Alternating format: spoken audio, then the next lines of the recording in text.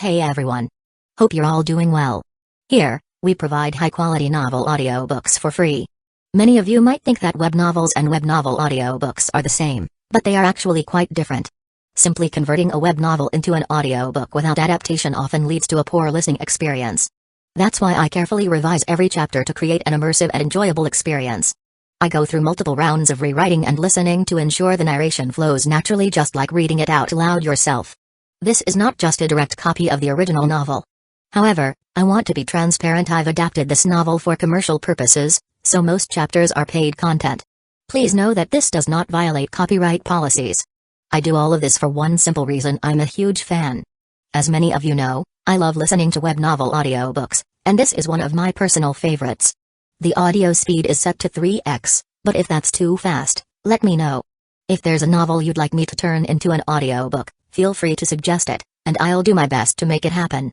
We also have many more audiobooks available for free on Patreon, including I Am a Legendary Boss audiobook, Versatile Mage starting with the White Tiger Pendant, Naruto the Wind Calamity, the Necromancer is amassing troops like crazy in the apocalypse, the mighty dragons are dead, Naruto, leader of Hidden Grass Village, Naruto Uchiha's Unserious Saga, your lord has a screw loose, Apocalypse I can see the health point bar, killing monsters drops loot, Starsea Fleet Age of the Lord, my monster fuses everything, Naruto, I traveled with a max level account, Fate in Bleach Unlimited Blade Works, killed for 100 years in Hueco Mundo, Aizen invited me to Soul Society, the world Conquest giving birth to become a god, my master only breaks through on the edge of death, Bleach the Invincible Slacker from Rukongai, Naruto's Special Shop, One Piece the strongest female pirate cruise, Reborn as Danzō's grandson, must I offend the entire ninja world, Naruto starting with snatching the Mangekyo Sharingan, Naruto Card King.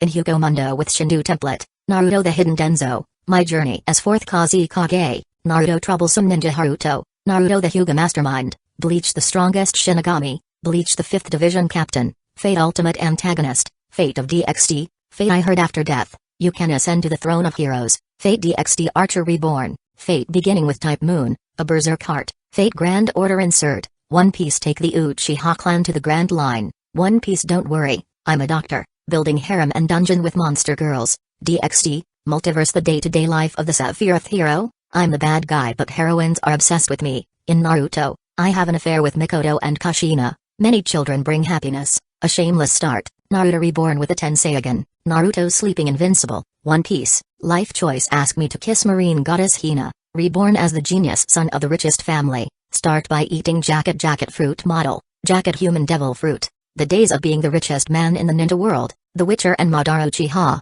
villain I possess the dragon Yang Dao physique, all saintesses turns into villainesses, all beautiful girls want to stick with me, interdimensional farming in another world, Naruto from Hidden Leaf Village to One Piece, and more. Don't forget to check out our Facebook page on Twitter, X for the latest updates, new releases, and upcoming projects. Thank you for your support. Enjoy listening. Aizen spread his hands and explained, a few years ago, we already realized that the first generation meteorite might be related to the outbreak of the zombie virus, so we tried to find the first generation meteorite. At first, we did get the first generation meteorite successfully, but unfortunately, due to an accident, there was some trouble with the first generation meteorite. What trouble? It's a secret. Aizen winked at Fang Hang and said, I don't trust you very much. What if you deceived me? I am a professional, so I won't reveal secrets related to the Dark Knights to the public. Fang Hang was surprised and looked at Aizen. Then why did you came to see me? After all, I happened to be passing by, so I thought I'd come to listen to your bragging. It's like casual talk after dinner, you know what I mean? Aizen didn't feel embarrassed at all. Fang Hang said in a deep voice, my space-tearing device is from your Dark Knights. You can verify this with the Dark Knights to determine if the space-tearing device has the ability to teleport to a parallel world. I will ask around when I go back, but I can't guarantee that everything you said is true. What if you plan to do something bad in your parallel world? There are too many swindlers these days. I have to be more careful. I don't have time to stay here for too long. How do you want me to prove my identity? Aizen stroked his chin. From what you said, you're also a member of the Dark Knights in your server and have reached the rank of Colonel? Yes. Fang Hang nodded. So you are very powerful? Aizen also had a lot of question marks in his head. He asked a series of questions. I saw what you did outside just now. Where did you get your ability to control the liquors? Did you get it through the special plan of our Dark Knights? Or from the Meteorite Company? In your parallel world, To what extent can the Dark Knights control zombies? It's a secret. Feng Heng looked at Ai. If you want to know the answer, you can exchange it with the information about the first-generation meteorite. Ai was stunned for a moment, then he burst into laughter. Ha ha ha ha, Feng Heng, I suddenly have a good idea. You've heard of the scavenger army, right? Those guys who only want chaos. Yeah, I know a little. Feng Heng had a deep impression of the scavenger army. It was a villainous NPC organization that appeared in the middle of the zombie apocalypse game. Chapter 341, Divine Potion. The scavenger army appeared very suddenly. Under the guidance of the organization's leader, the scavenger army began to occupy the dilapidated cities and towns, attacking the players' shelter and other NPC camps for no reason. They burned, killed, looted and focused on destruction. They believed in the concept of being above powerlessness. In addition, the scavenger army also had a special ability. Most of their bodies had undergone a special mutation and had evolved. Most of them had powerful close combat abilities. There were also rumors that they were immune to the threat of the zombie virus. The scavenger army even recruited players. It was also worth noting that for some reason, the Federation had issued a ban, banning all players from joining the scavenger army. If they were found out, they would be punished by law. This was especially strange. The bill had once caused a heated discussion around the world. Killing people in the game was not against the law. On the contrary, joining a game organization would be against the law. Feng Heng had previously heard that there were players who had secretly joined the scavenger army. After that, they were wanted by the Federation. In the parallel world that I am in, the scavenger army has never appeared. Why? The corner of Ai's mouth twitched. He whispered, perhaps they will never appear. Feng Heng frowned. What do you mean? Nothing. Our Dark Knights have always wanted to send someone to scout the scavenger army. What do you think? Are you interested? Why me? They have the internal information of our Dark Knights.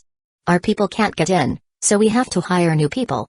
And that group of people's recruitment criteria is very barbaric. I need some ruthless people who can kill without blinking an eye. Ai looked at Feng Heng with a satisfied expression. Well, just like you. Hee hee. Feng Heng chuckled. Then you've found the right person. What's the goal of the mission? I want you to sneak into the scavenger army and help me get something called the Divine Potion from them. Give it to me, and in exchange, I will tell you everything about the first-generation meteorite. You have to think carefully. This mission is very difficult. If you are not careful, you will lose your life. The whereabouts of the two people I sent previously are unknown. The situation is not good. Ding, you have obtained a special mission Divine Potion, mission name, Divine Potion. Mission description, you have learned from Ai that the scavenger army is recruiting new members recently. Please try to join the scavenger army, obtain the Divine Potion and bring it back to Ai. Mission reward, first-generation meteorite-related information, survival points. Feng Heng quickly skimmed through the mission hint. Deal. Cool. Feng Heng, I am starting to like you. The scavenger army is now located 20 kilometers away from here in Edge Creek Town. I wish you good luck. I won't take long. I will be back soon. Feng Heng felt that this mission was not difficult. Join the scavenger army, get the Divine Potion and get the first-generation meteorite. If he was fast, he could complete the mission line and return to District 8 within 36 hours.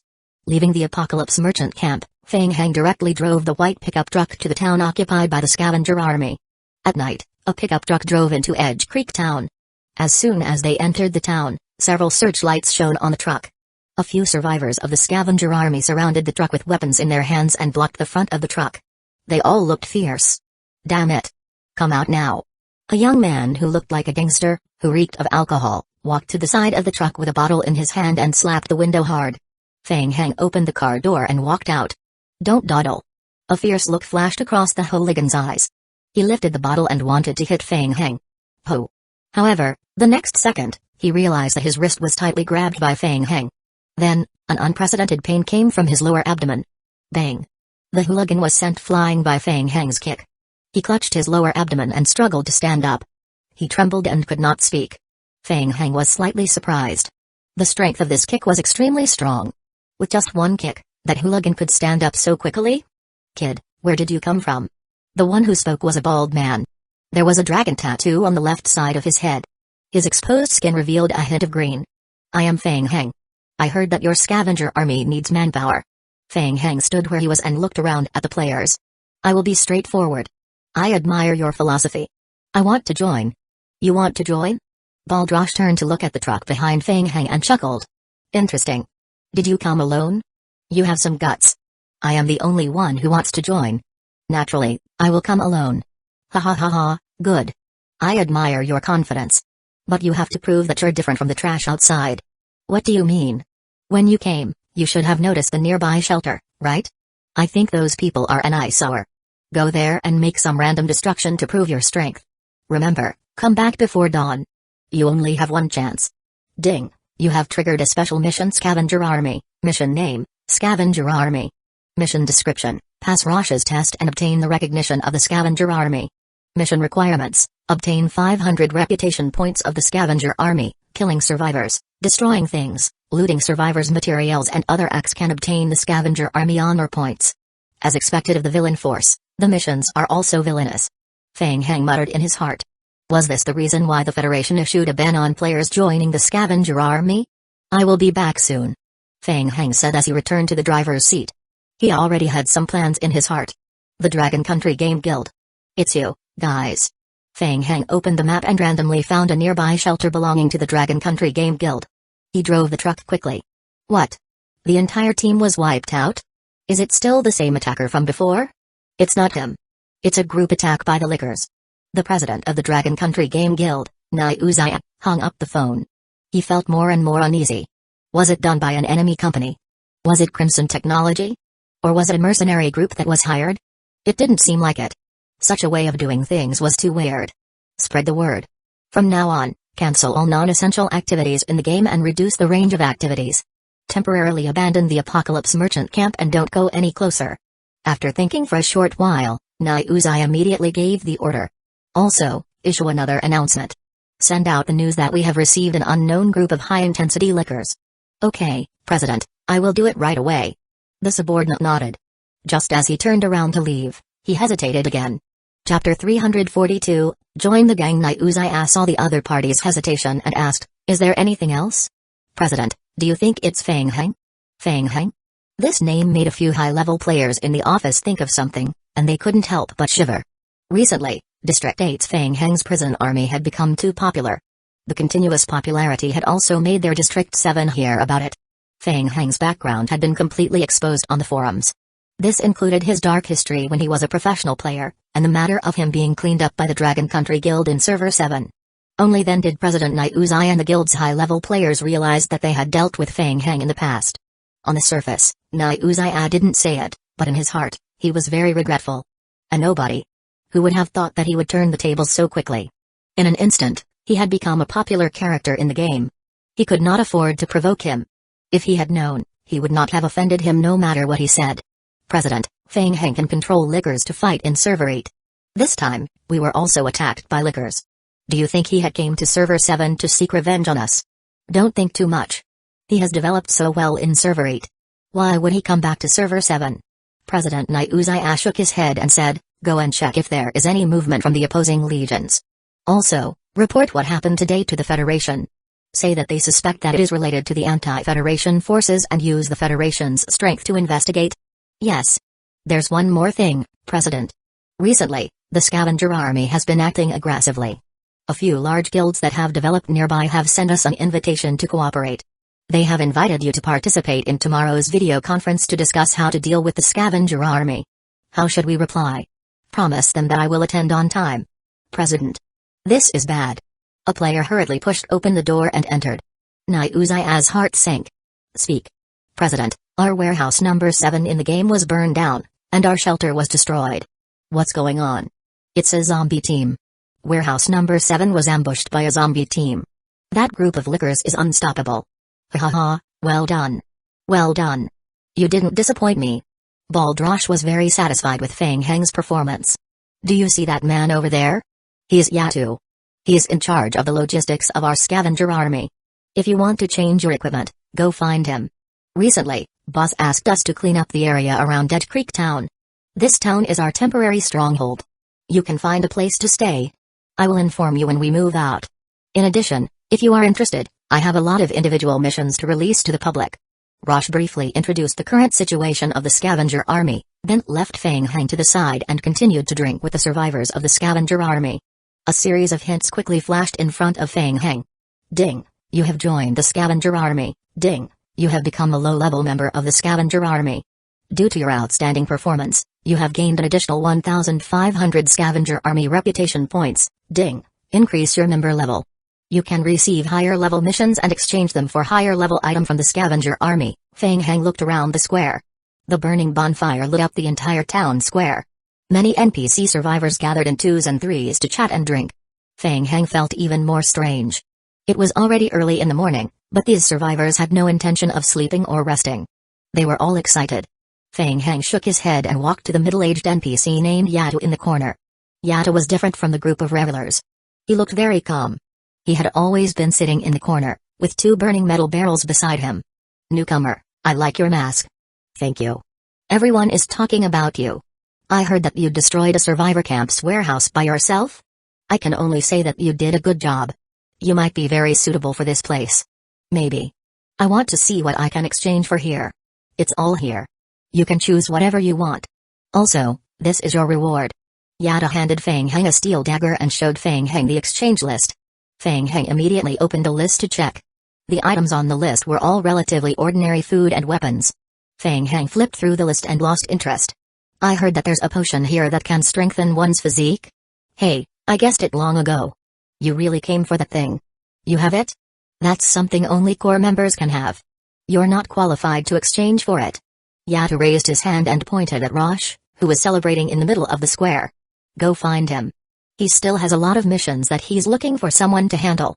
When you gather enough reputation and get promoted, you can naturally exchange for the divine potion from me. Feng Heng suddenly realized something. He turned his head and looked at the excited survivors of the scavenger army in the square. What effect does the divine potion have? Ha, haven't you already seen it with your own eyes? Yato laughed. They have all taken the potion. Once you anger them, they can just wring your head off with their hands. Feng Heng narrowed his eyes and thought of the hooligans he had kicked previously. If it was an ordinary person, this kick could make him lie on the ground for an entire day. Feng Heng judged that the divine potion should be able to improve the player's physique and strength, but it most likely also had some negative effects. The scavenger army was in high spirits in the middle of the night. Under their exposed skin, there was a hint of deathly green. No matter how one looked at it, it didn't feel right. What about you? Why didn't you use the divine potion? You should have met the requirements long ago, right? This thing has a bit of a negative effect. They will make this uncontrollable. Yato pointed at his own head. Your emotions will be released and difficult to control. I don't want to become like that, unless one day I am really infected with the zombie virus and am about to die. This potion can improve the body's resistance, even against the zombie virus. Do you understand what I mean? I understand. Thank you, Yato. Feng Heng nodded. There was still very little information about the divine potion. In short, it was better to complete the mission quickly along with the mission line. After becoming an elite member, one could obtain the divine potion. If possible, he had to exchange more. He had to think of a way to bring it back to the shelter and let Kaiu Yokeng study it. He might even be able to develop a potion with no negative effects. Feng Heng stood up. He was about to go talk to Rosh when he suddenly realized that someone was secretly watching him. Feng Heng suddenly turned his head and looked at the other corner of the square. A girl with delicate features quickly looked away from Feng Heng. Chapter 343, Untitled. She sat alone on a wooden chair, pretending that nothing had happened. Feng Heng knew very well that she was secretly watching him. This was the effect of his high perception attribute. Feng Heng walked straight toward her. You're a player too? Chengya didn't expect Feng Heng to come up to her. She knew that she had been discovered, so she could only look at Feng Heng. You'd better leave this place immediately.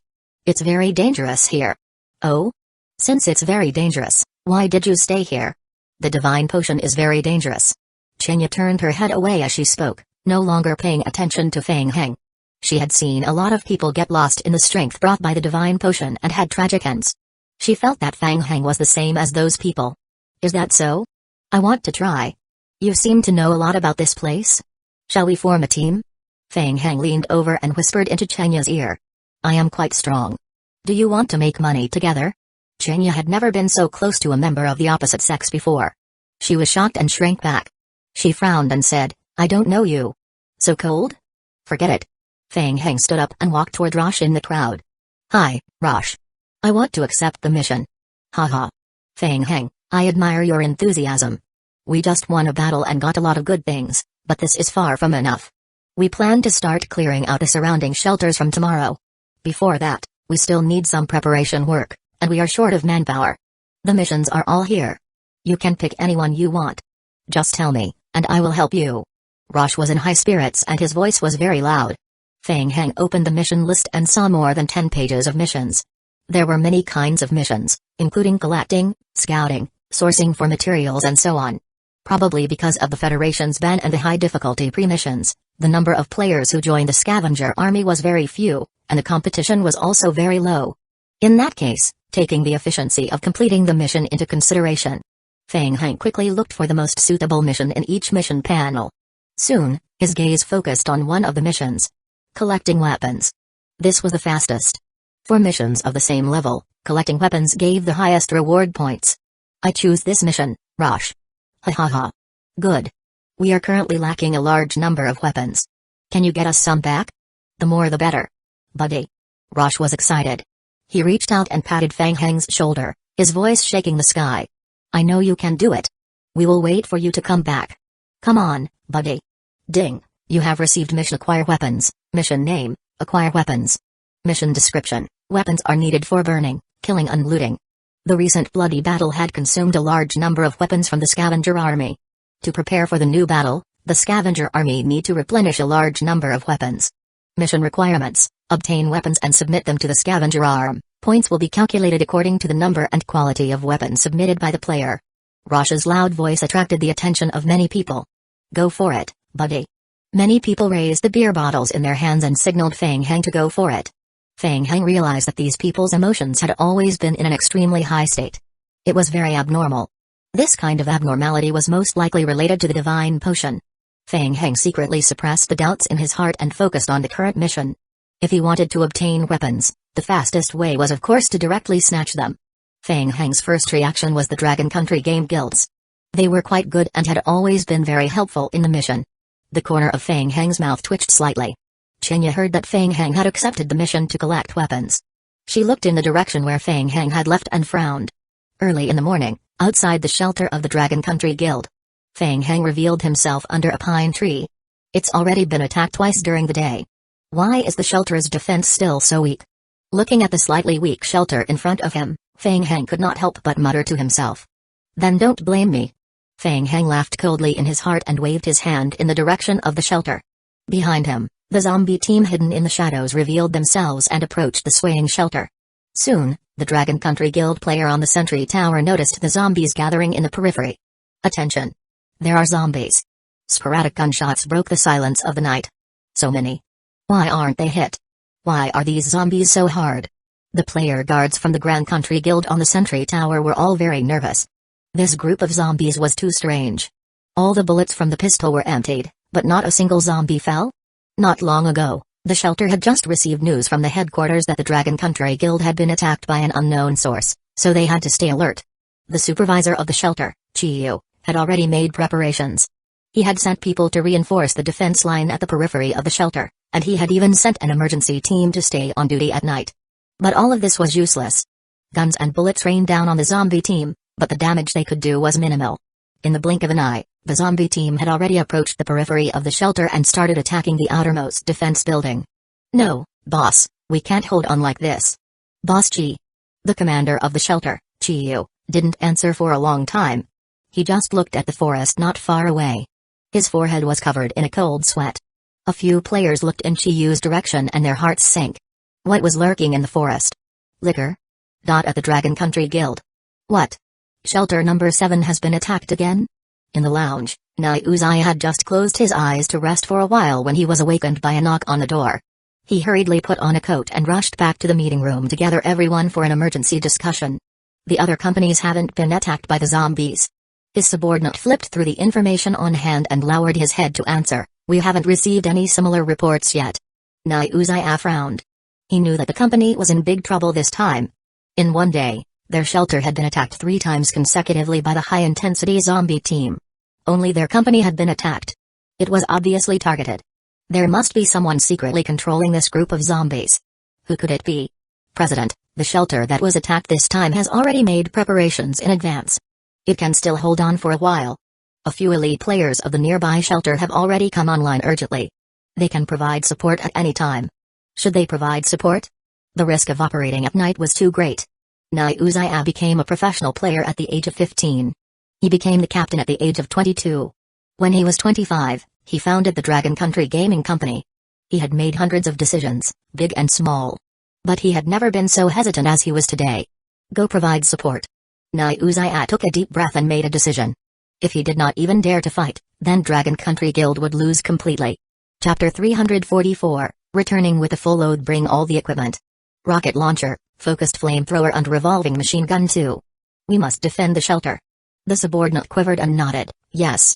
Dragon Country Gaming Company was not without a fighting chance. They still had a few weapons such as the rocket launchers in their warehouse. These weapons had taken the company more than 10 years of effort to obtain. They were one of the trump cards of the Dragon Country Guild. Originally, these weapons were used to intimidate the enemy guild and to deal with the scavenger army. Uchiha did not expect to use them so quickly. He had to win this battle. If he lost, Uchiha did not dare to think about it. In the bushes, Fang Heng made a slight sound of confusion. A small player team appeared on the road in the distance. They were heading toward the shelter at high speed. Was it the support of the Dragon Country Company? Fang Heng was surprised. He didn't expect the Dragon Country Company to be brave enough to come to support them at night. Good. Then he might as well kill them all at once. Fang Heng immediately controlled the zombie team to stop attacking the shelter and rushed toward the support team that was coming from behind. The backup team from the Dragon Country Company was all elites.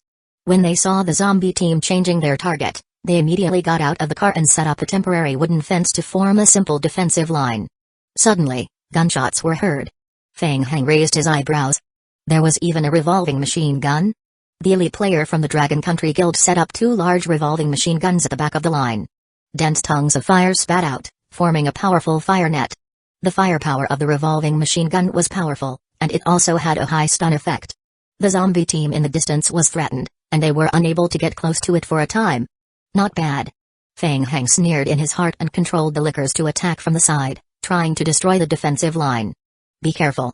It's the lickers. In the team, a player shouted and threw a flashbang in the direction of the lickers. Swish. Buzz. The flashbang instantly lit up the surroundings. Affected by the high-frequency sound wave of the flashbang, the lickers in the air fell to the ground one by one. Boom. Boom boom. Grenades, Molotov cocktails, flashbangs. The Dragon Country Guild's one-time use weapons were thrown at the lickers as if they were free. The focused flamethrower spat flames in the night, causing more damage. Fang Heng hid in the dark, frowning. He thought to himself, good guy. So the Dragon Country Guild is so rich? Can money be wasted in such a manner? If these high-level weapons were used to complete missions, how many points could they be exchanged? Fang Heng's heart ached a little. He couldn't let them waste any more weapons. He controlled a few lickers with low health point to spread out and circle to the side of the team. The players from the Dragon Country Guild used their powerful firepower to suppress the zombie team. However, before they could get excited, 2 lickers suddenly darted out from the darkness on the side. Be careful. Don't let them get close. Flashbang. Seeing the approaching lickers, a player prepared to throw another flashbang just like before. But he didn't notice that the 2 lickers' skin was suffused with an extremely strange red color. He was one step too late. In the next moment, a huge explosion resounded through the entire forest. Fang Heng also felt a slight tremor beneath his feet. Boom. 2 lickers in midair exploded with a loud bang. The blood that splattered around caused great damage to the surrounding area. The skin of a few players closest to him was splashed by the blood that was produced from the explosion. They immediately felt a burning pain on their skin. When they looked down carefully, their skin could be seen bleeding rapidly. The health point of their characters had also dropped drastically. What the hell? In the panic, the player had no mood to continue attacking. He hurriedly took out a medical spray from his backpack and sprayed on the wound. Following that, the zombie team took advantage of the chaos and immediately pounced on the players. Hey, the self-destruct skill is really useful. Fang Heng chuckled. Boom. Boom boom. Taking advantage of the chaos, 2 more lickers approached the players' defensive line and self-destructed one after another. Instantly, the entire Dragon Country Guild's elite group fell into greater chaos. Amid the chaos, there was no one to even control the revolving machine gun. Don't panic. They're coming over. Quick, stop them. A player shouted. Was this fucking something that could be stopped just because they wanted to? The players who were splashed by the blood from the self-destructed lickers were already cursing in their hearts. Fortunately, the blood did not contain the zombie virus. After spraying the healing spray, their health points started to recover gradually. However, by the time the players regained their senses, It was already too late to control the situation. Under the cover of the night, the licker's speed was so fast that even the naked eye could not detect them. Unless they used high-intensity weapons to hit it head-on or used flashbangs to slow it down. The successive explosions created a huge gap in the player's defensive line. Quick! Retreat quickly! The vice president of the Dragon Country Guild, who was in charge of commanding, was completely panicking. If this continued, all of their guild members would die here. You want to run now? Fang Heng didn't give them a chance to escape. The two zombie clones took advantage of the chaos to stagger to the car they were driving. Boom. Boom. Boom. Inside the shelter, the players on the sentry tower were dead silent. Half a minute ago, the players were still preparing for battle, trying to cooperate with the elite team to wipe out this wave of zombies. They didn't expect the reversal to happen so quickly. Before they had the time to reassemble, their teammates outside had already been beaten up by the zombies and fled in all directions. Captain, the team is ready, The player's mouth was full of bitterness. Are we still going to support them? Support my ass. Chiyu's face was ashen. Even the elite team couldn't defeat them and had already escaped, and they still need to go out and support them?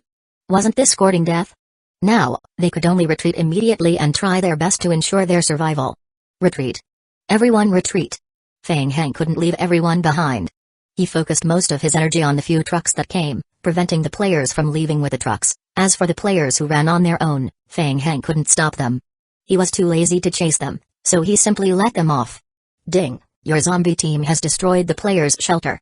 You have gained an additional 5,000 scavenger army points. Half an hour later, the forest returned to its peaceful state. The zombie team had also destroyed the shelter. The zombie clones began to clean up the battlefield and collect the materials left behind in the shelter. They threw the weapons they had collected one by one in front of Fang Heng. Flashbangs, damaged focused flamethrowers, submachine guns. The Dragon Country Guild is quite rich. Fang Heng curled his lips and separated the weapons collected by the zombie clones and loaded them into a small van. After more than half an hour, Fang Heng returned with a van full of weapons.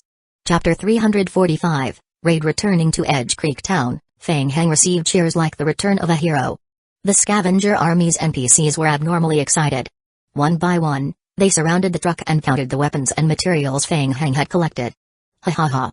Fang Heng. I knew you could do it. Rosh praised Fang Heng. He patted Fang Heng's shoulder. These weapons and equipment would be of great help to me. With them, our attack can be brought forward.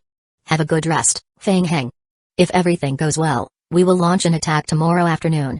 When that time comes, I will assign you a combat team. We will attack separately and catch them off guard. Ding, you have completed the mission. Acquire weapons.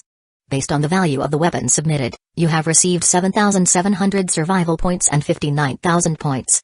Your level in the scavenger army has been upgraded to level 4, Tier 1 elite member. Ding, Rosh's favorability rating for you has increased significantly. Ding, Rosh has invited you to participate in the raid of the regional shelter tomorrow afternoon. Refusing to participate in the mission will result in a decrease in your friendship with Rosh. Fang Heng glanced at the game hint. To exchange for the divine potion, his level in the scavenger army needed to reach level 6. He was still lacking 2 levels. If everything went smoothly, he would probably complete the regional raid mission tomorrow afternoon. Anyway, the Dragon Country Guild still had a few shelters nearby. If it was not enough, he could just go there and farm for a while more. It would not be a problem to complete the mission within 24 hours. Fang Heng looked up at Rosh and said, of course, let's crush them together. Ha ha ha ha. You're right, crush them, Fang Heng. Rosh's eyes flashed with a hint of viciousness. Fang Heng was in a good mood and yawned. After staying up all night, he felt a little tired. As his eyes swept through the square, Fang Heng found a space and threw down the makeshift bed. He went offline to rest for a while. How did he do it? On the other side of the square, Chanya was in disbelief as she looked at the NPCs distributing the materials. In just 2 hours, this mysterious man had obtained half a truck's worth of weapons and resources. Who was he? How did he do it? Chanya was an elite member of the Investigation Team 3 of the Federation's District 7. She had received orders from the Federation and spent a lot of effort joining the scavenger army to investigate. At first, Chanya thought that Fang Heng was a bold player who had secretly violated the Federation's ban to join the scavenger army. But now, Chanya confirmed that Fang Heng's identity was not ordinary. She had to report this to her superiors immediately. Seeing that Fang Heng had left the game, Chanya also found an opportunity to quickly go offline. At dawn the next day, Chanya reported the situation to the person in charge of the Federation's District 7 operation, Kwai. After listening to Chanya's account, Kwai fell into deep thought. Leader, just who is he? It's simply unrealistic to obtain so many weapons in one night. Unless he has the support of a large guild, do you think he's related to the anti-Federation forces? Kwai fell silent for a moment before passing a file to Chenya. Take a look at this first. Chenya took the file and quickly flipped through it. Ah. How? Chenya couldn't help but exclaim. That night, 2 shelters of the Dragon Country Guild were attacked by a zombie team from an unknown source. They suffered heavy losses. After the shelters were destroyed, the attackers took a lot of weapons with them. The time point was not long before Fang Heng collected the materials. All of them matched. Could it be that he did it? Chenya was confused.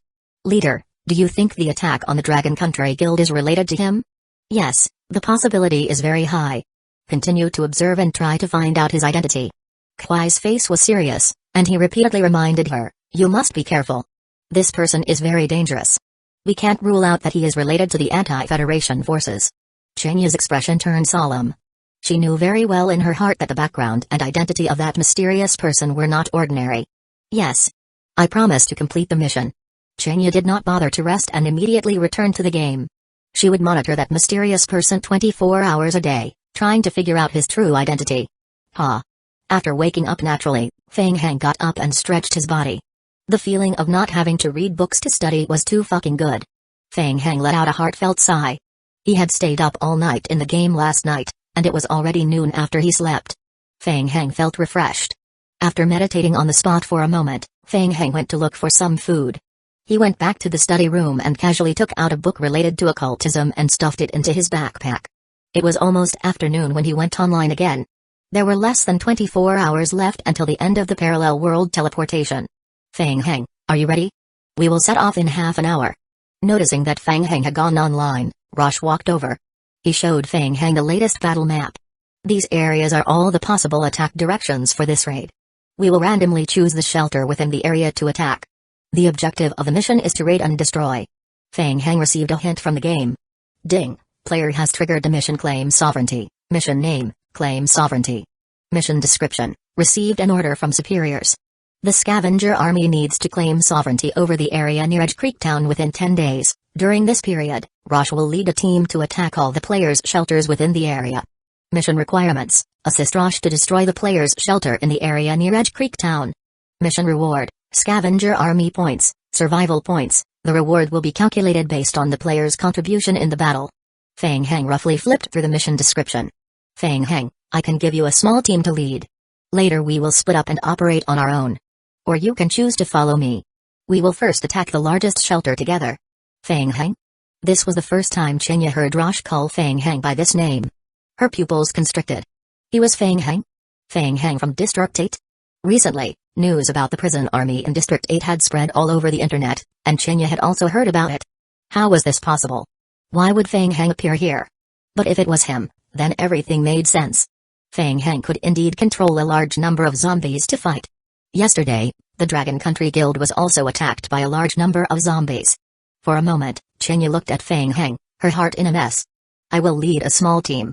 Fang Heng quickly calculated that he could get more points by leading the team. Okay, there are 23 survivor shelters in the nearby area. I will choose to attack the largest one. The other 3 shelters are closer to each other. You choose one? Fang Heng raised his head and said, no need to choose. I will take care of these 3. Hearing Fang Heng's words, Rosh was stunned for a moment, and then he laughed. Chapter 346, Leading a Team. Haha. Fang Heng. You suit my taste. That's right. That group of trash doesn't have any fighting ability. It's a waste of time to clean them up one by one. We might as well finish off all 3 shelters in a row. He's Ryudra, Rosh called out to a fierce-looking young man and introduced Fang Heng. He is the vice captain of Team 3. The former captain died in the battle last time. He will help you lead the team to attack the shelter. Ryudra looked at Fang Heng coldly and expressionlessly. It seemed that he was not convinced of Fang Heng's ability. Fang Heng did not care about Ryudra's attitude. He smiled and nodded. He looks very energetic. Ha ha ha ha ha. I will leave this team to you. Fang Heng, we're going to set off now and come back to celebrate. Definitely. Fang Heng was full of confidence. Chenya listened to their conversation from the side and had mixed feelings in her heart. Hearing Fang Heng's contemptuous conversation, she was angry at first. Did they think that the players guarding the shelter were all idiots? The players had already received the news that the scavenger army had entered Edge Creek Town, and were prepared to deal with it. However, if he was Fang Heng from District 8, Chenya was a little scared. Ding, you have triggered a mission fight together. Please choose the team you want to join. A hint of a game mission flashed through Chenya's vision. She hesitated for a moment, gritted her teeth, and chose to join Fang Heng's team. She needed to find a way to get close to Fang Heng, and take this opportunity to find out if this person was Fang Heng. The simplest way was to confirm whether he could control the zombies. Taking advantage of the preparation work before the team set off, Chenya secretly left the town square. She wanted to secretly go offline and pass on the information about Fang Heng and the next target and time of the scavenger army's attack to the Federation's superiors. At that time, the Federation's superiors would immediately pass on the information to the various player guilds so that they would be prepared to resist the scavenger army. However, Chenya had just walked to an empty corner and was about to go offline through the bunk bed when a deep voice sounded in his ear. Why are you in such a hurry to go offline? Are you preparing to leak our attack target to the outside world? Chenya's heart trembled as she turned her head. It was Fang Heng. Fang Heng smiled as he looked at Chenya. He had no choice. It was not good to have a high perception attribute. Fang Heng had been sensing Chenya's gaze. He guessed that Chenya might be a player from a large guild who had sneaked into the scavenger army to steal information. Seeing that Chenya did not answer, Fang Heng shrugged. Whatever. Tell them to retreat as soon as possible. Don't make unnecessary resistance and give up their lives for nothing. And, stop staring at me. After saying that, Fang Heng turned and left without waiting for Chenya's response. With the help of the zombie team, Fang Heng was confident that he could complete the mission. So what if the players in the shelter were prepared? He could already crush them in terms of strength. Soon, the NPC team of the scavenger army arrived at the nearest player's shelter on a motorcycle. The players in the shelter had already received the news in advance and were ready to face the enemy. Kill. Brothers. Follow me. Facing the defensive line of the shelter, Ryuta's eyes turned red. With a loud shout, he led the scavenger army's NPCs on motorcycles and rushed toward the shelter. Fang Heng was dumbfounded. Were these NPCs so strong? Were they also direct and reckless? Moreover, shouldn't he be the commander? In the next second, the game hint quickly refreshed on his retina. Ding, second in command, Ryudra, leads the scavenger army team to launch an attack on the shelter. Player, please assist the team in breaking through the shelter. Ding, as the leader of the team, once the team loses members, you will be deducted the corresponding points, reducing the reputation value in the scavenger army, and reducing the friendship of the team's NPCs. There were consequences. Fang Heng had a headache. He felt that being the captain of the team did not bring him any benefits. Instead, there were all kinds of negative punishments. The players on the sentry tower saw the crazy scavenger army's NPCs and immediately felt like they were facing a great enemy. Arrows mixed with bullets rained on the scavenger army's NPCs from the sentry tower. Fang Heng narrowed his eyes. So strange. The bullets entered the bodies of the scavenger army survivors, but there was very little blood oozing out of the wounds. Their skin and bones looked more like dried corpses. Unless they were hit in the head, the bullets would cause very little damage to them. Is this also the special ability of the divine potion? Fang Heng was secretly shocked. The scavenger army had small immunity to bullets. What was more frightening was that the fighting spirit of the scavenger army survivors was extremely high. The pain of being hit by bullets not only did not make them retreat but also made them even more excited. The scavenger army survivors, one by one, fearlessly pounced on the periphery defense facilities. They were blocked by the periphery defense traps and high walls. The players standing on top of the sentry tower took this opportunity to attack and deal damage. Under the concentrated fire, the survivors of the scavenger army began to fall one by one. Fang Heng's vision began to refresh. Ding! Members of the scavenger army have died. Your scavenger army points -70. Your reputation in the scavenger army has decreased, this bunch of bores. As expected, they are unreliable. Fang Heng narrowed his eyes. He knew it was his turn to act. If this continued, his points would be depleted. Chenya was very nervous as she followed behind the team. Her gaze had been focused on Fang Heng, observing his every move. She saw that Fang Heng did not join the battlefield. Instead, he was hiding behind at the back. He slowly took out a gun from his backpack. It was a sniper rifle. Chenya's pupils constricted. Was Fang Heng the firepower output point of the team? Since the start of Server 7, there were not many players who could fully control the long-range sniper rifle. In the zombie apocalypse game, every outstanding long-range player was the target of recruitment by the big guilds. Their annual salary was at least several million. Fang Heng held his breath and focused, aiming at the player on the sentry tower. Chenya's heart skipped a beat. She recognized Fang Heng's posture. CAR tactical shooting action. The exclusive gun-type skill of the Dark Knights. Was he a member of the Dark Knights? That's not right. The Dark Knights and the Scavenger Army were on opposing sides. A player could not join two different sides at the same time. Bang! A gunshot interrupted Chenya's thoughts. Tactical shooting action, gun mastery and guillotine were triggered at the same time. Together with Feng Heng's high perception and strength attribute, the player on the sentry tower was shot in the head. Ding! You have killed a player from the opposite camp. You have received 50 Scavenger Army points. Chapter 347, Crushed. Feng Heng expressionlessly reloaded his bullets and looked for the next target. Aim and pull the trigger. Kill. Feng Heng hid in the distance and pulled the trigger every 10 seconds. Every gunshot could take the life of a player. Chenya moved her lips. It was too terrifying. A 100% hit rate and fatality rate. He was a top long-range shooter. In a battle between faction players, a sniper-like character like Feng Heng on the battlefield was a terrifying existence. Chenya was sweating for the shelter. Could they hold on? Because of Feng Heng's participation, the players on the sentry tower fell one by one. The players went crazy. Every time a gunshot sounded, a teammate would fall. They had spent a lot of effort to determine the sniper's position, but they could not effectively counter it. Most of the players in the shelter used guns to deal damage, but because most of the guns had limited range, they could not hit Feng Heng in the distance. The only two long-ranged shooters, who did not have a high hit rate, tried shooting at Feng Heng's position twice and were instantly killed. They had no choice. They could only fight with their lives. The pressure on the players was immense. They took the risk of dying at any time and stepped onto the tower. They aimed at the scavenger army that was destroying the outer layer of the building. The scavenger army, which was originally at a disadvantage, began to gain the upper hand. During the chaotic battle, the players from the shelter did not notice that a few zombies came out of nowhere and swayed from the side to approach the high wall of the shelter's periphery.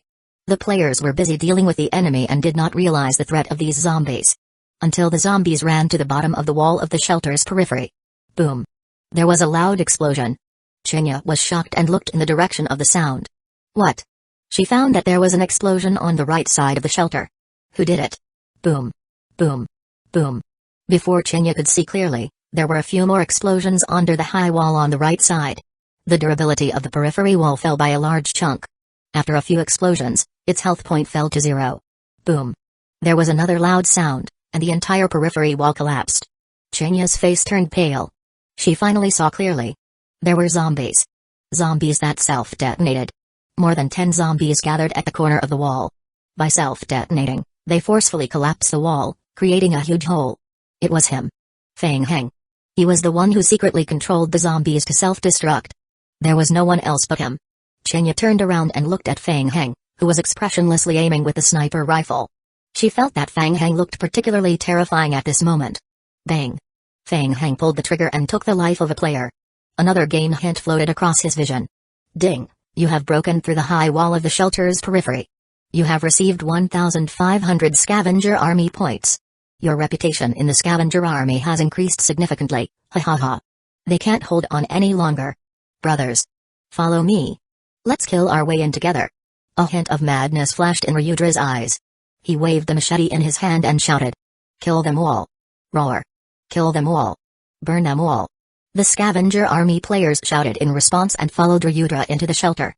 Ding! Ryudra uses a special skill to encourage the members of the Scavenger Army to have an additional 10% increase in each attribute. This was bad. Chenya's heart was beating wildly. The defense of the periphery was instantly destroyed and the Scavenger Army quickly broke into the shelter. If they fought at close range, the player side would be at a huge disadvantage. The collapse of the shelter was faster than Chenya had expected. Once the Scavenger Army with extraordinary physical fitness charged into the shelter's range, they would start a frenzied slaughter. The players could not win. We can't win. Run, what's the point of fighting? Fuck, run. The players' morale was greatly reduced and they began to retreat, each running for their lives. Seeing the shelter in chaos, Chenya's heart sank. The failure of the shelter was a foregone conclusion. He was behind all of this. It was him. Feng Heng. Was he Feng Heng from District 7? Chenya stared at Feng Heng. She could not confirm this. Not good. Chenya suddenly shivered. She realized that Feng Heng's raid had only just begun. The most important thing now was to inform the remaining 2 shelters and persuade them to take their materials and leave the shelter as soon as possible. Seeing that the players on the sentry tower had started to retreat, Feng Heng was too lazy to chase after them. He put down the sniper rifle in his hand. Easy. Easy. Feng Heng muttered to himself and looked at the game log again. Ding. The branch team you led has successfully destroyed the player's shelter. Based on your contribution rating on this battlefield, you have obtained the highest level, the S level evaluation. Ding. Due to your outstanding performance, your favorability rating with Ryudra has increased slightly. You have received partial recognition from the Scavenger Army's branch team. Your reputation in the Scavenger Army has increased significantly. Your control over the team has increased. Ding. You can choose to complete this raid and immediately enter the clearing state. You can also choose to continue to raid the next shelter as a target. The rewards for the next stage of the raid will accumulate and stack in the final clearing state, of course. Continue. Feng Heng reached out his hand and tapped on continue. Since he was already here, he had to get another score. The NPCs who had taken the divine potion were shockingly strong. These were the effects of the divine potion. It would be great if the negative effects of the divine potion could be eliminated. Feng Heng was thinking in his heart. He wanted to earn more points so that he could exchange for a few more bottles of divine potion. Other than giving them to the Dark Knights in exchange for the first-generation meteorite, he would bring the rest back to Kaiyu Yokang for research. After destroying the shelter, Ryudra led his team to light a fire in the shelter and burn it down. Soon, the entire shelter was engulfed in a sea of fire. The Scavenger Army's NPCs laughed wildly and destroyed the shelter wantonly to vent their inner brutality. Such a waste. Looking at the raging fire ahead, Feng Heng curled his lips and thought that these people's brains were most likely damaged by the potions. If he were to let his zombie clones search the shelter's remains carefully, they would be able to collect a lot of weapons and equipment. These were all things that could be exchanged for points. Feng Heng shook his head. He walked into the midst of the NPC survivors who were venting their anger and partying. The team control effect of the mission was quite obvious. When the NPCs saw Feng Heng, they calmed down a little and stopped partying. Guys. It's not time to party yet. It's just the beginning. There are still 2 shelters waiting for us to raid. Feng Heng waved his hand. Let's go. The next shelter is our target. Chapter 348, Powerful Potion. Hearing what Feng Heng said, the high-spirited Scavenger Army's NPCs roared again. Roar. Next. Next. Crush them. The Scavenger Army's NPCs got on their motorcycles again and followed Feng Heng's minivan, ready to attack the next target shelter with Feng Heng. Feng Heng had just gotten on the minivan, and before he could set off, Chenya pushed open the door on the other side and sat in the passenger seat. Feng Heng, we need to talk. Let's talk along the way. I am in a hurry. Chenya gritted her teeth and said, we will set off in 10 minutes. I've contacted the upper management of the remaining 2 players' shelter. They need 15 minutes to evacuate. When the time comes, we can directly attack the unguarded shelter and easily complete the mission. There won't be any casualties. Oh? Feng Heng raised an eyebrow. You're from the Federation? Chenya nodded and admitted her identity. She could not hide it. Only the Federation had the ability and willingness to persuade the 2 guilds to evacuate in such a short time. Alright, we will give them 10 minutes. Chenya heaved a sigh of relief. It did not take much effort to convince these guilds to give up on the shelter. The Federation directly transmitted the video that Chenya had just recorded to the higher-ups of the 2 shelter companies. The higher-ups of the companies immediately expressed that they would retreat immediately. They would let go when they should. It would be really stupid to forcefully stay there and die with the shelter. Chenya took a deep breath. She turned to Feng Heng and asked, Feng Heng, are you from District 8? Feng Heng from the prison? Feng Heng also looked at Chenya. He knew that the Federation had gotten a lot of information about him from various sources. Because he did not want to expose his identity, Feng Heng still wore a mask. Feng Heng spread his hands and said, if you think so, then I am. Chenya didn't expect to get such an affirmative answer from Feng Heng. In an instant, she instinctively didn't believe what Feng Heng said. Impossible. Aren't you in District 8? Why are you here? If you don't believe me, then forget it. Show me your true face. I refuse. You were fine in District 8, why did you came to District 7? Feng Heng knew very well that openly admitting his identity would only make the other party suspicious. He was just about to say something when a sound of a game hint suddenly rang in his ears. Ding. Current book occult guide reading progress has reached 100%.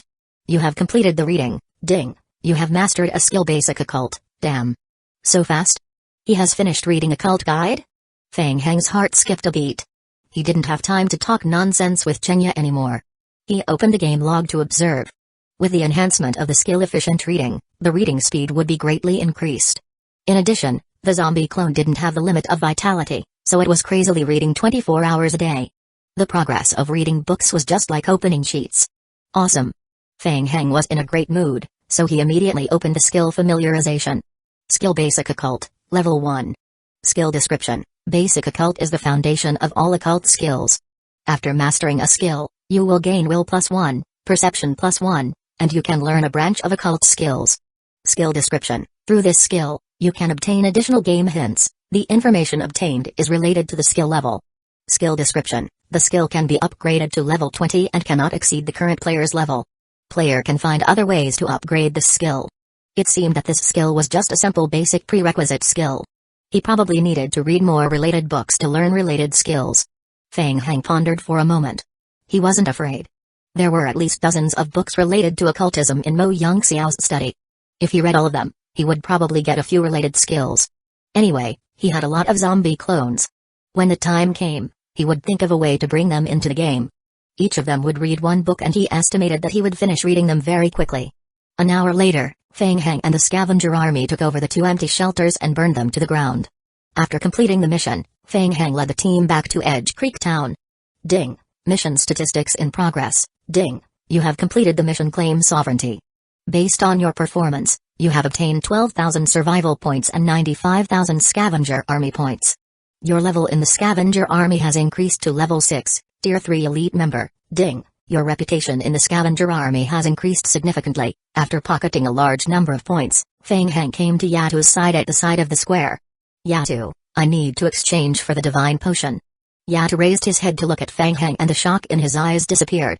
Feng Heng, I have never seen anyone get promoted as quickly as you. You have surprised me. Yatu praised him from the bottom of his heart. Then, a row of item exchange lists immediately appeared in front of Feng Heng. After advancing to a tier 3 elite member, there were finally a few more items in the exchange list. Divine Potion, tier 1.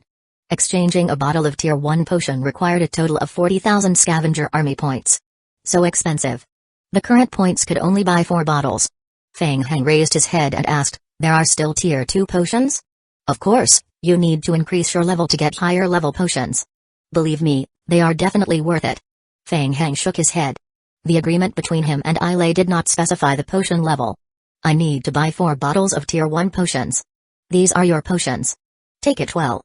Ding. You have spent 160,000 scavenger army points to exchange for 4 divine potions, tier 1. The potion can improve your body's function. As you take it more often, your body's strength will gradually increase. You will like that state. However, before you take the potion, I want to remind you that you need to take a bottle of tier 1 potion every 10 days. Hee. Yata laughed sinisterly. You must remember to take the potion on time, or else you will die a horrible death. A horrible death?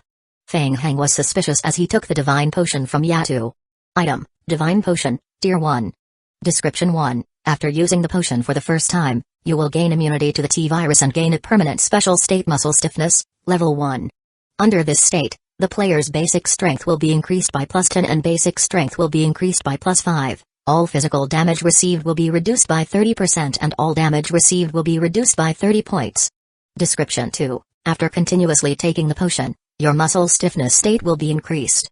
Description 3. After taking this potion, if you do not continue to take the divine potion of any tier for 10 consecutive days, the player will enter a near-death state. Description 4. Obtained when the basic perception attribute is over 20 points, you can sense that the potion in your hand is very dangerous. Hint. Obtained from elementary difficulty, this potion may have special side effects that cannot be removed by using points.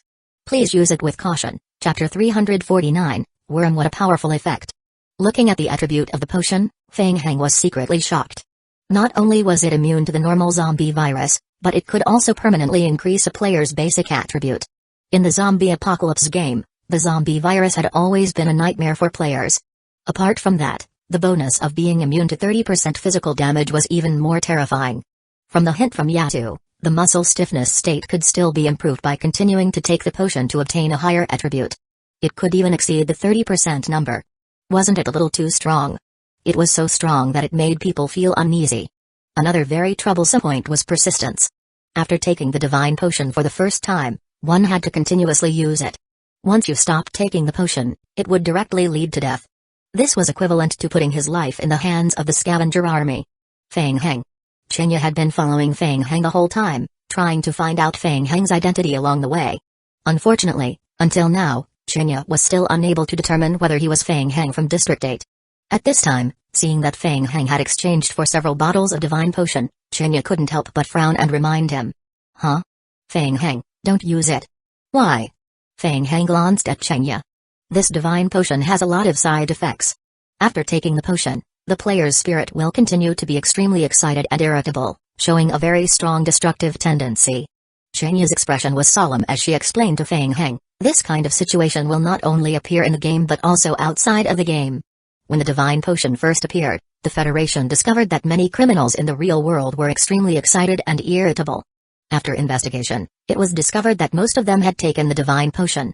After that, to prevent social chaos, the Federation immediately issued a ban, forbidding any player from joining the scavenger army, and forbidding any player from taking the divine potion. No wonder. Feng Heng suddenly understood. The negative effects of the divine potion could affect the real world. No wonder the Federation forbade players from joining the scavenger army. However, Feng Heng was not prepared to use this potion, which had a huge side effect. If he was not careful, his brain would be damaged and he would become as crazy as the NPCs of the scavenger army. The loss outweighed the gain. Just as Feng Heng was about to put the bottle of potion back into his backpack, a game hint suddenly appeared in Feng Heng's vision. Ding! Due to your skill basic occult, you can perform a preliminary occult analysis of the potion. Ding! You can spend 100 survival points to analyze the divine potion, Tier 1. Do you want to analyze it?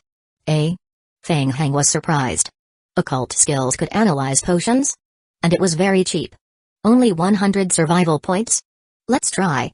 Feng Heng muttered in his heart, analyze. The next second, a bottle of potion in his hand was pulled by a special strength and slowly floated in the air. Buzz. The bottle started to spin uncontrollably in the air. The mark on the back of Feng Heng's hand appeared faintly. Chenya's eyes widened in shock at the scene in front of her. What was that? She stared at the bottle of potion and began to doubt Feng Heng's real identity. After a short rotation, the bottle of potion began to shake violently. Bang! The bottle of potion exploded. The pale purple liquid floated in the air. Kai kai kai kai kai. The pale purple liquid boiled violently in midair, emitting a cloud of mist. The entire bottle of potion was almost completely evaporated in an instant. Feng Heng opened his mouth. What the hell, it's gone? It's actually gone? The potion that he spent 40,000 points to exchange for exploded in front of his eyes? Feng Heng felt that he had been cheated. Feng Heng. Chenya's voice could not help but tremble a little. What did you do to the potion? Feng Heng turned his head. He noticed that Chenya's face was slightly pale. He looked in the direction where Chenya was looking. Feng Heng's heart moved. What was that situation? Feng Heng's pupils constricted slightly. The divine potion had not completely evaporated. It had left behind something. In the air, 4 to 5 extremely tiny lilac worms were floating in the air. They were constantly twisting and struggling violently. Because they were too tiny, it was impossible to see them clearly without careful observation. Before Feng Heng could take a closer look, the tiny worms quickly lost their activity. After leaving the solution environment, they stopped struggling and turned into specks of dust in the air. Ding! Through Basic Occult, Level 1, you have tested the unknown potion. The potion has no spiritual energy and mental energy, but there is weak creature energy fluctuation. Ding! You have found a special unknown creature in the potion. Ding! You cannot modify the potion with your current occult level. You cannot get more information about the creature. Ding! Increase your occult level. Try to obtain more information. Ding! You have obtained 128 basic occult skill experience points. Your skill basic occult level has been increased to level 2, unknown creature. Was it the worm that he had just seen? Feng Heng frowned. The hint was vague and he did not quite understand it. But one thing was clear to Feng Heng, this bottle of potion was gone. He had suffered a huge loss. Feng Heng was ready to seek an explanation from Yatu. What is this? A worm? Yatu? Why is there a worm in the medicine? What worm did you say? Yatu didn't notice the extremely tiny worm. He looked baffled and thought for a moment that Feng Heng was here to cause trouble. Feng Heng, once the potion is sold, it will not be returned. Feng Heng turned to look at Chenya. Chenya also shook her head in the face of Feng Heng's probing gaze. The divine potion was related to the main storyline and the relevant information was hidden. Her understanding of the potion was limited to this. Feng Heng, I have something to do. I will leave first. Feng Heng put away the remaining 3 bottles of potion and turned to leave. There must be a problem with the divine potion. If he went back and asked Kaiyu Yokeng to study it, he would most likely be able to get an answer. This mission was originally just to obtain the divine potion. He had to submit the mission first and exchange it for the first-generation meteorite. Feng Heng didn't want to waste any more time. Wait. Feng Heng. Chenya took a step forward and caught up. I represent the Federation to purchase the divine potion from you. 300 King of Gods points. I refuse. 500 points. Feng Heng. This is the highest price I can offer. I refuse. Feng Heng closed the car door as he spoke, driving the minivan towards the Apocalypse camp at high speed. Chenya's heart became increasingly uneasy. She was extremely suspicious of Feng Heng's identity. The way he tested the potion just now was a strength that only existed in high-level games.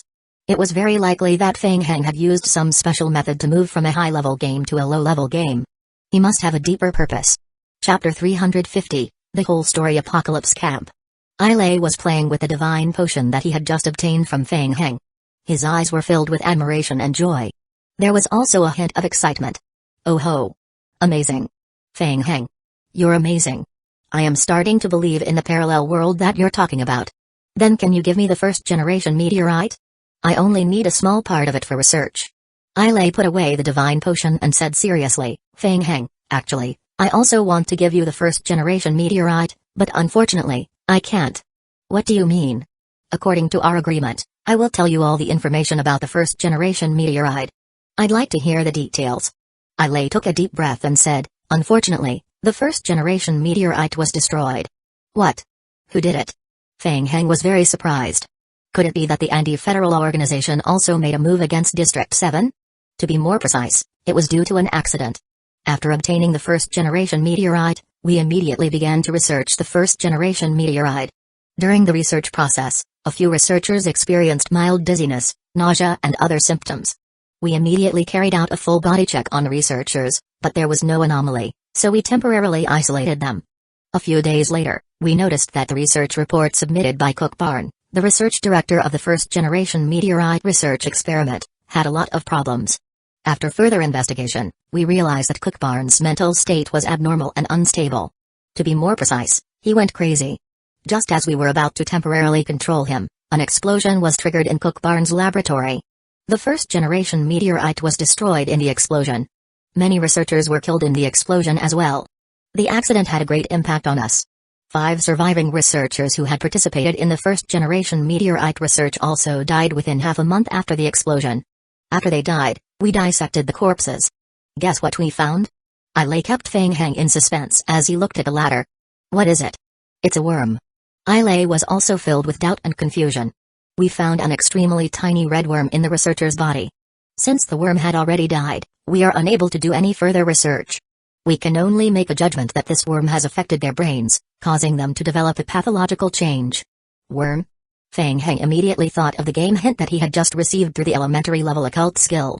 He also saw worms in the divine potion. Feng Heng suddenly realized something. Could it be that the first-generation meteorite is related to the divine potion? Yes. Feng Heng. It's him. Cook Barn. We thought he was dead for a while. We didn't expect to hear his name again 2 years later. It's him who researched and created the divine potion, and also founded the scavenger army. I think everything that happened to the scavenger army is related to the meteorite. But unfortunately, the meteorite was destroyed. We, the Dark Knights, are also responsible for what happened. Feng Heng's heart sank when he heard that. It seemed that this was the progress of the follow-up main storyline mission in District 7. He had unconsciously obtained the information of the later main storyline mission. These clues were worth thousands of gold. Knowing this news, he could even think of ways to prevent the establishment of the scavenger army in District 8. The prerequisite was that he had to first find the first-generation meteorite. Feng Heng lowered his head and pondered. According to the mission line of District 7, after the Dark Knights obtained the first-generation meteorite, an accident occurred during the research process of the first-generation meteorite. Then, the scavenger army appeared. All of this was related to the mysterious worm and the key NPC, Cook Barn. The biggest problem was that District 7 could not find the first-generation meteorite, and the mission line of District 8 was cut off. So, Feng Heng, I can't help you with the first-generation meteorite. But since you have mastered the technology of parallel space, I am afraid you will never find that kind of warn in your world. But that's good. You won't have an organization like the scavenger army. They're far more brutal than zombies. Ailei's tone was a little relieved. He took a deep breath and looked at Feng Heng again. Feng Heng, if possible, I need your help. Let's work together to stop the scavenger army. Ailei's tone became excited. He already had a preliminary plan. How about you help me find Cook Barn? With your ability and my cooperation, you can quickly become a high-ranking member of the scavenger army. If we can find Cook Barn, we should be able to get more information from him, find out the truth behind it, and then eliminate the entire scavenger army. Feng Heng listened to Ailei and lowered his head to ponder. This might also be a way. What if he could get other information from Cook Barn and bypass the first-generation meteorite? But it would take too long. And the success rate was not high. Even if the final truth was out, without the first-generation meteorite, the chances of the District 8 mission being stuck were still high. It was better to bring the divine potion back to the shelter to study it. What if there was a low chance that the divine potion could trigger a follow-up mission? After making up his mind, Feng Heng was about to refuse when a game hint suddenly appeared on his retina. Ding! Player has submitted the divine potion to the Dark Knights. You have received 50 King of Gods points. You have received 5,000 survival points. Favorability rating with Ailei has increased significantly. Ding! Checking. Confirming that District 7 is in a competitive state. Confirming that the player is an elementary player. Confirming that the player has the right to compete for District 7's main storyline mission. Ding! Unifying the information. Ding! Player has obtained 2,500 main storyline mission contribution points. District 7. Player has triggered the next main storyline mission. District 7. Ailei's plan. Ding! Player's main storyline mission contribution points in each game world will be calculated separately. Ding! The current main storyline mission progress of Zombie Apocalypse, District 7, world has reached 76.78%. The contribution ranking has been opened. Ding! Current player's main storyline mission contribution points, 2,500. Current District 7 contribution ranking, 39. Ding! Player can check the District 7 main storyline mission contribution rank. After completing all the main storyline missions, the player with the highest contribution will receive the current world. Ding! Player who is not in the top 10 can choose to hide the name on the leaderboard. Ding! Player, do you want to hide your name? District 7's main storyline mission? He can participate in the competition of Server 7 at the same time? Feng Heng was stunned. He immediately opened the leaderboard to check. The player ranked first only had 98,000 contribution points. Maybe. Not maybe, but there was a chance to get it. Feng Heng was a little tempted. Belonging was a good thing. If there was a chance, it would also be good to get the ownership of Server 7. It's never too much to obtain the ultimate ownership of the game. Chapter 351, Planning Feng Heng? What do you think? The words were on the tip of his tongue, but just as he was about to reject him, Feng Heng immediately changed his words and spoke righteously. Of course, Ailei, whether it's the parallel world or here, our goals are the same.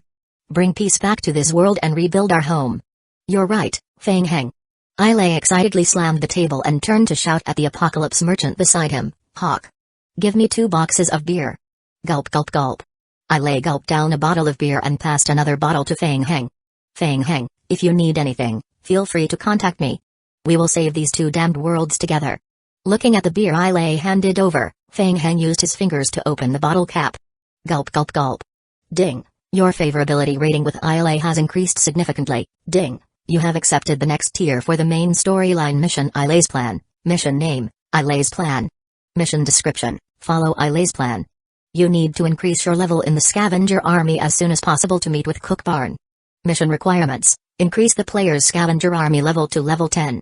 Mission reward, main storyline contribution, survival points, King of Gods points. After discussing some details with Ailei, Feng Heng returned to the shelter. Seeing that the 48-hour parallel world teleportation time was about to end, Feng Heng went offline again and brought the occult guide back to the real world. Then, he emptied his backpack. Finally, he put the divine potion that he had painstakingly obtained into the warp backpack slot. Fortunately, the item in the warp backpack slot could be stacked. Feng Heng heaved a sigh of relief, took 2 bottles of divine potion and waited for his return home. The 48-hour time limit ended and Feng Heng was forcefully pulled back to District 8 in an instant. Ding! You have been pulled by a special spatial strength. You have returned to District 8. In the entire basement hall, dozens of research personnel were waiting for Feng Heng's return. This was the first time in history that parallel world teleportation had been carried out. You seem to be in good condition. Victor waved at Feng Heng. How does it feel to be in a parallel world? Feng Heng? The researcher looked at Feng Heng, waiting for him to give a speech. Not bad. The teleportation was successful. I went to that parallel universe. As soon as he finished speaking, the entire basement burst into cheers. Ding! The first parallel time travel has been completed. The morale of the survivors in your shelter has been greatly increased. The research speed has been increased by 72 hours and the loyalty of all survivors in the shelter has been slightly increased. David of the Dark Knights was also very concerned about Fang Heng's trip. He and a few Dark Knights researchers had been staying here for the past 2 days, waiting for Fang Heng's return. Fang Heng, congratulations. David asked, what about the first-generation meteorite? Did you get the first-generation meteorite from the parallel world? The first-generation meteorite is a little troublesome. Fang Heng rubbed his neck and explained, the first-generation meteorite from the parallel world was also destroyed. Mojai Ai's mouth was wide open. It can't be. District 7 was also scammed? That's not true. They've already researched the first-generation meteorite. The main storyline mission has also continued. Fang Heng roughly sorted out the things that had happened in District 7 and roughly told them about it. Everyone, including David from the Dark Knights, had grave expressions on their faces when they heard this. Mojai Ai also didn't recover from his senses for a long time. He thought to himself, good guy, you went to District 7 once and even took down the main storyline mission of District 7? Our District 8 hasn't been settled yet. Does this count as having one's feet in 2 boats? Isn't your step a little too big? Oh right, this is the divine potion that I managed to obtain from the parallel world. We can study it. I wonder if it can replace the first-generation meteorite for analysis. Caillou Yokeng had been very interested in Fang Heng's divine potion. He walked to Fang Heng's side, took the potion and observed it in his hand. I will immediately conduct a sample analysis. Be careful of the purple worm inside. Okay. David was also very curious about the first-generation meteorite. He nodded and said, Mr. Caillou, if you don't mind, can we get our people to help you speed up the analysis and research? The experiment must be led by me. David smiled gently and said, of course. I will listen to Mr. Caillou's arrangements. Alright, follow me. With another new research item, Caillou Yokeng was unusually excited. He immediately returned to the laboratory with the potion and a group of researchers. When most of the researchers and the group of Dark Knights were teleported to the hall again, Mojai Ai walked up. He whispered into Fang Heng's ear, Fang Heng, has the mission been triggered? No. Fang Heng shook his head and was a little disappointed. Judging from David's look, I don't think we can get the first-generation meteorite, nor can we trigger the next mission. What are we going to do next? Don't tell me you want to change your target and go to District 7? No, let's put District 7 aside for now. We still have to think of a way to find the first-generation meteorite. Fang Heng felt that District 8 was the foundation, so he had to get his hands on it first before considering the rest. Mojai Ai agreed, I think so too. So, let's try our luck on the other server? Yes, speaking of which, I just thought of a good idea. Mojai Ai's eyes lit up. You have an idea? Yes, I just found a good thing. As Fang Heng spoke, he took out a 12-sided die from his pocket and placed it in his palm. Mojai Ai looked baffled. What? Fang Heng patted Mojai Ai on the shoulder. Come, throw a sieve. No way, Fang Heng. Just treat it as a game. There's no other hint anyway. Let's try our luck on a random server. Mojai Ai had a bitter expression on his face. He took the sieve and shook it casually. 5 points. District 5? Fang Heng raised his eyebrows. When they saw the number, both of them fell silent at the same time. Fang Heng suddenly recalled the message that Old Black had left for him not long ago. District 5. Now that he thought about it, could this be a hint that Old Black had left for him? After all, Old Black knew that he had already obtained Victor. Old Black was good at intelligence analysis, so he should be able to analyze that he had already obtained the space-tearing device. Fang Heng's eyes narrowed. He wanted to contact Old Black and obtain real information from him. But he couldn't do it. Who cares, let's go to District 5 first. With this thought, Fang Heng turned his head to look at Victor, who was checking the space-tearing device behind him. Victor, can the space-tearing device still be activated? Not yet, Fang Heng. To ensure the safety of the next teleportation, I still need to thoroughly check the device. If there are no accidents, it can be used again in 5 hours. 5 hours was enough. Fang Heng prepared to go offline to rest for a while. After 5 hours, he would directly enter District 5 to look for the first-generation meteorite. Wait, Fang Heng, are you sure you want to go to District 5 now? Chapter 352, Federation's Shelter huh? Mojai Ai frowned and said, I heard from 4th Uncle 2 days ago that District 5 has been very chaotic recently and a big war might break out. Since 2 weeks ago, we have started to withdraw our investment in District 5. Then I have to go and take a look. Fang Heng felt that District 5 would be a breakthrough point. District 5 was the most chaotic in the zombie apocalypse. The death rate of players there was high. At first, there were a few anti-Federation forces in District 5. Later, as the Federation's control over District 5 gradually decreased, many criminals on the Federation's wanted list were transferred into District 5 through various means. District 5 once became a haven for criminals. Later, various anti-Federation forces gradually infiltrated District 5 and joined forces to resist the Federation. This had always been a headache for the Federation. The Federation had also spent a great deal of effort to carry out several purges against District 5. Each time, the Federation paid a great price, but the final result was not ideal. As time passed, anti-federal organization forces of all sizes were deeply rooted in District 5. As dusk approached, a spatial crack appeared in the forest area of District 5. Through the spatial crack, Feng Heng appeared in the wilderness. He quickly scanned his surroundings. It was his first time in District 5 and he was unfamiliar with the place. It's going to be dark soon. I need to find a shelter to settle down, Feng Heng muttered to himself. After sunset, the Apocalypse Merchant Camp would not open. Feng Heng turned on his personal survival radio. Soon, he found a large-scale Federation-built shelter nearby. He was lucky. In the chaotic District 5, there were quite a few Federation shelters. For ordinary players, they could get a free night's accommodation and a small amount of food there. However, in order to stay for a long time and enter the safer Federation shelter, the player had to go through a series of real name authentication offline. Feng Heng planned to go to the Federation to rest for a day tonight and ask for some information related to District 5. Following the game coordinates, Feng Heng followed a small path and soon arrived at a Federation shelter at the foot of the mountain.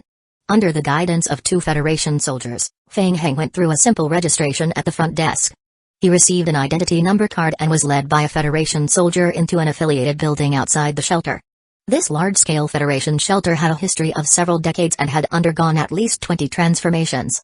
It was built at the foot of the mountain. Halfway up the mountain, there was a large-scale mine controlled by the Federation.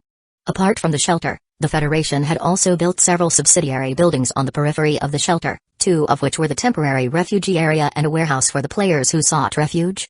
In order to ensure the safety of the shelter, a player like Feng Heng who only had basic information registered could only temporarily stay in the temporary refugee area outside the shelter. Feng Heng looked at the Federation shelter in the distance and nodded in his heart. The overall defense of the Federation shelter was much stronger than that of District 8 and District 7. There were hundreds of automatic turrets visible to the naked eye. Feng Heng felt that even with his own zombie team, it would be difficult to break through the shelter in a short time. However, it would be different if it dragged on for a long time. His own zombie clones could resurrect indefinitely, so it was likely that he could torture the shelter to death. Soon, the Federation soldier led Feng Heng into a small hut with many people in it. All right, you can stay here tonight. The Federation soldier threw a can of food to Feng Heng. This is the food you were given today. You can only get free food once a day. Eat it sparingly. You won't starve to death. Also, the inner area of the shelter is not open to you at the moment. Don't go near it. There is a sleeping pod in the shelter. After entering the sleeping pod, you can be guaranteed to log in once a month and not be affected by satiety. The current fee for the sleeping pod is 50 Federation coins a month. If there is a need, you need to go through the identity verification process offline in advance. Do I make myself clear? Feng Heng nodded, indicating that he understood. The sleeping pod of the Federation was the game method chosen by the vast majority of ordinary players. After entering the sleeping pod, the player only needed to log in once a month and would not be affected by satiety. The prerequisite was that the player needed to satisfy the game's designated login time and had enough Federation coins to rent the sleeping pod. Any other questions? Wait a moment, is there an Apocalypse Merchant Camp nearby? What are you going to do there? The Federation soldier looked at Feng Heng in surprise. Without waiting for his reply, he shook his head and said, "Forget it, it's not important. Go along road number 102 on the right, you will see it soon. Thank you." After watching the Federation soldier leave, Feng Heng turned around and looked at the overall layout of the temporary shelter hut. The hut was allocated for multiple people to live in. There were a few simple beds in the corners, and a few players were sitting around and whispering to each other. When the players saw Feng Heng, they looked at him at the same time. Another new face is here. A tall and thin young man waved at Feng Heng as a greeting. His eyes were somewhat scrutinizing. "No. I don't think I've seen you before." Feng Heng spread his hands and walked towards the circle of players and sat with them. He said very casually, "I don't have any money. I was chased out by other shelters. I came here to try my luck with the Federation. TCH, don't even think about it." The people of the Federation won't give us civilians a way out. Those hypocrites who talk about freedom and equality, but they won't even give us shelter. Feng Heng had been in the Federation's refugee area when he was at his most down and out. He knew these people very well. In reality, they were all poor or unemployed people. They couldn't afford to spend 50 Federation coins a month to rent a sleeping pod. Some of them were black account holders with criminal records, or because of some special reasons, they didn't pass the Federation's real name certification test and couldn't enter the shelter to live. The few of them chatted all over the place, venting their dissatisfaction with the Federation. Feng Heng joined in and cursed a few times, becoming familiar with this group of people. Right, have you heard of meteorites? After getting familiar with them, Feng Heng tried to sniff out the topics related to meteorites. Meteorites? What are those? Rare ores? You should be talking about the Meteorite Technology Group. Aren't they all dead? Without any surprise, these people were all dumbfounded when they heard about meteorites and gave some invalid information. Feng Heng was not disappointed. He had expected this. Feng Heng planned to rest here for the night. One night was enough for all the zombie clones to resurrect, and then create a batch of proliferators. After all, District 5 was an old district that had been open for decades, and there were even players above level 10 in it. The danger level was much higher than in District 7 and District 8. One might encounter a person along the way who could pull out a shotgun and shoot him. With the zombie team, he would have an extra layer of protection. The next day, he would head to the Apocalypse Merchant Camp to look for the Dark Knights and find out about the first-generation meteorite from them. Chapter 353, Stealing Ores? After cursing the Federation with the refugee players for a while, Feng Heng decided to just leave a simple bed on the spot. He was going to get some books to read in the game. Feng Heng went online and offline every 20 minutes and returned to Mo Yongxiao's study in the backyard. He casually flipped through a book related to occultism and put it into his war backpack slot. He was not tired of it and brought it into the game time and time again. Mr. Feng Heng, you are. It was not until the 10th time that Mr. Sun, the housekeeper's assistant in the villa, finally could not hold it in anymore. He watched Feng Heng go back and forth in Mo Yongxiao's study. Mr. Sun was a little confused. This was too strange. The ancestors of the Mo family had set a rule that the books in the study could be borrowed, but they could not be taken out of the study. Mr. Sun also did not sense the existence of the books from Feng Heng. Ha ha, it's nothing. It's my habit. I like to walk around more when my heart is not calm. Feng Heng was wearing a short-sleeved shirt. Mr. Sun could see through it at a glance if he was hiding any books on his body. Mr. Sun could only shake his head, secretly saying that he could not understand the young people of today. At the Federation's zombie apocalypse, District 5 United Front Headquarters. The lights were bright. The atmosphere in the combat conference room was heavy. The commander of the United Front, Qian Yuan, who was wearing a military uniform, sat on a chair and rubbed his temples. 4 hours ago, the spatial rift sensing device in District 5 detected a high-intensity spatial fluctuation. Qian Yuan immediately called for an emergency combat conference. The door was pushed open and a Federation soldier entered in a hurry. Reporting, sir. We have completed the location of the spatial fluctuation. We have confirmed that the fluctuation point is near shelter number 2. We cannot confirm what kind of space-tearing passage it is. The fluctuation level is about level 8. Shelter number 2. The high-ranking officers of the 4 Federation shelters under the Federation's zombie apocalypses District 5 were discussing in low voices. During this period, similar blurry spatial transmission signals had occurred in District 5. Because the signals were too blurry, it had been impossible to pinpoint them. Combined with the information gathered through various channels, all kinds of signs indicated that someone was secretly preparing to attack District 5. Qian Yuan had specifically strengthened the defenses of District 5. However, the enemy had always been very stealthy. Only today, the transmission signal was extremely obvious. Why? Why didn't they conceal the signal as usual? After discussing with the other officers of District 5's shelter, Qian Yuan and the other officers came to a unified answer. It wasn't that they didn't conceal it, but that they couldn't do it. The fluctuation was beyond the range of the concealable signal. In other words, the original spatial fluctuation should have been far above level 8. It was the people from the anti-federal organization who were preparing to take action. Shelter number 2 was one of the largest shelters in District 5. Not only did it store large amounts of materials and resources, but it also had a total of 30,000 sleeping pods in use. Among them, there were some important Federation politicians. Qian Yuan said in a deep voice, Shelter number 2 has entered a Tier 1 alert state. Everyone to be on standby. Yes. The Federation moved quickly. The night had set, and darkness fell. Feng Heng went online again. In the temporary shelter, most players were able to go offline.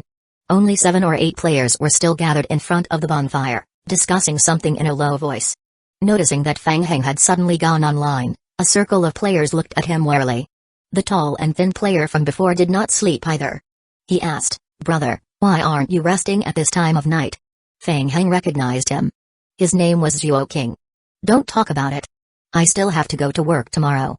I have to go online for some time." Fang Heng pretended to be bitter as he cursed, "Fuck the Federation. They're pressuring us, migrant workers. Recently, the rent has increased again. I don't know when I will be able to get the down payment." When everyone heard this, the vigilance in their eyes lessened a little and they began to curse the Federation. Similar situations were common in the game. The game had the protection of the Federation. Players could get free food as the bare minimum for survival, but they couldn't use the sleeping pods for free. Therefore, many low-level players would choose to work during the day and enter the game at night. They would directly rest in the game, and at the same time, they could kill time. Even though doing this would make them feel tired when they went offline the next day, at least it would not delay their work. Fang Heng chatted with the others, then opened the game log and glanced at it. There were less than 10 minutes left and the zombie clones were about to resurrect. Fang Heng did not want to attract attention, so he prepared to run outside and find a hidden place to summon the zombie team. "No, it's too stuffy here. I have to go out for a walk." Fang Heng stood up and walked toward the door. A player said, "It's late. It's not safe outside. Better not to go out." "It's okay. I will just wander around the area." Fang Heng pushed the door open and walked out of the temporary shelter. The players sitting in front of the bonfire looked at each other. "I will handle it." Zhuo King stood up and chased after Fang Heng, who had walked out of the hut. Outside the hut, Fang Heng was walking along a small path away from the shelter. He had planned to stay far away and find a place to summon his zombie team. At the same time, he could also explore the way. Suddenly, he raised his head and noticed something. "Eh? What's that?" Fang Heng's eyelids twitched. At night, the visibility outside was not high. However, through the night vision skill of the vampire bloodline, Fang Heng still noticed a group of players walking down the mountain. Fang Heng narrowed his eyes and carefully sized up the group of players. From the mining area above, there were a few players working together to push the boxes from a certain distance. They transported the boxes to a temporary shelter hut at the foot of the mountain not far away. Why did they have to transport materials at night? Moreover, their movements looked very sneaky. There was no lighting during the entire process, and they kept quiet as much as possible, trying not to make any noise. What made Fang Heng even more curious was that they were not wearing the Federation's standard clothing, but they were all wearing black masks. They were not ordinary players. Could it be that they were stealing ores? While he was in doubt, Fang Heng keenly sensed that someone was approaching from behind. Fang Heng suddenly turned his head.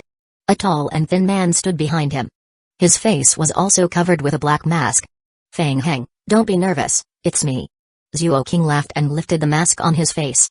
He walked over and handed Fang Heng a gold nugget the size of a fingernail. "Brother, do me a favor and pretend you didn't see anything." Fang Heng took the gold nugget. Item: small gold nugget. Description: a rare currency in the apocalypse. You can use it to exchange for food and consumables of equal value in the apocalypse merchant camp. Description: a special high-value item. It will definitely drop after death. Are you guys stealing the ores? SHH.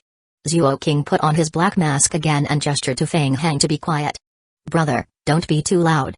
We're just trying to make a living. It's not easy." Chapter 354, Alert: How dare they steal from the Federation's mines? With a thought, Fang Heng immediately noticed the problem. Something was wrong. If they were caught stealing from the mines of a large guild, they would at most die. However, stealing from the Federation's mines would be considered a crime. They would face the risk of being wanted by the Federation. Why would they take such a huge risk to steal from the Federation's mines? Or could it be that there were some high-value minerals in the mines above? Moreover, the Federation had done a good job protecting the mines. The reason why they were able to steal from the mines without making a sound was most likely because they had planted spies within the Federation.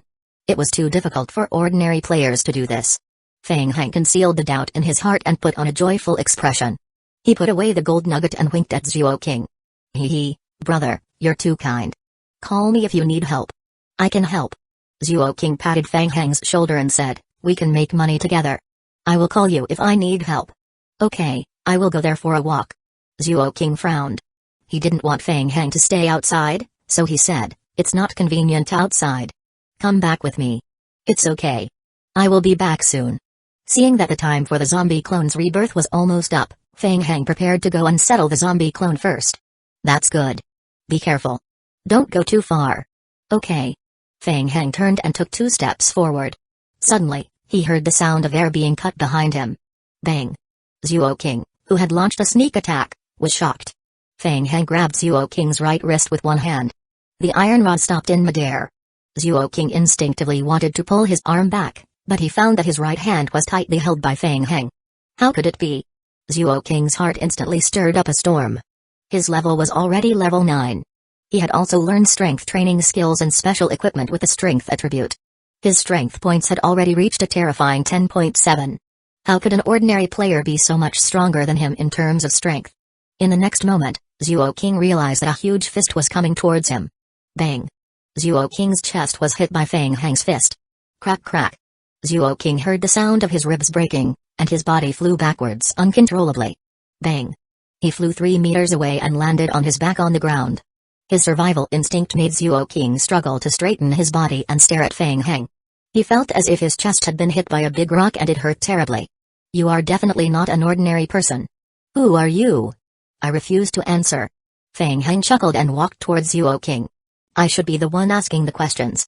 Who are you? Who asked you to do this? Don't come over. Zhuo King gritted his teeth.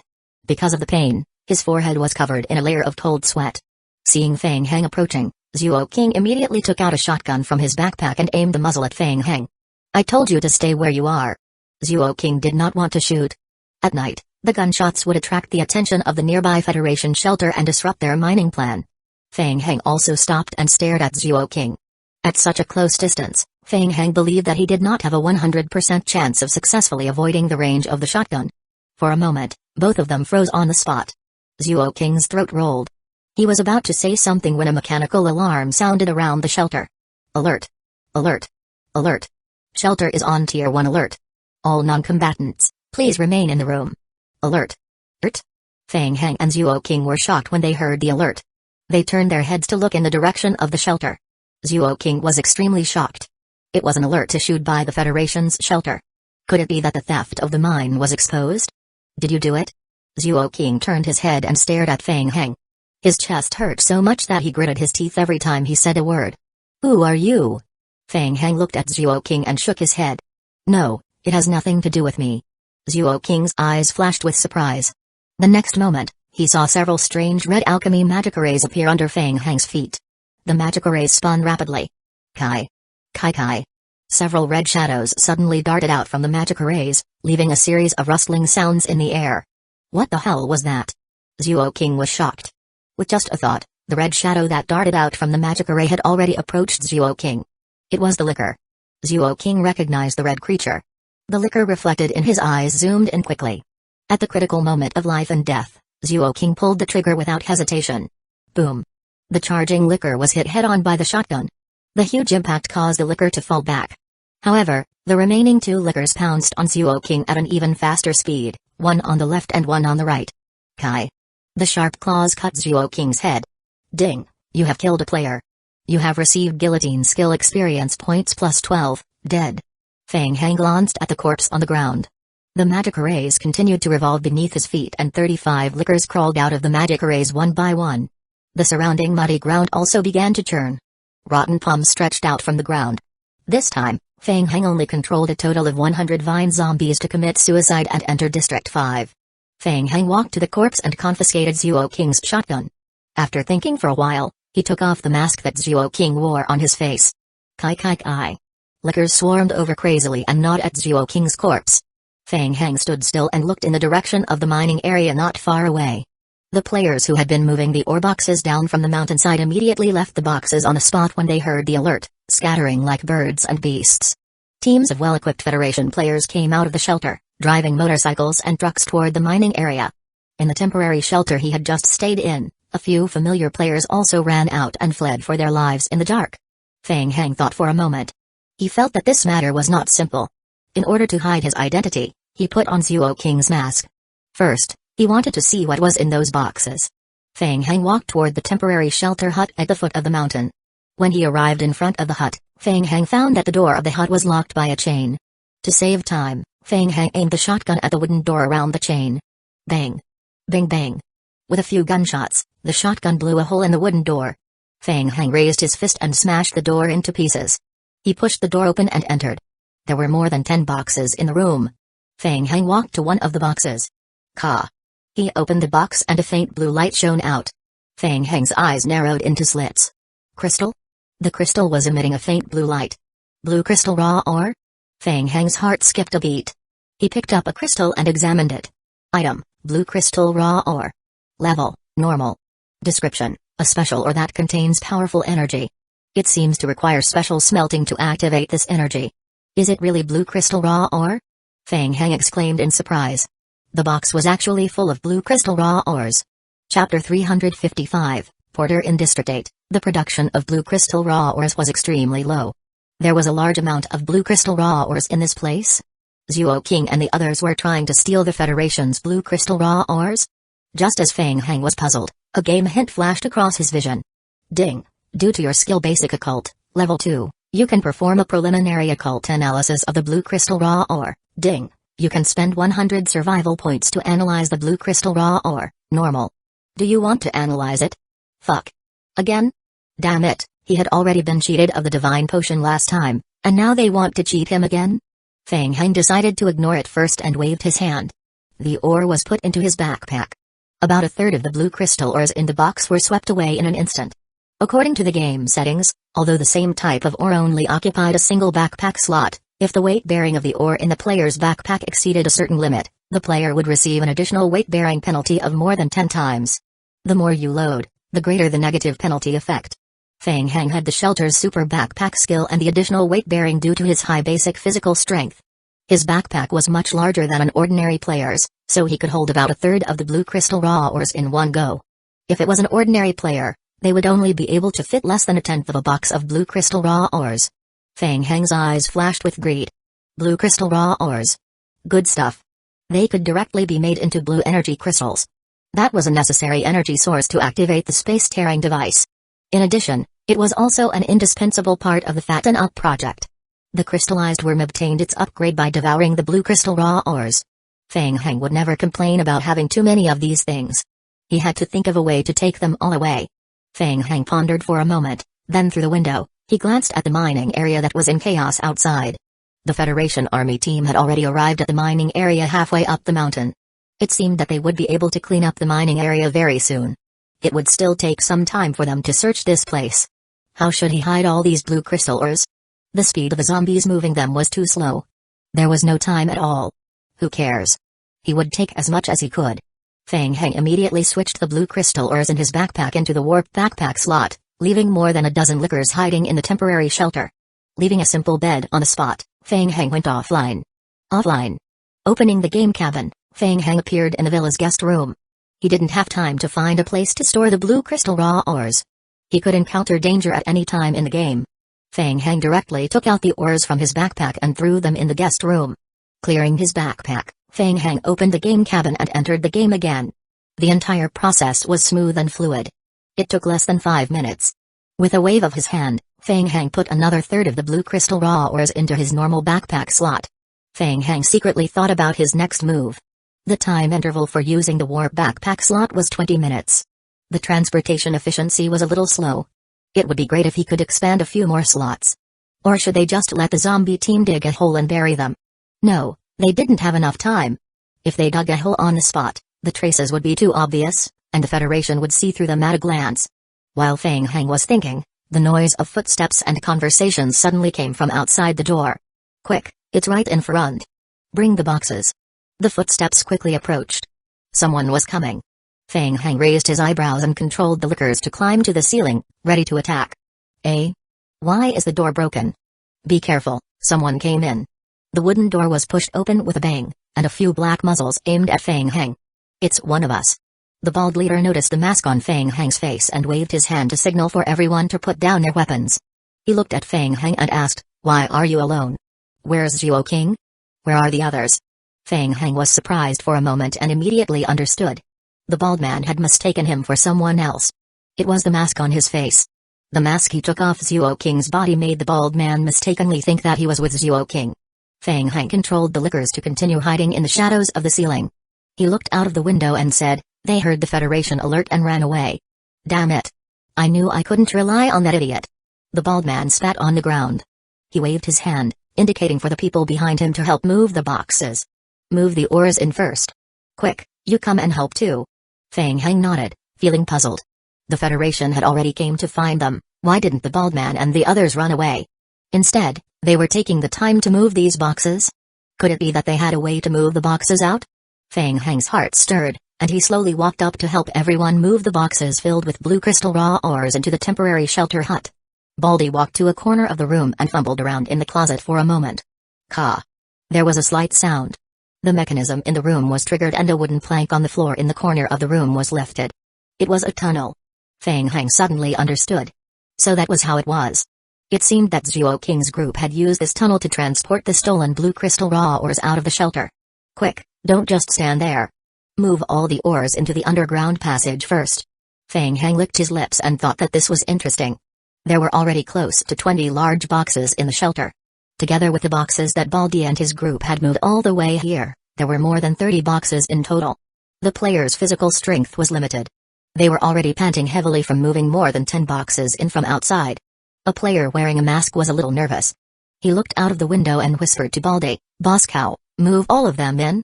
Will it be too late? What are you afraid of?" Baldy glared at the person behind him. "They will buy us time. We just need to move the materials into the tunnel. We will get 100,000 for each box we move. You can decide whether you want to earn this money or not." Calzang cursed in a low voice. Everyone heard a commotion from the outside. Then, gunshots were heard. They were fighting? Feng Heng was confused and he stuck his head out to check. What was that? Feng Heng was surprised to find that a wave of zombies was spawning. A large number of high-level zombies were attacking the Federation's shelter. After a rough scan, Feng Heng found that there was at least 5 Tier 4 one-eyed zombies among them. How could it be so coincidental? It was not normal for so many zombies to suddenly appear. They were also controlled by a player. When the shelter was attacked, the Federation immediately recalled the players who were maintaining order in the mining area and rushed back to the shelter to provide support. Whoosh! Whoosh! Whoosh! The shelter was equipped with a high-intensity beam weapon. Streaks of pale red light streaked across the night sky, piercing holes in the one-eyed zombie's body. Dense artillery weapons were fired crazily at the zombie horde. The continuous artillery fire lit up more than half of the night sky. A large number of Tier 4 mutated zombies brought great trouble to the Federation. Those people were most likely part of the anti-Federation forces. They must have used some method to attract the zombie horde to attack the Federation shelter. Chapter 356, exploded again. Seeing this, Calzang said excitedly, "Good. Night Owl's people must have come to help. Quick, let's transport the ores out together." The players' spirits were also raised and they worked together to transport the boxes down the passage.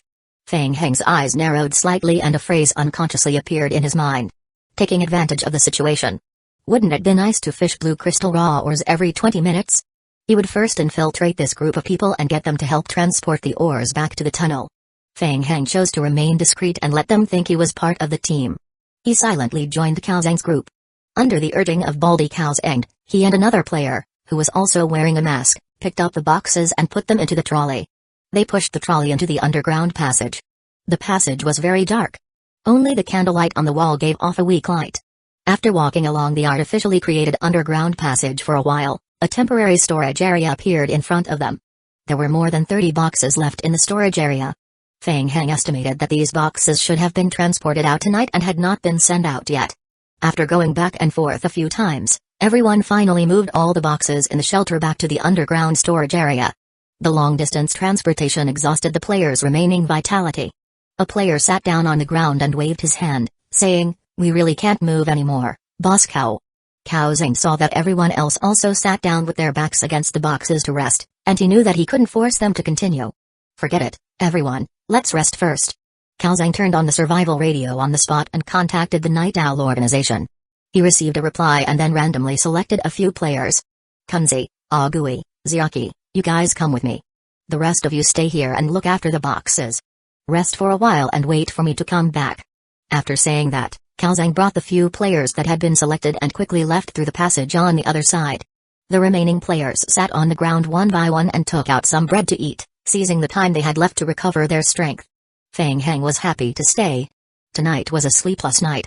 Just in time, 20 minutes had arrived. Taking advantage of this opportunity, he scooped up another batch of blue crystal raw ores and returned to the real world. The lights in the temporary storage room were very dim. Taking advantage of the fact that no one was paying attention, Feng Heng was preparing to quietly hide away from the players and find an opportunity to go offline on the spot. "Everyone, I will speak." A middle-aged man wearing a mask suddenly clapped his hands, attracting the attention of the players. "I, Ni Tongwei, have been in the game for more than 30 years. Up until now, I haven't earned much money, but I have figured out a way to survive."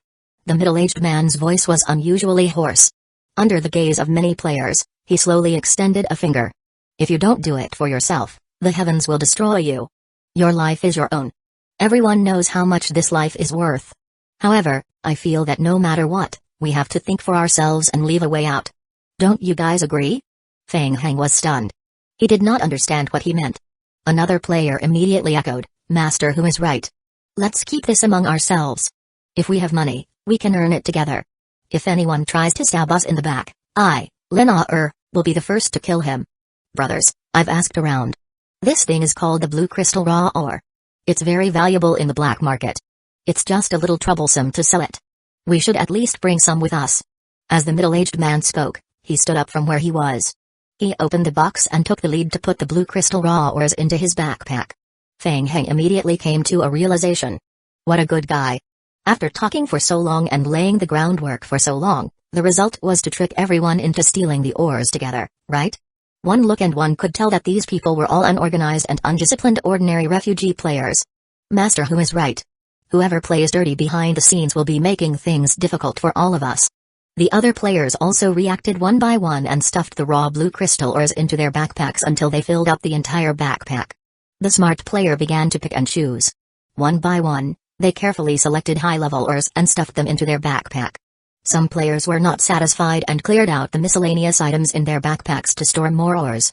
Feng Heng shook his head and thought to himself, in this world, even stealing ores could be so competitive that it was starting to roll up, right?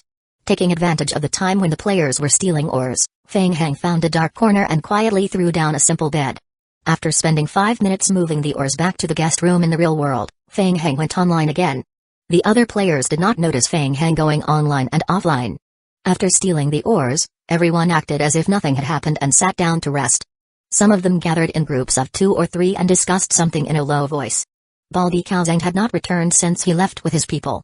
Feng Heng casually opened a box beside him and put a third of the blue crystal raw ores into his backpack. He imitated the other players and sat down with his back against a box to rest. He wondered how the Federation players were doing. And the Night Owl organization. Could they control the zombies as well? While thinking, Feng Heng took out a blue crystal raw ore and played with it. Since he had nothing to do, he could use occultism to analyze the blue crystal and use it to farm basic occult experience points. With a thought, the game hint refreshed on Feng Heng's retina once again. Ding! Due to your skill basic occult, level 2, you can perform a preliminary occult analysis on the blue crystal raw ore. Ding! You can spend 100 survival points to analyze the blue crystal raw ore, normal quality. Do you want to analyze it? Analyze. Buzz. The blue crystal raw ore was pulled by a force and it rose from Feng Heng's palm and floated in the air.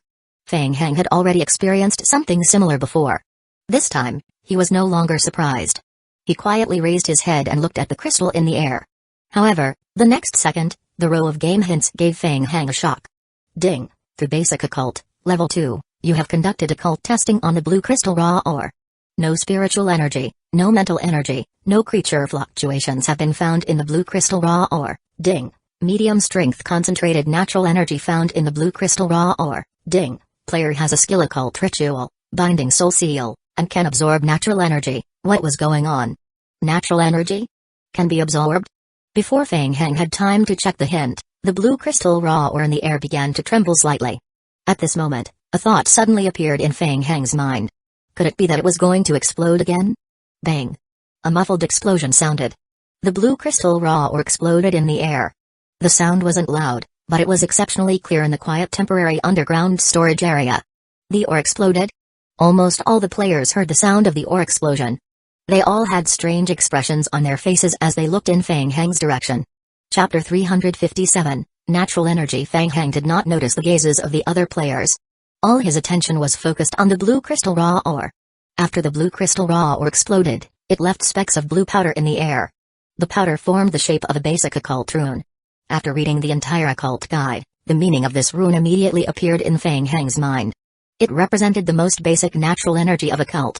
After the rune was maintained for half a second, the blue powder fell from the sky. Feng Heng suddenly felt the back of his hand itchy. He subconsciously raised his hand to take a look. The rune mark on the back of his hand showed a faint light.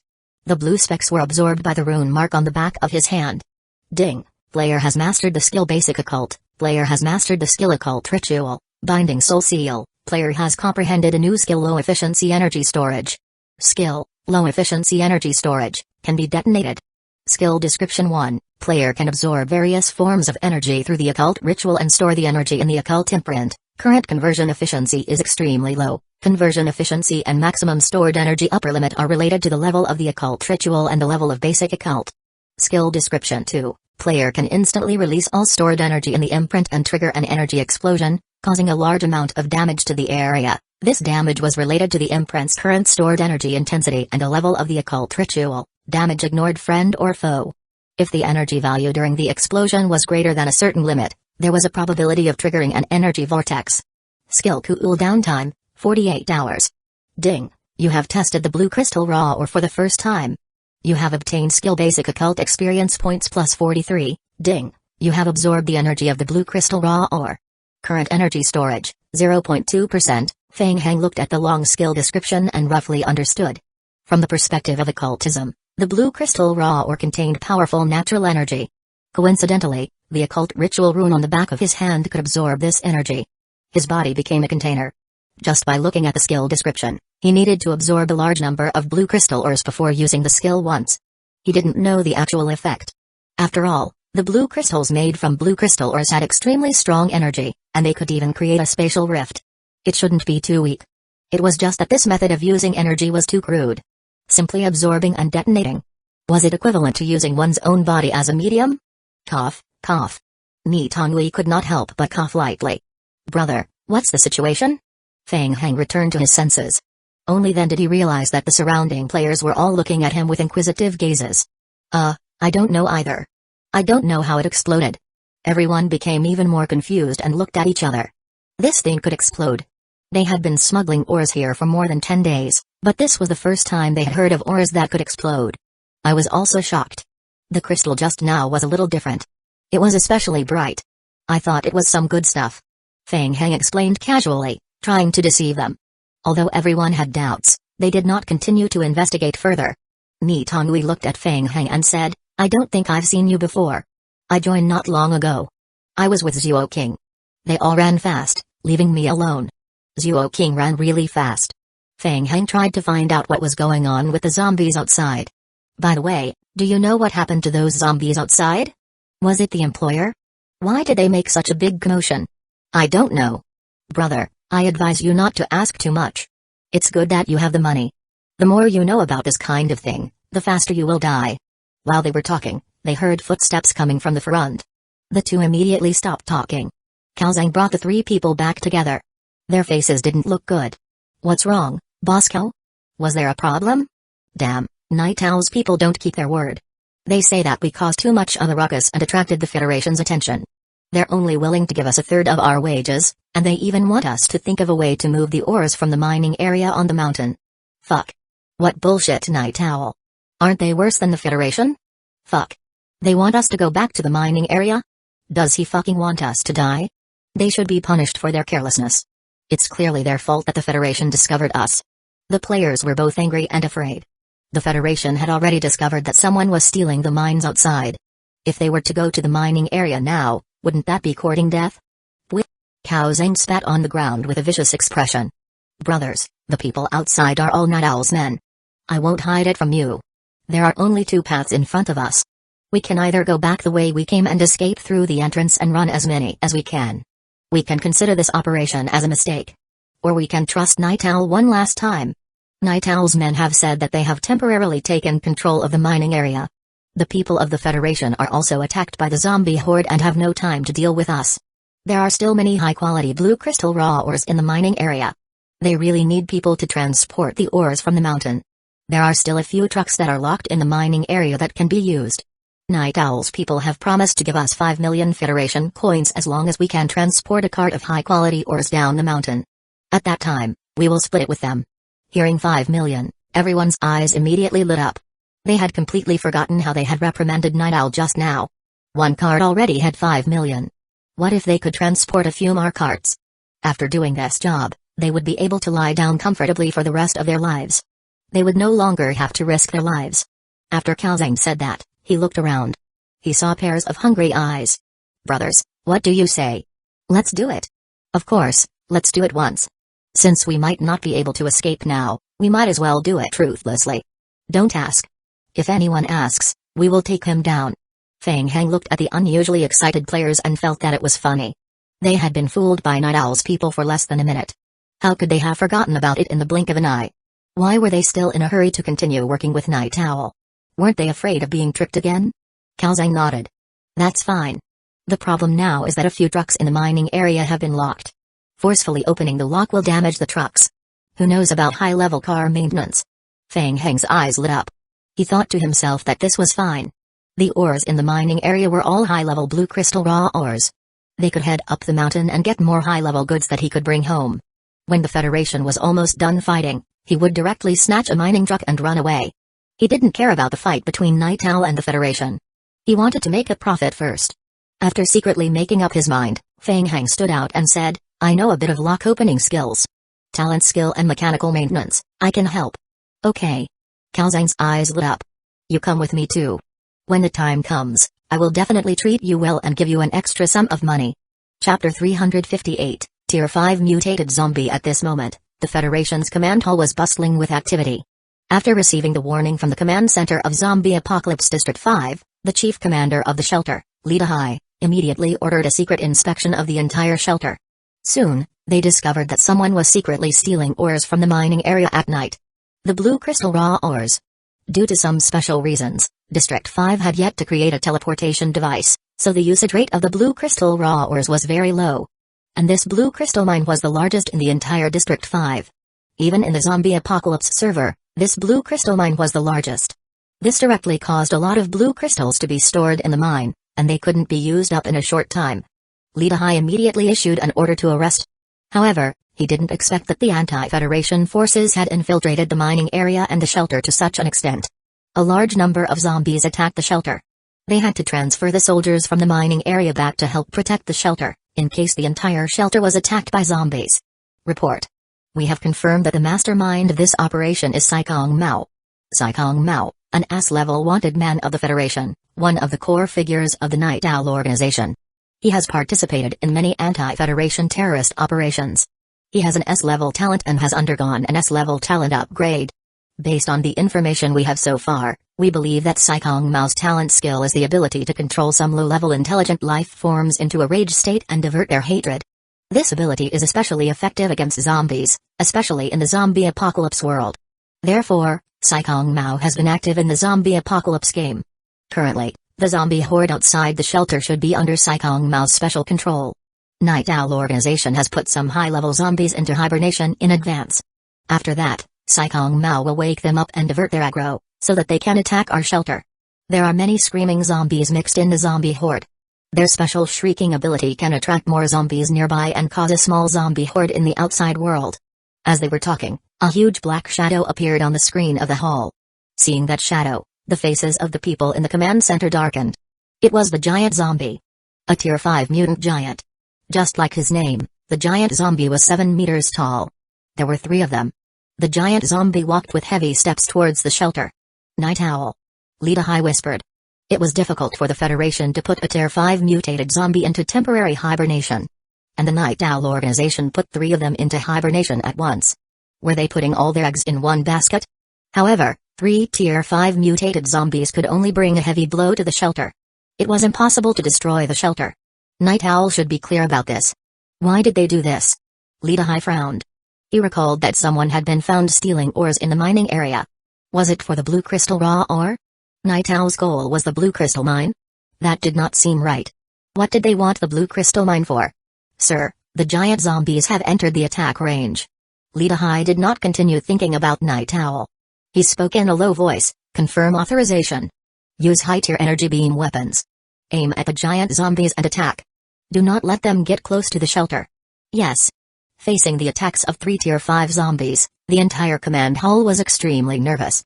Halfway up the mountain, in the Federation mining area, Feng Heng was also shocked by the 3 giant zombies at the foot of the mountain. They were both Tier 5 creatures, but the worm creature from before did not look as shocking as the giant zombies. The giant zombies were already taller than the city walls at the periphery of the Federation's shelter. The strength of the Federation's shelter was not to be underestimated.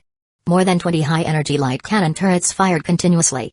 The giant zombies were unable to get any closer. "Brother, how is it? Can it work?" Cao Zhang was anxious and could not help but urge. Feng Heng looked away from the distance and continued to fiddle with the wire in his hand. "It's not a big problem. I can pry it open, but the success rate is not high.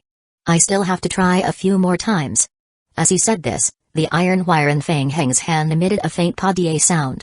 "Ding, you have used a skill to pick the lock on the military truck. The lock-picking is successful. You have obtained lock-picking experience points plus 22, look. It's done." "Okay." Cao Zhang was overjoyed when he saw this. He stuck his head out of the truck and shouted, "Brothers, the truck is done. Hurry. Move the goods."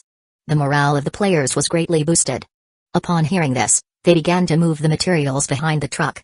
There were originally 5 military trucks in the mining area. Due to the previous battle in the mining area, 2 of the trucks were damaged and could not be used. The remaining 3 large trucks were also locked. Feng Heng jumped down from the truck. "There are still 2 trucks left. I need to recover my vitality before I can continue to use my skill to unlock." "Okay. Brother, it's been hard on you. Go and rest. This time, I will remember your great contribution. When I get the money, I will give you a few more shares." Cao Zhang did not suspect anything. He patted Feng Heng's shoulder excitedly and hurriedly instructed the remaining players to move the ores. "Quick. Hurry up. Go to mine number 3 to move the ores first. Night Owl only wants the best quality blue crystal raw ores, or else they won't pay." Very quickly, the players loaded a truck. Cao Zhang personally drove the truck to move a batch of ores down the mountain. Taking advantage of the fact that no one was paying attention, Feng Heng walked to a corner. Using the excuse of recovering his stamina, Feng Heng secretly observed the surrounding terrain of the mining area. In District 5, the number of core members of the Night Owl organization was more than that of District 8. Feng Heng counted carefully and found that there were a total of 12 Night Owl members. They all wore special silver-white masks. Most of them held guns in their hands and guarded the periphery of each entrance. The remaining few were players who guarded the mines. There were a total of 8 mines in the entire mine area. The open-air mine was filled with large boxes filled with blue crystal raw ores. Feng Heng casually walked to the side of a box and picked up an ore from the box. Item: blue crystal raw ore. Quality: low. No wonder it was casually discarded. It turned out to be inferior. Feng Heng exerted force with his hand. Crack.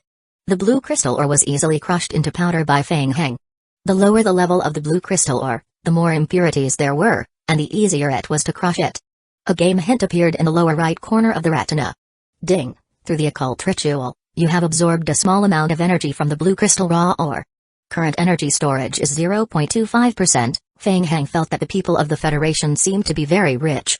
So many blue crystal ores had been casually discarded in the mining area, so the security was probably not tight. No wonder they were targeted by Night Owl's people. Unfortunately, he was unable to bring all of these ores back to District 8.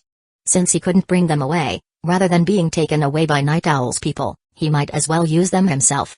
Feng Heng followed the principle of not wasting them and began to crush the ores to absorb the natural energy. Chapter 359, Finishing Blow. Ding. You have absorbed a small amount of energy from the blue crystal raw ore. Current storage energy is 0.31%. Ding. You have absorbed a small amount of energy from the blue crystal raw ore. Current storage energy is 0.34%. A low tier ore could only provide 0.02% to 0.05% of energy. Too little. Then absorb more points. The mining area was very large. The player was busy moving high-tier ores and did not have the time to care about others. Most of the members of the Night Owl organization were also guarding the outside of the mining area. No one noticed Feng Heng, who was walking in the open mine area and crushing the blue crystal ores to absorb energy. Seeing that the 20-minute cool-down time was up, Feng Heng quietly hid in a hidden corner of the mining area and threw down a sleeping bag on the spot. Although it was very troublesome, every time he went offline, he would make a huge profit. Feng Heng was also very happy. He went back and forth until he went offline for the 8th time. Once again, he opened the game cabin and returned to the real world. Feng Hang frowned. He suddenly realized a problem. The room could not hold it anymore. The raw ore was big to begin with. The guest room was already filled with blue crystal raw ores. Even the bed was filled with blue crystal raw ores. If they continued to pile up, they would have to bury the game cabin.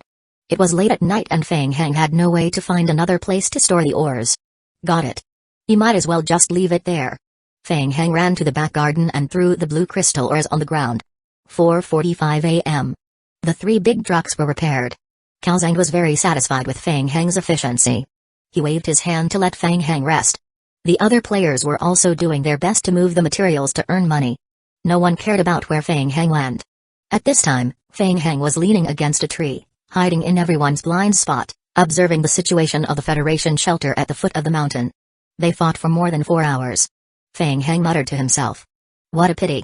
Until now, Feng Hang finally understood what he could put in the war backpack slot to bring back to District 5. Live Sample Collector. The strength of a Tier 5 giant zombie shocked Feng Hang. The powerful defense displayed by the Federation's shelter also shocked Feng Hang. Such a powerful defense was not something that could be achieved overnight. It required a large amount of materials, accumulated over many years. If the prison shelter of Server 8 wanted to achieve such a defense, it would need more time to develop. Feng Hang felt that as long as he had enough time, his shelter's defense would definitely surpass it. As he pondered, Feng Hang turned to look at the 3 Tier 5 giant zombies. It was about time. After being bombarded by the high-energy beam weapon for 4 hours, the Tier 5 giant zombies were starting to show signs of fatigue. They were about to die. He needed to find an opportunity to lay his hands on them. Feng Hang narrowed his eyes. He had been quietly observing the battle between the zombie horde and the Federation's shelter. He was secretly waiting for an opportunity to sneak up on them. Tier 5 zombies would drop high-energy evolution crystals. To upgrade to Tier 4 space-tearing device, he would require a lot of these things. Feng Hang did not want to miss this good opportunity. He could make a small profit. Feng Hang opened the game log and remotely controlled the group of lickers waiting at the side. You guys are tired after fighting for so long. Let me help you clean up the mess. We're all old acquaintances. There's no need to be polite. Bang. Bang bang. At the foot of the mountain. Federation's shelter. The ground trembled slightly. In the command center, Uchiha was observing the situation outside through the screen. The wall at the periphery had been smashed by the giant zombie. This was a Tier 3 metal-enhanced wall. The giant zombie had broken through the periphery and entered the inner defense circle. It had also destroyed a large number of automatic turrets and sentry towers outside the shelter. Buzz. Boom. The light cannon turret gathered energy and fired again. The thick light cannon hit the giant zombie's body. The giant zombie was hit by the light cannon and flew backward. It fell heavily to the ground, leaving a bloody hole on its body. The hole healed at a visible speed. Report the current situation. The damage rate of the automatic turret is 73% and the usage rate of the laser energy turret is 90%. 3 of the turrets are malfunctioning, and the remaining 27 are cooling down. The remaining energy of the light cannon turret is 29.7%, close to the warning line. Still a little bit. Uchiha stared at the screen. The light cannon turret would overheat after a period of use. It had to wait for a period of time for it to cool down before it could attack. Every time the energy was recharged, the giant zombies would take advantage of this period of time to cause a huge amount of damage to the shelter's city defense. With every punch, a large number of automatic turrets would be destroyed. Fortunately, the health point of the 3 giant zombies was very low. It could be seen from their slow movements. It was estimated that after a few more rounds, the zombies would be completely killed. The giant zombie supported its body with both hands and stood up. Once again, it walked toward the shelter. It raised its fist and threw it at a sentry tower. Boom. The entire command room shook violently. The health point of the sentry tower was almost depleted. It exploded and the ruined buildings burned violently. The images captured by the surveillance camera made the high-ranking officers of the Federation look gloomy. Judging from the current situation, they could win this battle. However, winning was a Pyrrhic victory. After this battle was over, they would have to spend a lot of materials to rebuild the defense of the shelter. Suddenly, a Federation soldier noticed something and said, What's wrong? Sir, we found an anomaly. The Federation soldier responded and hurriedly adjusted the surveillance equipment, projecting the anomaly onto the big screen. We found a large number of lickers moving quickly towards the shelter. Kai. On the surveillance screen, a large number of red lickers darted out from the dense forest on the other side. Almost in an instant, the entire command room was filled with heavy breathing sounds. The players instantly became extremely nervous. Oh no! It was a group of lickers. To deal with a high-speed moving creature like a licker, the best weapon was not a high-energy beam weapon, but an ordinary turret. The energy beam required a long time to accumulate power, and the hit rate was not high. It was like a cannon hitting a mosquito. At this time, more than 2/3 of the shelter's turret had been damaged. In the current situation of the Federation's shelter, the lickers were more troublesome than the Tier 5 giant zombies.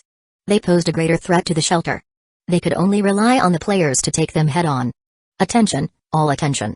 A large number of lickers are approaching. Please be on alert and eliminate the lickers as soon as possible. The people on duty at the sentry tower were all elite players of the Federation. Even so, the continuous high-intensity battle for more than 4 hours had exhausted them mentally. Chapter 360, Serial Blood Explosions Received. Upon receiving the warning, the players braced themselves to deal with the group of lickers. They would use long-range sniping to eliminate threats in advance. Kai kai kai. A red figure emerged from the darkness. The players raised their sniper rifles, trying to aim at the licker. Zhang Linhui was the leader of the Federation's elite team, possessing the long-range sniping talent skill. He quickly used the scope to locate the licker and was about to pull the trigger. Zhang Linhui was stunned. He moved the scope away and looked into the distance. He even rubbed his eyes, wondering if he had seen wrongly. What was going on? A large number of lickers were actually rushing towards the Tier 5 giant zombies. Under the astonished gazes of the Federation's elites, the lickers leapt onto the giant zombies' huge bodies, crazily biting at them. They waved their claws and left many wounds on their bodies. The damage was not great, but the giant zombies were agitated by the lickers. The giant zombies reached out their hands and grabbed a licker, throwing it into the distance. Bang! The licker was thrown and smashed into the wall of the shelter's periphery. Its health point was instantly depleted, and the licker was instantly killed. Even the wall of the shelter was dented by the huge impact, and the durability of the shelter was reduced by a small part. What happened? The zombies started fighting each other? The lickers were here to help. After playing Zombie Apocalypse for so many years, this was the first time Zhang Linhui had seen such a situation. He was extremely confused and didn't know if he should continue to execute the order to kill the lickers. Not only him, but the officers in the command room of the shelter were also confused. Stop firing. Quick. Order to stop firing. Switch targets and attack the giant zombies. Li Dahai was the first to react and he gave the order to the Federation soldiers. He didn't understand why this group of lickers would choose to attack the giant zombies. It wasn't important. The most important thing now was to get rid of Tier 5 giant zombies. Li Dahai didn't have time to think about it anymore. He couldn't afford to lose the shelter. Kai. The giant zombie was annoyed by the group of lickers. It suddenly reached out its hand and grabbed a licker, holding it in its palm. Kai. Kai. The licker was held in the giant zombie's palm. It struggled and attacked crazily, trying to break free. The giant zombie slowly clenched its fists, trying to squeeze the licker to death. Boom. The licker exploded violently. Hot blood splashed everywhere. The giant zombie was suddenly hit by the strong impact of the explosion. Its body swayed backwards and it took several steps back before it managed to stand still. It opened its palm. The palm of the giant zombie was actually corroded by a lump of blood and its flesh was a mess. It's still not dead? In the mining area halfway up the mountain, Feng Heng was surprised by the giant zombie's strong vitality. He focused his mind and thought about countermeasures. At this stage, it was still a little difficult to deal with a Tier 5 zombie by relying on strength alone. A single attack from a giant zombie could easily kill a licker. On the other hand, the normal attack damage of a licker could hardly damage a Tier 5 mutated zombie. Only by relying on the licker's close-range self-destruct could it deal a large amount of damage in a short period of time. Use self-destruct to deal with it. However, the trouble was that although the damage of the health point explosion was strong, it had a special restriction. Only licker with health point below 10% could use it. What should he do? Feng Heng's eyes scanned the surroundings. At the periphery of the shelter, the sentry tower and other buildings that had been attacked earlier were burning. Got it. Feng Heng immediately had a plan. Captain, what's the situation? I don't know. On the sentry tower, Zhang Linhui was also confused by the lickers. The lickers gave up on attacking the giant zombies and retreated at a very fast speed. Had the lickers turned into spirits? Seeing that they couldn't win, they ran away again? Zhang Linhui was ready to wait for the next order, but he frowned. Captain, look at them. The lickers seemed to have gone crazy as they all rushed towards the burning buildings in the distance. In the blink of an eye, all the lickers had disappeared into a sea of fire. What was this situation? Suicide? Zhang Linhui really could not understand it. He immediately said, forget about the lickers. Let's continue attacking. Yes. After charging into the flames, the liquor's health points started to decrease. Ding. Your zombie clone liquor has received fire damage. Ding. Your zombie clone liquor has entered a burning state and will continue to receive fire damage. Feng Heng observed the row of damage messages that appeared in the game log and estimated the remaining health point of the liquors. Enough. After estimating that the liquor's health point had dropped to 10%, Feng Heng controlled the liquor to jump out of the sea of fire again. Swoosh. Swoosh. The liquors jumped out of the sea of fire again. They pounced on one of the Tier 5 giant zombies crazily. They leaped onto the body of the Tier 5 giant zombie and grabbed it tightly. The liquors were covered in the burning flames, which made them even more ferocious. Among them, 2 liquors grabbed the back of the giant zombie's head from behind. Now, standing on the high ground, Feng Heng suddenly clenched his fists. Blood explosion. Boom. Boom boom. The liquors attached to the giant zombie self-detonated one after another. For a moment, red blood splattered everywhere. It was a close body explosion. The giant zombie's body was blasted into a bloody mess. Its body swayed a few times before it fell to the ground. Ding, you have killed the giant zombie. You have obtained 455 survival points. You have obtained high energy crystal, purple, it worked. Feng Heng wiped the sweat off his forehead and heaved a sigh of relief. First, he relied on the Federation's high-intensity beam weapon to reduce the giant zombie's health point for more than 4 hours. Finally, he used up more than 20 liquors to finish off a Tier 5 giant zombie. A Tier 5 mutated zombie was still difficult to deal with. With experience, the next step was much easier. Following the pattern, Feng Heng controlled the remaining liquors to enter the sea of fire in batches. In the Federation Shelter Command Hall, looking at the scene captured on the monitor, the players fell silent for a moment. What they saw just now made them somewhat unable to understand. They had won, but it was a very strange win. Flames could make liquors stronger? And what about that self-destruct attack? Lita Hai broke the silence and said in a low voice, "We can confirm one thing. These liquors are being controlled by someone behind the scenes. Someone is helping us in the dark?" Yes. The players present fell into silence again. They were all thinking. Who could it be? Who could control the liquor, and who would be willing to help them in the dark? An officer suddenly thought of something and said, "Could it be Feng Heng?" Lita Hai had been focusing most of his attention on the safety of the shelter and Night Owl, who was in Server 5. He rarely paid attention to news from other servers. This was the first time he had heard this name. He could not help but turn to look at the officer. "Who are you talking about?" Chapter 361, Gone Feng Heng from Zombie Apocalypse District 8. He can control zombies. He has been appearing on the player forums many times recently. No, it can't be him. Lita Hai shook his head and vetoed it. Server 8 had only been in service for a short while. Upgrading to Tier 2 space-tearing device was impossible. No one could do it. Perhaps it was an organization that was hostile to the Night Owl organization? Edit the video and send it to the intelligence department. Try to figure out the identity of the player who was secretly controlling the liquors. Yes. Not far from the Federation's shelter, in front of an abandoned building. A few people wearing silver masks were standing guard beside Saikong Mao. One of them asked, "What happened to the last group of zombies?" "I don't know." Saikong Mao's voice was hoarse. Controlling a large number of high-tier zombies into a berserk state to attack the Federation's shelter had consumed almost all of his energy. Liquor is a hunter with sharp perception. It would hardly attack a higher-level mutated zombie, let alone have the ability to self-detonate. Saikong Mao's breathing was heavy, and his eyes showed a deep fear. Someone must be controlling them from behind. The few people in silver masks fell silent. They had planned for half a year, and spent a lot of effort to drag the 3 Tier 5 mutated zombies into hibernation mode.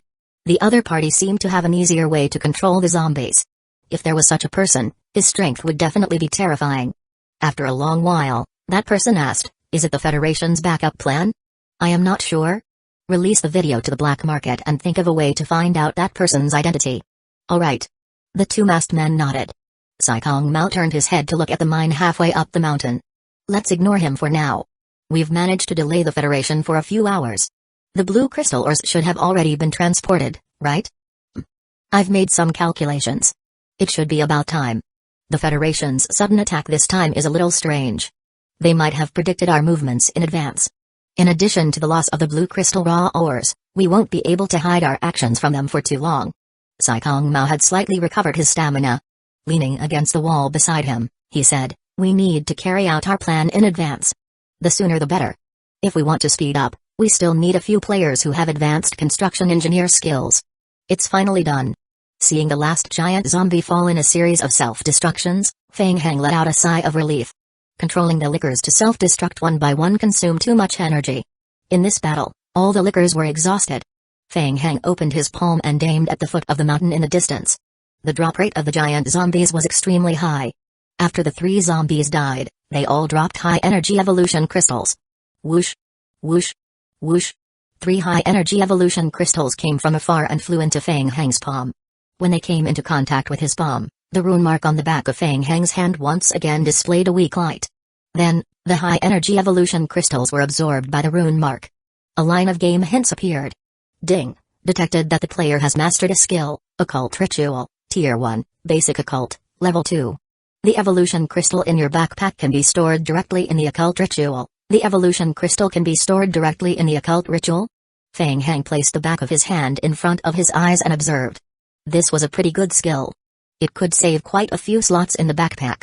Since the crisis of the Federation's shelter was over, Feng Heng estimated that the people from the Federation would soon rush to the mining area. This wave of profits was almost over. He should leave as soon as possible. The players of the Night Owl organization in the mining area had also noticed the situation in the Federation's shelter at the foot of the mountain.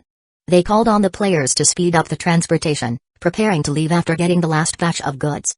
Taking advantage of the fact that everyone was speeding up the transportation of materials, Feng Heng casually walked to the side of a military truck. The blue crystal raw ores behind the truck were already 70 to 80% filled. A few players had just laboriously moved 2 large boxes up. Feng Heng quietly sat in the driver's seat.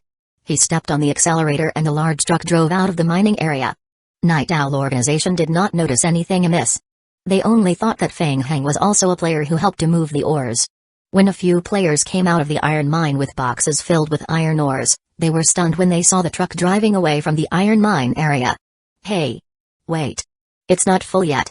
Hey! That guy! The truck did not have any intention of stopping. The players watched as Feng Heng drove the truck to the foot of the mountain and disappeared into the night. The remaining players looked at each other in dismay. What was going on? The truck was not filled up and someone had driven it away? This was going to cost them money. There were 35 hours left until the end of the teleportation. Including the truck full of high-quality blue crystal raw ores, it should be enough to cover the cost. Feng Heng pondered. It was a pity that he didn't bring the live sample collector. Otherwise, he should be able to collect some samples of Tier 5 giant zombies. Next, he should think of a way to find the first-generation meteorite. Feng Heng went down the mountain along the path. On the way, the remaining 5 lickers jumped onto the back of the truck. Feng Heng controlled the steering wheel and made a turn, moving along road number 102. He headed all the way to the Apocalypse Merchant Camp. About half an hour later, Feng Heng discovered the Apocalypse Merchant Camp beside the path ahead. The sky was still dark and the gate of the Apocalypse Merchant Camp was still closed. Feng Heng took a detour and temporarily parked the truck in a dense forest nearby, protected by the lickers. He went offline again to deliver a wave of high-quality blue crystal raw ores. Express Hotel. In the pitch-black room, Old Black sat alone in front of his computer desk. The screen was playing the video of the Tier 5 giant zombies being attacked by the lickers not long ago. Buzz. The phone on the table vibrated. Old Black picked up the call. It's me. Did you receive the latest video? Old Black paused the video at the moment the licker self-destructed and replied expressionlessly, I am watching. What do you think? Is he from the Federation? I am not sure. Confirm his identity as soon as possible. His existence will increase the uncertainty of our plan. I have a bad feeling. It's a bit troublesome. I've already checked the latest database, but so far, I haven't found any suspicious candidates that match the relevant abilities. 10,000 King of Gods points. Old Black massaged his temples and his sitting posture became more relaxed. He said, it's not about the money. The person you're looking for isn't on the list. Yes, I understand. The plan has been moved forward.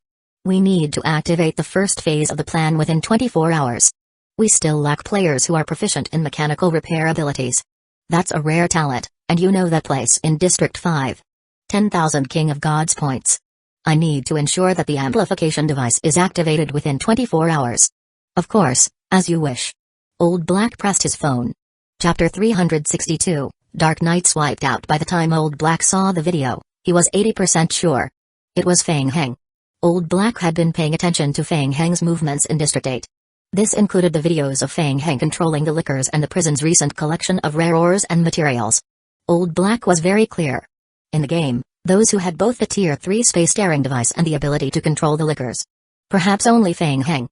However, Old Black did not expect Fang Heng to be able to complete the modification of the Tier 3 space tearing device so quickly. He also did not expect Fang Heng to appear in the Federation's second shelter last night. Old Black even suspected that Fang Heng had something to do with the Night Owl organization's plan being exposed ahead of time. Good boy, you caught up with me in advance. Old Black's face showed a hint of amusement. I turned down a big deal for you. You have to help me earn more. Fang Heng waited on the spot for nearly an hour until the sky turned white. The Apocalypse Merchant Camp was finally open to the public. Leaving the truck in the bushes, Fang Heng entered the Apocalypse Merchant Camp alone. Hello, adventurer. The merchant in the camp was a white-haired old man. He had just opened for business and was wiping the counter with a rag. You look unfamiliar. Is this your first time here? Yes. Fang Heng nodded slightly and introduced himself. My name is Fang Heng. I come from another parallel world. Our world is experiencing the apocalypse just like you guys. The Apocalypse Merchant raised his head and looked at Fang Heng. He did not show much surprise and continued to wipe the armrest of the counter with a rag. Welcome, guest from the parallel world. Others call me Uncle Lindsay. Is there anything you need? I want to inquire about the Dark Knights. I need to find them. I know you can do it. Just pass them a message on my behalf. I am willing to pay some points. Dark Knights. Uncle Lindsay paused. He put down the rag in his hand, closed his eyes and sighed. It's been a long time since I've heard this name. Fang Heng had a very bad feeling. What do you mean? I am sorry, I can't help you. Uncle Lindsay turned around and took out a bottle of wine and 2 wine glasses from the cabinet at the back. He opened the bottle cap and slowly poured a glass of wine into the glass. The Dark Knights were completely destroyed 30 years ago. I was still very young at that time. I once thought that they would save our world. Disappeared? The team got wiped out? Fang Heng opened his mouth. He had heard of Dark Knights being wiped out in some worlds. He did not expect it to be in Server 5. You are very surprised. It seems that in your parallel world, the Dark Knights are still alive. Lindsay pushed the glass of half-filled wine toward Fang Heng. Do you mind telling me about it? Fang Heng was a little confused. He gulped down the wine in the glass. Can you tell me how the Dark Knights were destroyed first? Uncle Lindsay recalled with a nostalgic look on his face. It started with a special operation. I think it was Pine City. Yes, I remember it should be that place. During that operation, the Dark Knights were attacked by the Nemesis and were completely destroyed. Their strength was greatly reduced. After that, we encountered the zombie wave that erupted in the quarantine zone. The Dark Knights were greatly weakened. When they tried their best to stop the spread of the poison gas in the quarantine zone, the Dark Knights' headquarters was attacked by a group of lunatics. Fang Heng digested Uncle Lindsay's words. The Dark Knights were tricked by the players. It was most likely caused by the anti-Federation forces of Night Owl. Fang Heng had heard a long time ago that the anti-Federation forces in District 5 were deeply rooted. He knew that the situation in District 5 was bad, but he did not expect it to be this bad. Wait. Thinking carefully, according to what Uncle Lindsay said, the main storyline mission of District 5 had just reached Pine City. This meant that the Dark Knights had yet to discover the first-generation meteorite. The first-generation meteorite should still be there. After the Dark Knights were destroyed, I can no longer see the hope of the end of the apocalypse. Lindsay finished the wine in his glass and poured himself a full glass. It's your turn, Fang Heng. Now, I want to hear your story. In our world, we successfully entered Pine City and obtained information related to the primogenitor virus and the first-generation meteorite. Fang Heng roughly told the main story of Server 8. Uncle Lindsay, I need to find the first-generation meteorite. This is the most likely way to save our world. Do you know the whereabouts of the first-generation meteorite? I am sorry, young man. I've never heard of such a thing. Fang Heng's heart sank again. All right. Although he did not know, there was a high probability that the first-generation meteorite was still in a corner of this apocalyptic world. With the last glimmer of hope, Fang Heng continued to ask, then do you know whom I know? I really want to help you, but it's been a long time since I've paid attention to the meteorite company. Uncle Lindsay lowered his head and thought, from your description, I suggest that you start investigating the first-generation meteorite from the source. The source? Fang Heng left the Apocalypse Merchant Camp in disappointment. The source? Did he have to start investigating from Pine City? Fang Heng scratched his head and yawned. He felt a little sleepy. He stayed up all night without sleep. Back in the truck, Fang Heng threw down a simple bed and went offline. Fang Heng opened the game cabin with much effort and took a deep breath. Buzz buzz buzz. His phone continued to vibrate. Coming. That Chen Yu, He won't stop for a second. Feng Heng muttered as he flipped through the messy pile of ores in the room, trying to look for the missing phone. The only person who could persistently call him on his phone was Qin Yu.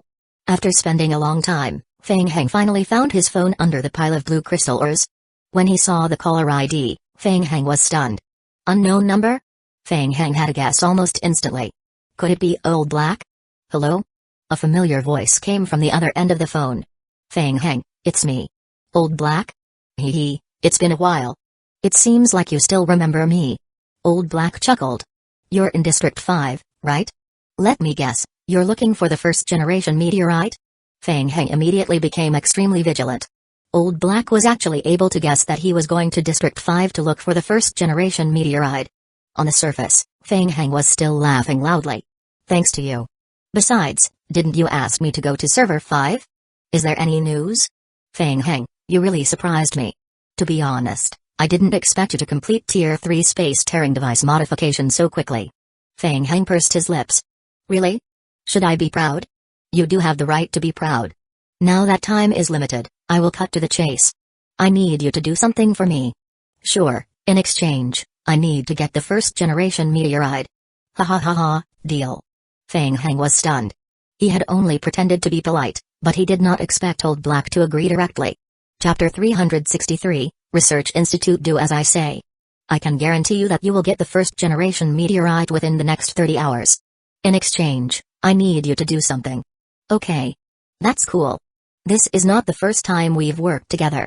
I need more trust this time. Do as I say. Can you do it? Of course. Feng Heng felt that he should agree first. You're near the second shelter of the Federation, right? Yes, that's right. Very good. I need you to go find Night Owl's people now. Night Owl? Yes. I don't want you to expose your identity. Go to the King of Gods game and buy a custom-made red mask. I will send you the mask blueprint later. To be safe, spend another 100 King of Gods points to buy a bottle of potion that can change one's appearance for up to 24 hours. You will have to pay for this. Sure. Right now, Night Owl desperately needs an excellent mechanic. I need you to find them first and help them with some work. Send me to work? What about the first-generation meteorite? Don't worry. Night Owl's people will take you to an experimental base to work. The first-generation meteorite is in that experimental base. Feng Heng's eyes lit up. After circling for half a day, the first-generation meteorite was actually in the hands of the Night Owl organization? Don't get excited yet, Feng Heng. That place was originally the Meteorite Company's experimental base. After it was occupied by the Night Owl organization, it underwent special modifications. I only have the initial map of that place. Night Owl has very strict control over that place. Back garden? There's a lot of stones? At first, Mr. Sun did not believe what the cleaner said. It was not until he was dragged to the back garden by a few cleaners that he saw the piles of stones piled up in the back garden with his own eyes. What's going on? It's probably Mr. Feng Heng. We were about to call someone to clean up the stones, but Mr. Feng Heng stopped us. Feng Heng? Mr. Sun felt like he was going crazy. Last night, Feng Heng went back and forth to the library, saying that he was looking for inspiration. He hadn't stopped yet. What was the meaning of putting so many stones in the back garden today? If Feng Heng wasn't Mo Youngxiao's VIP and Mo Jiaoai's best friend, Mr. Sun would have chased him out. Wait, when did he put so many stones in the back garden? Mr. Sun, you're up so early, huh? Feng Heng walked into the back garden and greeted everyone with a smile. He had just made a part of the follow-up plan with Old Black. After hanging up the phone, he heard the sound of the outside world through the window, so he ran out in a hurry. Mr. Feng Heng. What are you doing? Mr. Sun smiled bitterly and looked at Feng Heng, waiting for him to explain. This. I am sorry, these stones are quite precious. I can't find the place at the moment. I have put them in the back garden for the time being. These are very precious ores, so we must be careful that they don't get stolen by others. Precious? Mr. Sun did not believe a single word Feng Heng said. Mr. Feng Heng, you're new here. Could you have been deceived by someone? Is this kind of stone very precious? Of course, it's very expensive. Mr. Sun casually picked up a raw stone and placed it in his hand to observe. The raw stone emitted a faint blue light. Blue jade? But this blue was so transparent. No matter how one looked at it, it seemed fake. But 3 days. 3 days later, I will clean it up. I will have to trouble Big Brother Sunday. It wasn't easy to convince Mr. Sun to temporarily store the ores in the back garden. Feng Heng meditated for another 3 hours, recovering some of his energy and returned to the game. After spending 110 King of Gods points, Feng Hang first bought a custom-made red mask and a face-changing potion that lasted for 24 hours according to the blueprint Old Black gave him before entering the game. Entering the zombie apocalypse, Feng Hang put on the mask, drank the potion and drove the truck toward the agreed coordinates. To prevent the truck from exposing his identity, Feng Hang parked the truck at a location 1 kilometer away from the agreed-upon gathering point and slowly walked over. Soon, an abandoned shelter appeared in front of him. The abandoned shelter had been destroyed in the zombie wave and only half of it remained. Stepping into the shelter, Feng Hang looked around. 2 members of the Night Owl organization, one on the left and one on the right, wearing silver masks, walked out from behind the stone pillars. "You were introduced by Old Black?" "Yes, that's right. We were sent by Night Owl to pick you up. Come with us." The 2 compared the masks on Feng Hang's face and led him to the back door of the ruins. Feng Hang followed the 2 of them out of the back door of the abandoned shelter. A black SUV was parked by the roadside. "Let's go, get in the car." After getting in the car, Feng Hang turned his head to look out of the window. "How long will it take?" "About 2 hours if everything goes smoothly." Feng Hang took out a sleeping bag from his backpack. "I will go offline to rest for a while. Wake me up after 2 hours." The 2 Night Owl players looked at each other. Most players would be nervous when they heard that Night Owl was an anti-federal organization for the first time. It was rare for them to be as relaxed as Feng Hang. "No. Old Black should have told you that to prevent the mission from leaking, offline operations are prohibited during the operation. This is also for the safety of both parties. Correspondingly, Night Owl will give you extra mission compensation. TSK." Feng Hang curled his lips. He definitely wouldn't be able to receive the so-called compensation. Most likely, Old Black would use it to fill his own pockets. He thought of it as the price for the first-generation meteorite. Feng Hang put away the simple bed and controlled the scattered ordinary zombies in the distance to slowly walk over. The entire journey was silent. After bumping for nearly an hour and a half in the car drove into the wilderness. Feng Hang looked out of the window. District 5, in the wilderness. This large area was controlled by the anti-Federation forces. Feng Hang had seen some random conversations on the forum before. It was said that the anti-Federation forces were not on the same page. There were frequent conflicts of all sizes, so it was normal for them to fight to the death. However, once the Federation forces tried to invade the wilderness, they would unite and face the outside world. After driving along the road in the wilderness for half an hour, the car turned into a newly built path. Soon, the car stopped outside a research institute. Feng Hang did not get out of the car immediately. Through the car window, he saw many large trucks parked outside the research institute. Many players were moving materials down from the trucks. These players didn't wear masks. Boxes? After carefully observing them, Feng Hang felt that those boxes looked a little familiar. Could they be the blue crystal raw ores that he had plundered from the mining area last night? Feng Hang was suspicious. "We're here. You can get off now." Feng Hang opened the car door and got off. The scorching sun hung high in the sky. Feng Hang narrowed his eyes and looked up at the building in front of him. It was a 5-story building with a large number of turrets attached to it. A few people wearing silver masks stood at the entrance of the research institute. Chapter 364, Stabilizers among the crowd. Only Saikong Mao wasn't wearing a mask. He looked at Feng Hang, his gaze fixed on Feng Hang's red mask. "I am Saikong Mao, the person in charge of the research institute." "Feng Shao." Feng Hang replied indifferently, his gaze shifting to Saikong Mao. Saikong Mao. The Federation's S-level wanted criminal. He was a ruthless character. Feng Hang had a slight impression of him. There were 2 types of criminals that could make it onto the S-level wanted list. The first type was those who were strong to a certain extent and possessed extremely destructive abilities, causing the Federation to feel an extremely great threat. The second type was those criminals who relied on their efforts to stir up trouble in the game, causing great damage to the Federation.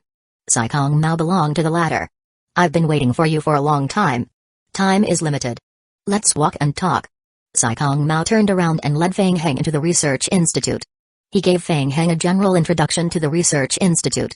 This building used to be one of the secret research institutes of the Meteorite Company. Now, it's completely under the control of our Night Owl. The group of people walked straight into the research institute and stopped in front of the delivery elevator. Saikong Mao pressed the button that led to the second basement. A few players who were pushing ore carts followed them into the elevator. "After we took over the Research Institute, we completely modified it and strengthened the Research Institute's defensive capabilities. The wilderness areas are all anti-federal organizations. We're united against the outside world, so it's safer. Next is stealth. Stealth. Fang Heng looked at the player who was moving the ores and materials, thinking, is this still considered stealth? There's a change in the plan. They only came here last night. 2 days ago, only the core members of Night Owl's organization knew about the existence of the research institute. Sai Kong Mao noticed Fang Heng's tone and explained. He raised his head to look at Fang Heng and asked, Fang Shao, what's your mechanic level and building level? Both are level 15 and there's also the talent skill bonus. Fang Heng deliberately omitted tier 3. Sai Kong Mao's eyes flashed with surprise. You're level 15? Yes. Very impressive. Sai Kong Mao nodded his head in praise. Level 15. This level was considered a veteran player in Server 5. Looks like Old Black has introduced me to a reliable candidate. Sai Kong Mao sighed and asked intentionally, how do you know Old Black? In the beginning, it was through an anonymous mission. At that time, I didn't know that he was related to your Night Owl, so I was almost cheated by him once. Fang Heng said with a smile, but he still gave a lot of money, and it arrived in time. Ding dong. The elevator stopped at the 3rd basement. Let's go. Along the way, Fang Heng was observing the surrounding terrain. The internal security of the research institute was relatively tight. Night Owl players wearing silver masks could often be seen. After walking through a passage that was about 10 meters long, a huge underground platform appeared in front of them. This is the research institute's main control room. Seeing the scene in the main control room, Fang Heng's pupils suddenly constricted. That was. In the middle of the platform stood a large mechanical device. Many players were surrounding the machine and making calculations and modifications. What the hell? Large-scale space-tearing device? Fang Heng was shocked. That's not right. Fang Heng frowned as he carefully observed the supersized machine in the center of the platform. It was not a large-scale space-tearing device. Even though it was very similar to the structure of the space-tearing device. Let me introduce the space-tearing stabilizing device. Fang Heng turned his head to look at Sai Kong Mao. What's that? Sai Kong Mao wanted to test Fang Heng's mechanical knowledge. Old Black said that you're proficient in mechanical devices, so you should have heard of the large-scale space-tearing device, right? Of course, it's a kind of long-distance transmission device. It consumes a lot of energy and requires a special blue crystal as its energy source. Fang Heng paused and added, in addition, I heard that after the device is upgraded to a higher tier, it can also conduct teleportations across servers. You're right. The space-tearing device is the backdoor left behind by the game in various worlds.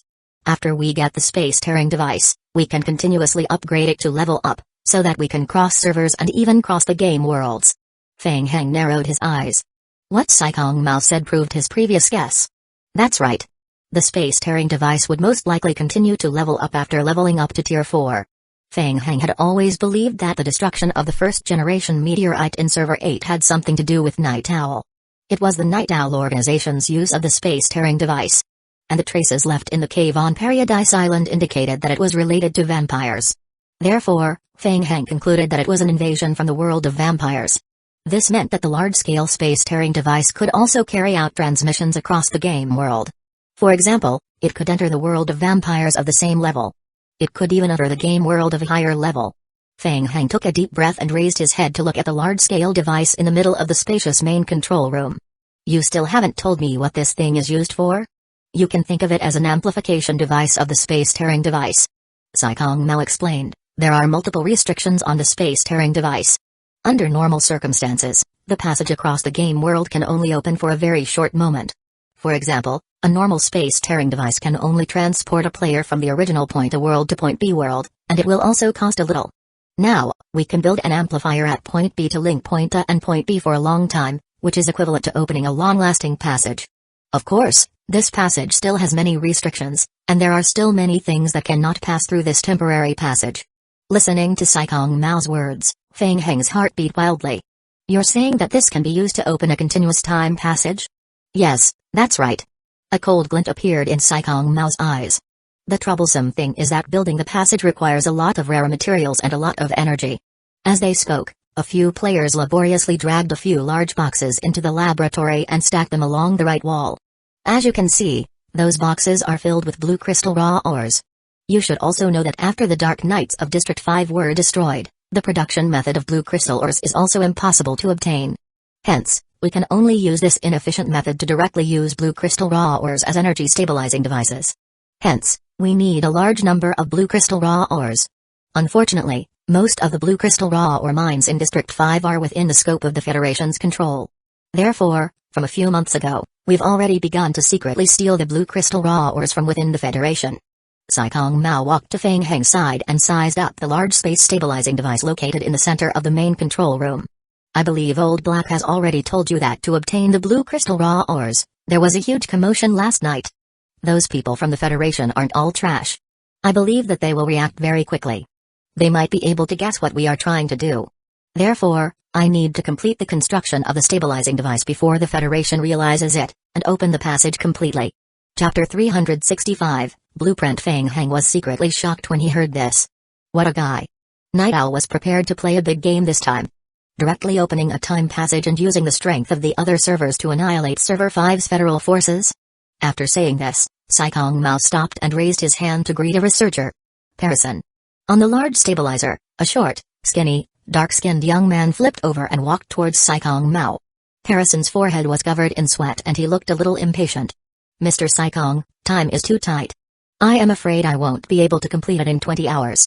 Saikong Mao waved his hand and interrupted. This is Feng Shao, the person recommended by Old Black. He will be in charge of the construction of the stabilizer. You will assist him. When Parison heard this, he carefully sized up Feng Heng and revealed an expression of distrust. He is Parison, a level 11 mechanical master.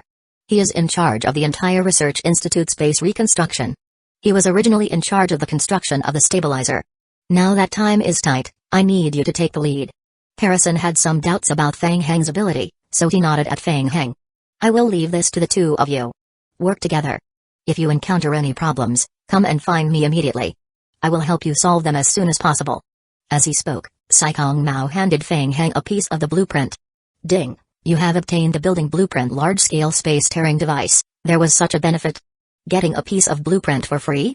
With this, he would be able to think of a way to directly open the world passage in the future. Feng Heng maintained his calm on the surface and opened the building blueprints to check. Item, building blueprints large-scale space-tearing device stabilizer. Description, after using the blueprints, you can learn the construction of the large-scale space-tearing device stabilizer. Learning requirements, machinery proficiency level 10, basic building level 10. Construction effect 1, after the main space-tearing device is positioned, the stabilizer is activated. It can greatly increase the stability of the passage, allowing the passage to be continuously constructed and allow most of the minerals, materials and living things to pass through. Construction effect 2, activating the stabilizer will consume a large amount of energy in an instant, and maintaining the passage will consume the energy of both the main device and the stabilizer at the same time. As the passage's usage time increases, the energy consumption will gradually increase. Construction effect 3, the facility may be damaged during usage. Materials required for construction. Click here to display the details. Good stuff. Feng Heng impatiently slapped the blueprint on his head. Ding, you have learned the skill large-scale space-tearing device. Feng Shao, you only have 20 hours. We have to complete the construction of the stabilizer. Saikong Mao instructed Feng Heng. He did not leave the main control room. Instead, he walked to the side, sat on a stool and quietly watched. Feng Heng was still thinking about the stabilizer. This thing was good. With it, he could think of a way to open a passage for a longer duration in the future, plundering the resources of other servers and moving materials into his shelter. The scale had become bigger all of a sudden. Seeing that Feng Heng did not make any move, Parison wiped the sweat from his forehead and could not help but urge him. Feng Shao, let's start now. The other players' mechanical levels are very low, so they can only help out and make some intermediate parts. Only the two of us and the other 3 NPC survivors can complete the main construction work. Okay. Feng Heng answered perfunctorily and glanced at the game log. The zombie clones that died last night would be resurrected in less than 2 hours. There were too many people here, so it was not a good place to resurrect zombies. He had to find a quiet place to resurrect zombies as soon as possible and then make a plan. Feng Heng, hurry up. If we don't finish the construction on time. Parison carefully glanced at Saikong Mao, who was not far away, and hesitated. Don't worry. There's still plenty of time. Feng Heng followed Parison to the space-tearing stabilizing device in the center of the main control room. Ding, you have found a large-scale space-tearing stabilizing device under construction. Ding, you have mastered the construction of the building. Ding, current completion rate, 77.15%. Ding, this construction requires 17 high-level mechanical parts, 27 chrome lead alloy, 31 advanced precision gears. After completion, the overall completion rate will increase by 2% to 4.3%. Construction success rate, 87%. Feng Heng raised his head again and turned his head to look behind him. A gaze was focused on him. It was Saikong Mao. Feng Heng raised the wrench and waved it at Saikong Mao, then turned around to start the construction. Seeing a long channeling bar appear above Feng Heng's head, Saikong Mao, who had been staring at Feng Heng, heaved a sigh of relief. He had let down his guard a little against Feng Heng. Perhaps it was because it was too important, he had always felt a little uneasy. Closing his eyes, Saikong Mao continued to glean the plan that he would carry out later. Ding! You have completed the current construction of the building.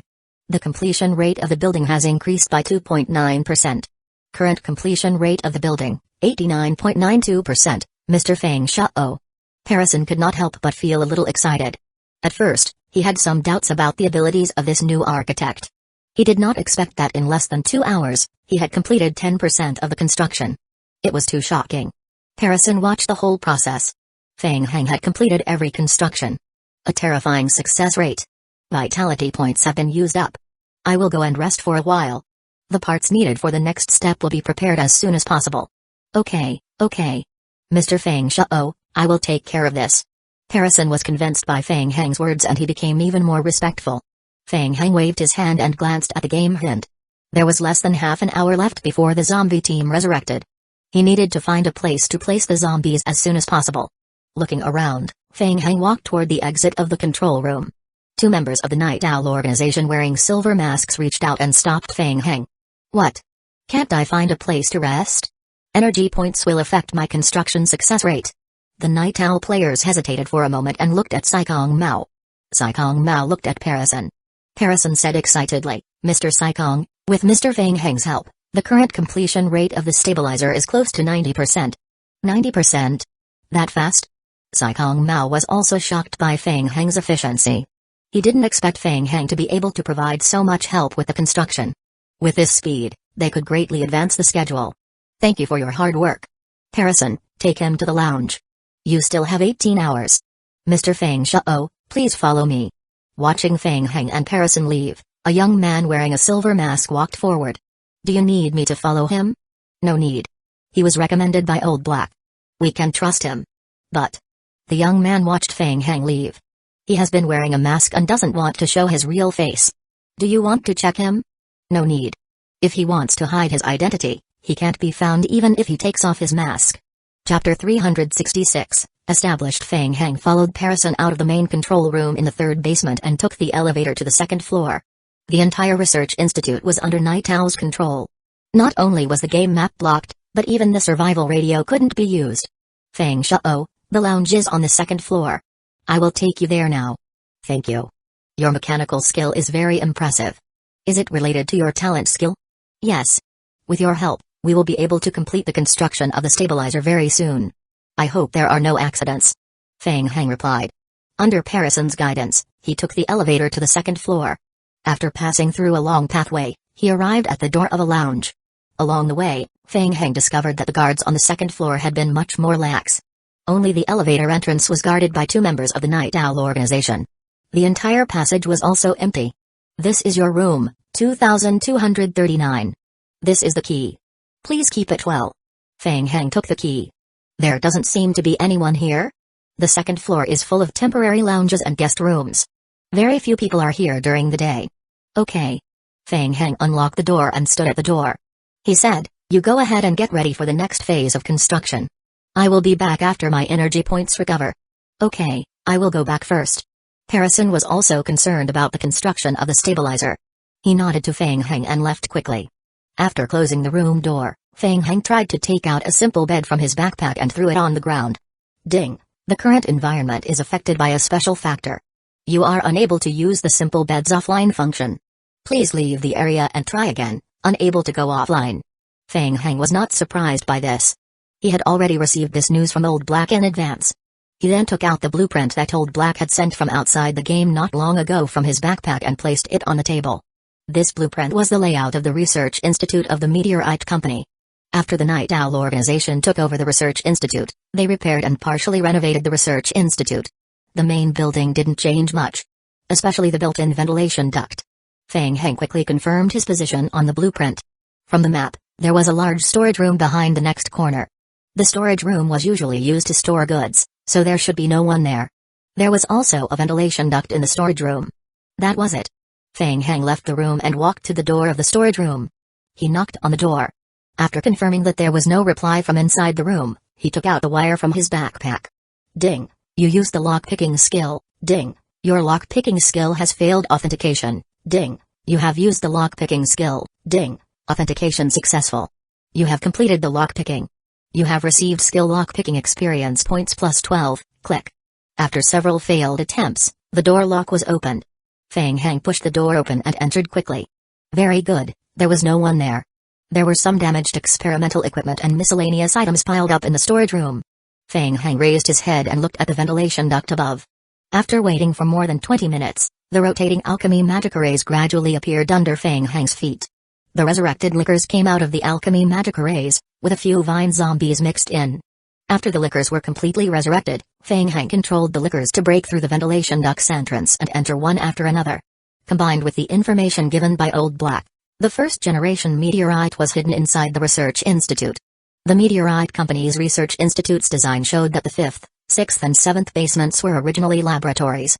Considering that the first-generation meteorite would cause strong radiation, in order to minimize the radiation effect, storing the first-generation meteorite in the deepest part of the 7th basement was the optimal plan. While thinking, Feng Heng controlled the liquors in the ventilation duct to explore downward. Soon, the liquors sent a message. After the ventilation duct entered the 6th basement, it was completely cut off. The liquors sensed the sound of a human being at the exit of the ventilation duct on the 6th basement. Looks like I have to wait. Feng Heng muttered to himself. Pretending that nothing had happened, Feng Heng returned to the 3rd basement. 4 hours later. A game hint appeared on Feng Heng's retina. Ding. You have completed the construction of the large-scale space-tearing stabilizer. The large-scale space-tearing stabilizer was completed. Good. Thank you for your hard work. Saikong Mao's eyes flashed with unconcealable excitement. Harrison, let's begin. Yes. The construction was completed more than 10 hours ahead of schedule, and Parison was in high spirits. He immediately called the few researcher NPCs in the room to connect to the main world's space-tearing device. At the same time, he assigned the players to load the blue crystal raw ores. Feng Heng stood quietly on the spot, looking at the busy players. Saikong Mao walked to Feng Heng's side. Feng Shao, there's a high probability that the stabilizing device will malfunction during operation. Later, we still need you to stay here and ensure the normal operation of the teleportation passage. No problem, leave it to me. Feng Heng nodded lightly and agreed immediately. Thank you. Saikong Mao clenched his fists. After setting up for so long, the Night Owl organization had finally taken the first step in their plan. He could not help but feel a little excited. Feng Heng asked, is it a passage that crosses the game world? That's right, the other end of the passage comes from the vampire apocalypse. He guessed it right. Night Owl's series of arrangements were all related to the vampire apocalypse. Feng Heng was about to ask more questions when another NPC research personnel walked up and asked in a low voice. Mr. Saikong, the blue crystal raw ores have been filled up. The efficiency of the raw ores energy conversion is extremely low. According to the current blue crystal raw ore reserve, it's estimated that it can only maintain the passage open for about 20 minutes. Are we ready to open it? The energy is enough. Let's begin. Harrison and the other 2 NPC researchers sat in front of the main control console, controlling the stabilizer to perform docking operations. We have received a parallel world signal. Docking is in progress. Docking completed. Confirming the docking point. Passage is being established. The stabilizer at the center of the control center kept shaking. Circles of blue energy waves radiated out from the stabilizer. What's the situation? Is there a problem? The fluctuation range is still within the normal range. The fluctuation phenomenon produced by the amplifier made the players a little nervous. They couldn't help but whisper in low voices. Harrison frowned and said in a low voice, don't be nervous. This is a normal phenomenon, it's the energy dissipation caused by using low-level energy. Sizzle sizzle sizzle. As soon as he finished speaking, the space in the center of the control room showed a strange distortion. Harrison saw this and ordered loudly, quick. Increase the power. Adjust it to the maximum. Quick. Hearing this, the 2 assistant researchers immediately adjusted the power to the maximum. Kai kai kai. The space was distorted to the extreme and a black crack appeared in the middle. Blue electric currents were constantly flashing in the crack. Chapter 367, Invasion Whoosh. 2 thick blue energy beams shot out from the stabilizer's top, directly hitting the spatial rift. A strong light flashed and all the players couldn't help but lower their heads. They looked up again. A blue, rippling passage that looked like the surface of the water appeared in the center of the control center hall. The ripples trembled slightly.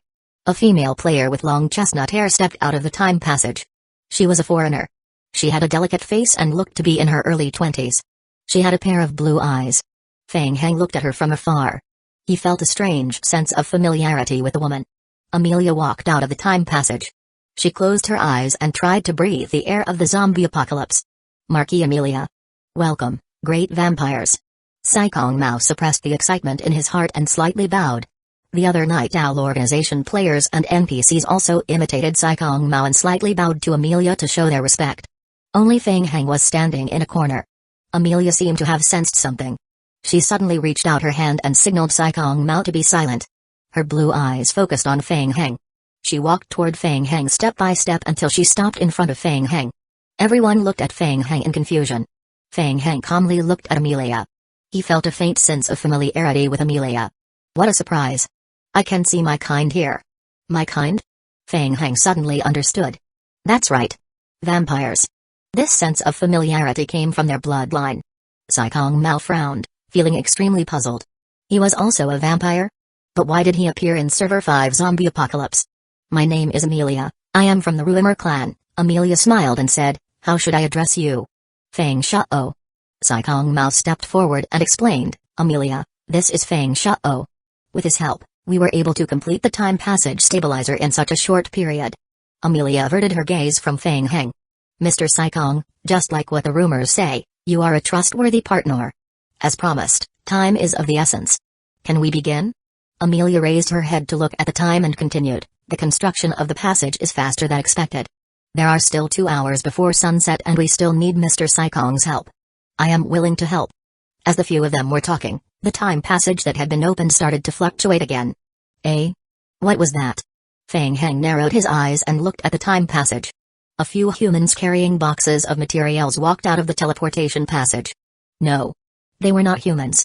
They looked almost the same as humans on the outside, but the spine of their bodies was strangely bent. The hair on their bodies had fallen off, and their exposed skin was frighteningly pale. Blood slaves. These 2 words appeared in Feng Heng's mind, and at the same time, he felt a sense of disgust from the bottom of his heart. Blood slaves were the product of failure after receiving the inheritance of vampires. They did not die, but they also did not successfully advance to become vampires and turn into a kind of inferior life form. The evolution failed and the physical quality of the blood slaves did not improve. Instead, they became extremely afraid of the sun and they needed to drink blood every once in a while to maintain their lives. In the vampire apocalypse, the blood slaves were considered to be unclean degenerates. They were the lowest level creature, even worse than humans who were kept in captivity. They could only do some low-level labor. Apart from that, the low-level blood slaves were born to submit to the high-level vampires. Therefore, even though the orthodox vampires despised creatures like the blood slaves, they all admitted that using them as slaves was the most convenient method. The blood slaves moved the boxes filled with blue square crystals into the hall through the teleportation passage as the energy source for the stabilizer. Then, they moved the remaining blue crystal raw ores in the hull back through the teleportation passage. Before that, we still need to replenish the energy source for the stabilizer. When night falls, the vampires from the Ruimer clan will officially launch a war against the Federation players in District 5. Amelia smiled. Mr. Sai Kong, are you ready? Of course. I've been looking forward to this day for a long time. Sai Kong nodded. Be careful of the Federation's sniping. When the time comes, I will stay here to prevent the Federation's surprise attack from destroying the teleportation passage. In the Federation's meeting hall, the high-ranking military officers of District 5 Zombie Apocalypse were having a long-distance meeting to review the events that happened in Shelter Number 2 last night, trying to figure out the movements of Night Owl and the other anti-federal organizations. Before they could figure out the reason, the door of the meeting room in the main hall was pushed open. A soldier hurriedly handed a report to the commander of District 5's United Front Commander, Keon Yuan. Minister Keon, the latest emergency information. Seeing the contents of the report, Keon Yuan's expression changed. He nodded and signaled the soldier to announce the contents. Yes. The soldier faced the officers and announced, 5 minutes ago, a large-scale spatial fluctuation appeared in Zombie Apocalypse District 5. The intensity of the fluctuation was 100 to 150 times greater than the fluctuation near our second shelter yesterday. According to the intelligence analysis, a space-tearing passage across worlds is being established in District 5. Almost at the same time, 2 words appeared in the minds of all the participants. Dimensional invasion. Server 5 was being invaded by other dimensional worlds. A high-ranking Federation officer asked, "Where is the location of the disturbance?" "Currently searching. We have confirmed that it is within the eastern region of the Federation's District 5. In half an hour, we will be able to determine within an error range of 1,000 kilometers. In 2 hours, we will be able to locate the exact coordinates of the passage." "Which world is it from?" "We have yet to receive any reports from other worlds. The cost of invading a low-tier game world from a high-tier world is too high. The intelligence department has determined that it is an invasion from the same dimension. There is a high probability that it is the vampire apocalypse." The hearts of all the military officers in the eastern region sank. This was troublesome. The danger level of the vampire apocalypse and the zombie apocalypse were on par. However, the overall strength of the players in the vampire apocalypse was stronger than that of the players in the zombie apocalypse. Hyun said in a deep voice, "I announce that Server 5 has entered an emergency state. Everyone is online and ready for battle. Gather everyone within half an hour and attack the source of the teleportation point in 1 hour. We must win this battle." Yes. 2 hours passed in the blink of an eye. The sky gradually darkened. The entire central control room was filled with a large number of low-level vampires. The real vampires looked no different from ordinary humans. They could walk openly under the sun. They also had a physique and vitality that exceeded that of ordinary people. They could also gather strength from their blood and quickly recover their life by absorbing blood. After advancing to the middle-level vampires, the vampires could have higher blood control abilities. Their biggest characteristic was that their vitality had greatly increased. They could also transform into vampire bats within a short period and could fly for a short period. Chapter 368, Blood Slave. I don't think we need them anymore. Amelia was thinking about something.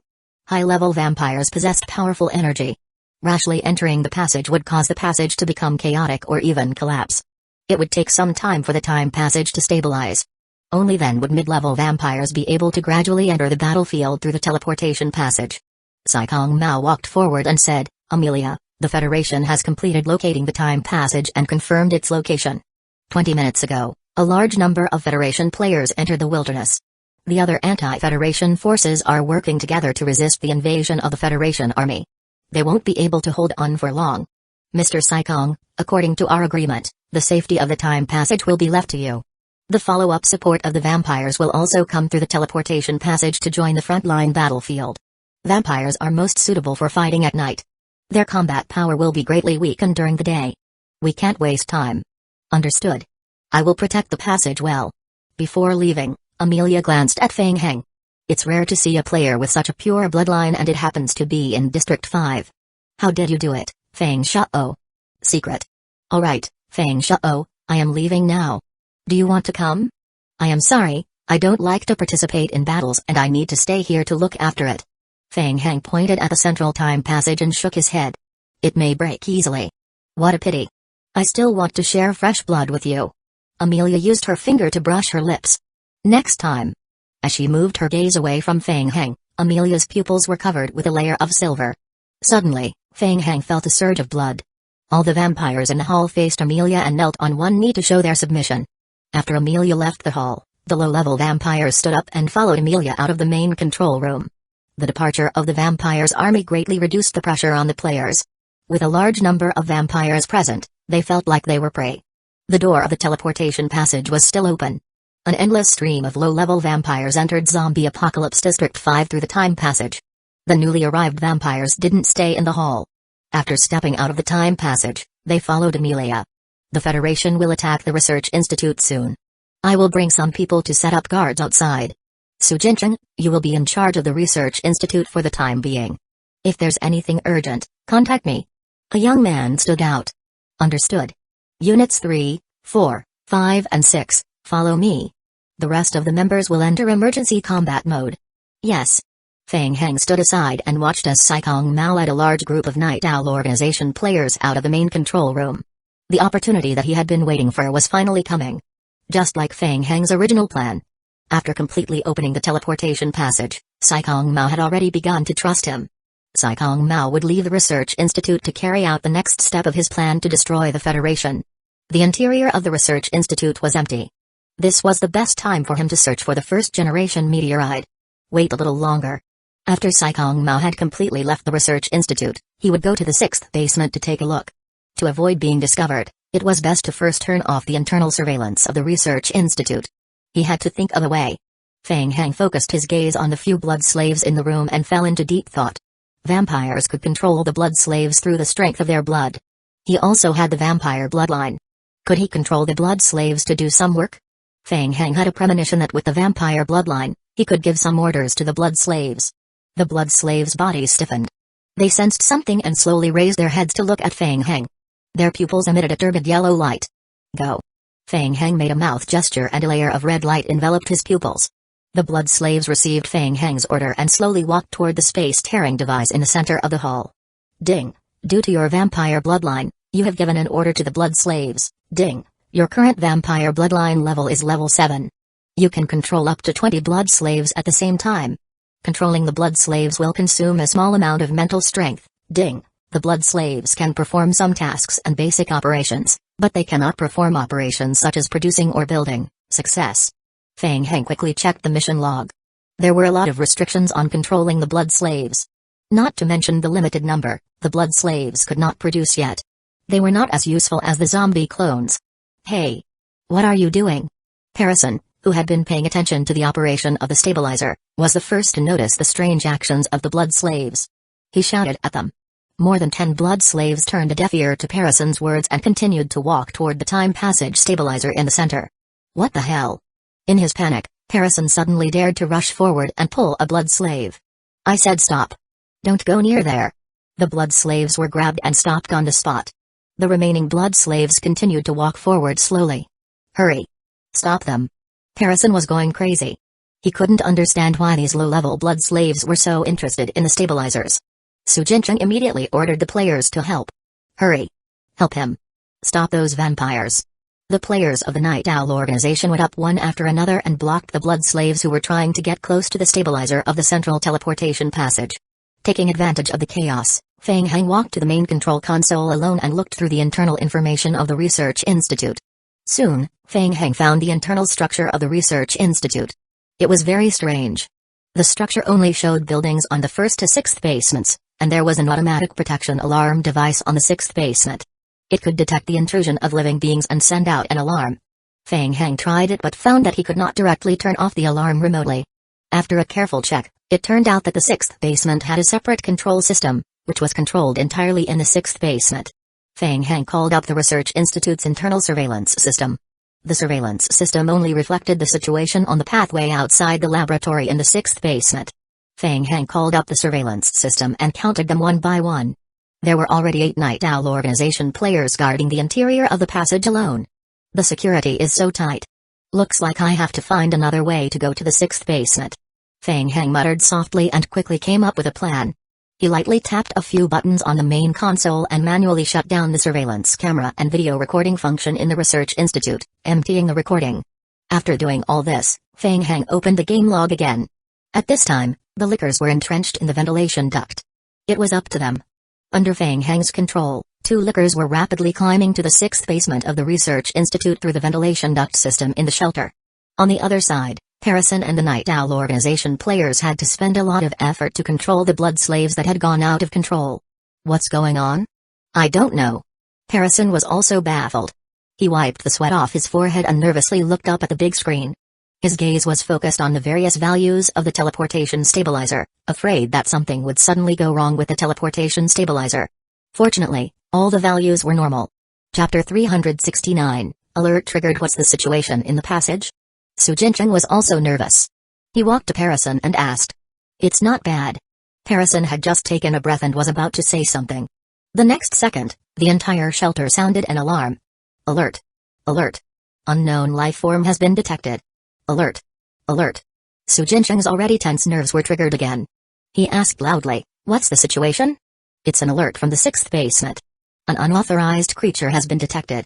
A research personnel lowered his head to control the main control system. He was sweating profusely. Unauthorized creature? What's that? I am not sure, I am still checking. It's the liquor invasion. Feng Heng interrupted the conversation between the two and conveniently controlled the main control console. He switched the screen projection to a monitor on the 6th basement. Dong. Dong dong. On the screen, the ventilation duct's net was forcefully pushed open by the lickers. 2 lickers crawled out from the ventilation duct and quickly climbed along the wall. In the corridor, 2 members of the Night Owl organization realized a zombie invasion and immediately pulled out their guns and fired. Bang, bang, bang, bang. The passage was narrow and the lickers were immediately hit by a few bullets. However, the bullets didn't stop the lickers. They continued to move along the ceiling at an extremely fast speed and passed over the 2 players of the Night Owl organization. Not good. They're heading towards the central research room. Fang Heng once again switched to the surveillance screen, positioning the screen outside the research room in the 6th basement. The 4 Night Owl organization players were ready for battle. They held their automatic rifles tightly in their hands and faced the corner of the passage. Shoosh. 2 red shadows flashed past the corner. Bang bang bang. Bang bang. Bang bang. The 4 players pulled the trigger almost at the same time. The lickers kept changing its angle and flew along the wall towards the Night Owl player. They're coming. A flashbang was thrown out of the player's hand. Pa. A strong light flashed. Wang. The ultra-high-frequency sound wave emitted by the flashbang was a great restraint on the lickers. Affected by the sound wave, the 2 lickers lost their sense of direction and fell from the air. Bang. Bang. Bang. Bang. Following that, the bullets landed on the 2 lickers. Su Jincheng stared at the screen. The lickers on the screen looked very familiar. He thought of the group of lickers he saw outside the Federation's shelter last night. Vaguely, Su Jincheng noticed a red light appearing under the licker's skin. Oh no! Su Jincheng suddenly shouted, "Run!" Boom. He was still one step too late. The 2 lickers' bodies exploded in the passage. Red blood splashed out in all directions. The 4 players were still quite far away. 2 of them were unlucky, but the blood splashed on the silver mask. Almost instantly, the thin layer of the silver mask was dissolved by the blood. The blood stained the skin. Ah! The 2 players immediately cried out in pain and subconsciously reached out to touch the silver mask. The blood had dissolved a large part of their faces.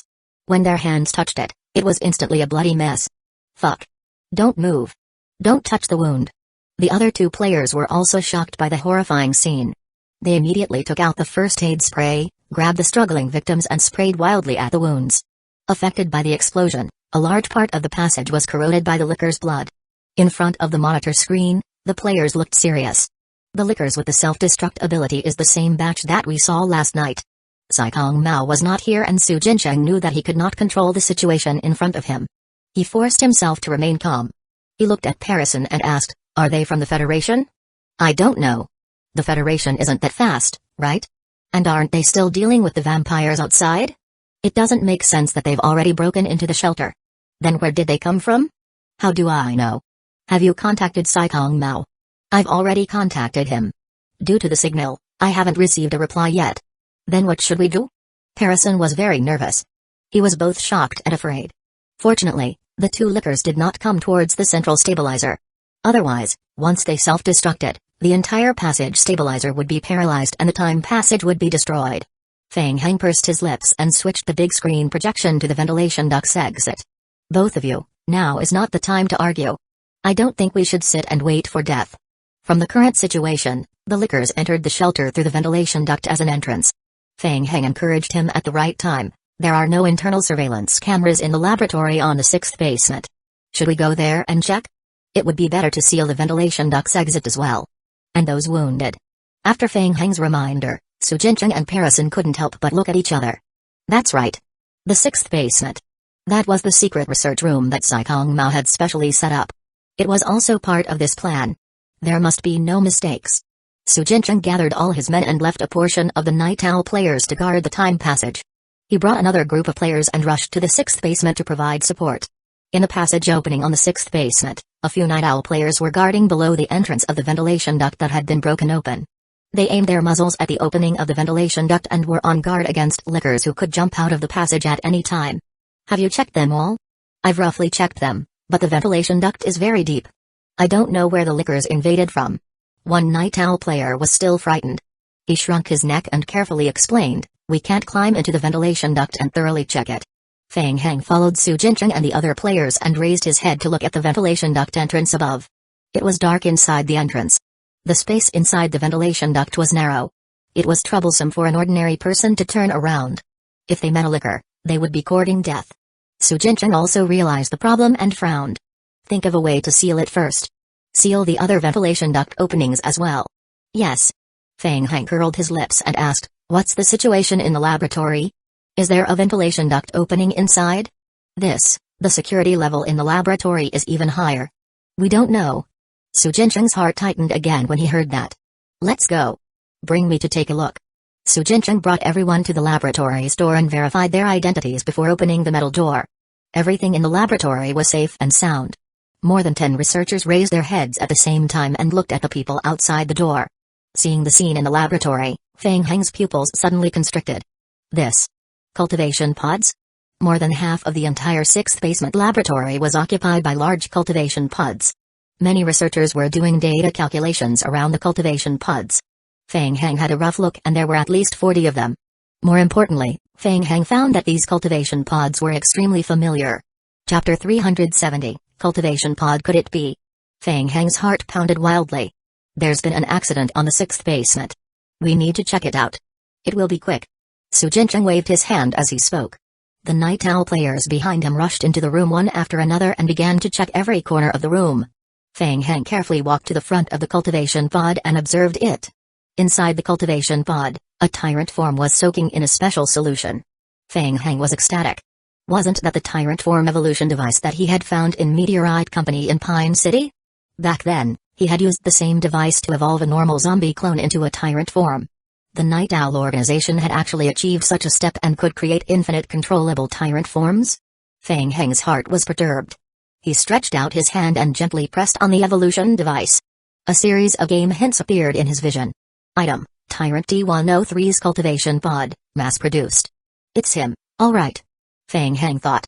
His heart was getting more and more excited. Feng Heng once again looked around the entire laboratory. There were a total of 42 tyrant form evolution devices. Based on the 30% success rate, there should be at least 10 tyrant forms that could successfully complete the evolution. If he was greedy enough, he could think of a way to leave a mechanical cultivation pod and fusion culture fluid and bring them all back for research. With the evolution device, he could definitely greatly increase the speed of experimentation on tyrant forms. Feng Shao, what do you think? Isn't it amazing? When Parison saw Feng Heng standing in front of the tyrant form cultivation pods, he also walked over and stood beside him. This is a tyrant form cultivation pod? Parison, feeling quite proud, nodded and said, yes, this is a secret of our research institute. Don't leak it out. But why are there so many? You can already mass-produce them yourself? We only did some repairs. Mr. Saikong was the one who got people to collect these. Parison put his hand on the cultivation pod and explained, over the years, Mr. Saikong has been trying to use his special talent skill to control the tyrants. Talent? His talent is to control zombies. Feng Heng was very surprised to find out that there was someone with similar talent to him. He thought of the group of zombies that attacked the federal shelter the night before. Was that group of zombies controlled by Saikong Mao? It's not exactly controlling. Mr. Saikong's special talent can temporarily control the hatred of the zombie team and make them cooperate to attack the Federation Army team.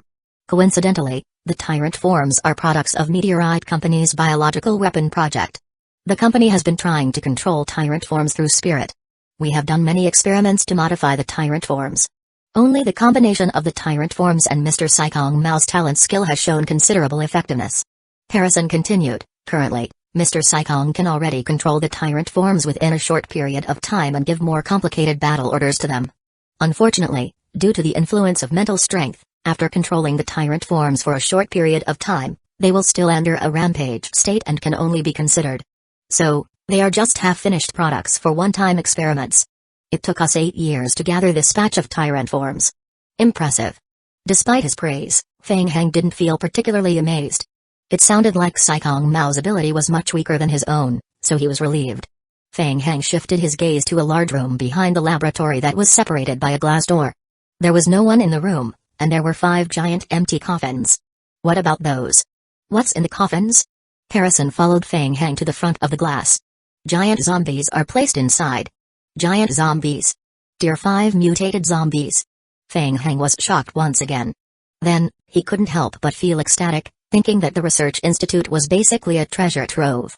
The night before, he didn't manage to get a live sample of a giant zombie, so he felt shortchanged. But now, an opportunity was here. He didn't need the live sample anymore. He just needed to bring the whole frozen giant zombie back. But, how could he bring back such a big giant zombie? For a moment, Feng Heng was a little troubled. He really wanted to move the entire research institute back. Harrison couldn't see Feng Heng's happiness under the mask.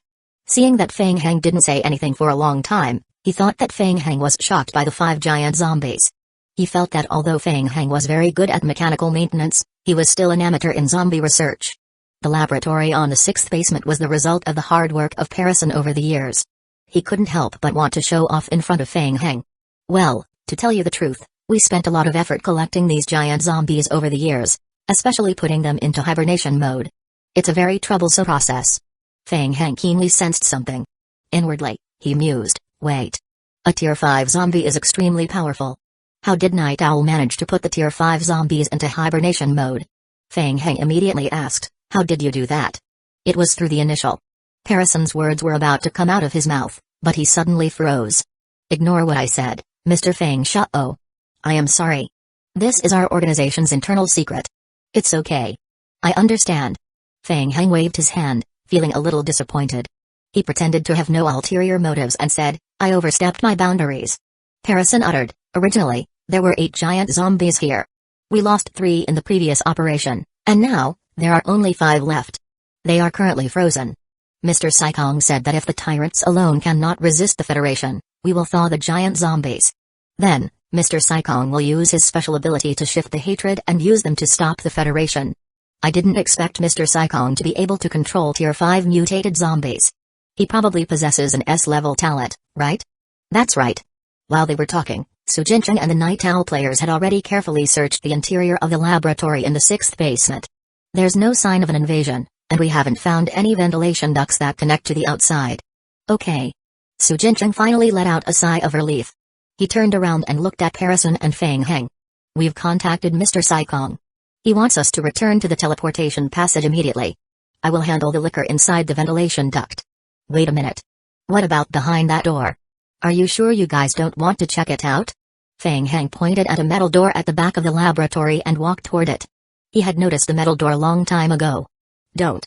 Harrison quickly took 2 steps forward to stop Feng Heng. Don't open that door. Why? Don't ask. There's nothing inside. Let's go back quickly. Ever since Mr. Saikong left, my heart has been pounding. I keep feeling like something is going to happen. All right. Feng Heng shrugged and no longer insisted. He left the laboratory in the 6th basement with the others. Before leaving, Feng Heng took one last look at the heavy metal door. The surface of the metal door seemed matte, hinting that it was made of a special alloy. One that was used to it seemed to be used to prevent radiation from spreading. Chapter 371, Disadvantaged Ruo. The head of the Zhao family happens to be out of town these 2 days.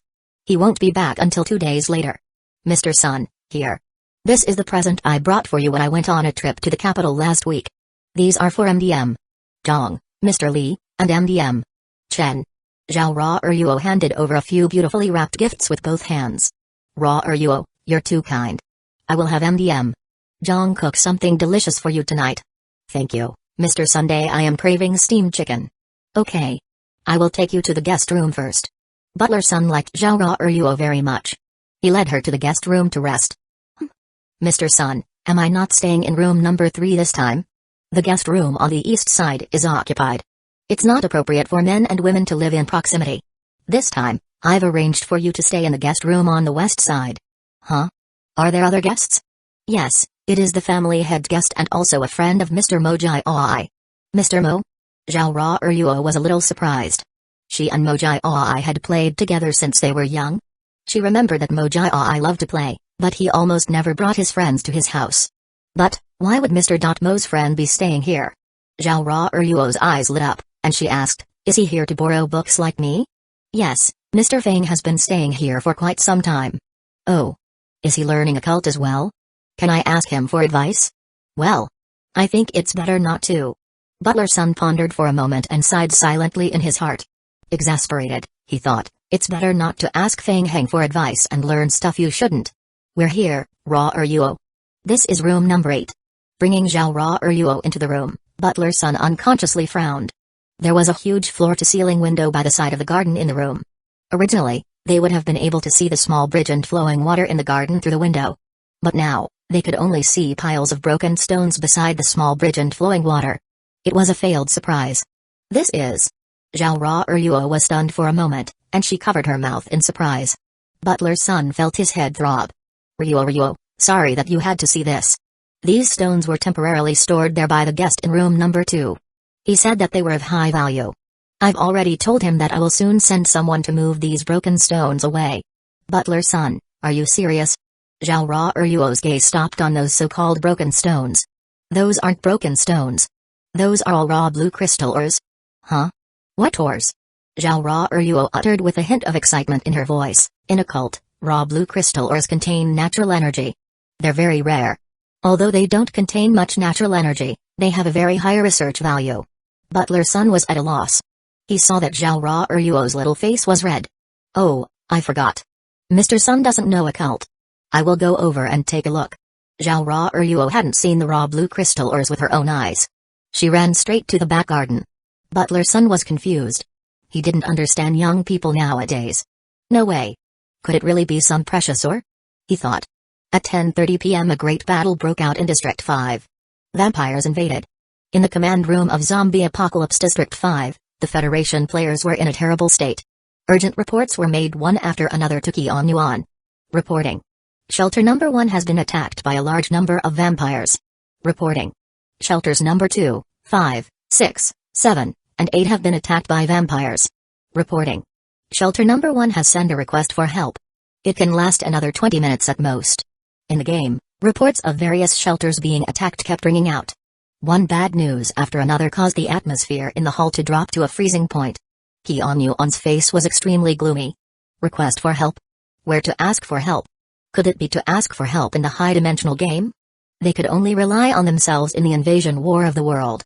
However, as the chief commander, Yuan could not say such words to hurt the team's morale. Tell the people of Shelter number 1 to retreat. The reinforcements from the western region, the northern region, and the southern region are already on their way. Hold up against this wave and counterattack tomorrow morning. They relied on the other 3 regions to replenish their player forces, and the reinforcements from the vampires were also pouring into the battlefield. However, Yuan knew very well that fighting on home ground guaranteed victory of the Federation. The Federation could not afford to lose. If they failed, the entire District 5 would fall into the hands of the anti-Federation forces. Yuan thought that the only chance to kill was in the time passage. As long as they could destroy the time passage, the backup troops of the vampires would not be able to reach the battlefield. Yuan had already made a plan in the first instance. All the elite teams in District 5 of the Federation had been sent out to destroy the time passage. Destroying the passage was key to victory. Meanwhile, inside the main control room of District 5's Research Institute, the time passage was still in operation. An endless stream of low-level vampires entered District 5 through the teleportation passage and headed to the battlefield on the front line. Feng Heng stood in front of the command station. He seemed to be observing the situation outside, but in fact, he was using the game log to control the zombie team. The ventilation duct inside the Research Institute was directly connected to the sewer. The sewer was connected to the outside of the Research Institute. Even though Night Owl had already set up a defense and sealed a few connecting points in advance, it didn't make things difficult for Feng Heng. He spent some time getting the zombie clones to dig out the sealed passages again. Outside, Night Owl and the federal forces were fighting for their lives. They didn't have the time to bother with the small zombie team that was staggering toward the sewer under the night sky. Ever since Feng Heng saw the tyrant form cultivation pods in the 6th basement a few hours ago, he grew greedy. There were a total of 42 tyrant form cultivation pods. Taking that into consideration, he didn't have enough vine zombies. From the morning until now, it took more than 10 hours for the vine zombies to reach the sewer. Next, Feng Heng had them enter the ventilation duct through the sewer, climb to the 2nd floor to get tools, and then climb back to the 6th basement. Feng Heng was controlling the zombie team from a distance when he suddenly sensed something. Feng Heng turned around and looked toward the time passage, narrowing his eyes. He could feel that the approaching vampires were stronger than the low-level vampires from before. Mid-level vampires. Feng Heng muttered to himself. The time passage began to stabilize after running for a while. The mid-level vampires also began to pass through the passage. Feng Heng looked away and lowered his head to observe the situation outside through the surveillance monitors. Outside the shelter, the Night Owl organization had already fought with the Federation elites. The weapons and equipment of the Federation were more advanced, and their players' physiques were better. However, Saikong Mao's side had long been prepared for battle. They had the geographical advantage of the Research Institute being behind them. Besides, it was nighttime, adding to the Federation's disadvantage. The battle had entered its climax. However, Feng Heng was well aware of the situation. The Federation did not bring about any real threat to the research institute, and Saikong Mao had not even revealed his trump card. However, at the very least, the Federation had given Saikong Mao a certain amount of pressure, forcing him to direct his attention away from inside the research institute. It was time to make a move. Chapter 372, Secret Plan. Feng Heng opened the game log. The Vine Zombie team had successfully entered the ventilation duct and was heading to the storage room on the second floor. Feng Heng glanced at Su Jincheng, who was a little anxious. Su Jincheng had been worried about the liquor in the ventilation duct. He was barely holding his uneasiness in. Seeing that, Feng Heng immediately controlled the zombie team hidden in the ventilation duct to gather at the control center hall in the third basement. Alert! Alert! Unknown creature has been detected. Soon, another ear-piercing alarm sounded in the main control room. Su Jincheng's heart was in his throat. He stood up from his seat with a whoosh. What's going on? Liquorsa. A large number of liquors detected. The researcher's forehead was covered with cold sweat, and he looked panicked. On the surveillance monitors, more than 10 liquors crawled out of the broken ventilation duct. Earlier, there were only 2 liquors, and they had already caused so much trouble. Not good. They are coming toward our main control room. Quick! Gather all of the teams. Su Jincheng immediately ordered.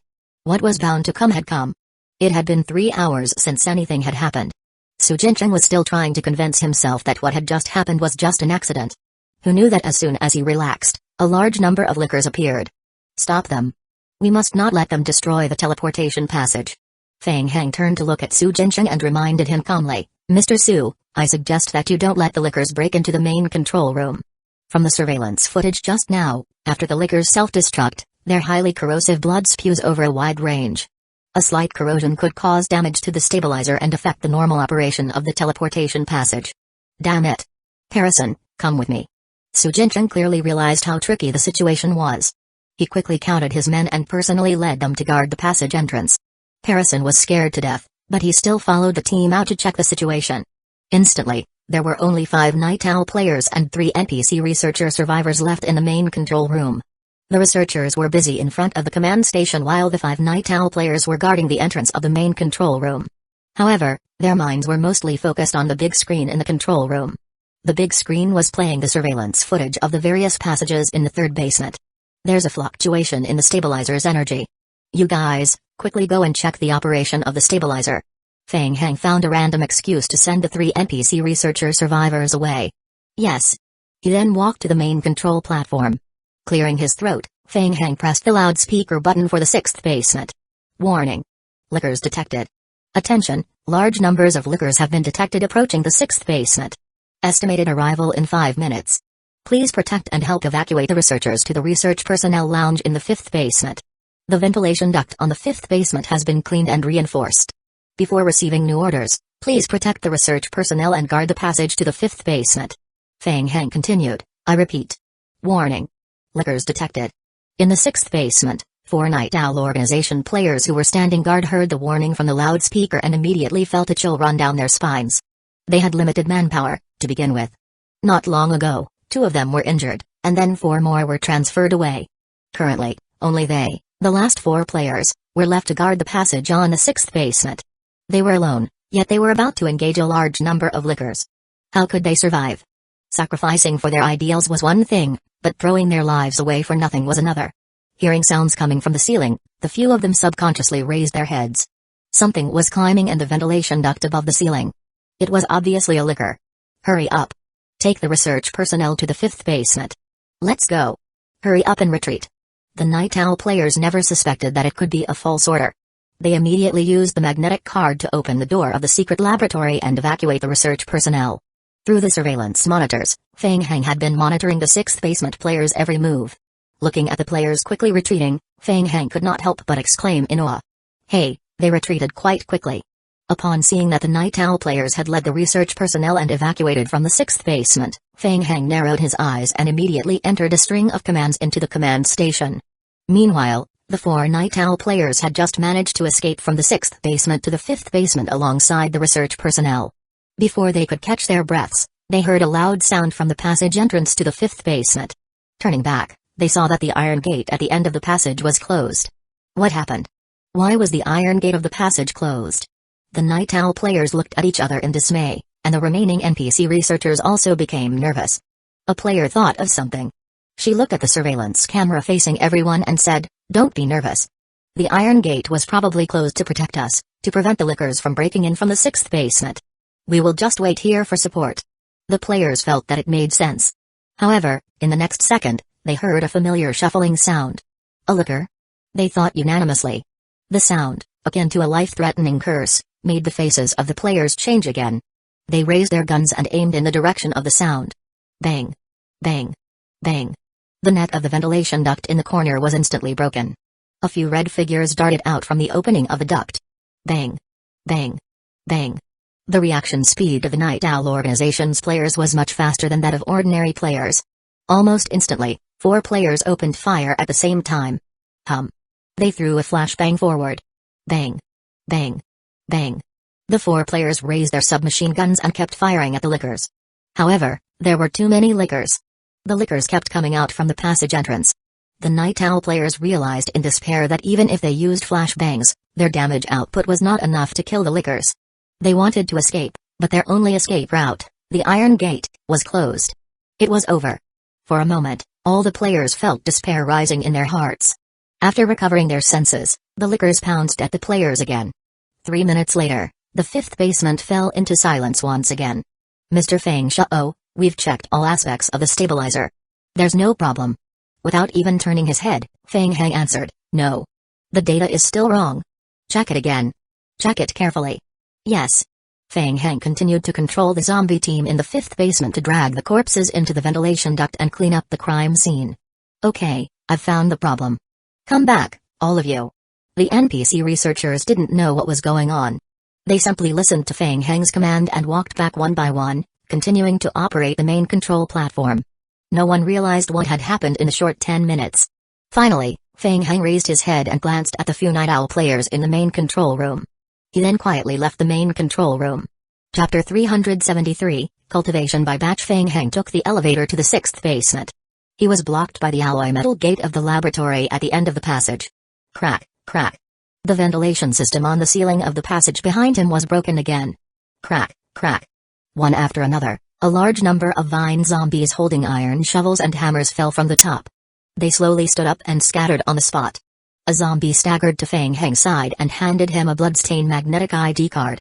The ID card was earlier found on a researcher on the 5th basement. Feng Heng took the card and scanned it on the card reader. Beep beep beep. ID verified. "Welcome, Dr. Liu." The alloy metal gate opened in front of Feng Heng. Feng Heng stepped into the laboratory. "Ha, I am coming for you, babe." Feng Heng was in a good mood when he saw the laboratory filled with tyrant form cultivation pods. Previously, he had lured the players and NPCs from the 6th basement into the 5th basement to kill them. While he did it to prevent triggering the alarm of the 6th basement, Feng Heng was more worried that the battle would result in the destruction of the cultivation pods.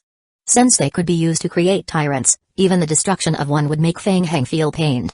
Feng Heng walked forward and extended his hand to touch a tyrant form cultivation pod. Item: Tyrant D103's cultivation pod, mass-produced. Hint: this cultivation pod is in operation. Cultivation completion rate, 90%. A catalyst can be used to accelerate cultivation. Feng Heng walked to the experimental command station at the side. He had learned about the operation of Tyrant D103's cultivation pod, mass-produced, when he was in Pine City.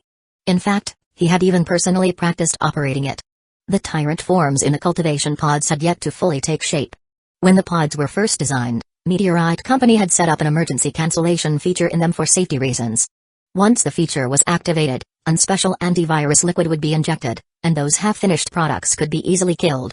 Feng Heng skillfully entered a string of commands on the experimental command station. Buzz. Ka. The 42 tyrant form cultivation pods' emergency cancellation features were activated at the same time. The pale yellow liquid in the cultivation pods was slowly extracted, and green antivirus liquid was poured into them. Gulp, gulp, gulp. A series of bubbles emerged from the tyrant form's bodies that were soaked in the green liquid. Their originally strong bodies rapidly dissolved in the green liquid. Ding. You have activated the Tyrant D103's cultivation pod, mass-produced, as emergency cancellation feature. The tyrant forms in cultivation have died. Feng Heng reached out and pressed the red button. The green liquid in the cultivation pods was extracted again. Bang. Bang bang. When the liquid was drained, the cultivation pod doors opened automatically one after another. It's your turn. As Feng Heng spoke, The vine zombies standing beside Feng Heng walked forward one by one. They removed the zombies that had been deeply decomposed from the cultivation pods and walked into the cultivation pods.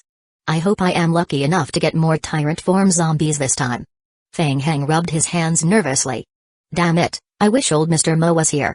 While talking to himself, Feng Heng pressed the red button. Bang. The pod doors closed again. With the injection of the yellow viral nutrient solution, rows of game hints appeared on Feng Heng's retina. Ding, your zombie clone is experiencing abnormality. Ding, your zombie clone is attempting to undergo an even more high-tier transformation. Ding, authentication completed. Currently, you can only target your zombie clone. Transformation cannot be used on a proliferator. Ding, current transformation success rate, 31%. Ding, current remaining transformation time, 300 hours. Ding, you can use up survival points to greatly reduce the transformation time. Ding, detected that the zombie clone has undergone corpse vine transformation. Current transformation can be fused with the original transformation at the same time. Estimated fusion level, low. Ding, you can choose transformation overlay. After overlaying, the original corpse vine transformation's enhancement effect disappears.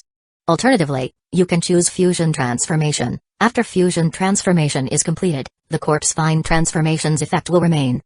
Ding, current transformation overlay success rate, 31%. Current fusion transformation success rate, 17%.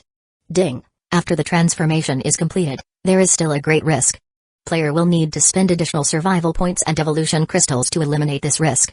Ding, because Tyrant D103's cultivation pod, mass-produced S-evolution liquid has been specially modified, per Tyrant D103, you can additionally spend 1000 survival points, 20 complete crystallization crystals, and 1 Tier 1 crystallization crystal to access the additional options available. Option 1, Highly Efficient Evolution Overlay, Transformation Overlay Success Rate increases to 45%. No Fusion Transformation Ability.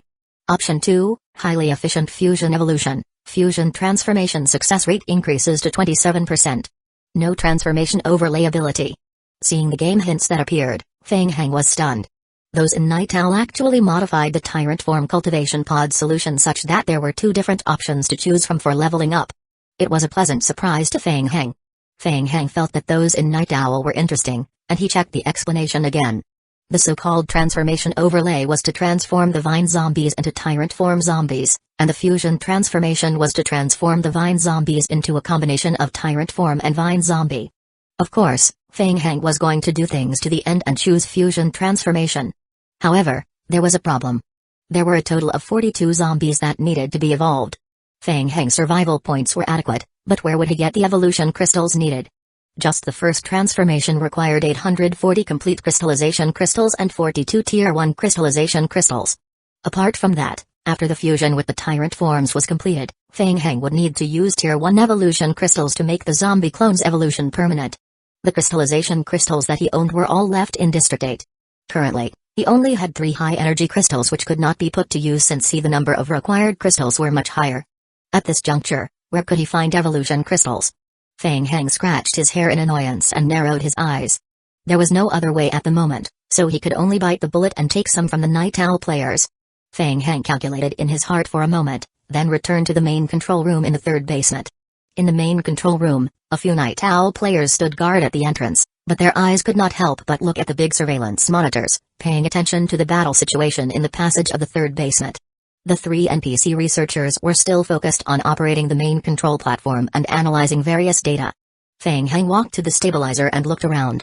Taking advantage of the fact that no one was paying attention, Feng Heng kicked a weak part of the stabilizer. Thud. A faint sound was heard. The next second, a near-piercing alarm sounded once again throughout the entire 3rd basement. Alert. The stabilizer of the space-tearing device has been damaged. Its operating efficiency has decreased. Please repair it in time. Hearing the alarm, the players and NPCs in the main control room were shocked. They all turned their heads to look at the stabilizer and Feng Heng. Feng Heng's expression was calm, and his voice was loud and clear. Don't panic. It's just a small problem. Leave it to me. All of you, stick to your assigned tasks. Even though Feng Heng did not have the authority to command, the few Night Owl players did not suspect Feng Heng's answer at all. They continued to stand guard at the entrance of the main control room. Chapter 374, Excavation in the Passage. A fierce battle was going on. Su Jincheng was about to be driven mad by those lickers. The group of lickers shuttled through the passage and went around in circles, not attacking head-on. After a long time, Su Jincheng and the few players he brought along didn't manage to kill any lickers. Instead, they wasted a lot of ammunition. Su Jincheng was unsettled by the lickers. He had no choice but to defend the entrance of the few main passages outside the control center hall. After waiting for a while, he found that the surroundings were quiet. Su Jincheng thought that the lickers had retreated, but just as he turned around to go back, they suddenly came out from the ventilation duct. Harrison was a support player. Most of the time, he hid at the back of the team and shivered. He felt that it was still okay if the lickers did not fight head-on. After all, they might not be able to handle the lickers charging over at the same time. As he was lost in his thoughts, a sharp alarm sounded in the passage. Alert! The stabilizer of the space-tearing device has been damaged. Its operating efficiency has decreased. Please repair it in time. It's broken? Troubles are coming one after another, thought Harrison as his eyelids twitched. He stood up abruptly and was about to turn back to check when lickers swarmed over at the passage entrance in front. Almost instantly, the Night Owl players raised their guns and fired. As gunshots rang out, Harrison quickly hugged his head and squatted down, hiding behind a bunker. When the gunshots stopped, Harrison felt someone pat his shoulder. Feng Shao? Seeing the red mask on the person's face, Harrison asked anxiously, "What's the situation with the stabilizer?" "Not too good. Do you have any evolution crystals?" "Evolution crystals?" Hearing Feng Heng's words, Harrison was stunned. The central part of the stabilizer for the space-tearing device has been damaged. It probably won't be able to hold on for long. To completely solve this problem, we need to replace the converter. The manufacture of the converter parts requires a large number of evolution crystals. Oh, so that's how it is. When Harrison heard Feng Heng's explanation, he did not doubt it. Feng Heng's explanation was very logical. Coupled with his anxious tone, it appeared very realistic. "I have some on me. I will give them all to you." District 5 was an old server. The overall standard of the players was several grades higher than District 8. Tier 1 crystallization crystals were all publicly traded, so they were not considered particularly rare items. Since they weren't heavy, Harrison had a lot of crystals on him. He immediately traded all the evolution crystals in his backpack to Feng Heng. "Ding, you have obtained 2,271 evolution crystal fragments, 588 complete crystallization crystals, and 57 Tier 1 evolution crystals. Harrison has quite a lot," thought Feng Heng. He calculated with his fingers and found that the evolution crystals provided by Harrison were enough for the zombie clones to evolve. However, after the initial evolution, Tier 1 evolution crystals were still needed for the stabilization of the evolution form. During the process, additional Tier 1 evolution crystals were needed. "I am still short of some Tier 1 evolution crystals. Do you have more?" asked Feng Heng. "There should be some spare materials in the second basement's warehouse. However, there is a security lock at the door there. We need Su Jincheng to go over to unlock it." Harrison was distressed. "We can't go there in this situation. Try to think of another way. I will go back and temporarily strengthen the spatial rift stabilizer. It won't be able to hold on for long. We need to replace the stabilizer immediately." "I understand. I will think of a way." Troubled, Harrison carefully poked his head out and looked outside. The lickers that had just launched a surprise attack retreated. After a round of battle, not a single licker died, and a lot of bullets were wasted. "I will be going," said Feng Heng. "Hey! Be careful." Harrison turned his head, but before he could stop Feng Heng, the latter had already slipped through the other side of the passage and was quickly running back to the control center hall. Harrison, still in shock, thought Feng Heng was really stupid and bold to have run out despite the risk of a licker appearing in the passage.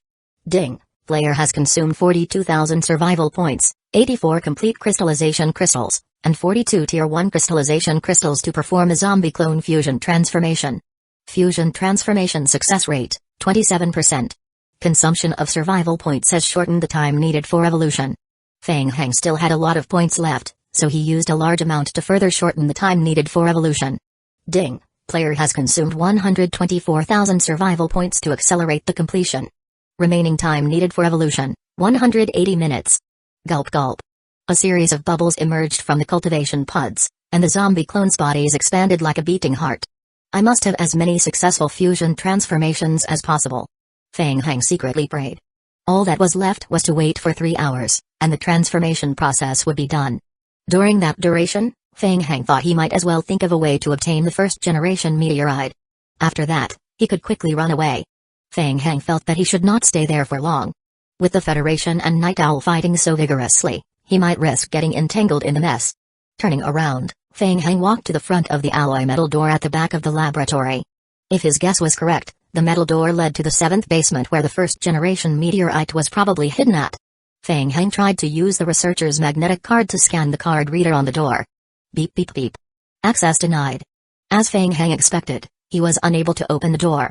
He reached out and tried to push the heavy metal door again. With a hammer, Feng Heng immediately acquired knowledge of the total durability of the metal door from the game log, 5.5 million. However, every knock of the hammer only deducted 5 to 20 durability. Looks like I can only resort to that. Feng Heng controlled 2 vine zombie proliferators to walk to the door and fight each other. When their health point dropped to 10%, they self-destructed. A large amount of blood splashed on the metal door, and a white mist rose. The metal door corroded, and its durability had dropped by nearly 800 points. It was too little of a decrease. Feng Heng did a rough calculation in his mind. Even if he self-detonated all the zombies he brought with him, he would not be able to open the metal door. What should I do? Feng Heng mused as he suddenly thought of something. I must be an idiot. Since he had confirmed the building layout and confirmed that the secret laboratory was directly below the 6th basement, he should just directly dig downward. Why should I try to knock down this metal door? Feng Heng took out the initial blueprint of the meteorite company for reference. Then, he controlled the zombie clones to gather in an inconspicuous corner of the laboratory. The zombies took out the shovels that they had gotten from the storage room and started digging at the floor of the research room. Feng Heng wasn't in a hurry to leave. He simply sat down on the spot. While supervising, he opened the game log and controlled the lickers in the 3rd basement to tease the players from the Night Owl organization. Chapter 375, Meteorite. 10 minutes later. The zombie team dug down about 1 meter. Just then, a dull knocking sound echoed. Feng Heng was alerted and stood up to look at the dug floor. Beneath was a dark black layer of lead. Its lead effectively blocks radiation. The first-generation meteorite must be there, like I thought. Feng Heng felt a lot more at ease and continued to control the zombies to continue digging downward. For a full 40 minutes, the zombies dug away while Feng Heng controlled the lickers to play gorilla with Su Jincheng and the Night Owl players. 2 game hints quickly flashed across Feng Heng's vision. Ding. You are currently exposed to a special radiation environment. As your physique is higher than 30 points, you are immune to the current radiation damage. Ding. After being exposed to radiation for a long time, the radiation damage will gradually increase. Is it done? Feng Heng stood up and walked to the hole dug by the zombie team. He stuck his head out and looked down. It was very dark down there, so the night vision effect of the vampires was not obvious. Feng Heng could only roughly tell that there was an empty hall down there. Feng Heng did not want to waste time, so he commanded the 2 zombie clones to jump down first. Not sensing any danger, Feng Heng jumped down as well. Thud. As soon as they landed, Feng Heng immediately smelled a thick, bloody smell. Then, the sensor light in the hall lit up, illuminating the entire hall. Feng Heng's pupils constricted immediately. In the center of the room, a red meteorite that was almost as tall as a person was soaked in blood, facing Feng Heng. Why is the first-generation meteorite soaked in blood? Feng Heng thought as he carefully looked around. The entire hall was empty aside from a pool with a radius of about 5 meters in the middle. The pool was filled with dark red blood, with 2/3 of the first-generation meteorite submerged in it. The scene in front of Feng Heng was a strange one. He carefully walked forward. Standing beside the blood pool, Feng Heng reached out his hand and touched the meteorite. Ding! You have found an item, first-generation meteorite. Item, first-generation meteorite. Description: a meteorite from an unknown source. Meteorite company is rumored to have extracted the first-generation virus from the first-generation meteorite. This item is too big to fit in a backpack. It is a special mission item. Ding! It has been detected that you possess the special talent Basic Occult, Level 2. You can use this skill to conduct occult analysis on the first-generation meteorite. The game hints that appeared made Feng Heng quickly withdraw his hand. What a suggestion. Feng Heng was aware of the risks associated with occult analysis. Occult analysis was often accompanied by extremely destructive power. It could potentially destroy the analytical product. Feng Heng was not about to risk occult analysis ruining the first-generation meteorite he painstakingly found. Retracting his hand, Feng Heng lowered his head to ponder. I've found the first-generation meteorite, but how do I bring it back? It's so huge. Also, why is it being soaked in blood? The mysterious setup seemed related to the vampires. Will there be serious consequences if I rashly take the meteorite out of the blood pool? For a moment, Feng Heng was a little hesitant. Should I just directly smash the meteorite and bring back a small piece of it to complete the mission? He thought. After all, the mission did not specify the size of the meteorite required. However, The first-generation meteorite was very hard. It would not be so easy to break it open, so he needed to find some handy tools. While he was thinking, a game hint surfaced on Fang Heng's retina. Ding! Your liquor clone has been attacked and successfully triggered its dodging ability. Ding! Your liquor clone has been attacked, resulting in a severed limb. Ding! Your liquor clone has been attacked. Its health point has reduced to 5%. Automatically triggering the skill to strengthen the body. Fang Heng was bewildered. The trashy players from the Night Owl organization left in the research institute would definitely not be able to cause such great damage to the liquors. Fang Heng raised his eyebrows, realizing that something must have gone wrong in the third basement. He had to go back and take a look first. Fang Heng controlled the liquors to temporarily hide in the ventilation duct before taking the elevator back to the third basement. The moment the elevator door opened, Fang Heng was met with a few vampires standing in the passage. After discovering that Fang Heng was of the same race, they shifted their gazes away from Fang Heng. Vampires? They joined the battle, too? Fang Heng's heart sank. The vampires had entered the battlefield via a different passage. They took the time passage to District 5. In order to avoid getting hated by the vampires, Fang Heng previously deliberately avoided them when controlling the liquors. Currently, there were many low-level vampires gathered in the passage to guard it. Fang Heng returned to the control center hall by walking along the main passage. In the control center hall, dozens of vampires stood around the edge of the hall's wall. Harrison was still knocking on the command station, befuddled. After Saikong Mao left, the entire research institute became a mess. It was so chaotic that nobody noticed what happened in the sixth basement. Fang Heng walked to Harrison's side and asked in a low voice, "What's with these vampires?" "I don't know." Harrison was also a little confused. He wiped the sweat on his forehead and said, "We were fighting with the liquors, and then a group of vampires came to support us." Harrison looked to the right and said in a low voice, "The white-haired old man seems to be the leader." Fang Heng looked at the spot where Harrison was looking at. Su Jincheng was talking to an old vampire, who held a purple cane. The vampire's face was full of wrinkles, and his hair was gray. Harrison nudged Fang Heng and asked anxiously, "How is the stabilizer?" "It's temporarily repaired. I estimate that it can last another 7 to 8 hours. To completely repair the stabilizer, we need more crystallization crystals to make a new converter. I've talked to Su Jincheng. Later, he will go to the storage room with you. There are still a lot of evolution crystals in reserve there. If you need any materials, just take them." As they spoke, Su Jincheng and the old vampire finished their conversation. The former walked back to the two of them. "What's the situation? What did they say?" "That person claimed to be the elder of vampires, Daisy. He and Amelia don't belong to the same clan." Su Jincheng held his throbbing head. "There will be a batch of very important materials sent over later. This group of vampires will look after them personally." Fang Heng was a little surprised. "Important materials? As in, raw blue crystal ores?" he thought. "They're here." Outside the main control room, the vampires opened a path. 7 or 8 blood slaves laboriously moved a large box into the teleportation passage. The elder of the vampires, Daisy, stood at the time passage entrance and watched the blood slaves move the materials expressionlessly. Fang Heng thought it was strange that the vampires did not guard as heavily as when they previously transported raw blue crystal ores. Could it be some other more valuable materials and resources? He wondered. A steady stream of blood slaves slowly moved the boxes into the hall. "Let's ignore them. Mr. Saikong wants us to heed the vampires' arrangements." Su Jincheng was a little unhappy. "It's better now that we have them to help guard the passage entrance. We don't need to worry about those troublesome liquors. We just need to maintain the operation of the stabilizer. Fang Shao, I will take you to the storage room." Chapter 376, Counterattack. Meteor vampires have invaded District 5. Several super-large shelters, including shelters 1, 2, 5, 6, 12, and 13, have fallen. Player losses have yet to be counted. During the day, vampires are most vulnerable as their recovery abilities will be greatly reduced. They won't be able to use many special abilities during the day. Once the sun rises, we will immediately launch a counterattack. At the same time, we will attack the various shelter points and the research institute where the teleportation passage is located. In secret, we will carry out plan number 2. We will form a special operations force to infiltrate the research institute and destroy the teleportation passage. Through the special tool we received as a reward during the last World War, Team Assembly Order, within 6 hours, we will be able to summon a special operations force to enter District 5. The force must have 5 to 8 zombie apocalypse players. In the conference hall of the Federation, a senior military officer was reporting the battle plan.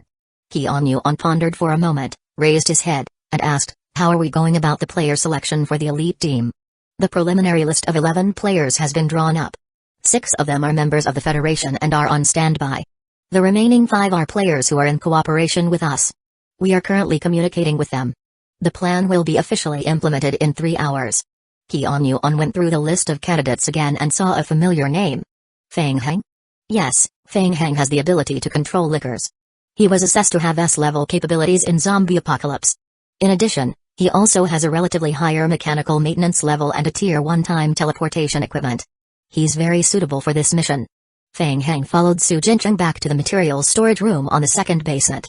He opened his hand in front of the evolution crystals in the storage room. Ding! You have obtained 200 complete crystallization crystals and 100 Tier 1 evolution crystals. Since the funds of the Night Owl organization could be considered dirty money, Feng Heng did not hold back at all and took the crystals. Don't be in a hurry to leave.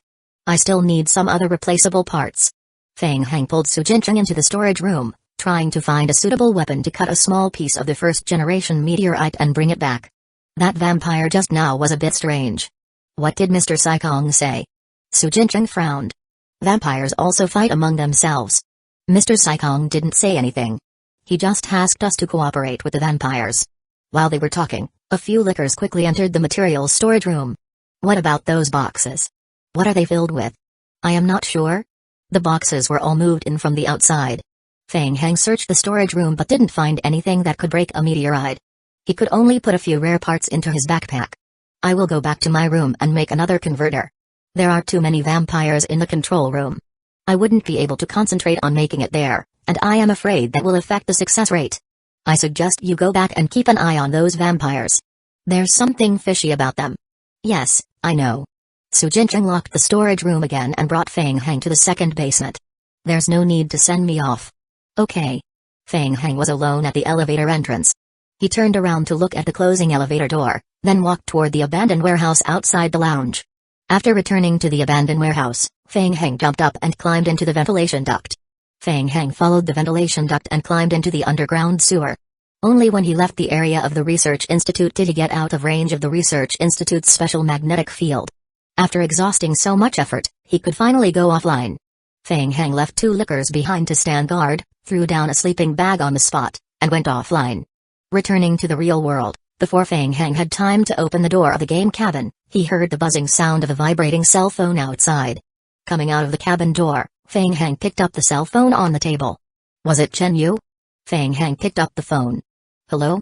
Feng Heng, this is Chen Yu speaking. It's an emergency. The following information is related to the confidentiality clause. You need to keep it a secret from the public. Okay, speak. District 5 is in big trouble. Feng Heng thought to himself, things are just getting started. I haven't shown everything yet. Your Federation has to hold on. Server 5 is currently under attack from the world of vampires. Night Owl has directly opened a special teleportation passage. This time, they are coming in huge numbers. Server 5 is in danger of being wiped out at any moment.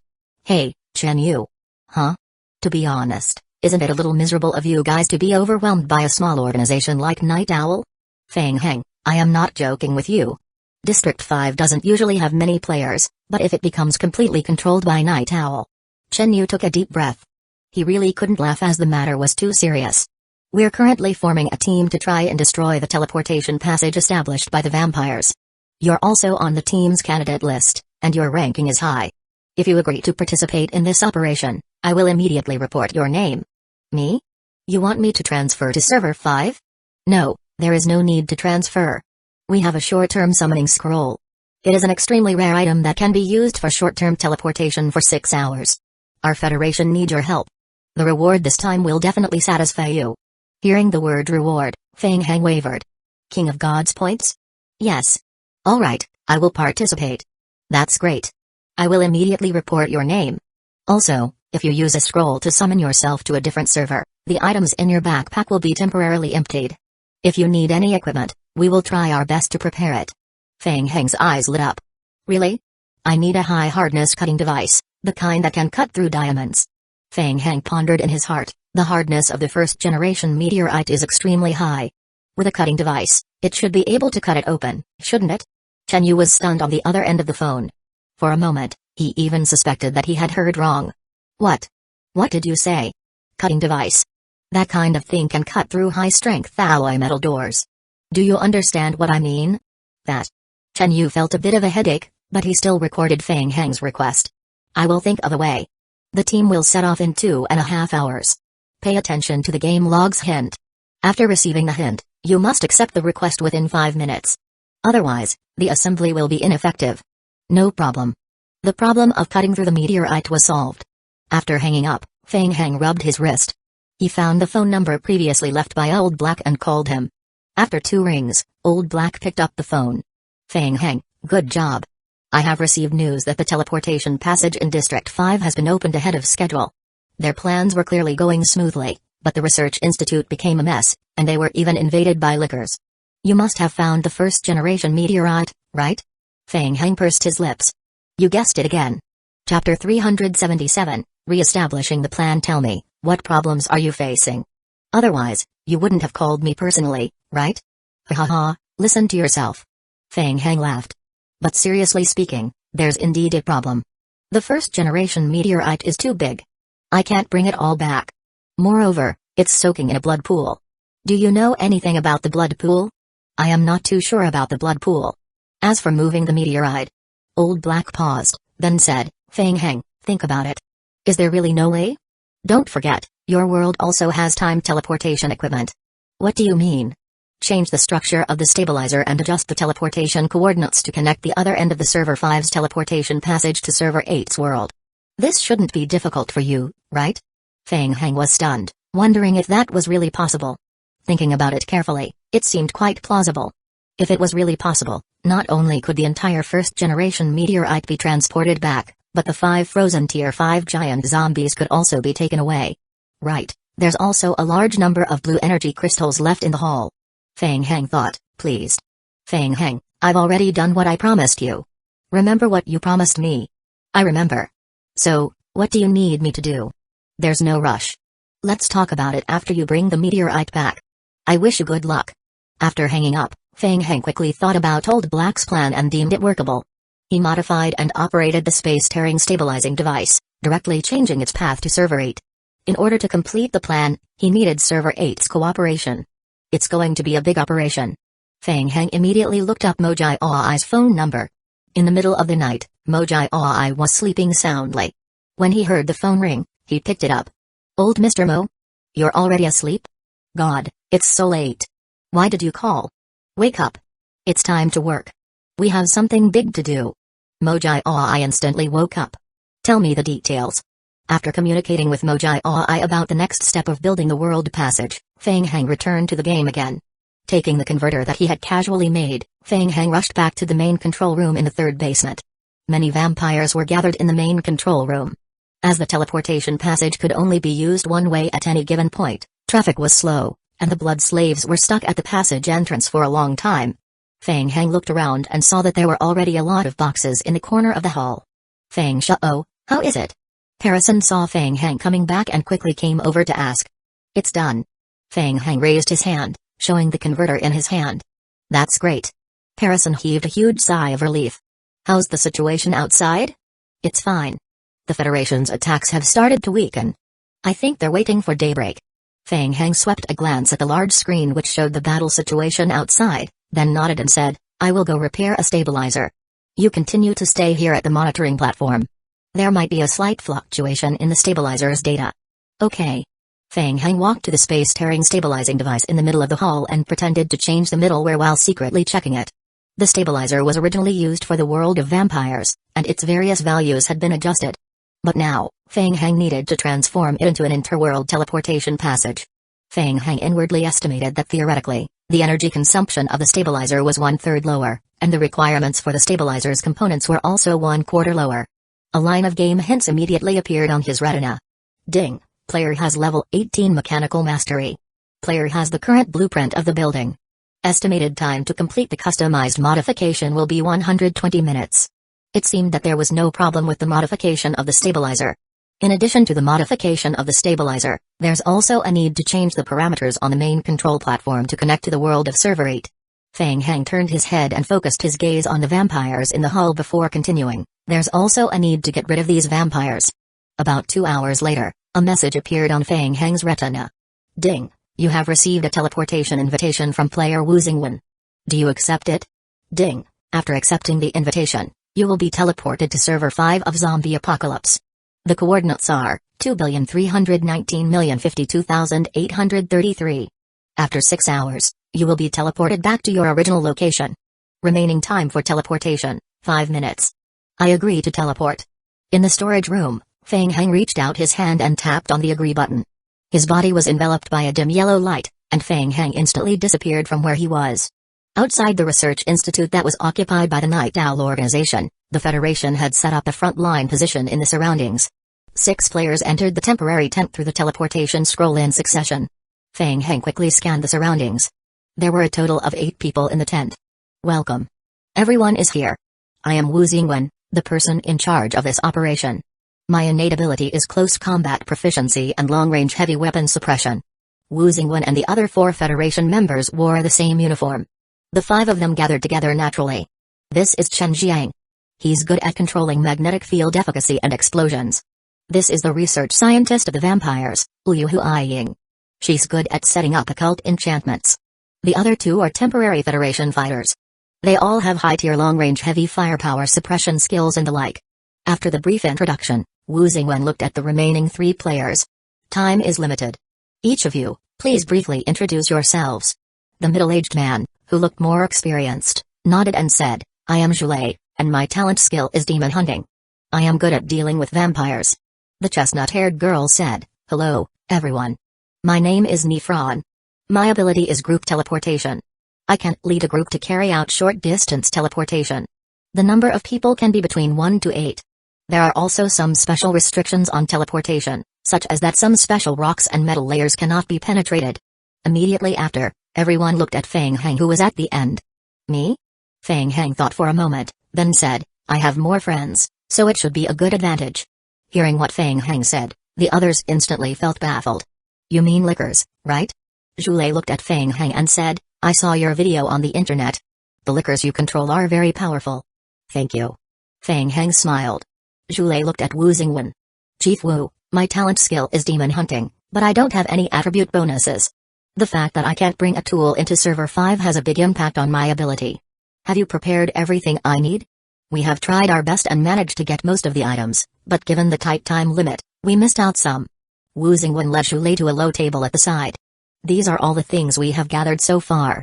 Chapter 378, Infiltrating the team. A small part of the special silver bullets have been made by Liu Huaying. There aren't many of them, so we need to use them sparingly. Zhulei nodded and checked the materials on the low table one by one. Soon, he picked up a holy scripture on the table, put his hand on the front of the scripture, and chanted. A faint light appeared on Zhulei's palm. Feng Heng looked at Zhulei curiously. With such a specialized talent skill like demon hunting, why didn't he choose to go to Vampire Apocalypse instead? After Zhulei finished his prayer, he poured 8 glasses of water. This is holy water after prayer. It has a certain restraining effect on vampires. Drinking it can reduce the damage of vampires to us. Everyone picked up their glasses and drank the water in one gulp. Feng Heng also took a glass. Before the liquid reached his mouth, Feng Heng instinctively resisted it. Oh, right. I am also a vampire. Feng Heng thought to himself and put the glass to the side. Only Feng Heng did not drink the water. Everyone looked at him in confusion. Ahem. Feng Heng coughed lightly and explained, I am not good at fighting. I am just a support player, so I won't be drinking it. Zhulei nodded, not forcing him to drink the holy water. He drank a bottle of ice cola to recover his strength. Then, he continued to make tools at the table. Feng Heng yawned and asked, Chief Wu, have you prepared what I asked for? Yes. The thing you wanted is a little rare. I spent some effort on getting it. Wu Xingwen remembered Feng Heng as the latter's requested item had left a deep impression. Although they did not know the true purpose of the stone gutter, the Federation still tried its best to satisfy Feng Heng's demand. They spent a lot of effort to get a gutter. Meteorite Company's large stone cutter model W23 can only be used after it's been charged. Wu Xingwen took a 1.5-meter-long large cutter from his backpack and placed it heavily on the table. Also, this is a small generator and a regulator. Feng Heng walked to the table and picked up the large cutter, playing with it in front of his eyes. It's good stuff. With this, I can cut 2 pieces from the first-generation meteorite and put them into my backpack. One piece can be used for occult research, and the other piece can be kept as a sample, he thought. Feng Heng did not dare to guarantee the success of connecting the teleportation passage to Server 8. Even if the plan failed, at least one of the first-generation meteorites could be brought back to complete the main storyline. This is great.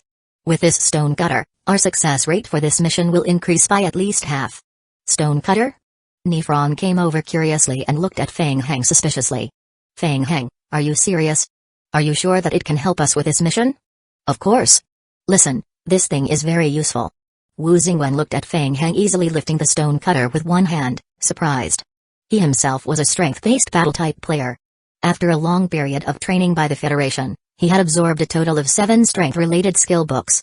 Only then could he easily lift the stone cutter with one hand.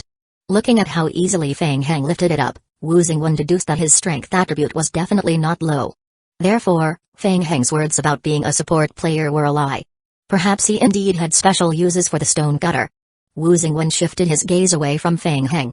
I will interrupt everyone for a moment. Time is limited. Let me introduce the initial plan that will be carried out soon. There is still 1 hour and 12 minutes until daybreak. When daybreak breaks, the Federation will immediately launch an attack on the Research Institute. At that time, we will approach the Research Institute from the other side under the cover of the Federal subunit. Through Nifron's group teleportation ability, we will directly pass through the Research Institute's external defense and teleport into the interior of the building. Then, we will think of a way to destroy the teleportation passage. Wu Xingwen roughly explained the plan. He then asked, do you have any questions or require any extra information? Amidst the silence, Feng Heng slowly raised his hand. Please speak. Isn't the risk of directly breaking in a little too high? Indeed, our plan is a risky one. After the subsequent teleportation into the Research Institute, we will also have to play by ear. The time is tight, so we have no choice but to resort to this. Wu Xingwen nodded. Feng Heng, if you have a better plan, you can suggest it. Actually, I have a friend who knows a little about the Research Institute. It is said that there is an underground sewer that leads to the Research Institute. There is indeed an underground sewer that leads to the Research Institute, but we do not have the time to look for the entrance to the underground sewer now. Moreover, the evaluation team thinks that Night Owl has probably sealed all the entrances to the underground sewer. It doesn't matter. My friend has his ways. He has already helped us break open the sealed sewer entrance. Wu Xingwen raised his eyebrows in surprise and said, Feng Heng, what is your confidence level? High. I guarantee to complete the mission. Wu Xingwen was swift and decisive. He quickly thought for a moment and nodded. Okay, then we will do as you say. We will sneak in directly through the sewer. Since we're using the underground sewer directly, then we don't have to wait until dawn. Let's set off now. In the darkness, everyone walked out of the temporary tent.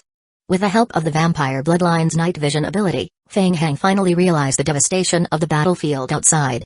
At night, the vampires left the Research Institute. They ignored the Federation players in the periphery and headed straight for the battlefield at the front line. Night Owl greatly looked down on the Federation. The defense of the Research Institute was extremely strong. In addition, a large number of vampires were harassing them from the side. They had no way to break in. They could only hide in the temporary defensive line. If they forcefully attacked, they would only suffer greater losses. They could only hold their ground and clear out the vampires in the periphery. They were prepared to attack after daybreak. Follow me. Feng Heng's pupils were shrouded in a layer of red light. After discerning the direction clearly under the night sky, Feng Heng led the players and rushed toward the entrance of the sewer. Very soon, Feng Heng found the entrance to the sewer by the side of a stream. Extremely experienced in moving around in the sewer, he took out a mask that was sprayed with perfume from his backpack and wore it on his face. He was the first to enter the sewer through the entrance. The other players looked at each other and imitated Feng Heng. They made a face cloth and put it on their faces, then followed Feng Heng. At first, they didn't sense anything odd. However, after following Feng Heng for a while, Wu Xingwen realized that Feng Heng seemed to be very familiar with the sewer, as if he had walked through it hundreds of times before. Even stranger was the fact that not a single zombie appeared along the way. Wu Xingwen, who had prepared himself for any unexpected situation forcing them into combat, found it very unusual. Feng Heng, is this your first time here? Of course. Nifron was also curious, so she asked, but you seem to be very familiar with this place. Chapter 379, The Cutter. Yes.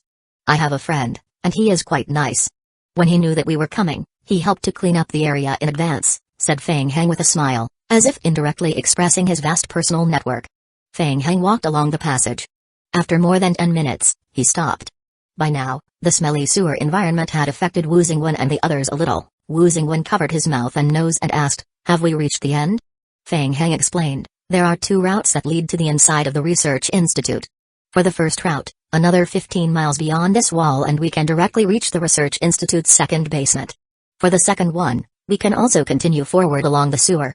10 minutes later, we will be able to see the ventilation duct that connects to the research institute. We can climb into the research institute through the duct. However, the ventilation duct is very small, and the internal passage is also very winding, so this route will be more time-consuming." The environment of the sewer was harsh. Wu Xingwen did not want to continue staying in there, so he looked at Nifron. Understanding Wu Xingwen's gaze, Nifron pinched her nose and replied, "The maximum distance of a single teleportation is 20 meters." She walked to the wall and pressed her hand on the wall. The wall is made of ordinary stone mixed with metal alloy. Group teleportation through this material composition is possible. "Alright. Let's teleport in directly." Hearing that, everyone took out their guns and loaded their bullets. They checked their equipment and got ready for battle. When everyone was ready, Wu Xingwen gestured to everyone. 3, 2, 1. Teleport. Feng Heng felt a white light flash in front of him. The next second, he found himself in the passage of the first basement. Snap. Chen Jiang snapped his fingers. The surveillance cameras in the nearby passage were simultaneously affected by the magnetic field, and they were instantly disabled. Feng Heng's heart skipped a beat. He gave Chen Jiang a thumbs up. "This move is pretty cool." So, Chen Jiang responded and took out his gun while wary of the surroundings. There were no enemies in the passage that everyone had teleported to. The infiltration was smooth beyond their expectations. Feng Heng shrugged and consciously shrank back to the back of the team. "Everyone, this is the best my friend can do. We will have to rely on you guys for the rest. I am not good at fighting." Judging from the location of the spatial rift stabilizer, the time passage probably connects from the 3rd basement or the 4th basement.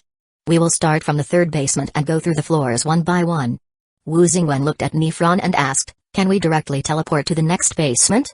Nifron drank a bottle of Red Bull that could quickly recover her mental strength and said, "Each teleportation will take 10 minutes. I suggest we don't teleport." "Huh?" Everyone looked at Zhulei. Zhulei had been frowning ever since he stepped into the research institute.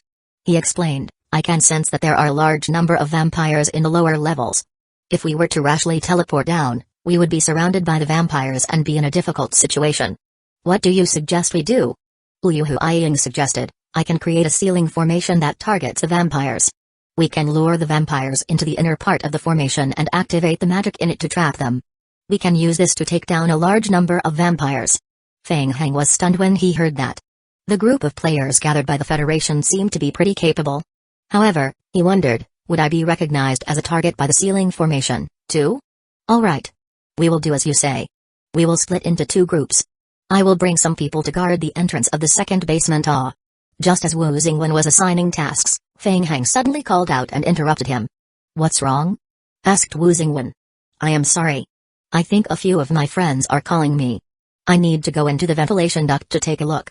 Feng Heng pointed at the ventilation duct beside him. "I won't be of help here anyway. I will take my leave first." Wu Xingwen frowned. He looked at the ventilation duct, unaware of what Feng Heng was up to. However, he had asked Chen Yu about Feng Heng in advance. He heard that although Feng Heng would seem unconventional in going about tasks, he actually had deeper plans. "Go and hurry back." Of course, Feng Heng agreed and skillfully slipped into the ventilation duct. Let's continue. The other players didn't know much about Feng Heng, so they didn't particularly feel his absence was a problem. Excluding Feng Heng, they quickly scattered to do their assigned tasks. Liu Huiying and Zhulei worked together to set up a ceiling formation against the vampires. Wu Xingwen took the remaining players to the entrance of the 2nd basement and cleaned up the vampires along the way. The research institute has been infiltrated by the Federation. Aizen would probably discover them soon, right? I guess I will have them fight the vampires first. Feng Heng licked his lips and entered the 6th basement through the ventilation duct. Beep, beep, beep. Verification successful. Welcome back, Dr. Liu. Returning to the laboratory in the 6th basement, Feng Heng felt uneasy and carefully walked to the command station of the cultivation pod. It was time to see his luck. Feng Heng took a deep breath and pulled himself together. He reached out and pressed the red button. Gulp, gulp, gulp. In the cultivation pod, the orange-yellow nutrient solution was quickly extracted. 3 lines of game hints showed on Feng Heng's retina. Ding, you have completed the cultivation of the tyrant form. In total, there are 32 zombie clones, vine parasite, and 10 successful fusion transformations. Ding, The current zombie clones, modified tyrant form, modified vine parasite, are considered abnormal. For each clone, you can spend 15,000 survival points and 3 Tier 1 evolution crystals to completely eliminate the risk of unstable clone conditions and solidify the current fusion transformation status. Ding. After solidifying the clone will be able to maintain the tyrant form and vine parasite fusion even in the situation of resurrection after death. The doors of the cultivation pods opened at the same time. The zombies that had failed to evolve melted into a puddle of meat. The remaining 10 newly born tyrant forms stepped out of the pods and stood in a row behind Feng Heng, looking quite imposing. A total of 10 tyrant forms with heightened combat ability had been added. Feng Heng secretly suppressed the excitement in his heart and lowered his head to do some calculations. Wait. The math doesn't add up. With 42 tyrant forms, the success rate is 27%. In theory, I would completed 11.3 tyrants. Damn it. There's one less. Feng Heng muttered to himself about how his luck that day was not very good. I want to use points to complete solidification. Ding. You have consumed 150,000 survival points and 30 Tier 1 evolution crystals. Solidification of completed tyrant forms is done. Feng Heng let the few tyrant forms stay where they were, then jumped down into the hole in the floor that he had made before, entering the 7th basement again. Clack. As soon as he landed, the thick smell of blood once again stimulated Feng Heng's nostrils. Raising his head, he saw the first-generation meteorite still quietly soaking in the blood pool. Feng Heng walked forward, took out the cutter from his backpack, and connected it to the portable diesel generator. Ding. 20 strength points are required to operate the stone cutter. Player has met the conditions for using the stone cutter. Chapter 380, Meteorite obtained. Feng Heng held the cutter with both hands and turned it on. Bzz. The cutting disc rotated at a high speed, emitting a loud sound. Sparks flew in all directions. The first-generation meteorite was extremely hard. It took Feng Heng a full 2 minutes to cut off a small protruding piece from the first-generation meteorite. Feng Heng held it in his hand and examined it. The small piece of the meteorite was only half the size of a fist. Perhaps it was due to the heat emitted when cutting, but Feng Heng felt a burst of warmth from the meteorite. Ding. Player has obtained a first-generation meteorite fragment. Item. First-generation meteorite fragment. Description. The item contains a large amount of radiation. After putting it into a backpack, it will continue to produce a radiation effect, causing a negative effect on the body. As time goes by, the radiation effect will gradually increase. Ding. You have completed the current main storyline, Server 8, obtain the first-generation meteorite. Ding. Due to the insufficient amount of first-generation meteorite obtained, submitting the quest will receive a lower quest score and have a probability of affecting the subsequent main storylines. Ding. You can collect more of the first-generation meteorite before submitting the quest. I've succeeded. Seeing the game hints, Feng Heng completely relaxed. Using a roundabout way, he finally obtained the first-generation meteorite. This time, he did not visit Server 5 in vain. Feng Heng decided to cut off another piece and use occult skills to research it. He shook his right hand, which was slightly numb from the earlier vibration of the cutter, before turning the cutter on again. Since he had gotten the hang of it, the second cut only took a minute. Feng Heng cut off a smaller piece from the first-generation meteorite. Ding. You have obtained one first-generation meteorite fragment. Ding. It has been detected that you have a special skill, Basic Occult, Level 2. You can use this skill to analyze the first-generation meteorite through occult analysis. Ding. This analysis consumes 280 survival points. Commence the analysis. Bzz. The rune mark on the back of Feng Heng's hand flashed once again. The first-generation meteorite in Feng Heng's hand was pulled by an invisible strength, and once again, it floated in the air, shaking violently. Feng Heng had a bad premonition and took half a step back. Bang! Just as Feng Heng had expected, the first-generation meteorite in the air instantly exploded. TCH, it really exploded. Ding! You have used Basic Occult to analyze the first-generation meteorite for the first time. You have obtained 4,873 basic experience points for the skill Occult. Ding. Your skill Basic Occult has been upgraded to level 11. Such a huge jump. The sudden increase in experience points surprised Feng Heng. The first-generation meteorite was indeed a high-tier product. Analyzing it at once was equivalent to reading a few skill books. Feng Heng calmed himself down and continued to open the game log. Ding. Through Basic Occult, level 11, detection, no spiritual energy or mental energy was found in the first-generation meteorite. Violent biological fluctuation and mild natural energy fluctuation found. Wait. There are worms in meteorites? Feng Heng narrowed his eyes and looked at the cracks carefully. In the cracks, where the first-generation meteorite was shattered, A few small grey worms were wriggling and struggling violently. Exposed to the air, they looked extremely uncomfortable. They struggled crazily and soon lost their vitality. Ding, you have found an unknown worm life form. This life form has a large amount of life energy. Meteorite. Worm.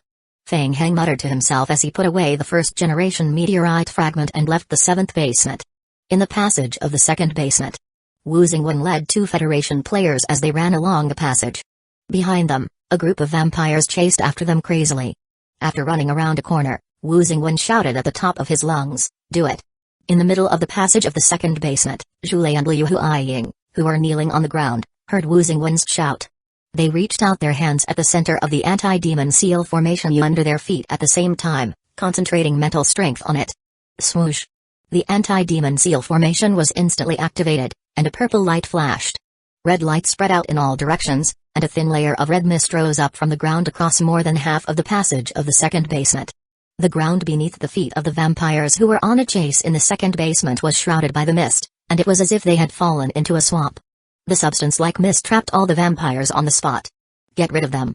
Upon seeing this, Wu Xingwen and the 2 main damage dealers from the Federation no longer tried to escape. They turned around and took out the revolving machine gun from their backpacks. They assumed that the cannon was aimed at the vampires and fired wildly. Bang, bang, bang, bang.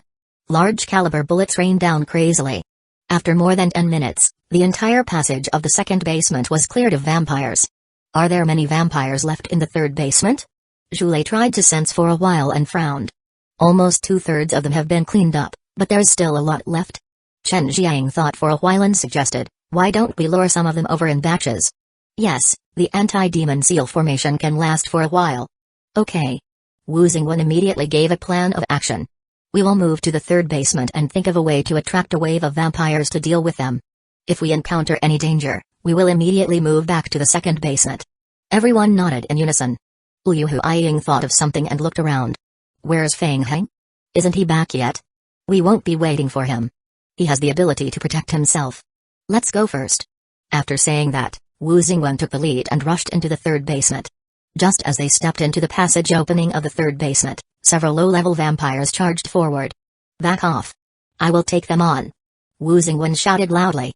The muscles on his right arm swelled in the blink of an eye and expanded by several points. He clenched his fist and threw a punch forward. Bang! The 5 low-level vampires were sent flying by Wu Xingwen's punch and crashed into the wall behind them. Move. Wu Xingwen took a step forward and wanted to rush forward. Wait. Zhu Lei sensed something and reached out his hand to stop them from moving forward. He stared at the passage ahead. A voice sounded, I was wondering who it was. So it's a demon hunter. Looking in the direction of the voice, they saw an old vampire with a cane slowly walk out around the corner of the other end of the passage. Since you've come, you can stay here forever. Zhu Lei held a demon hunting talisman in his hand and said in a deep voice, be careful, it's the Marquis of the Vampires. I will take him on. Wu Xingwen strode forward and swung his fist at the old man. A strong wind blew across Daizi's face, and he jumped far away with a tap of his toes on the ground. The movements of the old vampire Daizi appeared to be light, which did not match his body. Fool. The old man raised his cane in the air and pointed it at Wu Xingwen. Thump. Thump. The moment he was hit by the cane, Wu Xingwen felt that the time around him seemed to have stopped for a moment. He heard 2 clear heartbeats in his ears. It was as if something was gripping his heart hard. Bang, bang, bang, bang. Seeing that, Liu Huaiying raised her gun and fired. Silver bullets with a special anti-demon rune on it were shot out of the pistol. Daizi had no choice but to put away his cane. With light footsteps, he moved around in the limited space of the passage, dodging all the incoming bullets. Chapter 381, Anti-Vampire Formation Meeting the Marquis of the Vampires here is troublesome. Zhu Lei quickly calculated the next steps to take in his mind. Huh? Silver bullets? Daizi snorted in disdain. After so many years, is this still the only thing the demon hunters have? As he said that, Daizi raised the cane in his hand and slammed it heavily on the ground. Thud. The moment the cane landed on the ground, dark purple ripples that could be seen with the naked eye spread out in all directions. Shit. Quick. Liu Huaiying's pupils constricted. She had just opened her mouth and wanted to call out to the players when her feet were already covered by the purple glow. The next moment, Liu Huaiying entered a state of silence. A line of game hints flashed in her eyes. Ding, you have entered a state of silence. You are unable to use any active skills, unable to use your backpack, and unable to speak. Oh no. It's over. Liu Huiying noticed that her other teammates had also entered a state of silence at the same time. Zhu Lei's expression darkened. That cane's one of the 13 holy artifacts. This is troublesome. In this state, we won't be able to teleport away. Wu Xingwen clenched his fists. He had a high explosive bomb on him. If he fought with all his might, he might be able to interrupt Dai Zi's spellcasting state. Bang. Just as everyone was thinking about how to escape, several ventilation duct openings in the corner of the wall were forced open. Several red figures scuttled out of the ventilation duct. After landing on the ground, they pounced on the vampire elder, Dai Zi. It was the lickers. There was a chance to escape. Whoosh. Holding his cane, the old man continuously dodged and deftly avoided the attacks of the lickers. However, there were a dozen lickers that had scuttled out of the passage. In such a narrow environment, Dai Zi had no way to dodge. He could only retrieve his cane, raise it again, and point it at a licker. Thud. The walking stick lightly touched a licker's forehead. The licker froze in midair for half a second. Boom. The licker's body exploded. The moment the cane in Dai Zi's hand left the ground, the silence spell immediately lost its effect. Quick. Teleport. Nifron immediately used her spatial skill. A white light flashed, and Nifron led the team in the passage to the second basement. In the second basement, Zhu Lei felt as if he had run for thousands of meters. His entire body was drained of energy. He sat on the ground, gulped down a mouthful of cola, and panted heavily. Liu Huiying's face was also pale.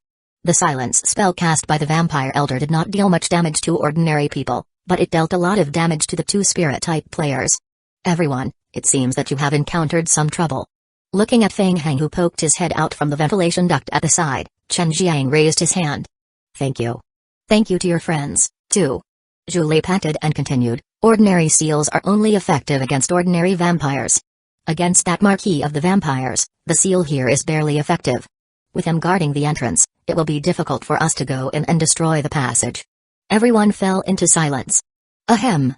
Feng Heng stretched out half of his body from the ventilation duct and raised his hand. Everyone, I have a suggestion. Huh? Everyone raised their heads and looked at Feng Heng, who was lying in the ventilation duct. Feng Heng, why don't you come down first before talking? Chen Jiang felt that his stiff neck couldn't take looking up at the ventilation duct anymore. No, it's troublesome to crawl in and out. The anti-demon seal formation on the ground was still in operation. Feng Heng had a bad feeling about setting foot on it. Actually, I have a few relatively strong friends. They can think of a way to sneak me alone into the teleportation array. I can secretly go and destroy the teleportation array alone. But once I make a move on the teleportation passage, the built-in alarm of the research institute will be triggered. That old vampire from earlier will come after me, so you have to think of a way to trap him for a while. Liu Huiying and Zhu Lei looked at each other and said, in addition to our team's coordinated effort, if we set up an anti-vampire formation to kill vampires in advance, we can trap him for a while. The anti-vampire formation consumes a lot of energy, so we can only set it up once. Moreover, we will not be fit for combat after activating the formation.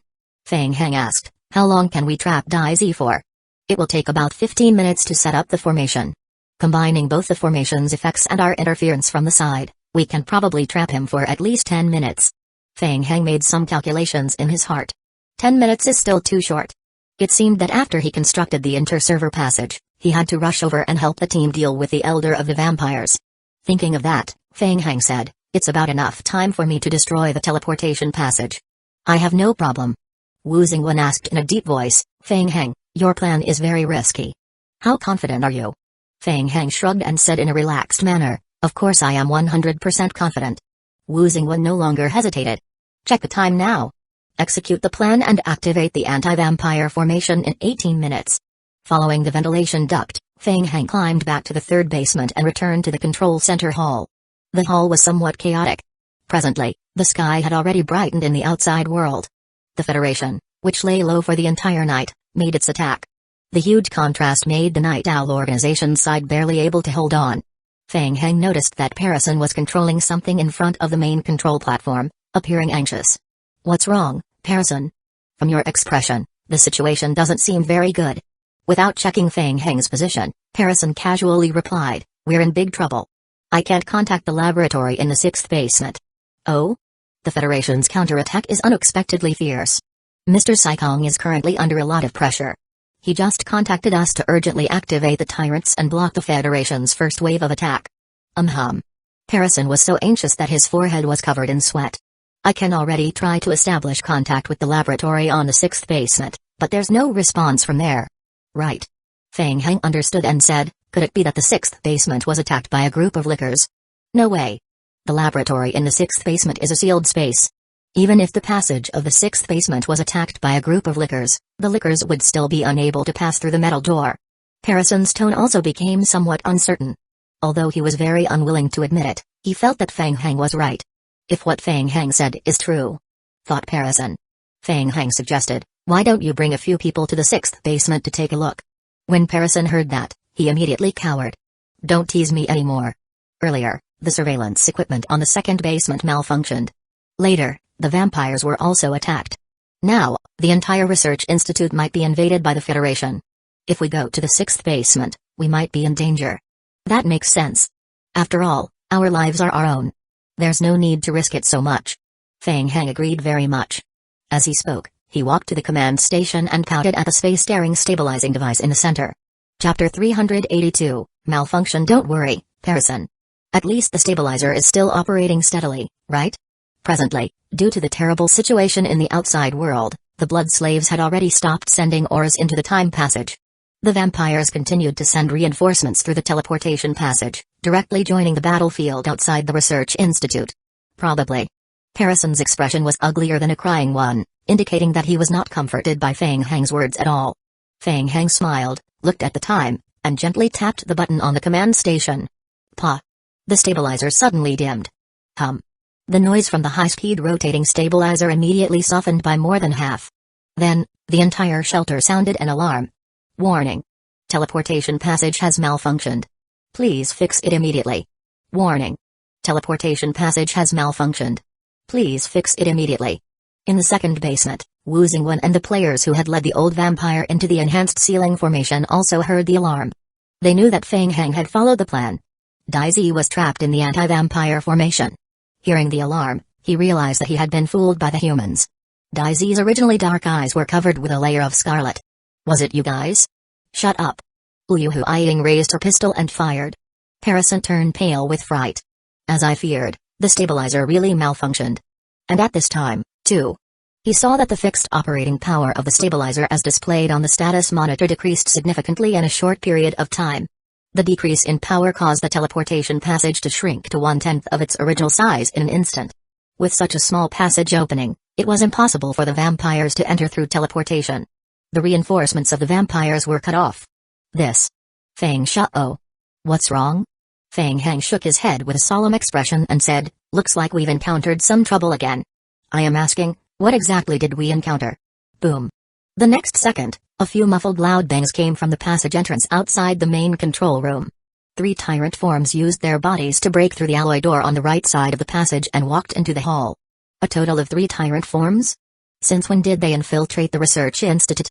Harrison turned pale with fright as cold sweat dripped down his face. Feng Heng curled his lips and said to Harrison, it seems that our troubles are even greater. I guess our previous guess was right. The tyrant forms in the 6th basement cultivation pods have already awakened. I suggest that we quickly contact Mr. Saikong to control these tyrant forms. Harrison turned around and looked at Feng Heng. Feng Heng did not pay mind to his reaction and said, otherwise, if these tyrant forms lose control, we will be helpless. Please, don't say more. Harrison quickly pulled Feng Heng back and stopped him from continuing. He felt that Feng Heng was a bad luck ghoul that day. Everything he said came true. Bang. A few vampires at the side tried to rush forward to block the tyrant's footsteps, but they were sent flying by the tyrant's punch. The tyrants continued to move forward, striding toward the teleportation passage in the control center hall. The vampires who were originally guarding the control center hall also pounced toward the tyrant forms, trying to block their attack. At the same time, the automatic cannons hidden in the hall were also activated, firing at the passage entrance. Under the concentrated fire and attacks of the vampires, the tyrant forms were trapped at the entrance, unable to break through. Mr. Su, I suggest that we don't let them get close to the teleportation passage. Of course I know. Quickly think of a way to repair the teleportation passage. Su Jincheng's brain was hurting just as badly. He didn't have time to think about how the tyrant forms had lost control. He and the other Night Owl players raised their guns and aimed at the weak points of the tyrant forms. Harrison looked at the tyrant forms that had already rushed to the entrance of the hall and was extremely anxious. He couldn't help but urge, have you found the cause of the data anomaly? How long will it take to repair the passage? Relax. I am still checking the data. This can't be rushed. Fang Heng's face was calm. Faster. As soon as Parison finished speaking, a few more sizzling sounds could be heard. When Parison heard the sound, he immediately thought of something terrifying. His body stiffened, and he slowly turned his head to look in the direction of the door. Under the dense attacks of the automatic cannons, a dozen lickers darted into the hall while sticking close to the wall, bearing the attacks of the automatic cannons. Fuck. Su Jincheng cursed loudly and threw a flashbang. BZZ. A dazzling white light flashed. Before the Night Owl players could clear the lickers that were stunned, more lickers swarmed in from the passage entrance in the next second. Why now? It's difficult enough with the tyrant forms. Su Jincheng immediately fired another flashbang. He knew very well that they couldn't hold on any longer. Flashbangs could only last for a few seconds, and the effect would be greatly reduced if he used it multiple times in a short period of time. Su Jincheng pulled out the cleaver in his hand, jumped forward, and slashed down. Hiss. Broken limbs flew up. The sharp claws of the lickers had been cut off by Su Jincheng. Fang Heng pretended to control the command station and looked at Su Jincheng in surprise, thinking, seems like Su Jincheng also has a character talent that can increase close combat damage output. But it's useless, anyway. There are too many lickers around. More lickers stuck closely to the wall and rushed into the control center hall.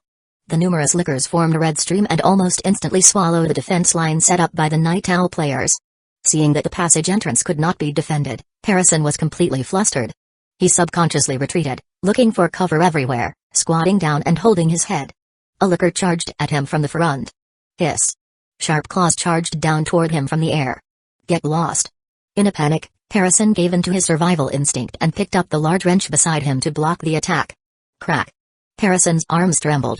He did not know where he got the strength in his hands to block the licker's sharp claws.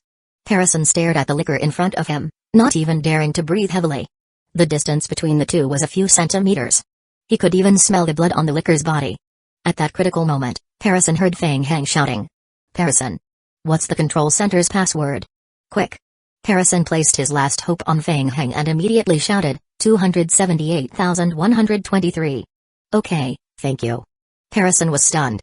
He suddenly realized that something was wrong. Fang Shao, you. In the next moment, Parison felt a strong force coming down on his hand. The licker's sharp claws directly swung the wrench in Parison's hands away. A white shadow flashed past, and the sharp claws pressed against Parison's neck. Chapter 383, Purple Spatial Crystals. Parison's eyes flashed with fear. For a moment, his mind went blank. Then, several thoughts appeared again. There's something amiss about him. Is he from the Federation? But why? Parison really couldn't understand Fang Heng's motive. If he was from the Federation, he could have easily done something to the passage, and their plan wouldn't have been carried out to this stage. Therefore, Parison had never suspected Fang Heng. Who exactly was he? I am sorry, Parison, but you've mistaken me for someone else. I am not Fang Shao. The licker's sharp claws slashed across Parison's neck. Hiss. Blood splattered. Fang Heng lowered his head and quickly entered the password into the main control platform. Ding. Password verified. You have obtained the highest level of authority for the space-tearing stabilizing device. Fang Heng quickly tapped on the screen with both hands, changing the preset coordinates while keeping the device running. You have set up a new receiving platform and are in the process of updating the configuration. Please confirm that you have reset the destination coordinates. Behind Fang Heng, the lickers finished cleaning up the last two Night Owl organization players in the hall. More than 10 zombie clones staggered in from the main control room. They searched the corpses on the ground for a moment, searched for wrenches, picked them up one by one, and then staggered to the space-tearing stabilizing device. 18 zombie clones surrounded the device and began to modify it. Ding. As per the player's custom modification template, your zombie clones have partially modified the stabilizer. Current modification progress, 4%. You have completed the reset of the space passage. Searching for receiving space signals. After resetting the destination coordinates of the teleportation passage, Fang Heng took the opportunity to walk to a corner of the hall while the zombie clones were modifying the teleportation passage. There were about 10 big boxes piled up in the corner. Those boxes were all moved in by the blood slaves from the outside. Previously, due to the blockage of the teleportation passage, those boxes were temporarily piled up in the corner of the control room. What could be inside? Fang Heng was a little curious. He walked forward and lifted the lid of one of the boxes. The box was filled with purple crystals. What are these? Fang Heng had never seen such large purple crystals. He reached out and took one out of the box, holding it in his hand to observe. Ding. You have found a purple spatial crystal. Item, purple spatial crystal. Description, a special purple crystal that has been absorbing spatial energy for a long time. It contains a high concentration of spatial energy. Description, this item is unique to the elementary game of Zombie Apocalypse. It only appears in a few servers. Description, this item cannot be stored in a backpack. A crystal that contains spatial energy. Feng Heng muttered to himself, puzzled. He did not have any memories related to the purple crystals. Did the vampires spend so much effort to capture Server 5 just for these crystals? Well, whatever. Feng Heng decided not to think too much. Since he had already opened the time passage, he could conveniently bring the purple crystal ores back later. Caillou Yao Kang was a genius, so he could probably find out something after researching the crystals. Ding, your zombie clone has completed the modification. Ding, player's custom space-tearing stabilizing device has been modified. It's starting. Feng Heng muttered to himself as he pressed the red button on the main control platform. Ding, locking spatial coordinates. Matching spatial coordinates. Establishing communication. Ding, spatial coordinates matching complete. Ding, connecting. In the center of the control center hall, the black space passage, which had a radius of fewer than 10 centimeters, instantly shrunk to its limit, then expanded in all directions at an extremely fast speed. Sizzle, sizzle, sizzle. The space passage emitted a continuous sizzling sound of electricity. It's a success. Feng Heng fixed his gaze on the time passage that was once again expanding. A faint ripple appeared at the passage opening. A zombie staggered out of the passage. It's my zombie clone? Realization hit Feng Heng as he controlled the zombie clone to walk back. Then, Mojai Aoi stepped out of the passage opening. He saw Feng Heng at once. Feng Heng? Mojai Aoi couldn't help but swear because he was too surprised. Fuck. This is District 5? Mojai Aoi knew that Feng Heng was doing something big, but he didn't expect that he would build a time passage between District 5 and District 8. Damn. What's going on now? Is he preparing to move all the things in District 5 back home? He mused. Then, Lucia and the Dark Knights also emerged. After the Dark Knights received the news about the first-generation meteorite, they immediately came to support them. In order to move the first-generation meteorite, they had already put on protective suits to protect themselves from radiation. Walking out of the time passage, Lucia looked at everything around her curiously. She felt that the world was both unfamiliar and familiar. Is this the parallel world? I didn't expect to witness all of this with my own eyes. It's really amazing. David clicked his tongue and sighed. David, thank you for coming over to help. This research institute is very dangerous now. It could be destroyed at any time. We need to move the first-generation meteorite back as soon as possible. Feng Heng walked forward and handed the magnetic card to the laboratory in the 6th basement. The first-generation meteorite is still in the 7th basement. You guys use this to enter through the laboratory entrance in the 6th basement. I will come back and meet you after I am done with what I have to do. David put away the magnetic card and nodded. Okay. Leave the transportation of the materials to us. Feng Heng. Lucia took 2 steps forward and stopped Feng Heng, who was about to leave. Do you need my help? Help me control the zombie team in the 5th basement. Use them to transport the materials. Okay. You have to be careful. Feng Heng waved his hand and ran toward the 2nd basement. The vampires were extremely difficult to deal with. Wu Xingwen and his team alone wouldn't be able to deal with them easily. Feng Heng thought that he had to hurry over and help. In the passage of the 2nd basement. In order to buy Feng Heng time, Wu Xingwen and his team spent a lot of effort trapping Daisy in anti-vampire formation. The formation trapped Daisy on the spot, rendering him unable to move. However, they couldn't really threaten Daisy. Bang, bang, bang, bang. Daisy, who was bound on the spot, waved his black robe and blocked the bullets one by one. Boom. Wu Xingwen raised his huge fist and smashed it toward Daisy. Daisy raised his cane and gently poked forward. When the cane touched Wu Xingwen's fist, Wu Xingwen felt a strong force surging toward him. He was sent flying and crashed into the wall behind him. You guys are really annoying. After being delayed for nearly 10 minutes, Daisy was almost losing his patience. He felt the seal under his feet weakening and slowly extended his hand forward. Chapter 384, Siege. Red blood condensed in the air and slowly gathered in Daisy's palm. To be able to do this, the demon hunters. As he spoke, Daisy suddenly felt something and frowned. Bang. The vent of the ventilation duct on the ceiling behind Daisy was smashed open with a bang. A series of red shadows drilled out from the ceiling. It was lickers. The lickers pounced on Daisy once again. Wu Xingwen and the others were pleasantly surprised. Obviously, Feng Heng had come. The lickers surged toward Danzō and surrounded him, waving their sharp claws and attacking crazily. Danzō's feet were bound, and he could not move. He tried his best to dodge with his body. However, there were too many lickers.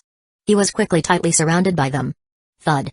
Fang Heng jumped down from the ventilation duct behind Wu Xingwen and the others. Seeing that Fang Heng had rushed over to support them, Zhu was pleasantly surprised. He shouted, "Fang Heng." Wu Xingwen was more concerned about the teleportation passage. He hurriedly asked, "How's the teleportation passage?" "It's done." Fang Heng gave everyone a thumbs up. Wu Xingwen and the others naturally thought that Fang Heng was referring to the fact that the teleportation passage had been destroyed. Immediately, they felt a huge weight lifted off their shoulders.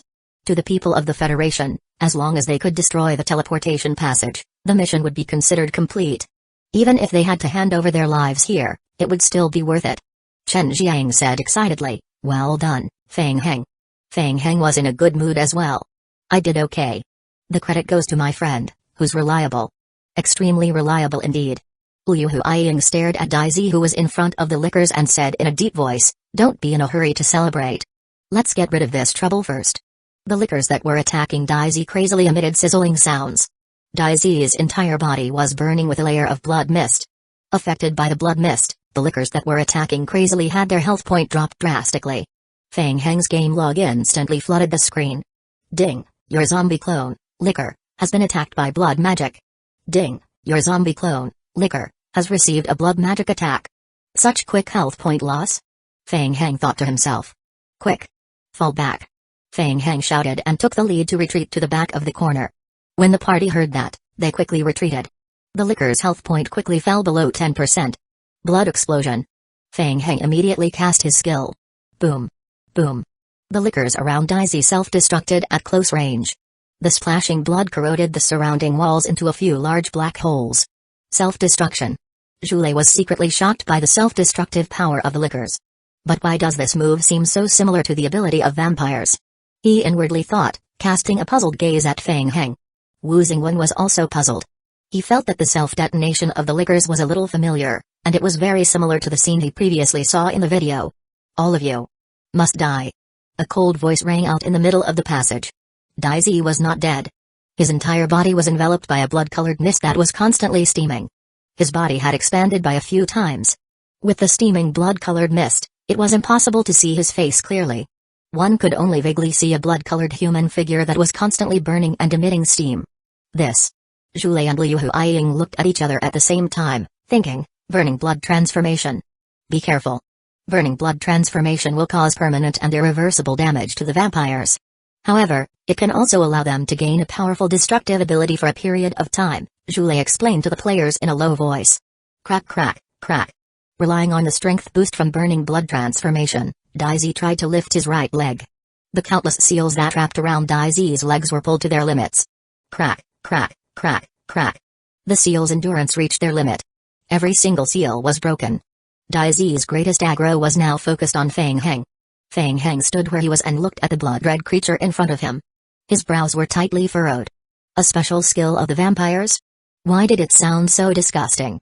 Fang Heng did not want to turn into Danzō's disgusting appearance one day in the future. He was not inclined to use the abilities of the vampires as much.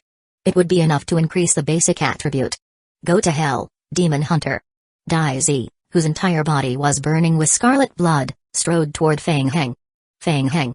Be careful. Chen Jiang shouted. Boom. As soon as he said that, the side of the pathway in front of Fang Heng suddenly broke open. A huge shadow rushed out from the broken wall. It was a tyrant form. After breaking through the wall, the tyrant used its shoulder to hit Danzō. Bang. Danzō, who was in a burning blood state, was knocked away by this sudden collision. Boom. Boom.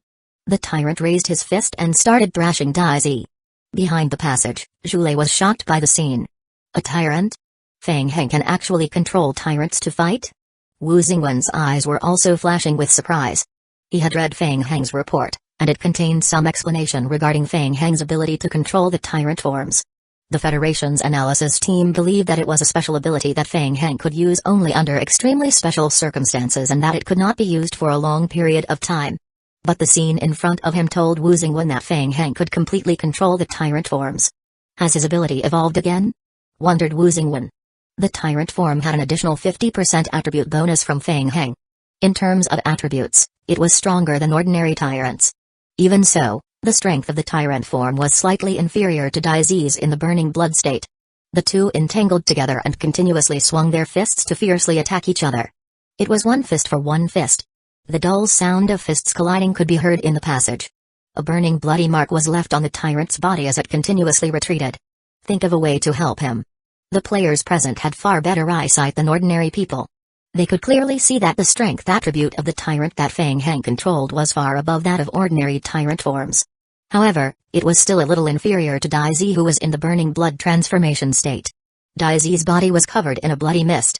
Once it touched the boiling blood mist, the tyrant form would be greatly injured. Zhulei, help me. Okay. Liu Huiying lowered her head, rummaged through her backpack, and began to set up a sealing formation to seal the vampire on the spot. Boom. Boom. Boom. Suddenly, a few heavy sounds rang out.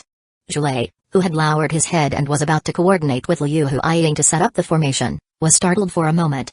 He raised his head and looked toward the front of the passage. Several more holes had been opened in the wall of the passage. A total of 8 tyrant forms had drilled out from the holes in the wall. When one-on-one against Daizi, who was in the burning blood state, the tyrant form was at a disadvantage. But presently, a total of 9 tyrant forms had surrounded Daizi. Bang! Bang bang!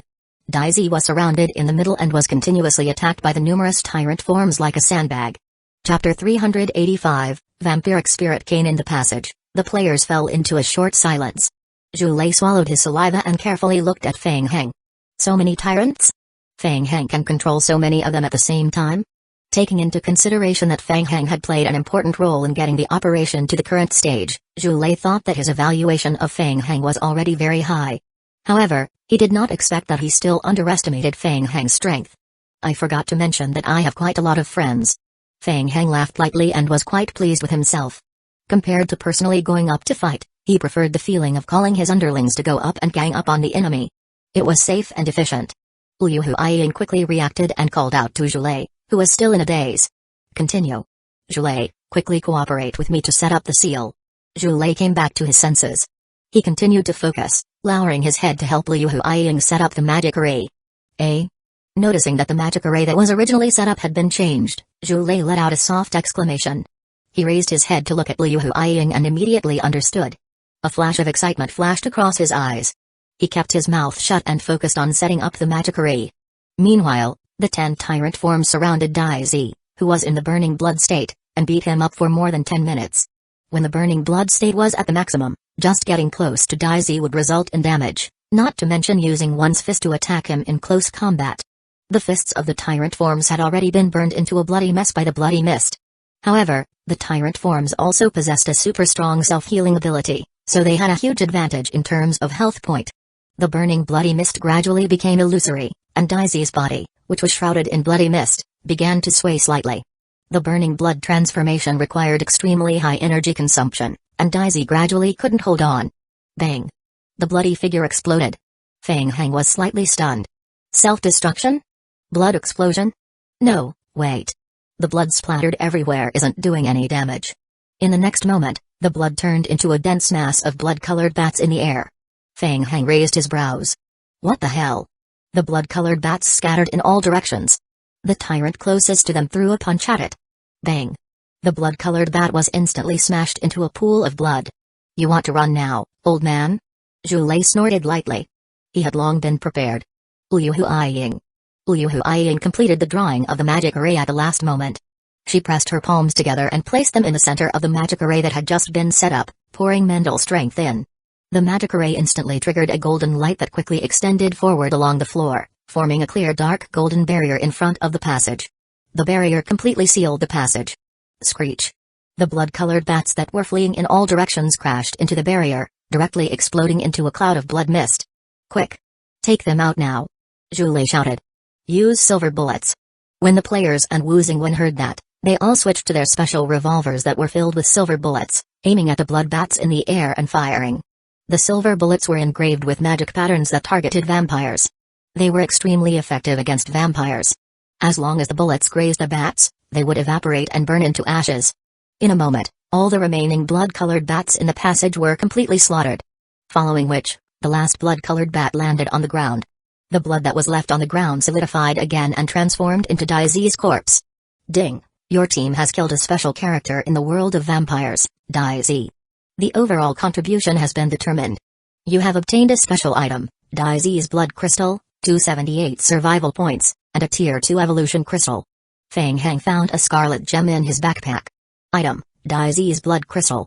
Description, the blood crystal of the Marquis of the Vampires, Daizi.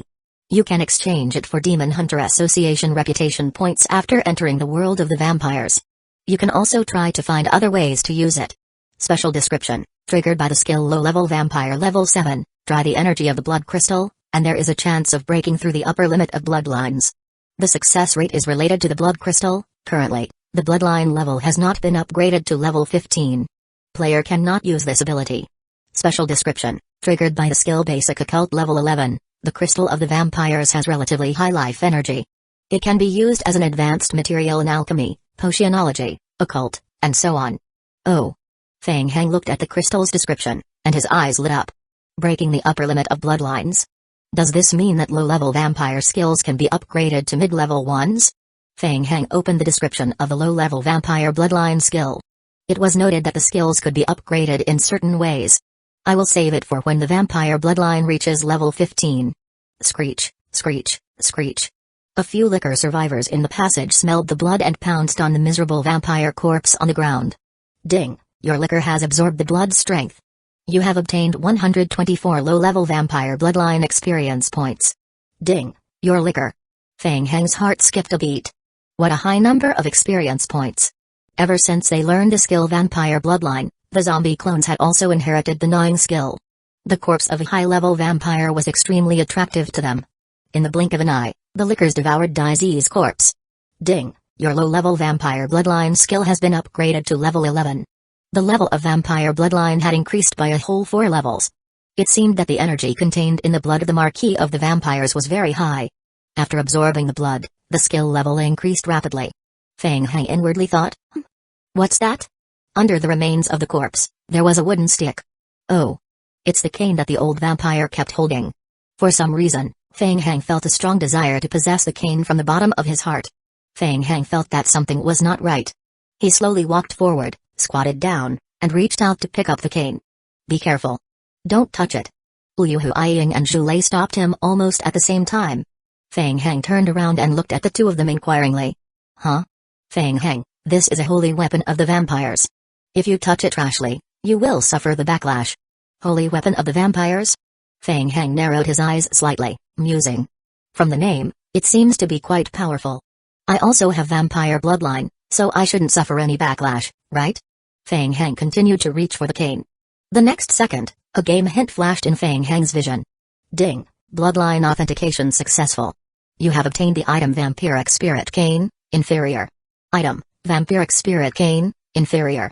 Description, special item. Soul binding. Occupies a special backpack slot. Cannot be discarded. Will definitely drop after death. Description, one of the 13 holy artifacts of the vampires rumored to possess great strength. Effects activate once placed into the backpack.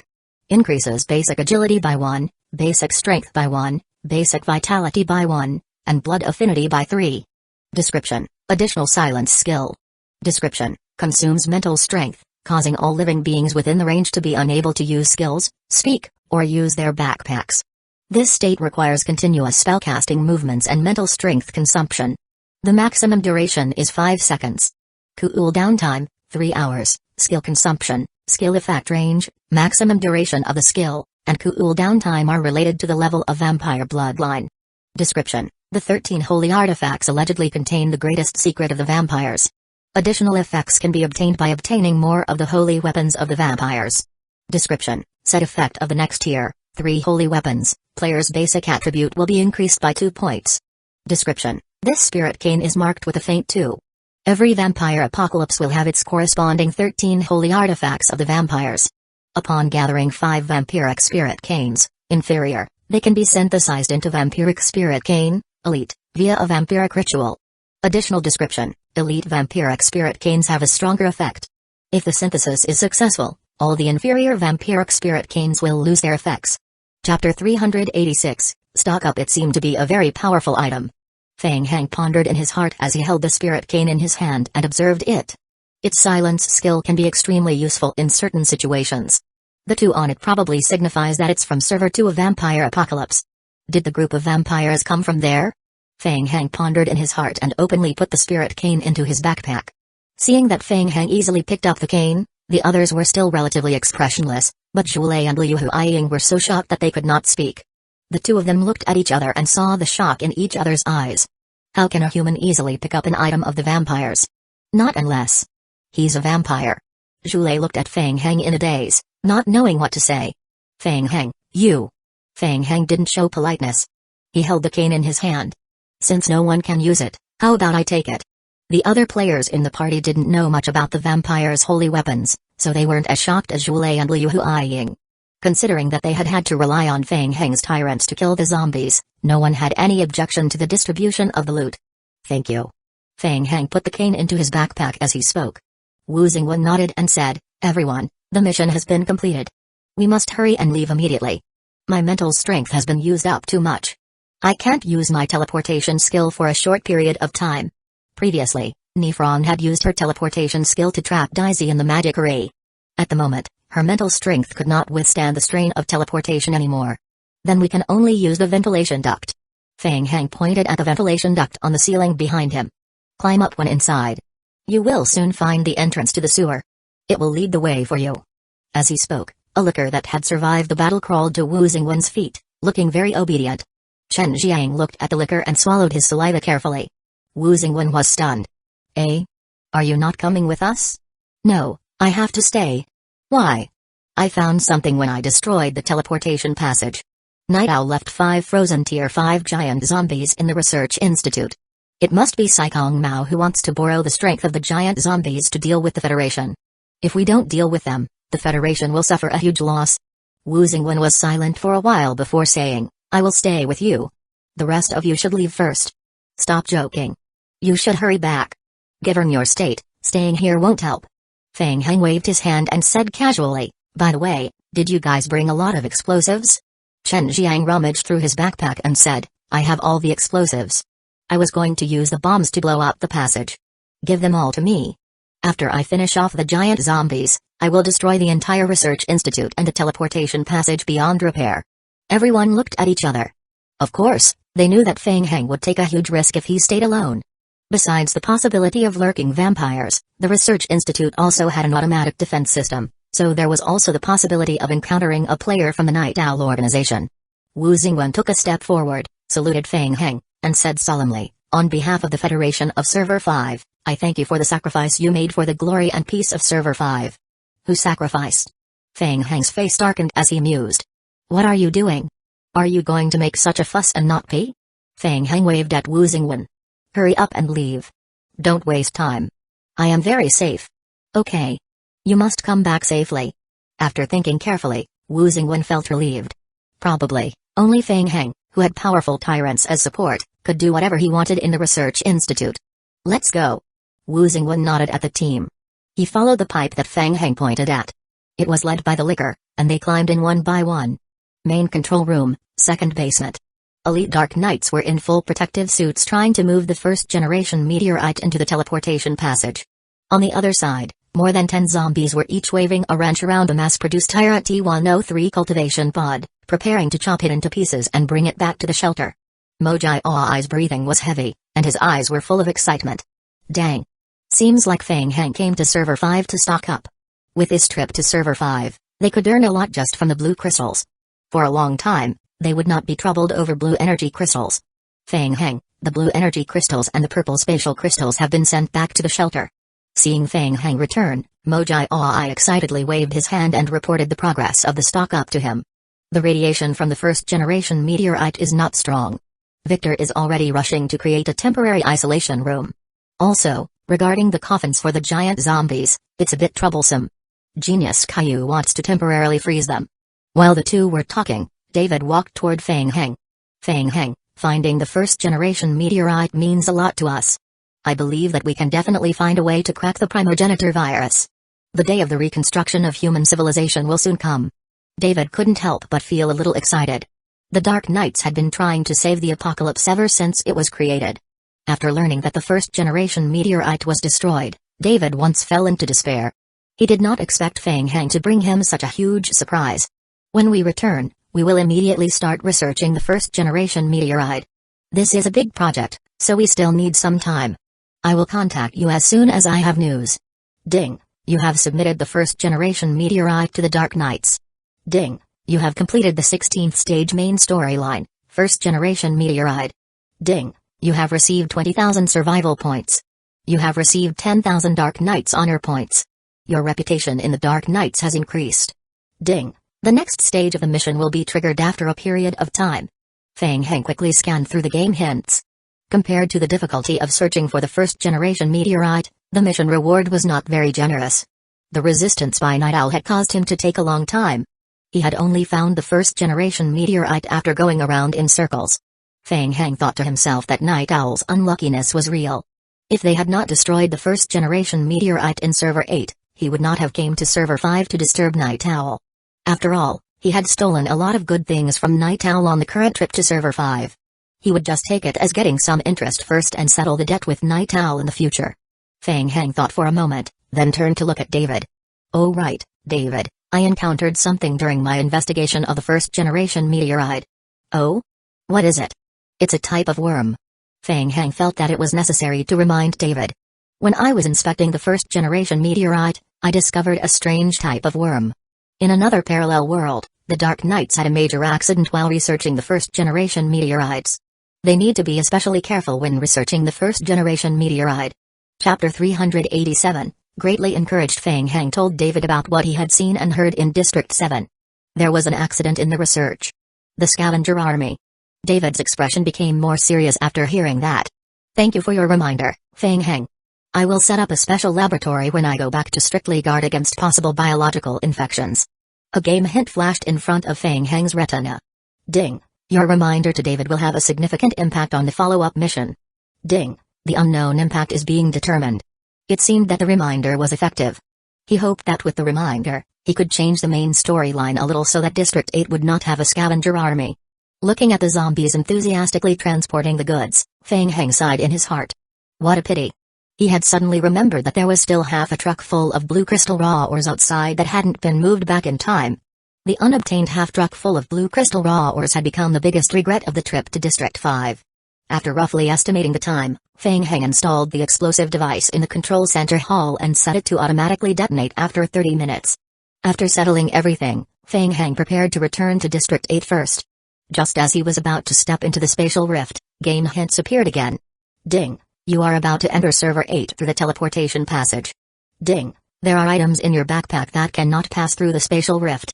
If the items remain in your backpack, excluding the special grids and the war backpack, they will be cleared after passing through the spatial rift.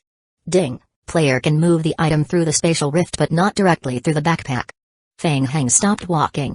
Even after the spatial rift expanded, a player could not carry the backpack along for intra-server teleportation. Such troublesome settings, Feng Heng muttered and rummaged through his backpack.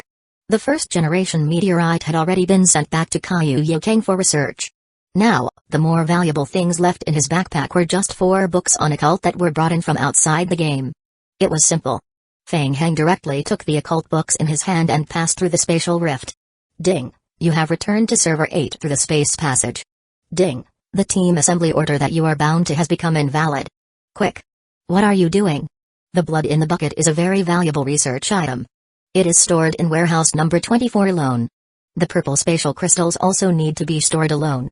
Has storage room number 18 not been cleaned up yet?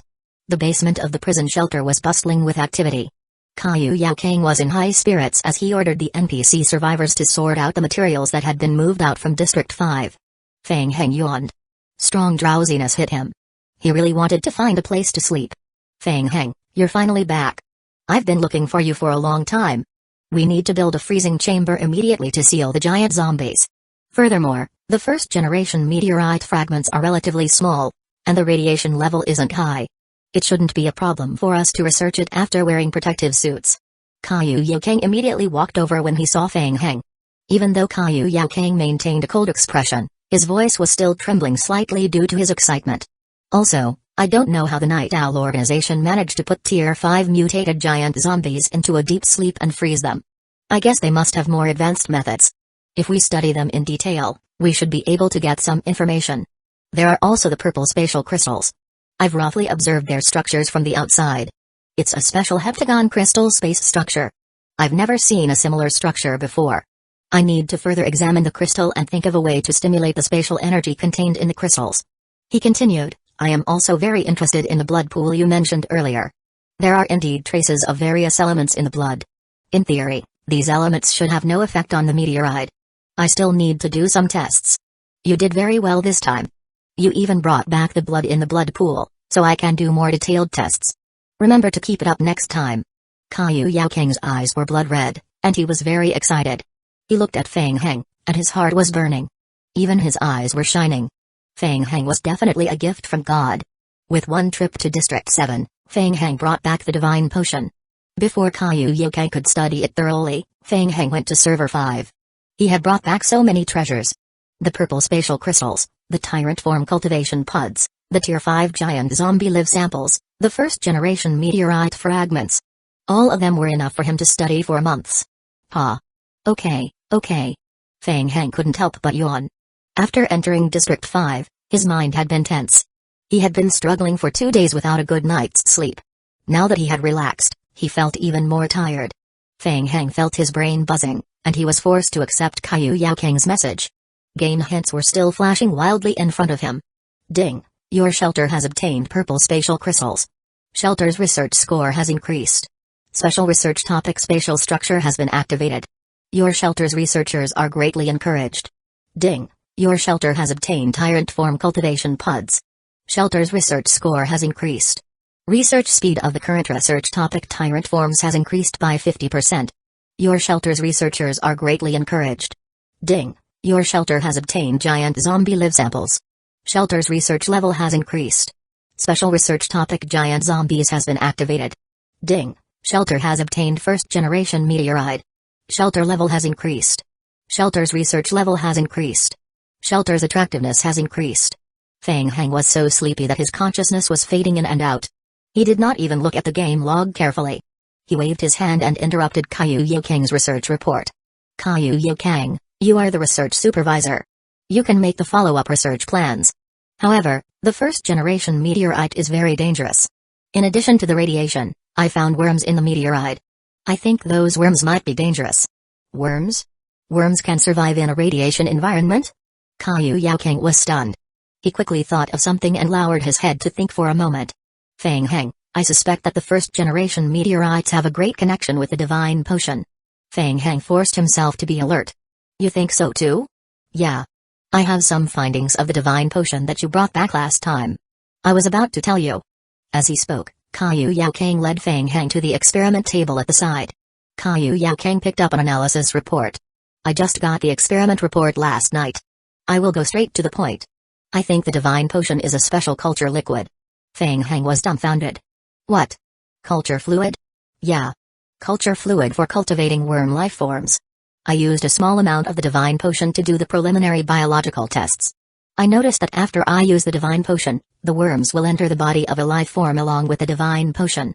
It lives in the body of a life form in a parasitic way. Chapter 388, Parasitic Worms. Nutrient solution allows the worms to grow better in the life form. As the worms grow, the host's emotions will become high, and the values of various indicators will also increase, including strength and physique. However, such an increase is very dangerous.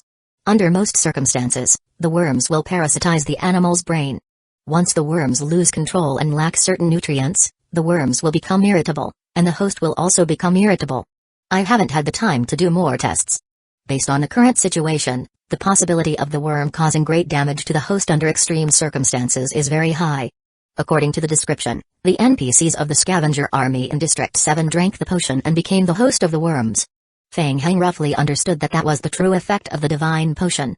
I still need time to analyze if the worms in the meteorites are from the same origin as the worms found in the divine potion. Next, I will start to study the first-generation meteorite. Oh, okay. Do as you see fit. Feng Heng rubbed his head that couldn't catch up. A wave of indescribable sleepiness hit him, making it impossible for him to continue thinking. Forget it. I will go offline to catch up on sleep first. He thought. Before leaving, Feng Hang threw the 4 occult-related books he had secretly brought into the game world to 4 zombie clones, telling them to read them overnight in the basement. After arranging everything, Feng Hang waved at Mojai and said, "Old Mr. Mo, I will go offline to rest first. Keep an eye out." "No problem." Mojai, who was taking stock of the great harvest from Server 5, was unusually excited. He waved at Feng Hang. "Leave it to me." Meanwhile, outside the research institute at the temporary frontline camp set up by the Federation. In the end, we decided to leave Feng Hang alone to completely destroy the time passage and the Tier 5 giant zombies left behind by Saikong Mao in the laboratory.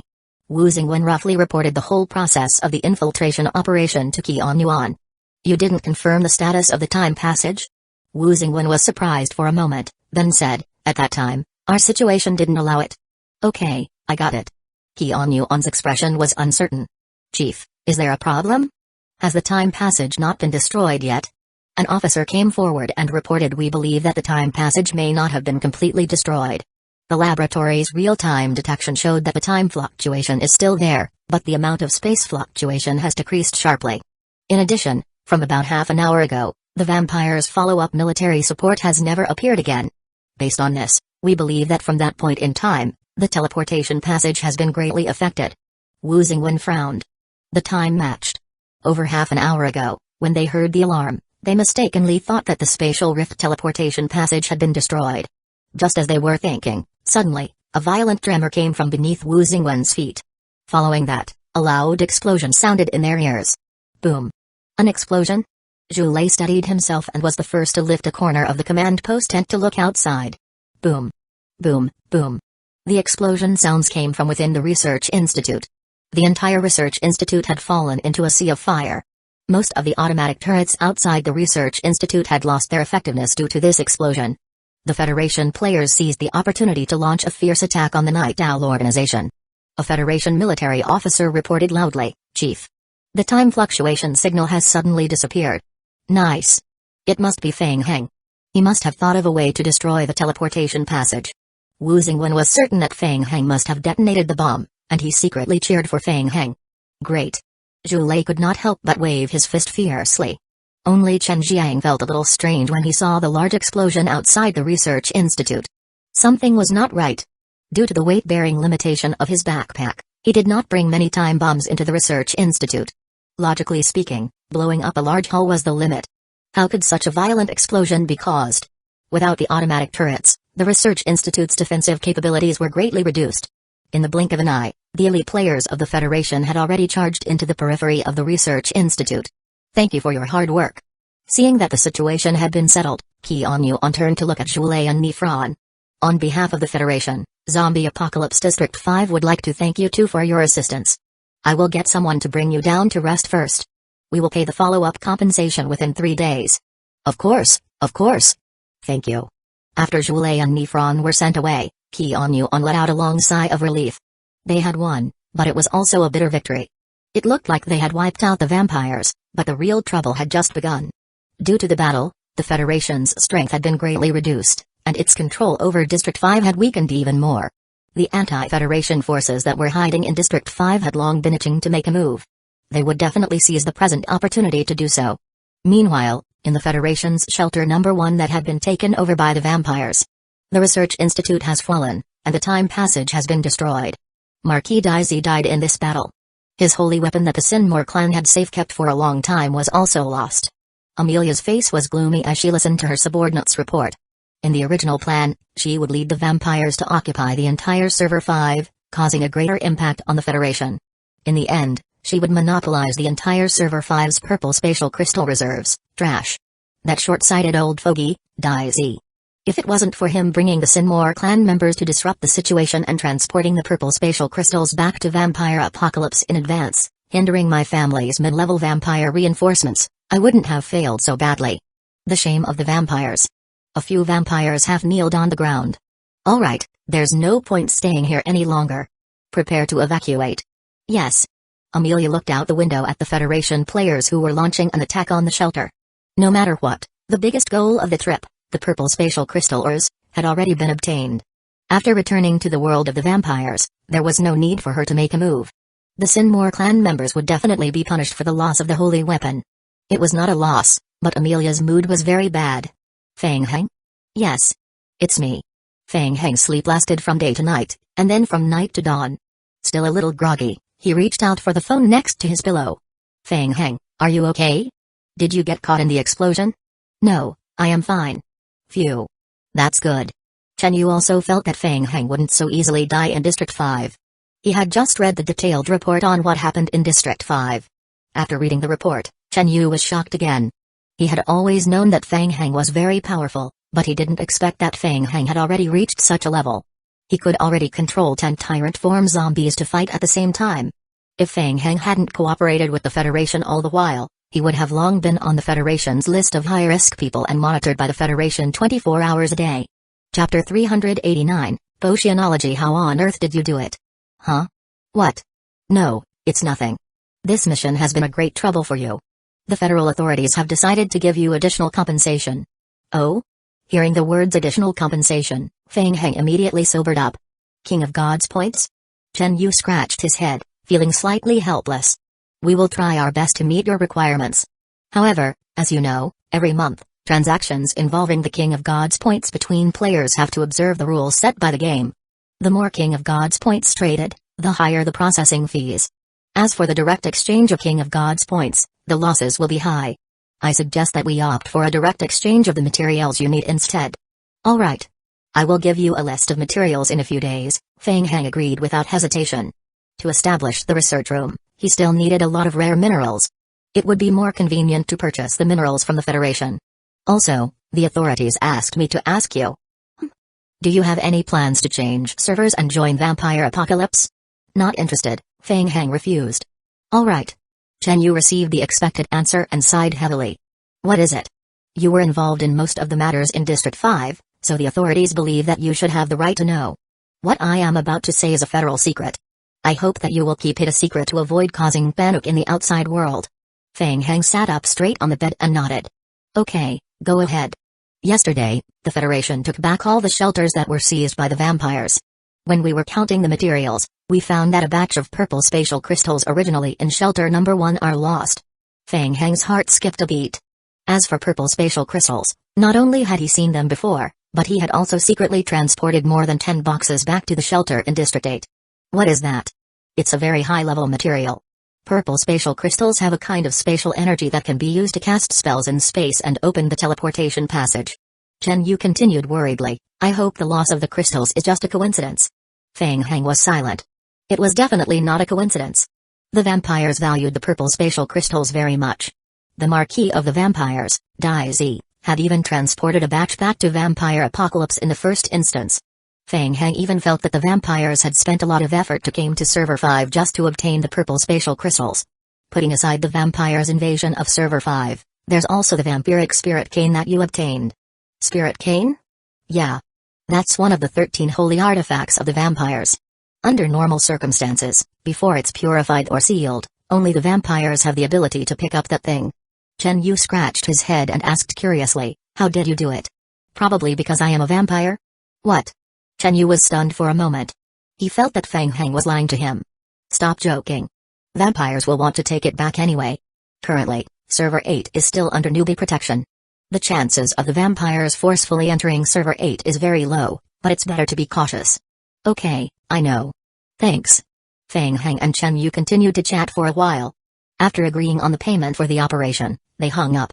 Fang Heng stretched, preparing to find some food. Drawing open the curtains, Fang Heng was stunned for a moment. Eh? Where are the raw blue crystal ores that were stored in the back garden? The back garden was empty, leaving only the beautiful scenery of a small bridge and flowing water. Fang Heng put on his coat and went out to look for the ores. Just as he opened the door, he met Butler Sunday. Fang Heng immediately asked, Butler Sun, where are my stones? Mr. Fang Heng, you've been resting, so I didn't have the chance to tell you. If the stones were left outside, they would easily get lost and damp, so I took the initiative to temporarily store them in the storage room. I hope you don't mind. Oh, it's fine. As long as they're not lost. Butler Sun smiled bitterly at Fang Heng. A piece of ore worth millions in the black market was just piled up in the backyard? No matter how he looked at it, it didn't seem real. Butler Sun initially didn't believe that Fang Heng's ore was so valuable. However, after seeing how Zhao Ra Ruo took out a book from the study and compared the ore with the original blue crystal raw ore in the book, He started to have doubts. Fang Heng followed Butler Sun to the storage room and saw that the ores were still there. He was not worried anymore. For the time being, he would leave them in the warehouse. After all, the storage room was a little too far, making to and fro transportation troublesome.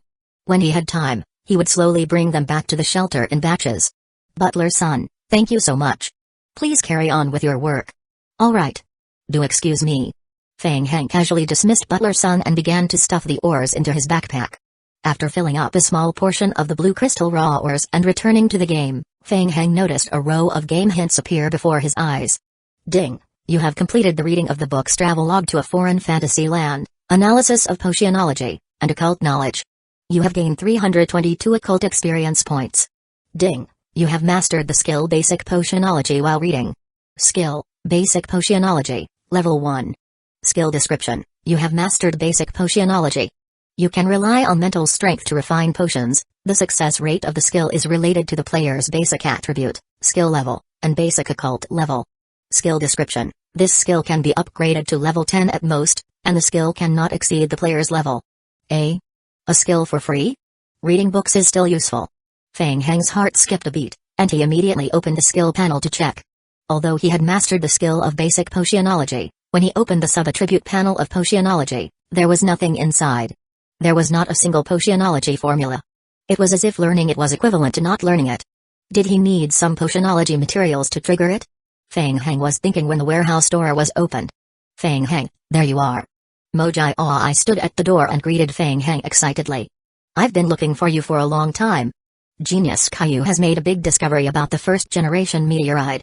There was news about the main storyline. Fang Heng was delighted and immediately put Potionology aside. Let's go take a look. In the shelter's laboratory, Caillou Yokang, who had stayed up for 3 nights in a row, was still excited. The night before, he pulled the shelter's research team to study the first-generation meteorite overnight. Even now, the shelter's research team operated at full capacity as if they were on steroids. Seeing Fang Heng, Caillou Yokang picked up the report on the experiment table. Fang Heng, you're finally here. There's good news. I've extracted a part of the worm within the first-generation meteorite as a biological sample and confirmed that there's a gene sequence related to the primogenitor virus in the worm's body. He continued, it's very strange. Once the worm is artificially isolated from the meteorite, it will immediately die. For safety reasons, I haven't conducted any biological experiments yet. Our research room needs to level up first. Chapter 390, The Next Journey. Caillou Yokang adjusted his glasses as he spoke. In addition, according to my estimation, as long as we can figure out the relationship between the worms and the first-generation meteorite, we will be able to find a way to completely solve the zombie virus. Earlier on, I communicated with David of the Dark Knights about the discovery of the worms. We will work together, with each of us focusing on a different item. The Dark Knights will mainly study the meteorite while we will mainly study the worms. Hopefully, this will help boost our research speed. Fang Heng saw new game hints appearing in front of him. Ding! You have cracked part of the secret of the first-generation meteorite in advance. Ding! Due to your interference with the main storyline, the main storyline progress has undergone a major change. The progress of the main storyline has greatly increased. You have received additional main storyline contribution points. Ding! The current main storyline in this server has reached 58.9%. The game will announce the ranking of the contribution points for the main storyline in the entire server in 24 hours. Ding! Your contribution points for the main storyline are 276,200. You are temporarily ranked first in this server. Ding! You can use up 100 King of Gods points to delay the announcement of the main storyline for a week. Ding! After a week, you can use up additional King of Gods points to delay the announcement by another 3 days. Each delay will cost twice as many King of Gods points as the previous time. Ding! Player, please choose whether to use up 100 King of Gods points to delay the announcement.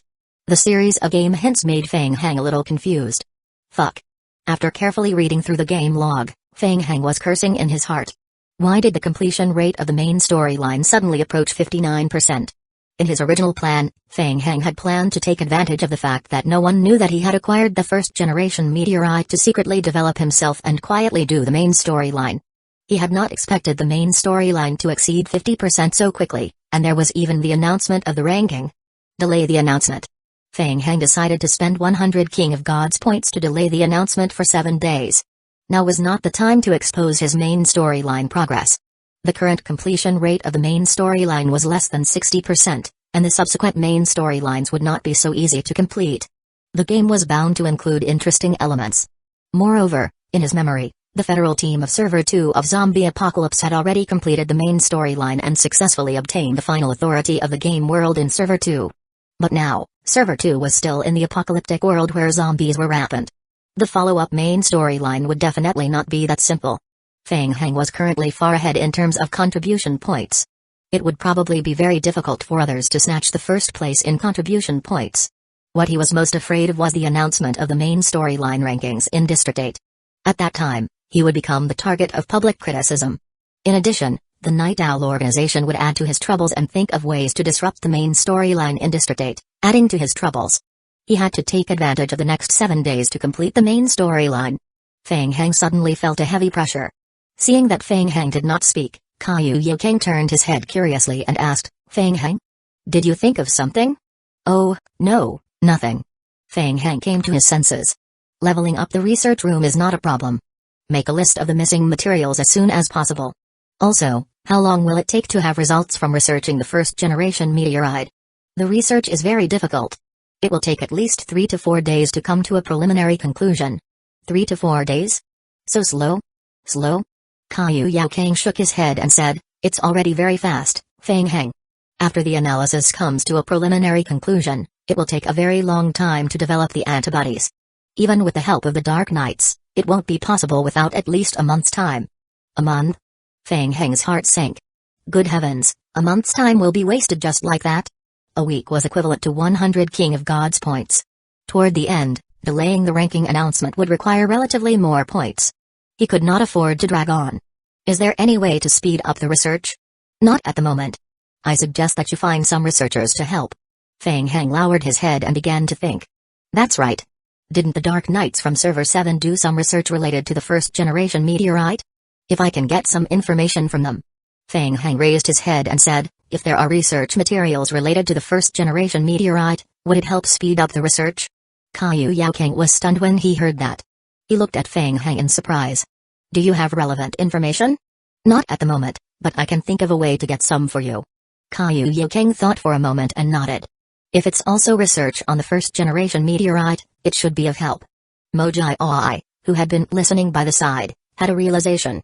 Hey, Feng Heng, you're not planning to drop by District 7, are you? He thought, what the heck, was he planning to drop by District 7 and do the main storyline without saying anything? Overpowered is overpowered indeed. He's actually doing the main storyline in both servers. That's right, I am planning to go to the parallel world. The Dark Knights there have studied the first-generation meteorite for a period of time, and there might still be research data stored there. The more Feng Heng thought about it, the more he felt that it was a workable plan. The main storyline of District 7 was highly similar to that of District 8. Apart from searching the relevant information on the first-generation meteorite, he could cross-reference the main storyline flow in both servers. That would help him speed up the progress of District 8's missions, too. If he got lucky and came into direct contact with the owner of the Divine Potion, he might be able to obtain some information related to the subsequent main storyline in advance. How's the status of the space-tearing device? Very good. Victor already checked and repaired it yesterday. It can be operated at any time. Good. Let's not delay further. We will set off immediately. With the blue energy crystals from District 5, the space-tearing device had sufficient energy. It was enough for Feng Heng to warp for a period of time. I will go to District 7 now and try to get some information. We will do research on the worms in the first-generation meteorite for now. Okay.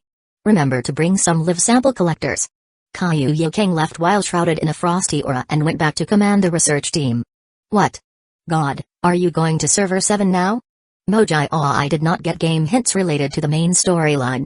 He only felt that Feng Heng was full of energy.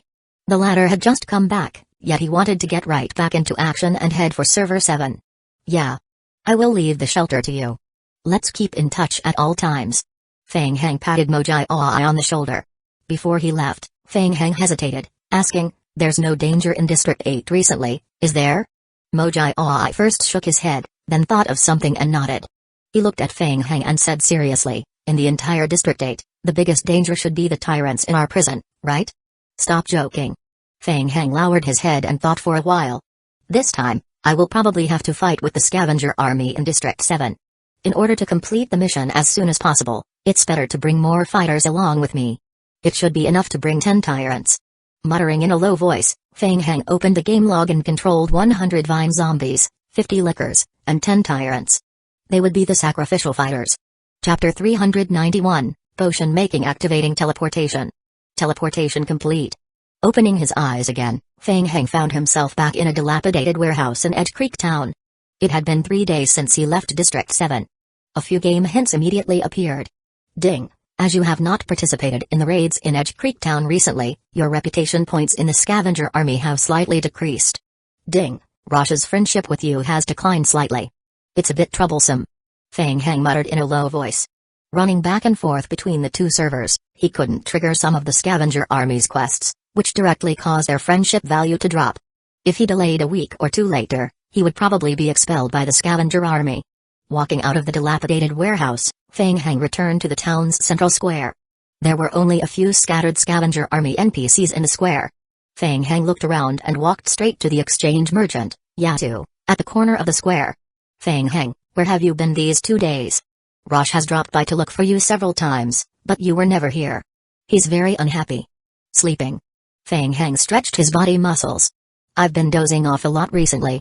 By the way, is it a side effect of the divine potion? Are you here to cheat me, friend? Yatu raised his eyelids and replied, the divine potion can only make people excited and improve their physique. It's not a sleeping pill. I am just joking. Feng Heng laughed. Where's Rosh? Early in the morning, he took his men to attack the survivors' shelter. As you know, they've been very excited. Recently, the plan to attack Edge Creek Town has encountered a lot of obstacles. The survivors' shelter has always been able to make defensive arrangements ahead of us. Rosh has become more and more irritable. Oh. Feng Heng helplessly spread his hands. He thought, with Chinya, the Federation's spy, in the scavenger army, it would be a wonder if Rosh and the others could succeed so smoothly. Is there any mission that I can help you with? Feng Heng asked. You should ask Rosh about this. Isn't he coincidentally not here? Feng Heng checked the exchange column of Yatu and said, I have nothing to do. What materials do you need? I can think of a way to help you find them. Yatu replied, I don't lack materials. I only lack survivors who can make potions. If you can help me find a suitable person, I am willing to provide you with a satisfactory reward. Ding, you have triggered the mission, troubled Yatu. Mission description, Yatu is currently worrying about making potions. Please find some potioneers and bring them to him. Mission reward, scavenger army points. Making potions? Feng Heng's heart skipped a beat. He had just learned potionology by reading books on occult. Potionology was a branch of occult. In the current world of zombie apocalypse, potioneers belong to the branch of potion making and medical treatment. Could potionology be used to make common potions? Feng Heng wondered. It's always the darkest under the lamp. Feng Heng pointed at himself. Look, I am a professional potioneer. You? Yatu looked confused, sizing up Feng Heng. No matter how he looked at it, he felt that Feng Heng was talking nonsense. Of course.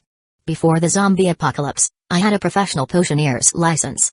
Unfortunately, after the zombie apocalypse, Yatu didn't believe a single word Feng Heng said. Ignoring Feng Heng's long-windedness, Yatu turned around and took out 5 bottles of different colors from the small box behind him. He placed them on the ground one by one. Tell me what these bottles are. Huh, are you testing me? Feng Heng appeared relaxed on the surface, but he wasn't confident in his heart. He casually reached out his hand and picked up a pale yellow potion to observe. As soon as he held the potion bottle, a game hint refreshed in front of him. Ding, you have obtained an unappraised potion. Ding, detected that you currently possess the skill Potionology Foundation. You can choose to consume mental strength to analyze and appraise the potion. Analyze, Feng Heng thought to himself. A gentle stream of mental strength flowed into the potion. If Yatu were to carefully observe the potion, he would definitely notice that there were tiny bubbles forming in the liquid. After Feng Heng used less than a third of his mental strength, game hints appeared again. Ding, through the skill Basic Potionology Level 1, you have analyzed the potion formula and its effects. The potion has a short-term pain-killing effect. Ding, you have obtained a new potion formula. Please name the potion. I can get formulas just by using a little mental strength? Feng Heng raised his eyebrows, thinking that the potionology skill was amazing. An ordinary potioneer would have to spend money to buy the formula or work hard to get the formula. Pain-killing potion. Ding, player has successfully named the potion. Player can choose the said potion in the formula column to make it. You need to prepare the ingredients in advance. A hint of surprise flashed in Yatu's eyes. Did he really make a judgment? And just by looking at it? Usually, a potioneer would be extremely careful with determining unknown potions. They would need to go through various means of determination, and the final conclusion might not even be correct. Yatu thought, it's not possible to determine the type of potion just by observing it with the naked eye. It could also be a random guess that Fang Heng made. Maybe he just happened to use such a potion before. He then said, expressionlessly, "You're right." To increase the difficulty, Yatu pointed at a colorless potion. "Let's see. What about this one?" Fang Heng picked up the potion and injected his mental strength again. This time, more than half of his mental strength was consumed. Ding! Through the skill Basic Potionology, Level 1, you have analyzed the potion formula and its effects. You have determined that this potion is a basic level potion. This potion has a short-term muscle response enhancement effect. It can quickly increase the player's basic agility attribute. Ding! You have obtained a new potion formula. Please name the potion. Short-term basic agility enhancement potion, said Fang Heng. Ding! Player has successfully named the potion short-term basic agility enhancement potion. Player can select the potion in the formula column to make it. You need to prepare the ingredients in advance. Looking at the surprised look on Yatu's face, Fang Heng curled his lips. Yatu, it's not that I want to say this, but isn't the effect duration of your potion a little too short? Yatu saw Fang Heng in a new light. It could be passed as a fluke if the latter had guessed correctly once, but he had guessed correctly twice. Why aren't you saying anything? Am I wrong? No, your analysis is correct. Yatu looked at Fang Heng. How did you do it? Fang Heng shrugged and said honestly, based on feeling. Based on feeling?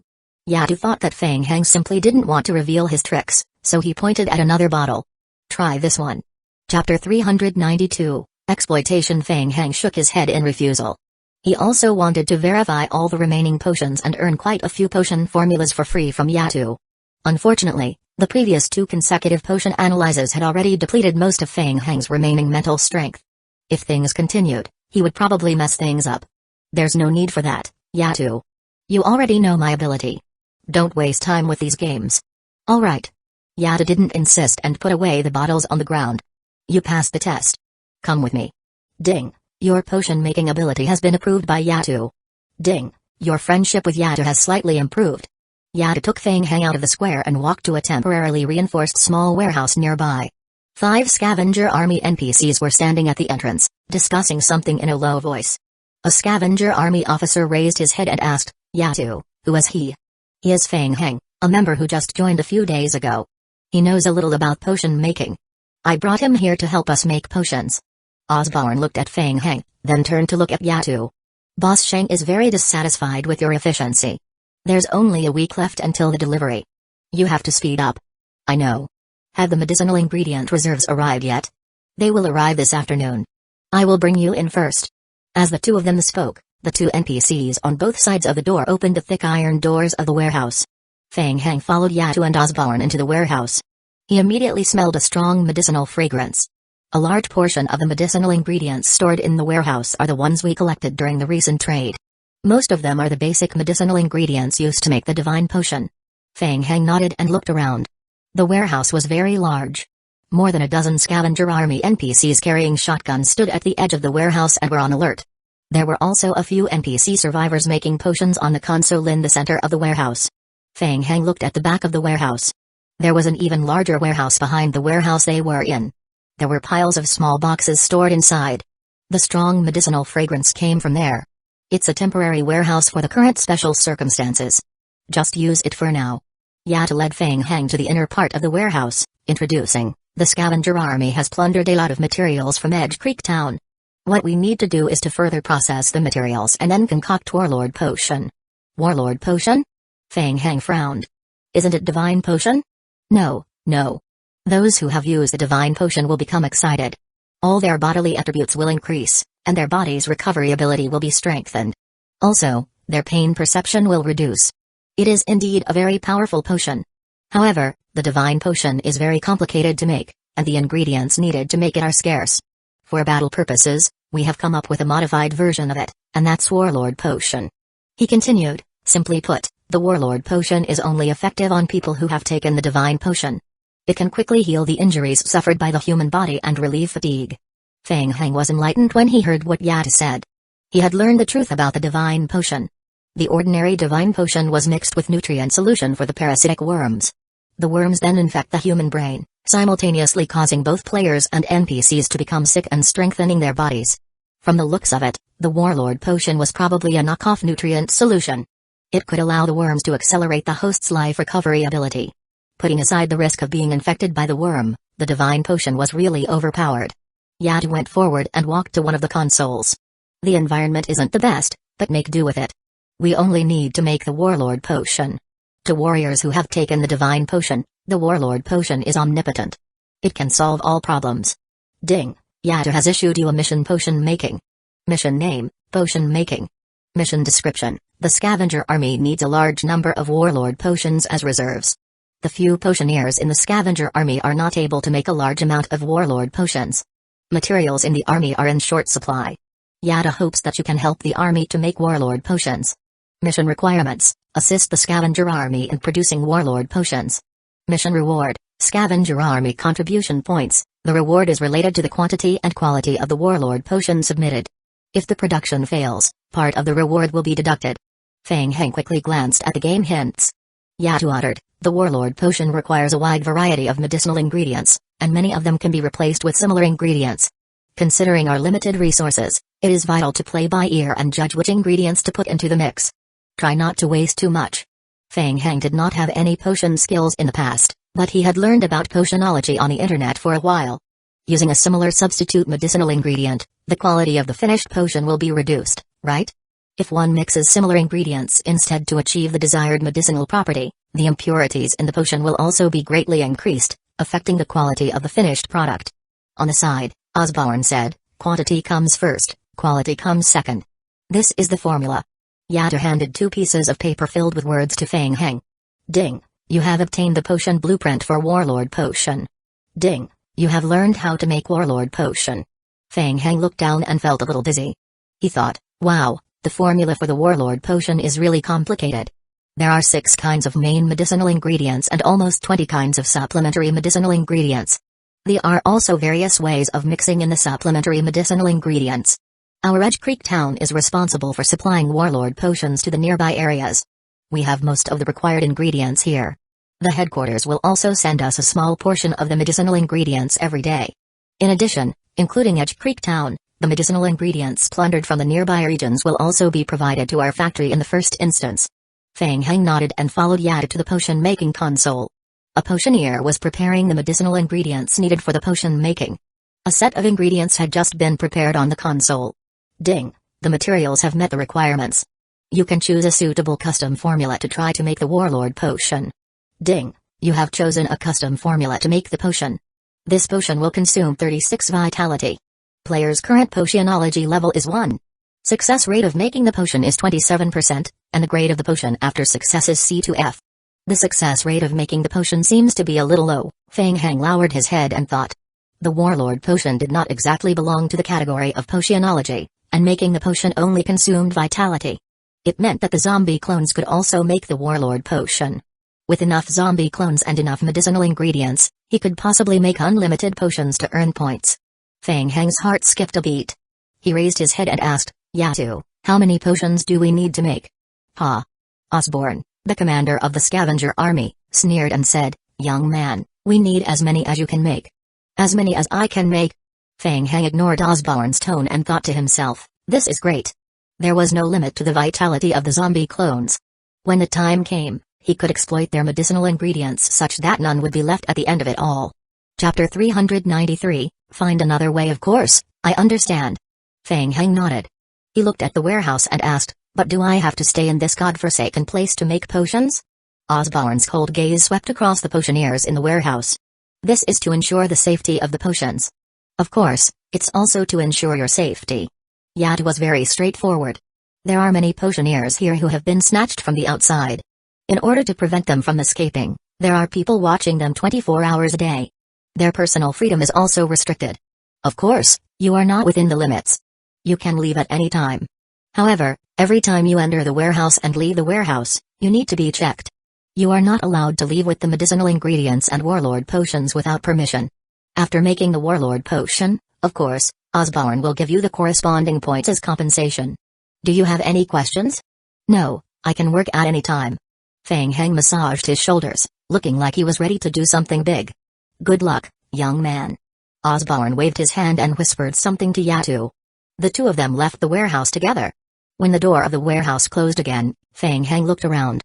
The boxes at the edge of the warehouse were lined up in a row, each filled with different medicinal ingredients. Fang Heng took out some of the medicinal ingredients from the boxes and walked to an empty experiment table. Soon, Fang Heng customized a set of ingredients for the Warlord Potion according to the instructions of the Warlord Potion formula. Ding! The prerequisite conditions for making the Warlord Potion have been met. The consumption of vitality this time is 37. Current success rate, 27%. Estimated potion quality after completion is C2F. Do you want to make it? Make it. A long channeling bar appeared above Fang Heng's head. When the channeling bar reached its end, a red and bold hint appeared in Fang Heng's vision. Ding! Player has failed to make the potion. Some of the ingredients have been destroyed. Player's vitality will be deducted by 45 points. Fang Heng cursed in his heart. Not far away, the other two NPC potioneers looked at Fang Heng sympathetically. The Warlord Potion was one of the more difficult ones in potion making. The success rate of making it was already very low, so failure was expected. Fang Heng was not discouraged. He prepared another set of potion ingredients and continued to make it. Ding! Player has failed to make the potion, and part of the potion ingredients have been destroyed. Ding! Player has failed to make the potion. He failed another 4 times, and it was 5 times in a row. This. In the warehouse, the potioneers looked at Fang Heng, holding back their laughter, their expressions a little twisted. They thought, 5 times in a row? He seems experienced, but isn't his luck awfully bad? Fang Heng took a deep breath and patted his cheeks, thinking, this is really weird. Did the game change the success rate? With a 27% success rate, it should be 1 out of 5 times, right? Fang Heng wanted to continue, but his vitality had been exhausted, so he could not continue to concoct. The situation could not go on. The success rate was too low. He had to think of a way to increase the success rate of the potion making. Fang Heng thought about it. Ordinary potionology and potion making skills could be used to make potions. If he learned the potion making skill, could it increase the additional success rate? Moreover, the equipment here wasn't very good. If he changed to better equipment, he would be able to increase his success rate more or less. Fang Heng quickly came up with an idea. He got up and left the warehouse. He left? Outside the warehouse, Osborne was still talking about something at the door of Yatu. Seeing Fang Heng leave, Osborne's eyes revealed a hint of disdain. What? Is the difficulty too high? Did you give up so quickly? No, I am not giving up. I need some special tools. Do you want to check if I am carrying any medicinal ingredients with me? No need, go ahead. Watching Fang Heng leave, Osborne looked at Yatu. This is the person you recommended? Did you misjudge him? Special tools? He really could have given a better excuse. I don't know what he's up to. Don't worry, he's different from ordinary people. He might give you a surprise. Fang Heng returned to the square inches the center of the town and found his minivan parked at the side. He immediately drove the minivan away from Edge Creek Town and headed to the Apocalypse Merchant Camp. Fang Heng waited in the Apocalypse Merchant Camp for about 2 hours. Ailey rushed over after receiving the news. What's so urgent? Good news, we've obtained the first-generation meteorite. Really? Where did you find it? Ailey was first surprised. Then, his face lit up as he hurriedly asked Fang Heng for details. The first-generation meteorite of Server 7 had been destroyed. If District 8 could find the first-generation meteorite, they might be able to find some clues from the first-generation meteorite and end the apocalyptic world. I got it from another parallel world. Fang Heng told Ailey about what had happened in Server 5. Hearing the news of the Dark Knights being destroyed in the parallel world of District 5, Ailey frowned. After that, hearing about the invasion from the world of the vampires, Ailey felt his heart skip a beat. Well done. Well done, Fang Heng. After listening to the whole story, Ailey waved his arms excitedly. He was also immersed in the story, and he still wanted more. Give me a bottle of beer and put it on his tab. Fang Heng was so thirsty that he waved his hand and asked for a bottle of beer from the boss of the Apocalypse Camp. But Fang Heng, how did you pick up the vampire's spirit cane? Ailey was very curious about vampires. Where's the vampire's spirit cane? Can you show it to me? The vampire's spirit cane was bound to a special backpack grid, always on Fang Heng in the various game worlds. Even in the real world, Fang Heng could see the vampire's spirit cane in his backpack. Unfortunately, while he could see it, he couldn't take it out in reality. Fang Heng gently turned his wrist, and the spirit cane of the vampires appeared in his palm. That's it. Wow. It's amazing. Ailei felt itchy in his heart. He carefully reached out his hand and took the spirit cane of vampires on the table. Eh? Didn't they say that ordinary people can't pick it up? That's under the condition of not recognizing the owner. As Feng Hang spoke, he focused his mind. Ailei immediately felt a strong force coming from the spirit cane in his hand, and he couldn't hold it for a moment. Whoosh! The spirit cane was suddenly sucked into Feng Hang's hand. Holy shit! This move is amazing. Ailei had never seen such a supernatural thing, and he couldn't help but exclaim. Alright, let's get back to business. Feng Hang put the vampire's spirit cane back into his backpack, and his face became solemn as he said, I need your help. Tell me about it. I will try my best. I want to finish the research on the first-generation meteorite as soon as possible, so I want to get the research materials related to the first-generation meteorite in Division 7. Ailei recalled for a moment and said, Indeed, we have a backup of the research materials in the laboratory. They have been sealed in the headquarters of the Dark Knights for all these years, so we should be able to find them. Ailei hesitated for a moment. But what? Feng Hang, the other members of the Dark Knights may not believe in the time passage you mentioned. They may suspect that you have ulterior motives. In addition, I also hope to restart the investigation on the first-generation meteorite, so I have a request. Ailei pleaded, I hope that you can provide us with a small piece of the first-generation meteorite to conduct research on. All right. Ha. Thank you. Feng Hang, I knew I could rely on you. Seeing that Feng Hang agreed readily, Ailei was excited. He slammed the table and shouted, Hueco, quick. Serve the beer. There's no rush to drink. I still have a troublesome matter that I need you to help me think of a solution for. Just say it. Feng Hang asked, Do you have a skill book about potion making? Ailei nodded and said, It's no big deal. Our Dark Knights have various skill books. If it really doesn't work, we can buy one from others at a high price. Chapter 394, ranked at 5 o'clock in the afternoon, at the crossroads where Feng Hang had agreed to trade the first-generation meteorite. Ailei and the other two members of the Dark Knights were fully armed. They each wore a full protective suit to insulate themselves from radiation and also brought a toolbox. Seeing that the sun was about to set, the three of them waited anxiously. Why isn't it here yet? Is there any change? Don't worry, let's wait a little longer. It's not time yet. As they spoke, a small white van gradually drove over from the end of the path ahead. Ailei's heart relaxed, and he pretended to be relaxed as he said, Look, he is here. The van stopped at the roadside. Feng Hang walked out of the white van. Yang Zai was surprised at Feng Hang's youth. Feng Hang, you're late. You guys came too early. Feng Hang stretched his back muscles. Apart from a large number of blue crystals, using the teleportation passage required prior maintenance checks, which was very time-consuming. In addition, Feng Hang also lost 3,000 honor points to cut off a small bit of the first-generation meteorite that belonged to the Dark Knights of District 8. Yang Zai turned to look at the white van behind Feng Hang. Where's the first-generation meteorite? Don't look for it. It's in my hands. Feng Hang flipped his wrist and handed over a first-generation meteorite fragment. Yang Zai and the others were frightened. For a moment, they thought that Feng Hang was joking. The first-generation meteorite had intense radiation. Feng Hang actually took it out of thin air? Could it be a fake meteorite? Feng Hang spread out his hands. In the center of his palm lay a thumb-sized stone fragment. Zhang Yuping was the chief researcher of the Dark Knights. He stretched his head over and carefully used tweezers to clamp the fragment, placing it in front of his eyes and observing it for a moment. It is the real first-generation meteorite. Zhang Yuping's pupils constricted. He had checked the information about first-generation meteorite countless times. He could tell whether it was real or fake at a glance. Zhang Yuping's tone carried a trace of anxiety, and he couldn't even keep his breathing calm. He turned his head and urged, Quick, toolbox. Yang F immediately opened the toolbox upon hearing that. Zhang Yuping held his breath and carefully placed the first-generation meteorite into the toolbox before closing the lid. Phew. Zhang Yuping heaved a heavy sigh of relief. Seeing how nervous Zhang Yuping was, Yang Zai also became nervous. She asked softly, Elder Zhang, is this meteorite real? Yes, it is indeed a first-generation meteorite. Yang Zai looked at Feng Hang in astonishment. Was he a human or a ghost? He could actually grab a first-generation meteorite with his bare hands? Was he not afraid of being exposed to radiation? Zhang Yuping did not dwell too much on the issue of radiation. In his excitement, he could not help but sigh. I thought that the spatial rift passage was just a theoretical existence. I did not expect it to be true. With the first-generation meteorite fragment, the shelved research project can be restarted. Ding, you have submitted the first-generation meteorite fragment, small, to the Dark Knights. Main storyline, District 7, has been affected.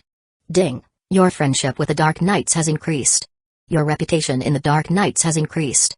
Ding. Main storyline impact assessment. Ding. Assessment completed. You have obtained 12,000 contribution points from the main storyline, District 7. Your contribution points ranking in District 7 has risen to 8th place. Ding. Your contribution points from the main storyline have entered the top 10. Your name will appear on the leaderboard rankings and cannot be hidden. What the hell? Fang Heng was also stunned. He did not expect that the submission of a meteorite fragment would directly increase his main storyline contribution points by 12,000. He was instantly stunned on the spot. He was on the leaderboard rankings? He could not hide it anymore? Fang Heng did not expect to be exposed so quickly at the beginning. He quickly opened the game log to check. The name Fang Heng was casually slapped on the 8th place main storyline contribution points leaderboard rankings. He was completely exposed. The only fortunate thing was that there were no parentheses at the end of the list indicating that Fang Heng was from District 8. Fang Heng, thank you very much for your help. If there's any news about the first-generation meteorite research, we will immediately contact you. Zhang Yuping bowed to Fang Heng and solemnly expressed his gratitude to Fang Heng. He took a box filled with information from Yingf and handed it over to Fang Heng. This is the laboratory research information I've compiled. It includes research on the first-generation meteorite, the zombie virus, the blood moon, the first-generation virus, the quarantine zone, and so on. I hope it can be of help to you. Okay, thank you. Fang Heng came back to his senses. On the bright side, he had gotten a reward of 12,000 main storyline contribution points. The Federation ranked first on the leaderboard rankings and had 98,000 main storyline contribution points. The gap between him and first place was already less than 10 times. Fang Heng, keep in touch. If there are any clues, we will communicate at any time. Zhang Yuping had waited for the present day for too long. He couldn't wait to start researching the first-generation meteorite. He nodded at Fang Heng and returned to the small car with the box. Ailei handed a skill book to Fang Heng. Here, I've been looking for the skill book that I promised you for a long time. I have to escort them to the research institute now. I will contact you later. Okay. Fang Heng took the skill book and looked at it before slapping it on his head. Ding. You have obtained the skill book on basic potion making. Ding. You have learned the skill basic potion making. Skill, basic potion making description. You can make potions according to the formula. The success rate of potion making is related to the skill level. Description. The skill can be upgraded to level 10 and cannot exceed the player's current level. After the skill reaches the maximum level, you can't try to upgrade the skill. Description. You can try to combine various medicinal ingredients to learn a potion formula. Alternatively, you can do so through reading, getting passed down information from others, and so on. Fang Heng glanced at the game description and muttered softly, with the basic potion making skill, I can make the Warlord potion with a more or less increased success rate, right? In Edge Creek Town, the team led by Rosh had also returned. A group of scavenger army NPCs crowded in the square, making a lot of noise. Fang Heng drove the white van back to Edge Creek Town and parked it at the side of the central square. Just as he got out of the van, a two-line game hint refreshed in front of him. Ding. As a result of their defeat, the scavenger army has low morale. When participating in the battle, the final effective output of damage will be reduced by 10%. Ding. As a result of their defeat, the price of all materials that you exchange will be increased by 25%. OF. They lost the war again, didn't they? They were tricked by the mole again, weren't they? Fang Heng thought. He got out of the van and glanced at Chinya, who was sitting in the corner of the square, before walking toward the center of the square. Those two young adults beside Chinya look unfamiliar. They're also players who just joined the scavenger army, most likely from the Federation. Fang Heng quickly made some calculations in his heart. Meanwhile, Chinya also noticed Fang Heng, and a hint of vigilance appeared in her eyes. Chapter 395, Industrial Potion Making. Fang Heng. Rosh had been sitting by the flower bed and had nowhere to vent his anger. When he noticed Fang Heng, he shouted, "Damn it! Where have you been these 2 days? It's my first time drinking the divine potion. I don't feel well," Fang Heng explained casually. "Bah! Damn it!" Rosh spat on the ground and said fiercely, "You came at the right time. Those shelters are an eyesore. I don't want to endure any longer. Tonight, we will launch an all-out attack and take everyone there. Those trashes would never expect our attack at night." Rosh gave off a vicious aura. "Fang Heng, just like last time, you will also take a team there." Chinya's expression changed when she heard what Rosh said. "All-out surprise attack? A wave in the morning and another surprise attack at night? I have to inform all the shelters to prepare immediately." With little time to react and counterattack, it's very likely that the shelters will be destroyed. Moreover, I am most worried about him, Chenya thought as she secretly looked at Feng Heng again. In the past 2 days, when Feng Heng was not around, the players' shelter near Edge Creek Town had the upper hand and resisted the scavenger army's attack. Once Feng Heng joined the all-out attack, the players' side would be in trouble again. She needed to send the news back as soon as possible so that the players in the shelter could take precautions in advance. Rosh was in a very bad mood and was very irritable. He threw a bottle on the ground to vent the anger in his heart. Those damn bastards. I want to crush them now. Ding, Rosh has made a public invitation to the players' shelter near Edge Creek Town tonight. Will you accept it? If you refuse, it will greatly reduce Rosh's favorability rating. Rosh, I don't think it's a good idea to launch an attack tonight. Huh? Rosh turned around. His bloodshot eyes stared at Feng Heng, filled with killing intent. Feng Heng, are you questioning my decision? For a moment, the NPCs in the square stopped making noise, and the atmosphere instantly fell to freezing point. Continuous fighting will affect our combat power. We need some time to rest. Feng Heng did not show any fear. He took a few steps forward. Give me some time. I have already prepared a plan. Bear with it for a while. By tomorrow, we will definitely be able to easily complete the plan to attack Edge Creek Town. Chenya and the other two from the Federation stood aside and watched Feng Heng and Rosh confront each other. They were even more confused. It was too strange. Why would Feng Heng stand up against Rosh? Just to buy some time? Was it necessary? Feng Heng had the ability to control zombies, so it was not difficult for him to forcefully attack the players' shelter. Moreover, the overall plan for that night's raid was very sudden. Even Chenya felt pressured. Why did Feng Heng have to delay it for a day? While Chenya was confused, Wei Chun, who was beside her, stood up. Commander Rosh, I think what Feng Heng said makes sense. After so many days, we are tired and need a good rest. Tonight, we will recover our strength and wait until tomorrow to destroy the shelter built by those survivors. Rosh turned around and stared at Wei Chun. Such a fierce look made Wei Chun's heart skip a beat, and his feet suddenly felt weak. He gritted his teeth and forced himself to look back at Rosh. Ha ha ha ha ha ha ha. Rosh suddenly burst into laughter. Good. Then I will wait for tomorrow to see the surprise you've prepared for me. If you can't satisfy me. Rosh twisted his neck. The fierce glint in his eyes could no longer be hidden. After he left, the cold atmosphere that shrouded the square finally eased a little. Are you crazy? Chenya was furious at Wei Chun's self-assertion.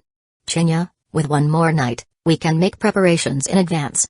At the same time, we can also think of a way to figure out what Feng Heng is up to. Wei Chun noticed Feng Heng's movements as he spoke. He went to the other side of the square. I will follow him to take a look. Don't go. Chenya stopped Wei Chun and warned him in a low voice, wait and see. Go offline first and inform your superiors about what just happened. Ding, you have rejected Rosh's invitation. The friendship between you and Rosh has declined. Feng Heng received the game hint and shrugged. He could only comfort himself in his heart. Anyway, the friendship was already so weak. There was not much to lose. Soon enough, upon completing the task, he would gain a large amount of scavenger army contribution points, and he would get a promotion and a raise. Rosh and the others would become his underlings. I will give him a taste of his own medicine. Feng Heng thought as he walked toward the warehouse. Osborne stood outside the warehouse. He had seen everything that happened earlier. Challenging Rosh's authority? Are you that confident? Of course. Just wait and see. Osborne shook his head and waved his hand to signal the two guards to open the warehouse's door. Feng Heng returned to the dark warehouse. He walked back and forth for a long time and saw that the zombies' resurrection time was almost up. Feng Heng walked to the center of the warehouse and looked around. It was late at night. Since the NPC potioneers didn't have the habit of staying up late to make potions, most of them had already gone back to the temporary lounge at the back of the warehouse to rest. There were only 4 scavenger army NPCs guarding the hall. Thank you for your hard work, Feng Heng waved at the guards and walked to a potion-making console in the center of the warehouse. Half an hour later, a dark red alchemy magic array appeared under Feng Heng's feet. What? The 4 guards in the warehouse were stunned and subconsciously raised a shotgun in their hands to aim at Feng Heng. Feng Heng immediately raised his hand to signal. Don't be nervous. Everything is normal. These are my friends. Screech. In the next second, scarlet liquors crawled out of the magic array one by one. Seeing that, the NPCs were shocked. They raised their shotguns and aimed at the liquors, cold sweat forming on their foreheads. If it weren't for the zombie team standing still, the great pressure would have made the NPCs shoot. Then, a large number of zombies crawled out of the magic array. Hey! Fang Heng looked at the guards and nodded. Alright, I will guard the area here. Go back and rest. I will call you if there's a problem. The guards looked at each other and realized that their legs had gone soft. Screech. Before the head guard could speak, the group of scarlet lickers climbed up the wall and blocked the entrance of the warehouse, surrounding the 4 guards. He really could control the zombie team. The rumors they heard outside were true. We. The head guard's voice carried a hint of shock, and it was a little hoarse. You didn't see anything, right? Yes. Fang Heng nodded in satisfaction. The group of lickers retreated like the tide, leaving a passage for the guards. Go back and rest. Remember, don't tell anyone about my friends. The 4 guards fled back to the security room on the 2nd floor. Chapter 396, Grievance. After dealing with the guards, Fang Heng walked to the experiment table and began to prepare the potion. BZZ. Beside his feet, a light blue large-scale magic array flickered, and a huge fist stretched out from the magic array. The fusion tyrant form slowly crawled out from the magic array. They stood up one by one and stood in a row behind Fang Heng. Fang Heng sauntered to the front of the potion table, sorting the potion ingredients. Ding. You have met the potion-making requirements. Skills available, Basic Potionology Level 1 and Basic Potion Making Level 1. Acquired skill effect, increased success rate of potion making. Ding. You have met the prerequisites for making the Warlord Potion. This potion requires 33 vitality. Current success rate of potion making, 35%. Estimated potion quality after completion is C to F. Do you wish to proceed with the potion making? The success rate has only increased by 8%. Fang Heng muttered under his breath as a long channeling bar appeared above his head. Ding. The production has failed. Some of the medicinal ingredients cannot be used anymore. You have consumed an additional amount of vitality. You have gained 12 basic potion making skill experience points. Fang Heng could not help but curse in his heart. Another failure. The probability's definitely rigged. However, after seeing the increased experienced points, Fang Heng loosened up a little, slightly surprised. Previously, when he failed to make the potion, there were no experience points gained for the basic potionology skill. On the contrary, the newly learned potion making skill was very good. Even if he failed, he would still gain some experience points. In that case, he only needed to make a few more batches to level up his skill level and increase the success rate. Gaining a little more confidence, Fang Heng continued to sort the medicinal ingredients with his head lowered. Behind him, the zombies that had long been restless walked up unsteadily, using the sorted medicinal herbs to carry out the next step of the potion-making process. Channeling bar after channeling bar appeared above the heads of the zombie clones. Ding. Your zombie has completed the production of the Warlord Potion. Success rate, 35%. Production failed. You have received 13 basic potion-making experience points.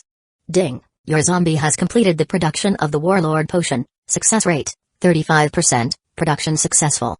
You have gained 22 basic potion-making experience points, 1 basic potionology skill experience points, and the Warlord Potion, Grade E. Ding. Your basic potion-making skill level has been upgraded to level 2. Ding. Your zombie has completed the production of the Warlord Potion. Success rate, 37.2%. Within a few minutes, 10 zombie clones had completed the creation of the Warlord Potion alongside a row of hints that appeared in Fang Heng's game log. He had finally succeeded in making 3 bottles of Warlord Potion. Item, Warlord Potion. Grade, E. Description, only effective on player, or NPC, who has taken the Divine Potion before. After using the Warlord Potion, within a short period of time, the player can recover health point, vitality, quickly recover energy, regenerate limbs, and so on and so forth. Creator, Fang Heng. Fang Heng stuffed the 3 completed potions into his backpack and carefully checked the description in the game log. The skill of basic potionology seemed to be more powerful than basic potion making. It would only increase experience points if the potion making was successful. In contrast, even if the potion making failed, the skill of basic potion making would gain experience points. As the skill level gradually increased, the production success rate would also increase. Aren't things getting better? Fang Heng rubbed his hands excitedly. Just as he was about to start the so-called industrial production, he suddenly realized that he was being spied on. Fang Heng abruptly turned his head and looked at the warehouse door behind him. The door was ajar. It was late at night, and the abnormal activity caused by the zombie team made the potioneer NPCs not sleep well. Therefore, they secretly got out of bed after a discussion and carefully opened a gap in the door, wanting to see what was happening outside. Then, they saw a scene that they would never forget for the rest of their lives. Hey, you guys, since you can't sleep, why don't you come and help me? Fang Heng said and waved at the crack in the door. When the survivors realized that Fang Heng had discovered them, they felt as if they had fallen into an ice cave. Come, come, come. Come and talk to me. Their faces were pale as they walked into the warehouse in fear. They looked at the row of tyrants standing behind Fang Heng in fear. Don't be nervous. Do me a favor. It's very simple. I just need you to help sort the medicinal ingredients for making warlord potions with the available materials. Fang Heng smiled. Do you understand? The potioneer survivors looked at each other and nodded. Very good. Fang Heng was in high spirits. I will make them fucking 100 million potions. He felt like he had returned to the days of grinding the game. That night was another sleepless night. In the real world, there were still many players who could not sleep like Fang Heng. All the major game companies and game guilds in District 7 were in a mess. Almost everyone was asking about the same thing. Who was Fang Heng? In the blink of an eye, he directly became 8th place on the main storyline leaderboard rankings.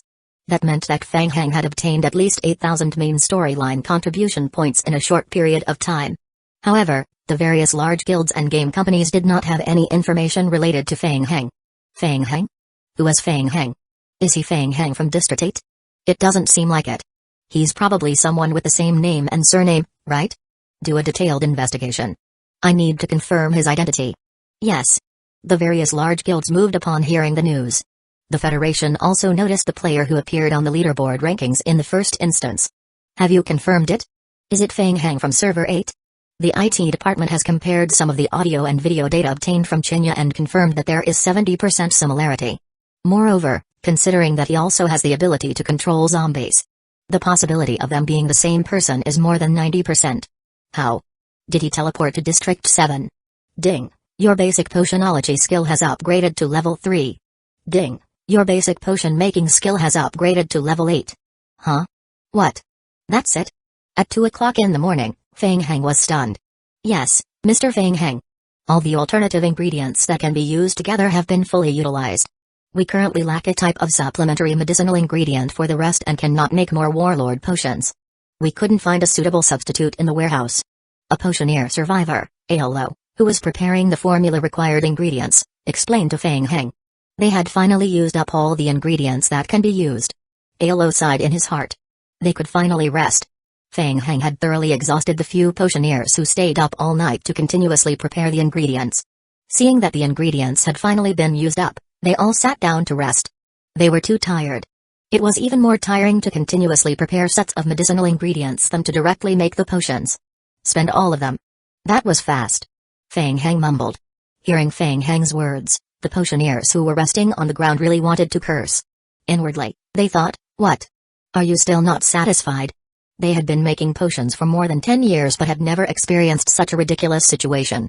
Fang Heng didn't expect that the 100 zombies who had infinite fatigue tolerance would already consume most of the medicinal ingredients in the warehouse. After his skill of basic potionology upgraded to level 3, no matter how successfully the warlord potion was made, it wouldn't increase experience points. On the other hand, even after his skill of basic potion making reached level 8, he could still gain experience points for it. It seemed that he was only 2 levels away from reaching the maximum level. With the upgraded 2 skills related to potion making, the success rate of the warlord potion production increased by a large margin. Currently, the success rate had reached 65.6%, double compared to before. Fang Heng was enjoying himself when he suddenly realized that he could not continue without the raw materials. He immediately felt an indescribable grievance. Chapter 397, Imagination. This is boring. Fang Heng scratched his head. I have to think of a way to get some materials, but where? From robbing the player's shelter? It didn't seem realistic, since it was rare for the player's shelter to have the exact medicinal ingredients needed. Even if there were, there wouldn't be many, and the loot wouldn't be much. Right. Wasn't there still him? Fang Heng thought of something and slapped his forehead. Thank you for your hard work. Go take your time to rest. We will continue working tomorrow at first light. As Fang Heng spoke, he threw down a sleeping bag and went offline on the spot. What the hell? Continue tomorrow? The NPC potioneers looked at each other. They didn't want to go through the same torture again. Meanwhile, Wei Chun, who was sneakily trying to investigate, was stopped by the guards at the entrance of the warehouse. After being discovered, Wei Chun could only return to the square dejectedly. Chinya asked, how was it? I've asked. Fang Heng went to the warehouse where the emergency materials are stored. The guards at the entrance didn't allow us to enter. Chinya was even more confused. She had noticed the warehouse a long time ago. Why was Fang Heng allowed to enter? I heard that you need to get permission from Yatu before you can enter. Yatu? Chenya turned her head to look at Yatu in the central square. What exactly was in the warehouse? Fang Heng had been inside for so long.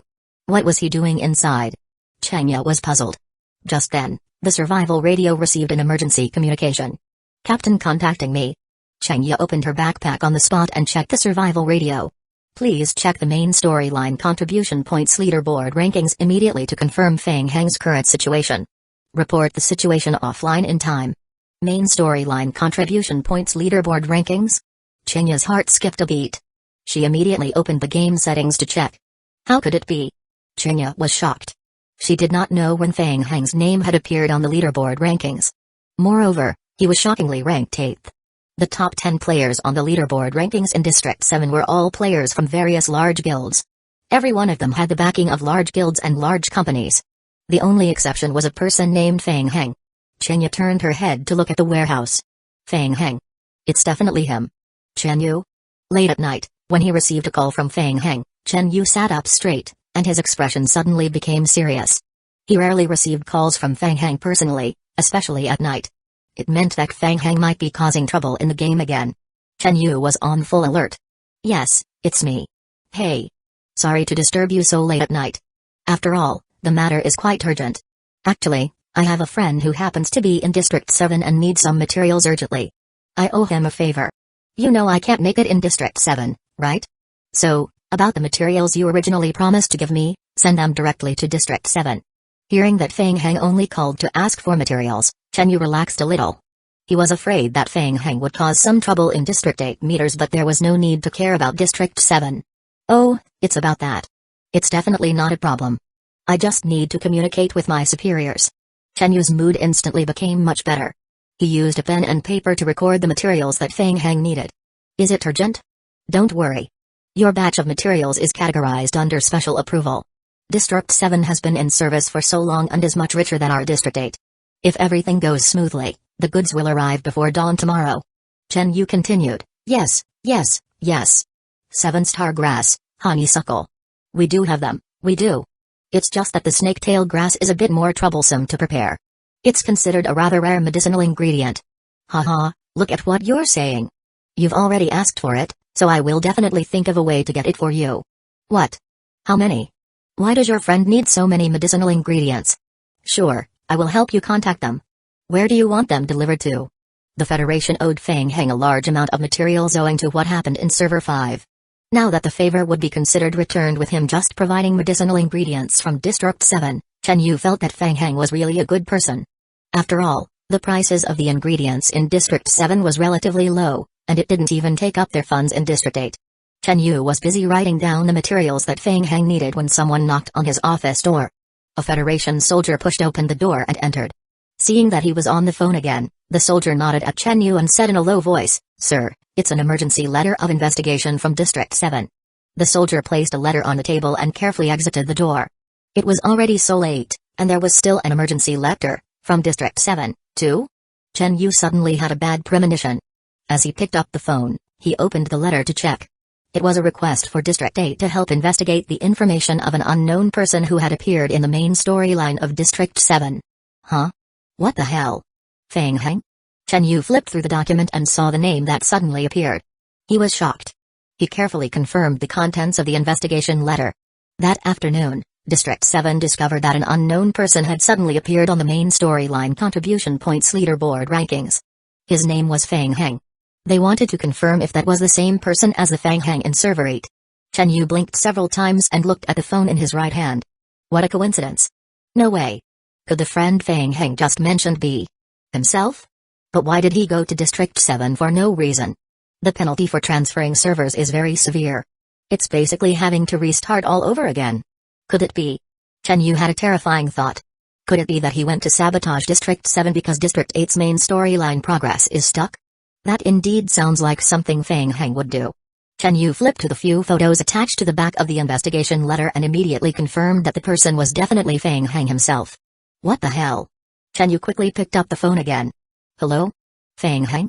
Is that Fang Heng in District 7 really you? Eh? You already found out? That's fast. Fang Heng's heart skipped a beat. It seemed like he couldn't keep it a secret anymore. From the moment his name appeared on the main storyline contribution points leaderboard rankings, Fang Heng had a premonition. Chen Yu knew him very well. Even if he was wearing a mask, it was impossible to hide some small, habitual movements from him. I am not pretending anymore. I am putting my cards on the table. Yes, Fang Heng from District 7 is me. You. Transferred to District 7? Chen Yu subconsciously thought that Fang Heng had given up on District 8 and had directly transferred to District 7. Fang Heng remained silent and decided to let Chen Yu figure it out himself. In Chen Yu's opinion, Fang Heng's silence was a tacit agreement. He swallowed his saliva and took nearly a minute to digest the news. No wonder District 8 has been so peaceful recently. So, it was because he had gone to District 7. But, Fang Heng is pretty bold and ruthless. Seeing that the main storyline of District 8 cannot be completed, he unhesitatingly went to District 7, where he has to start from rock bottom and compete with old players who've played there for over 10 years of X. Chen Yu's mind was filled with a flurry of thoughts. Chapter 398, District Transfer. However, the various big game guilds in District 8 had already tacitly acknowledged that Fang Heng's prison army and the Federation both had a strong ruling position. The main reason was that getting beaten by Fang Heng's prison army a while ago had instilled fear in them a while ago. Now that Fang Heng had gone to District 7, District 8 would most likely not give up. The prison army would most likely be handed over to North River Heavy Industry to manage. If other players were to learn of this news, it was likely that District 8, which had finally stabilized, would be thrown into chaos again. There might even be player guilds joining forces to challenge District 8's prison army, trying to split the profits again. For a time, Chen Yu thought a lot. He felt that he had grown a lot during this period of time, and his thinking was becoming more and more comprehensive. I understand. Chen Yu took a deep breath and said in a deep voice, Fang Heng, I will try to keep this information confidential, but I can't do much. Your true identity will be exposed soon. Be careful. Fang Heng was stunned. What did Chen Yu understand? Your sudden need for so many ingredients is for the main storyline, right? But Fang Heng, how should I give it to you? How long have you been in District 7? Have you built a shelter in there? Fang Heng replied, well, don't worry about that. Once the ingredients are collected, submit them to the nearby Dark Knight's contact points. I will go there personally to pick them up. As expected. Dark Knights. Chen Yu was even more sure of his guess. Fang Heng went to District 7 for the main storyline. Okay, after the ingredients are collected, I will send them to the Dark Knight's contact point. Thank you, bro. Fang Heng felt that Chen Yu was still very reliable. After hanging up the phone, Fang Heng stretched his body. All right. Continue. After the communication was over, Fang Heng hurriedly went online again. He was in a hurry. Taking advantage of the fact that the Federation was still gathering materials, Fang Heng quickly teleported back to District 8 and handed over a large box of materials that he had just received from the Dark Knights in District 7 to Caillou Yokang. Take a look at the information that I've just received. Make a copy for the Dark Knights later. Caillou Yokang was initially a little displeased by Fang Heng's interruption of the experiment. However, when he started to flip through the information, he could not take his eyes off it. This information is very useful. After Caillou Yokang flipped through a few pages consecutively, his breathing became a little heavy. He sped up and skimmed through the information page by page. Even the information related to the quarantine zone is involved. I will prepare a copy and submit it to David later. Ding. Your shelter has obtained special research data collection. In the next 31 days, your shelter's research speed will be increased by 350%. Ding. You have submitted the first-generation meteorite research data to the Dark Knights. The speed of first-generation meteorite research has greatly increased. You have obtained 22,000 main storyline contribution points. You will affect the subsequent main storyline. Fang Heng was stunned by the game hints that appeared. 22,000 contribution points? That's a lot. It's useful to dabble in two servers. I can get a large amount of main storyline contribution points from both sides. Wonderful. So their research on the first-generation meteorite has already reached this stage.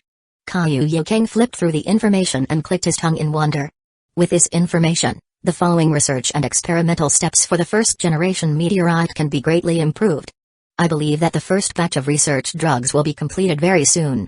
In the game, it was 4:30 a.m. Due to Fang Heng's impressive battle record in District 8, the Federation of District 7 maintained a high level of vigilance and made adequate preparations in advance. After an emergency meeting, Chen Yu went online again.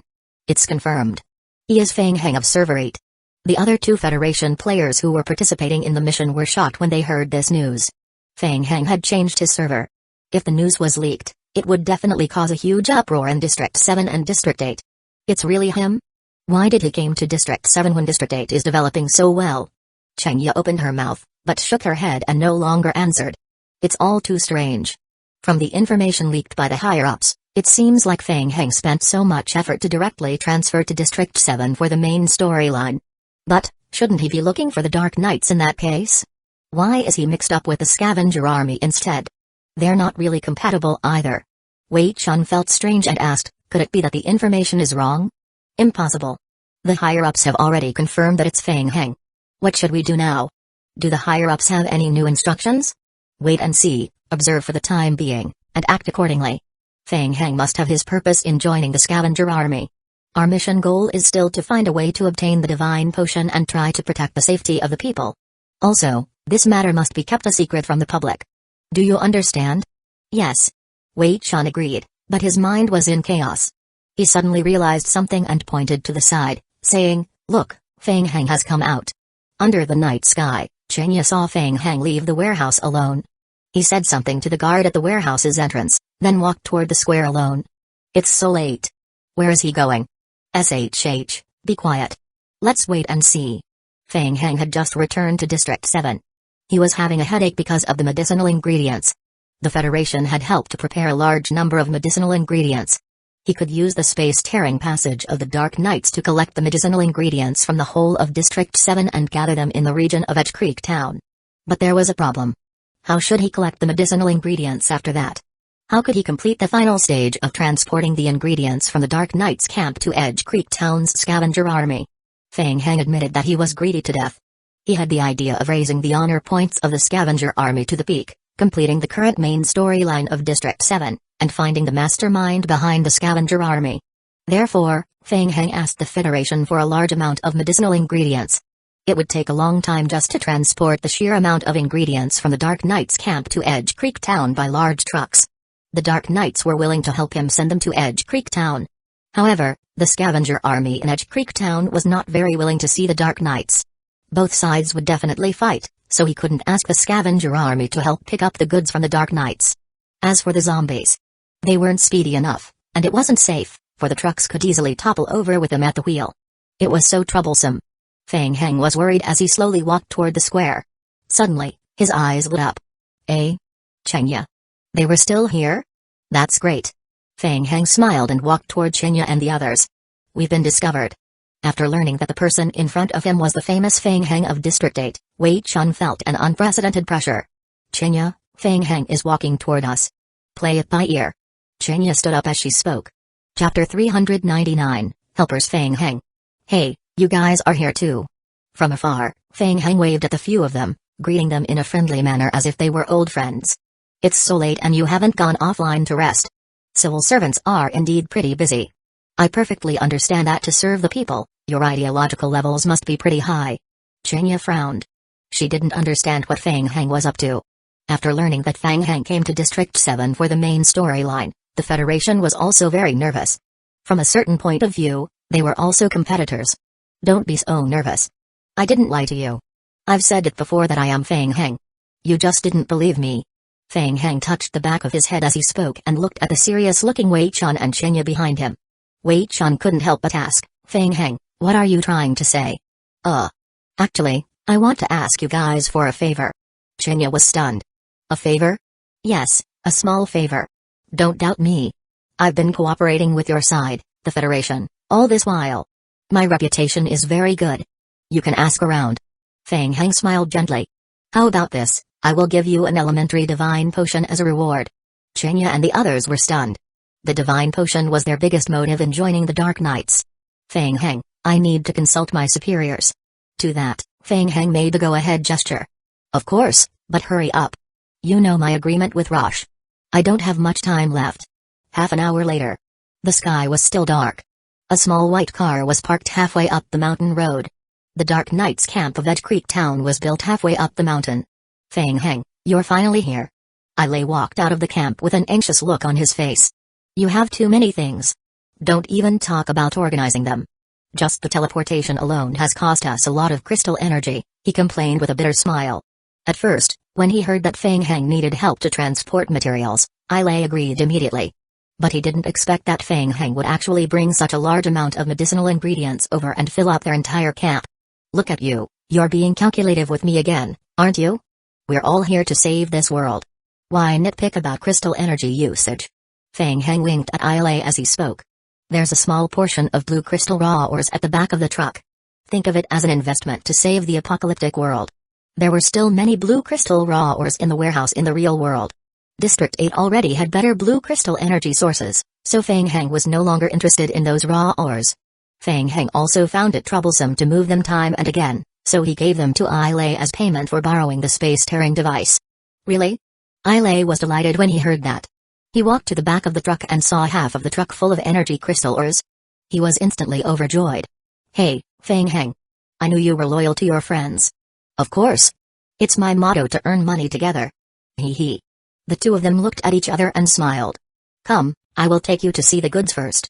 Ding, your friendship with Ailey has greatly improved. In the small white car, Chinya and the other two looked at each other. Feng Heng was indeed connected to the Dark Knights. And it seemed that they were very close. He must be secretly doing the main storyline. But how did he do it? Wei Chan asked the question that was in everyone's mind. Weren't the Dark Knights an opposing camp? Why did their relationship seem to be very good? No one answered. In Chinya's opinion, Feng Heng had too many unsolved mysteries. After a while, Feng Heng walked out of the camp alone again. Dong, dong, dong. Feng Heng knocked on the window and signaled for the three of them to roll down the window. Follow me. Chinya and the others got out of the car and followed Feng Heng into the Dark Knight's camp. As soon as they entered the camp, they smelled a strong medicinal fragrance. Seeing the mountain of medicinal ingredients piled up in the camp, Chinya and the others were a little confused. So many medicinal ingredients? They thought. Looking around, they realized that the entire camp was filled with medicinal ingredients. Except for the main passage, the other places were filled with medicinal ingredients.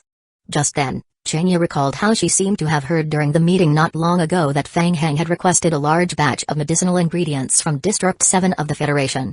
Although the Commander-in-Chief of District 7 was very unwilling to provide the ingredients to such a competitor, the reputation of the Federation was important, so he still held it in and accepted the request. He drew out a large amount of reserve ingredients to give to Feng Heng. At first, they thought that the medicinal ingredients were needed by an organization or shelter that Feng Heng relied on or had created himself. However, it turned out that he was the one who needed them. But why does he need so many medicinal ingredients himself? Does he have a place to store them? Like Chinya, Wei Chan and the other person were full of confusion. Let me introduce you. This is Ailey from the Dark Knights. Ailey nodded at the three of them. These are the people I invited to help deliver the goods. Feng Heng turned to look at Chinya, then pointed at the fuel trucks beside her. Our mission is to transport. As you can see, there are a lot of medicinal ingredients in the camp, and this is only a part of it. There are still a lot of medicinal ingredients that will be delivered here one after another. Ailey will be temporarily lending these 4 trucks to us. Try to maximize truck capacity by filling them to the brim. Then, send them back. I will be at the warehouse. Send them back? Where? Chinya was dazed. Send them back to the scavenger army of Edge Creek Town, the place we just came from. Scavenger army? Helping the enemy in front of the Dark Knights? Is that a good idea? Chinya was a little confused for a moment. She carefully looked at Ailey. However, she saw that Ailey didn't react at all and was still smiling, seemingly in a good mood. Those who did not know would have thought that the Dark Knights and the Scavenger Army were working together as a partnership, and that they were funding each other's resources. Wei Chan and the others were at a loss. They looked at each other, and their worldview was a little shattered. Could it be that there's something wrong with this batch of medicinal ingredients? Are Feng Heng and the Dark Knights secretly joining hands to set up a trap for the Scavenger Army? They wondered. Ailey uttered, "Thank you for your hard work. People from my side will help you load the medicinal ingredients into the trucks. However, we can't go into Edge Creek Town, so we can't help with that. Thanks, bro.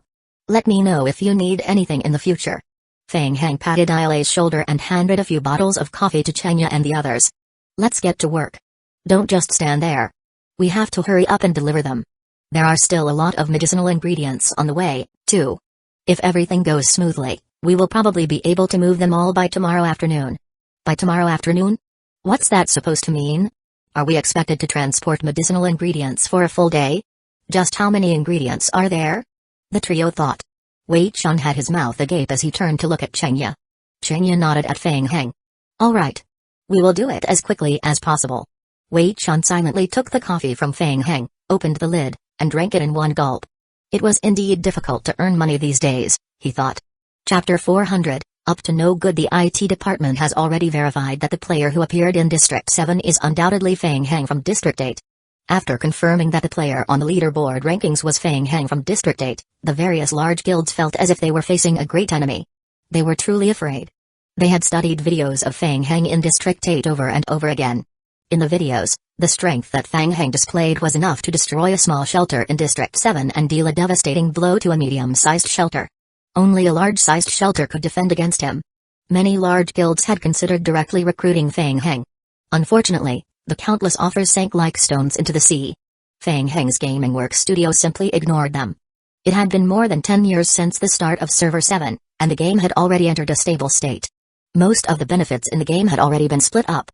Now that they had a powerful competitor like Fang Heng, it meant that a portion of their resources would definitely be split up.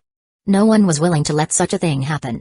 As the leading guild of Server 7, after receiving the news of Fang Heng, Leftway Gaming Guild immediately gathered all the major game guilds to participate in a long-distance video conference. The latest news from the black market confirms that Fang Heng is currently in Edge Creek Town. I've heard that the players in Edge Creek Town are currently fighting with the scavenger army. Why would Fang Heng go there? It might be related to the main storyline, but that's not important. Fang Heng has just arrived in District 7. Taking advantage of the fact that he's still young, getting rid of him now is our best chance. The longer we drag this out, the harder it will be to deal with him. A middle-aged man nodded in agreement. I've studied Fang Heng's information, and his growth rate is too terrifying. At first, I didn't believe it, but look at how many days it's been. His main storyline contribution points in District 7 have already reached 8th place. No matter the cost, we have to get rid of this competitor in advance and chase him back to District 8. I have contacted Dragon Country Game Company of Edge Creek Town and asked to use their teleportation passage and shelter as the frontline battlefield. The guild leader of Leftway Gaming Guild interrupted the discussion and said, "It's time to make a decision. Everyone, the future is in our hands." Medicinal ingredients. In the early morning, the sunlight shone through the gaps in the trees and left a mottled mark on the road. Chenya gulped down her 12th bottle of coffee. For several hours, she had been transporting materials back and forth between the Dark Knights camp and Edge Creek Town. Chenya was already a little dazed. Why did Fang Heng collect so many medicinal ingredients? Could it be for the main storyline? Did the main storyline require him to help the scavenger army? No matter how she looked at it, it looked like he was funding the enemy. Just as she was thinking about it, Chenya received an urgent message from her superiors via the survival radio. She hurriedly parked the truck by the roadside and immediately went offline. Chenya, I just received news that the 17 large-sized guilds in District 7 have reached an agreement to deal with Fang Heng together. Chenya was shocked when she heard that. The players in District 7 had never been that united. She did not expect that they would reach an agreement so quickly to deal with Fang Heng. It is reported that this operation has been secretly organized by Leftway Gaming Guild. 17 guilds have gathered overnight through the space-tearing device at the time passage near District 7's Edge Creek Town. They are expected to launch an attack on Edge Creek Town around noon or the afternoon. On the surface, the reason is to resolve the threat that the scavenger army poses to the various large-sized shelters in Edge Creek Town. However, the main goal is to kill Fang Heng. 17 large-sized guilds were united. If they could truly unite in good faith and form a bond, the strength they could exert would be difficult to resist even for the Federation of District 7. Chenya realized that Fang Heng was going to be in trouble. "Chief, what should we do?" "I've asked for instructions. The latest instructions from superiors are to play by ear." "Yes, I understand." Chenya inwardly understood that District 7's executive officer also didn't want Fang Heng to enter District 7.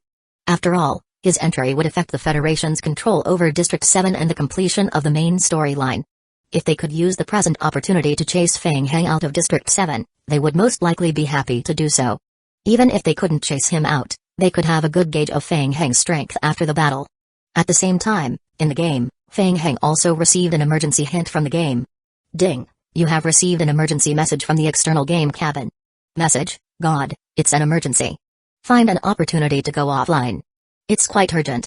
I will wait for you." Fang Heng's heart skipped a beat. Emergency? Could it be that there was trouble in District 8? Fang Heng parked the truck to the side, threw down a sleeping bag on the spot, and went offline. Entering the game cabin, Fang Heng saw Mojai Ai pacing around his guest room anxiously. "What's wrong? It can't be." Mojai Ai wasn't in the mood to joke and said, We're in big trouble, God. We've been exposed. Huh? Fuck. Mojai I cursed in a low voice and explained, a friend of mine just told me that the player guilds in District 7 are going to join forces to deal with you, a single person. Oh? How are they going to deal with me? Fang Heng raised his eyebrows. He was a little surprised that the news leaked so quickly. However, the leak was not what Fang Heng was most interested in right now. He was very curious about how the player guilds of District 7 was going to deal with him. After all, he was alone in District 7 and did not even have a large-sized shelter. They already know that you are hiding in Edge Creek Town. They are going to launch an attack on Fate Creek Town at noon after daybreak and completely destroy the scavenger army. At the same time, they are going to think of a way to kill you and drive you out of District 7. They're planning to directly attack the scavenger army? Are they that brave? Fang Heng was shocked. He couldn't help but lower his head and stroke his chin, thinking. He didn't expect District 7's reaction to be so big. They actually rushed all the way to Edge Creek Town to find trouble with the scavenger army. Would the scavenger army not be able to hold on? They will probably need to be fed all the potions available. Originally, Fang Heng planned to burn down the warehouse after exchanging all the completed warlord potions for rewards. After all, he was on the side of the Dark Knights, so he didn't want to bring trouble to himself with the warlord potions. Now, since the players of District 7 had come, he had to change his plan. He would let the players of District 7 fight with the potion-fed scavenger army. Even if the scavenger army lost, he still had a zombie team to fight with. If that also didn't work out, he would run away. If both sides fought, he might be able to earn more contribution points. Yes. Let them fight, thought Fang Heng, who felt that he wouldn't be disadvantaged anyway. The prerequisite for earning enough contribution points was that he had to submit the mission before both sides started fighting. For some reason, seeing the smile on Fang Heng's face, Mojai I couldn't help but shiver, thinking, is God up to something again? Fang Heng raised his head and said, all right, I understand. I will teach them a lesson. Oh right, the defense of District 8 still needs to be strengthened. Be careful of Server 7 coming to look for trouble. Let's contact each other if anything happens. Chapter 401, Surprise in the morning, Osborne went to the medicinal ingredients warehouse to inspect as usual. He noticed a big truck parked at the entrance of the warehouse. Several members of the scavenger army were helping to move the big boxes from the truck. The big boxes were piled at the entrance of the warehouse, taking up a lot of space. Osborne frowned and walked up, asking, what's with the truck? Where did these goods come from? Why are they piled in this warehouse? It's Fang Heng. He said that part of the supplementary medicinal ingredients needed to make the potion has been used up, so he got a batch of them himself. Osborne was stunned when he heard that. Used up? So fast? How? Did he eat the medicinal ingredients for his meal? Osborne was puzzled as he thought. Just then, he saw Rosh coming over with a group of scavenger army NPCs not far away. Rosh? Osborne, is Fang Heng in your warehouse? Rosh looked into the warehouse and said, I am looking for him. He said he would give me a surprise today. Yeah, I am looking for him too. Osborne nodded. While the two conversed, a guard hurried over from the side. He whispered into Osborne's ear and told him in detail about Fang Heng summoning the zombie team in the warehouse last night. Zombie recruitment? Fang Heng's special ability? The guards didn't guard the warehouse last night? Osborne frowned as questions filled his mind. Fang Heng's really a worrisome fellow. Just then, another truck full of medicinal ingredients drove over from a distance and stopped outside the warehouse. Hi, Rosh, Osborne.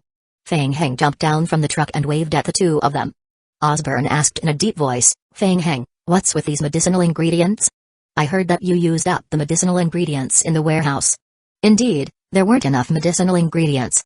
In the end, we still lacked a type of supplementary medicinal ingredient, so we had no choice but to stop the potion production. Fang Heng's tone carried some regret. Osborne was even more puzzled. He felt that Fang Heng wasn't telling the truth. These medicinal ingredients were all obtained by you alone? Of course. It took me quite a bit of effort. Humphrey. Rosh snorted heavily, interrupting the conversation. His patience had already been worn to the limit. You two, let's talk about these details later. Fang Heng, where's the surprise you promised me? It's ready. Please follow me, Rosh, Fang Heng said as he took the lead and walked toward the warehouse at the back. Osborne and Rosh followed him into the warehouse. The former was stunned when he saw the scene in the warehouse. In the warehouse, a few potioneers who were originally in charge of making potions looked exhausted as they busily sorted the ingredients for making the Warlord potion. Boxes of finished products of the Warlord potion were packed at the edge of the warehouse. What's going on? It's only been one night. When did so many finished products of the Warlord Potion become available? Is it really as Feng Heng said? Have all the medicinal ingredients in the warehouse been used up and made into potions? Osborne inwardly thought in shock. Rosh was also shocked, and joy flashed across his face. Feng Heng, you said that these potions are all Warlord Potions? They're the real deal. Osborne couldn't believe what he was seeing. He suddenly turned around and looked at Feng Heng. You made them alone? Feng Heng had a smile on his face, and he pointed at the potioneers who were living a life worse than death. It's not just me. They helped me a lot. Osborne turned his head to look at the potioneers. The potioneer NPCs each revealed a smile that was uglier than a crying face. How did he do it? It's impossible to complete so many potions in one night even with the help of other people, mused Osborne. He was very clear about the standards of the potioneers present. It was already extraordinary for them to complete 50 bottles in a day. 1,000 bottles of potions were a tall order for them even if he threatened their lives. Could there be a problem with the potions? Osborne realized the possibility, and his heart skipped a beat. Face darkened, he walked to a filled box at the side and picked up a bottle of potion to examine. As he opened the bottle cap, a familiar smell entered his nose. Osborne took a small sip. Huh? There's no problem with the potion. It's indeed an E-grade Warlord Potion. The quality's not considered high, but it's definitely decent. Still. How can this be? How could he produce so many decent products in one night? Osborne picked up another bottle and yet another bottle, both of which were decent products. He took a few steps to the side, opened another box, and took out a bottle. It was also a decent product. The situation before Osborne was beyond his understanding. Reason told him that there was definitely a problem with the products that had been produced in such large quantities overnight. However, he couldn't figure out the problem. Osborne's expression was a little scary. Rosh looked at Osborne checking the boxes one by one and could not help but walk to Osborne's side. After checking for so long, how is it? Are the potions considered decent enough? Osborne stopped his movement and remained silent. He turned around to look at Feng Heng. Damn it. Speak. Upon seeing that Osborne was dawdling and not speaking, Rosh felt anger rise in his heart. He could not hold it in any longer. Without saying anything, he casually picked up a bottle of Warlord Potion from the box and poured it into his mouth. As the potion flowed into his mouth, a familiar coolness flowed through his body. It was as refreshing as drinking a big mouthful of bubbly ice cola on a hot day. Bang! Rosh crushed the bottle in his hand by exerting a little strength. Ha ha ha. It's really a Warlord Potion. He turned back to look at Feng Heng, his eyes burning. Good, Feng Heng.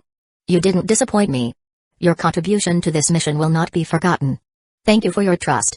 Feng Heng smiled and nodded to Rosh. Osborne recounted the boxes piled up in the warehouse with an incredulous expression.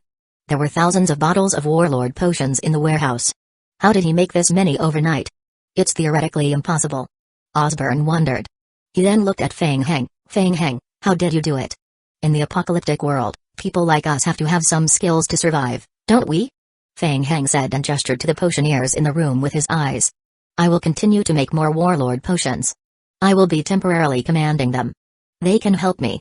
Sure, Osborne immediately agreed to Feng Heng's request. His initial shock and disbelief turned into ecstasy. No matter how Feng Heng did it, he was definitely a genius in potion making. With such efficiency in producing potions, the scavenger army would be able to supply Warlord Potions to the few areas near Edge Creek Town. The biggest problem that scavenger army had been facing could then be considered solved. More importantly, Feng Heng actually had a way to procure a large amount of medicinal ingredients. Chapter 402, Quickly farming contribution points. It meant that they could still concoct more Warlord Potions. From a certain point of view, the amount of Warlord Potions determined the overall combat strength of the scavenger army. Compared to Feng Heng's powerful potion-making skill, nothing else was important. No matter what secrets Feng Heng had, as long as he could make the Warlord Potion, everything would be done to satisfy him. Rosh did not understand what Feng Heng and Osborne were talking about. He only knew that their entire team could have a large amount of Warlord Potions now. They no longer had to search high and low for the potions or drink a bottle only when they had no choice. They could drink all they want. Rosh licked his lips and picked up another bottle of Warlord Potion. He lifted the bottle cap and poured the bottle's contents into his mouth, soon feeling an endless amount of strength in his body. He couldn't wait to test his strength on a few of those survivors and vent his anger. With so many of the potions, wouldn't it be easy to deal with those stubborn people from the shelter in Edge Creek Town? I've had to suffer consecutive defeats the past 2 days. I am getting back at them today. A fierce light flashed in Rosh's eyes again as he thought. Brothers, each of you bring 20 bottles. It's time to teach those trashes a lesson. Rosh raised his right hand high. Follow me. Crush them together. When the members of the scavenger army heard that there were sufficient warlord potions to be distributed, they all became excited and roared like wild beasts along with Rosh. For a time, the morale of the scavenger army was sky high. Fang Heng stood on the side and looked at the excited survivors. A row of game hints rapidly refreshed before him. Ding, you have provided 2,812 warlord potions to Osborne. Ding, totaling the warlord potions grade points, the scavenger army's points are 3,556,500. Your level in the scavenger army has increased to level 14, tier 2 ward zone commander. Ding, your favorability rating with Rosh has greatly increased. Ding, your favorability rating with Osborne has greatly increased. Ding, Rosh has distributed the warlord potions to the elite members of the scavenger army. The morale of the army's players has greatly increased. Player has received the special enhancement skill High Fighting Spirit, additional increase in combat strength and final damage. He had directly risen by 8 levels. Fang Heng licked his lips. Rosh seemed to be a tier 3 ward zone commander. Fang Heng was only 1 level away from being on par with him. Though quite satisfying to rise so quickly, it was not enough. There was a long way to go before he could reach the top level. The Federation still had a large batch of medicinal ingredients to be sent over. Fang Heng estimated that he would more or less reach his goal after using all the ingredients to make the potions. Heart burning with passion, he prepared to continue the hardcore potion making. Rosh was full of praise as he patted Fang Heng's shoulder. Fang Heng, you've done very well. I will be bringing some people to clean up the remaining few areas of Edge Creek Town. Do you want to continue staying here to produce potions for Osborne, or do you want to come with me and chop off those bastards? I think I'd better stay. There are still many medicinal ingredients that will be sent over one after another. A few of them have very sensitive time-limited effects. If I delay using them for too long, it will be a waste. That works. Rosh nodded and patted Fang Heng's shoulder. When we come back, we will celebrate together. Also, I heard some rumors that those bastards have gathered a lot of people and want to completely destroy the scavenger army. I suggest we start from this place. Fang Heng took out a map and pointed out a player's shelter. Hey, they want to destroy us? Fine. Let's start with them. To Rosh, no matter which shelter's players he chose to kill first, it was the same. Brothers. Get ready immediately. We will set off in an hour. Roar. The scavenger army soldiers roared, again and again, unrestrainedly venting their anger. When Rosh left with the group full of fighting spirit, Osborne turned back to look at Fang Heng. Fang Heng, I need you to focus on making the warlord potion. You have full authority over everyone here. If you encounter any problems, come to me. I will do my best to help you solve them.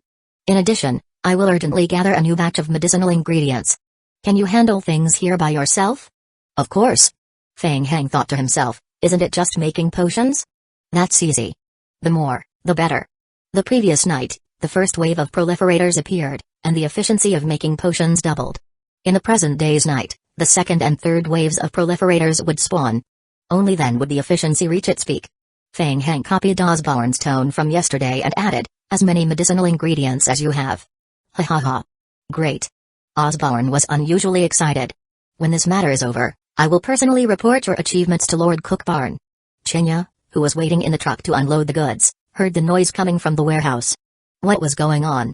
Chenya poked her head out of the window and looked at the warehouse outside. Coincidentally, she saw Rosh leading a group of high-spirited members of the scavenger army out of the warehouse. From the looks of it, there was going to be another large-scale operation. Almost the entire team was mobilized. What happened in the warehouse? Wondered Chenya. After following Fang Heng to the warehouse, the entire scavenger army became even more excited. Chenya had a very bad feeling in her heart.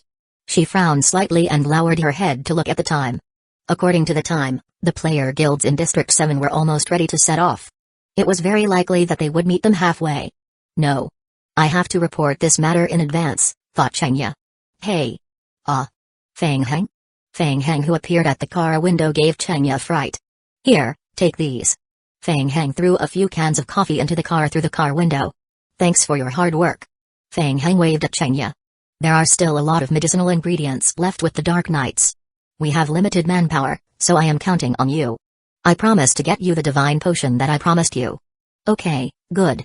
After getting a huge number of contribution points, Fang Heng was in a good mood. He hummed a tune and walked straight to the central square of the town. Chenya picked up one of the cans of coffee and took a sip. She sent a message to the Federation's contact person through the survival radio, reminding him to pay attention to the unusual movements of the scavenger army. Then, she started the truck and continued helping to transport the goods. In the town's central square, Feng Heng walked to Yatu. Feng Heng, you didn't lie to me. Your talent in potion making amazes even me. You are indeed a genius. Ha, I am not a genius. I am just lucky. Having earned a large number of contribution points, Feng Heng was ready to see what item Yatu had that was worth exchanging for. After being promoted to a ward zone commander, Feng Heng could see a considerable increase in a variety of exchangeable items on Yatu's exchange column. Opening the exchange column, Feng Heng was immediately drawn to the purplish-red potion in the first row. Chapter 403, Ambush Item, High-Tier Divine Potion. Description: a special potion made by the scavenger army. It is extremely difficult to make and is extremely rare. Only high-tier commanders in the scavenger army can exchange for it. Warning: triggered by low-level game difficulty, this potion has been determined to be a high-risk potion. After taking it, there is a high probability the player will receive damage. Before using it, the player needs to have taken the middle-tier divine potion and meet a certain physique requirement. Forcefully consuming it may cause irreversible and unknown consequences. So, the worm inside the high-tier potion is stronger than the worm inside the low-tier potion? Or is there a special ingredient in this high-tier potion that can allow the worm inside the body to evolve to a higher level? Feng Heng pondered and conveniently bought 3 bottles each of high-tier, middle-tier, and low-tier potions, preparing to bring them back to Kaiyu Yaoking's laboratory for research. High-tier potions were extremely expensive. 1 bottle alone cost 700,000 contribution points. Fortunately, he had earned more than 3 million contribution points through potion making, which was enough to exchange for them. After purchasing them, Feng Heng continued to browse through the remaining materials. Besides high-tier potions, there were also many high-tier construction materials in the exchange column. A cart? Feng Heng's gaze focused on the body of the cart on the exchange column. As the lead organizer of the collective operation, Leftway Gaming Guild had invested a large amount of manpower and resources in the operation. Most of the guild leaders of the various guilds had elected Tian Town as the temporary commander. The guild leader of the Dragon Country Guild was extremely familiar with the region of Edge Creek Town. The guild leader, Nai Uzaya, had fought with the scavenger army of Edge Creek Town a few times and was very experienced. He had been elected as one of the deputy commanders of the operation. Nai Uzaya just received the news that Feng Heng transferred to District 7 not long ago. He immediately thought of the incident where he had been attacked by the scavenger army and could neither sleep nor eat well. Even in his dreams, he wanted to find an opportunity to get rid of Feng Heng. Now, the opportunity had come. He had to get rid of Feng Heng once and for all. Half an hour ago, after the players from the various large-sized gaming unions had gathered, they set off for Edge Creek Town. Halfway there, Tao Yunlai, a captain of Leftway Gaming Guild, who was in charge of scouting ahead, hurriedly walked up and reported, "Boss Tian.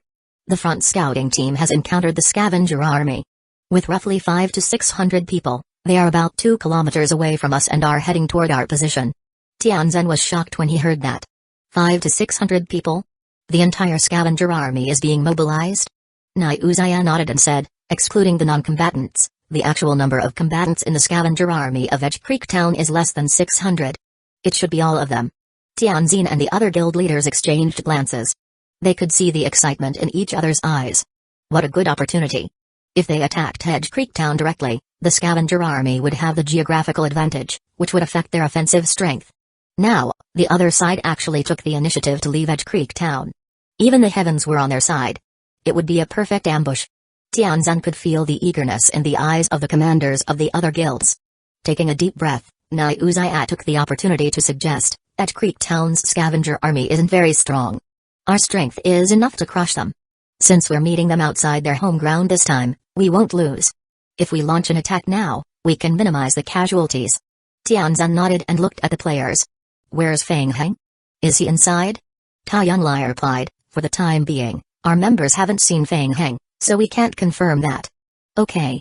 Let's stop where we are and prepare to ambush.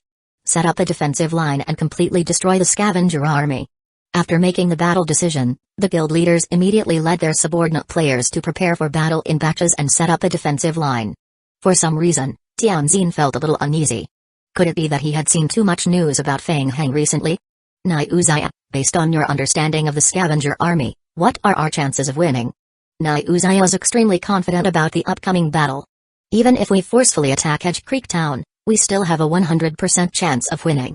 If we're fighting outside of Edge Creek Town, it's even more impossible for us to lose. All right. Just a moment later, the roaring sound of motorcycles came from the front. Scavenger Army. Tianzhen's gaze was fixed on the scavenger army that was gradually approaching. When the other party stepped into the shooting range, Tianzhen suddenly waved his hand forward. Begin. Shoot. Bang, bang, bang. A series of gunshots sounded. The scavenger army, suddenly attacked, immediately fell into chaos. Fuck. You still dare to personally offer your lives out to us? Having encountered a sudden attack halfway, Rosh was so angry that he laughed. He raised a huge alloy explosion-proof shield in front of him and poured a bottle of potion into his mouth. Charge. Crush them. The scavenger army NPCs were a little confused at first.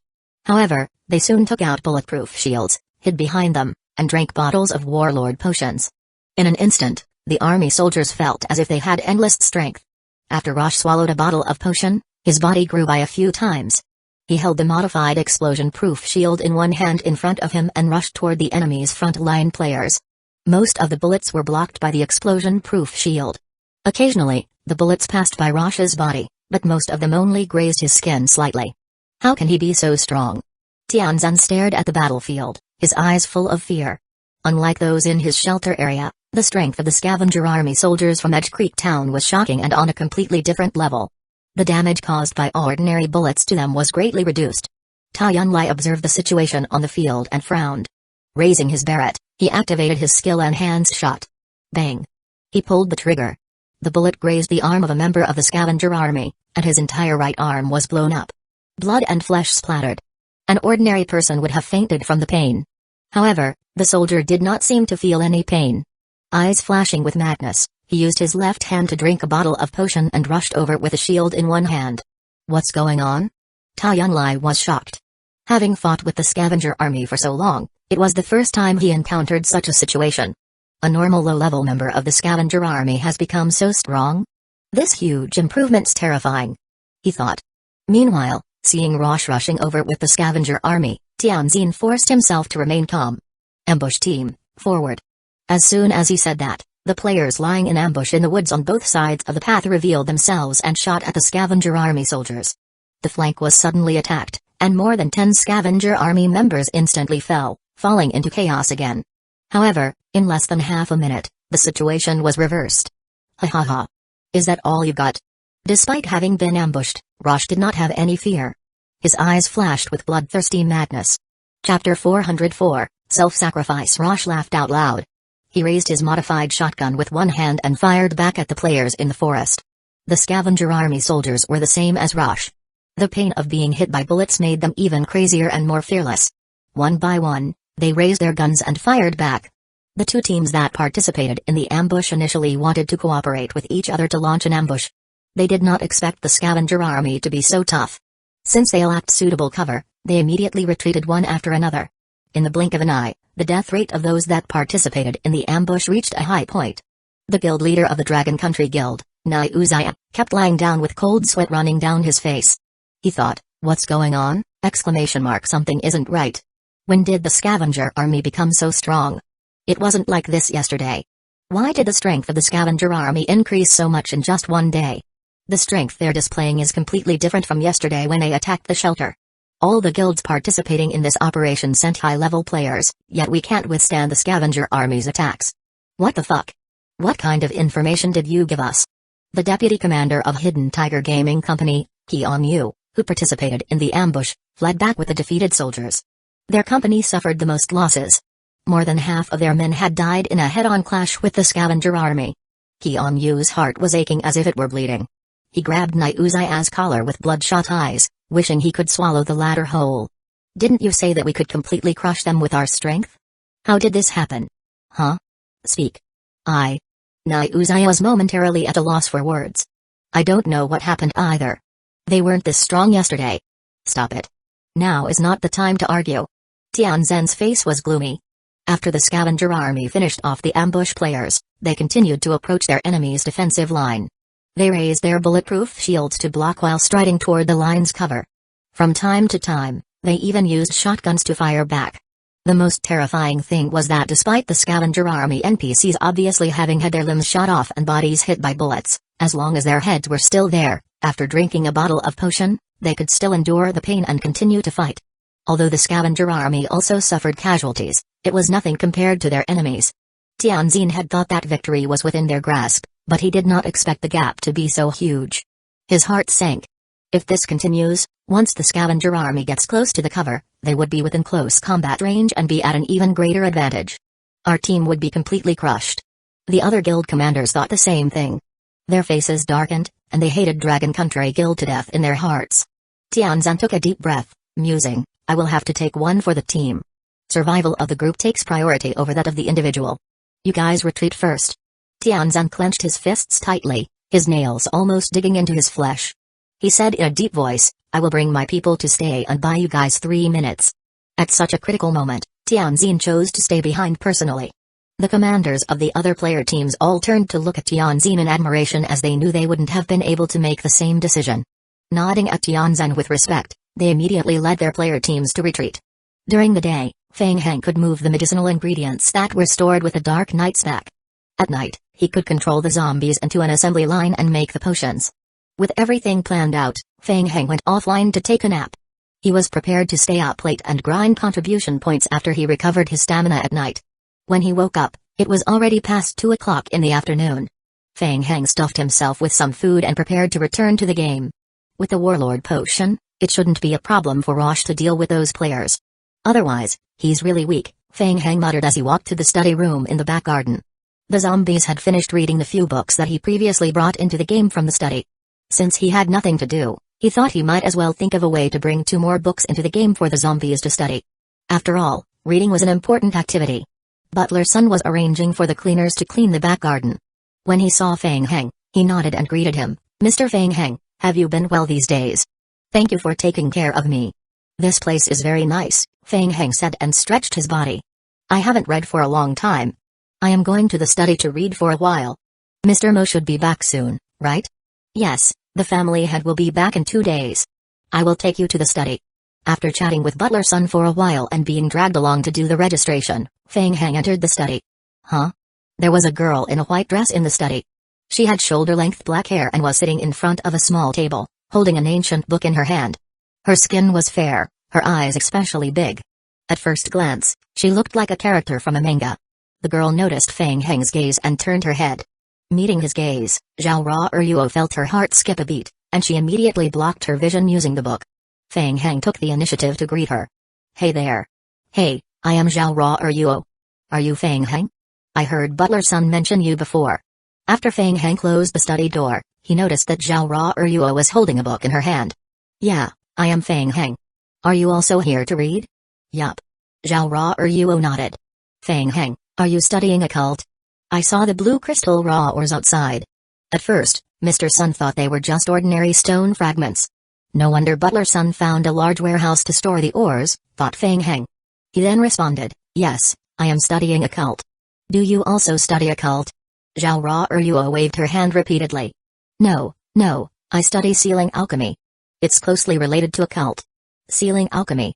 Feng Heng immediately thought of something. The advanced game world, Nightmare World. In that world, the dream world and the real world partly intersected, and a monster called the Nightmare Demon rampaged the world. In the hundreds of years of battle with the Nightmare Demon, humans mastered the special skill called sealing alchemy. Humans could use sealing alchemy to seal demons into alchemy sealing cards. High-tier alchemists could use summon sealed demons from the cards to fight for them. Are you an advanced game world player? Well, Zhao Ra Eryuo felt a little uneasy as she spoke. She avoided Feng Heng's gaze and stammered, why yes, sort of. Feng Heng felt strange in his heart, thinking. Sort of? What kind of answer is that? Why is it so ambiguous? Oh, okay.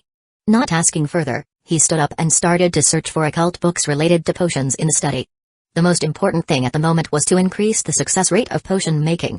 After reading the relevant books, he had a chance of gaining potionology skill experience points and increasing his potionology level. Zhao Ra Eryuo secretly looked at Feng Heng from behind. After a long time, she mustered up her courage and stood up, carefully asking, Feng Heng, can you lend me a blue crystal raw ore from the warehouse for research? Of course. Take whatever's left in the warehouse for research as you please.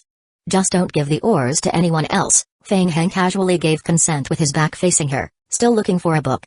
Oh, right, be careful. Don't destroy them. Chapter 405, Secretly Manipulating. Thank you. Zhao Ruo thanked him gratefully. Feng Heng, what books are you looking for? I've read most of the books here. I can help. Feng Heng was a little surprised. He turned his head to look at Zhao Ruo. Really? You've read all of them? Zhao Ruo lowered her head. It's just that I didn't understand a few. I am looking for books related to potionology. Can you help me? Yes.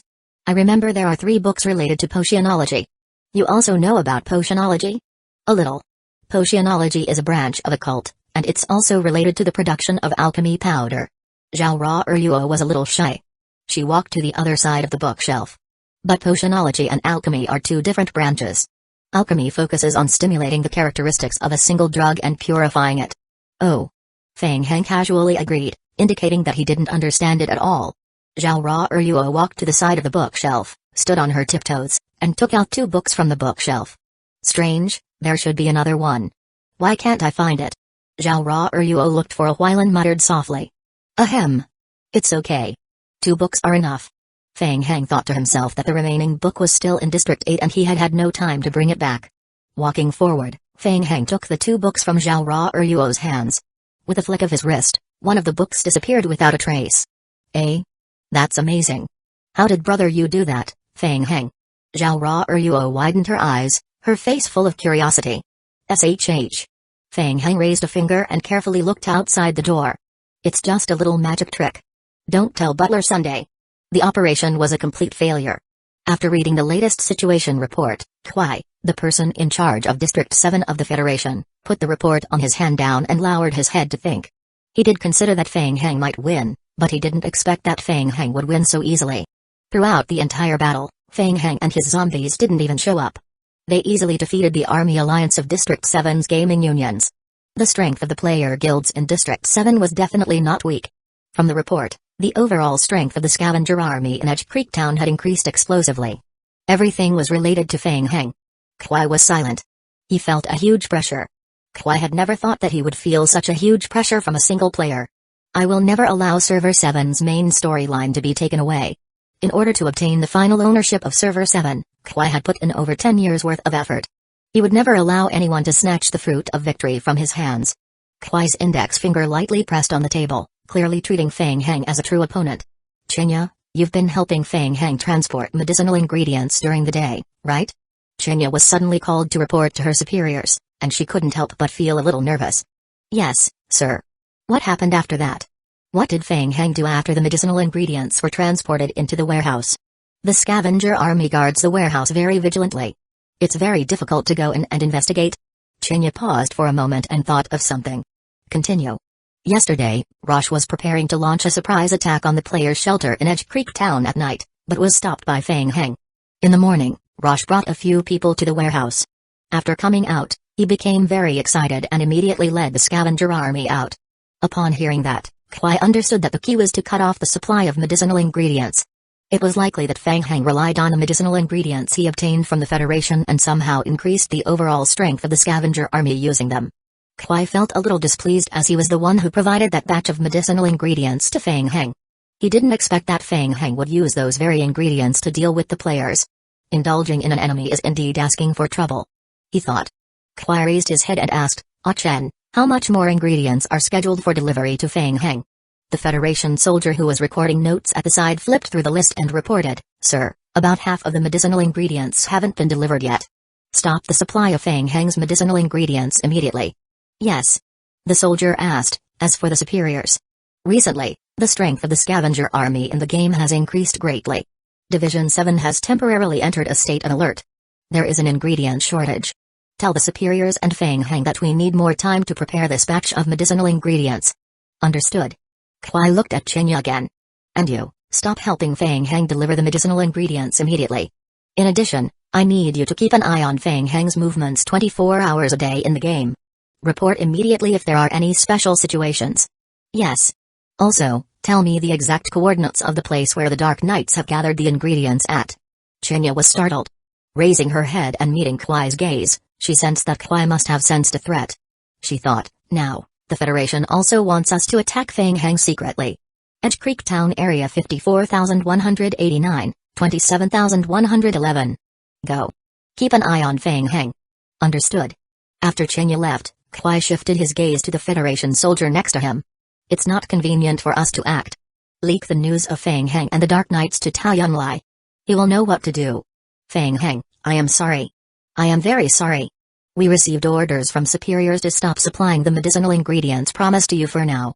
The reason is that the scavenger army's strength has greatly increased in a short period of time, hence posing a threat to the safety of the people of District 7, requiring the district to enter a state of emergency. Once things return to normal, we will immediately supply you with medicinal ingredients. Emergency.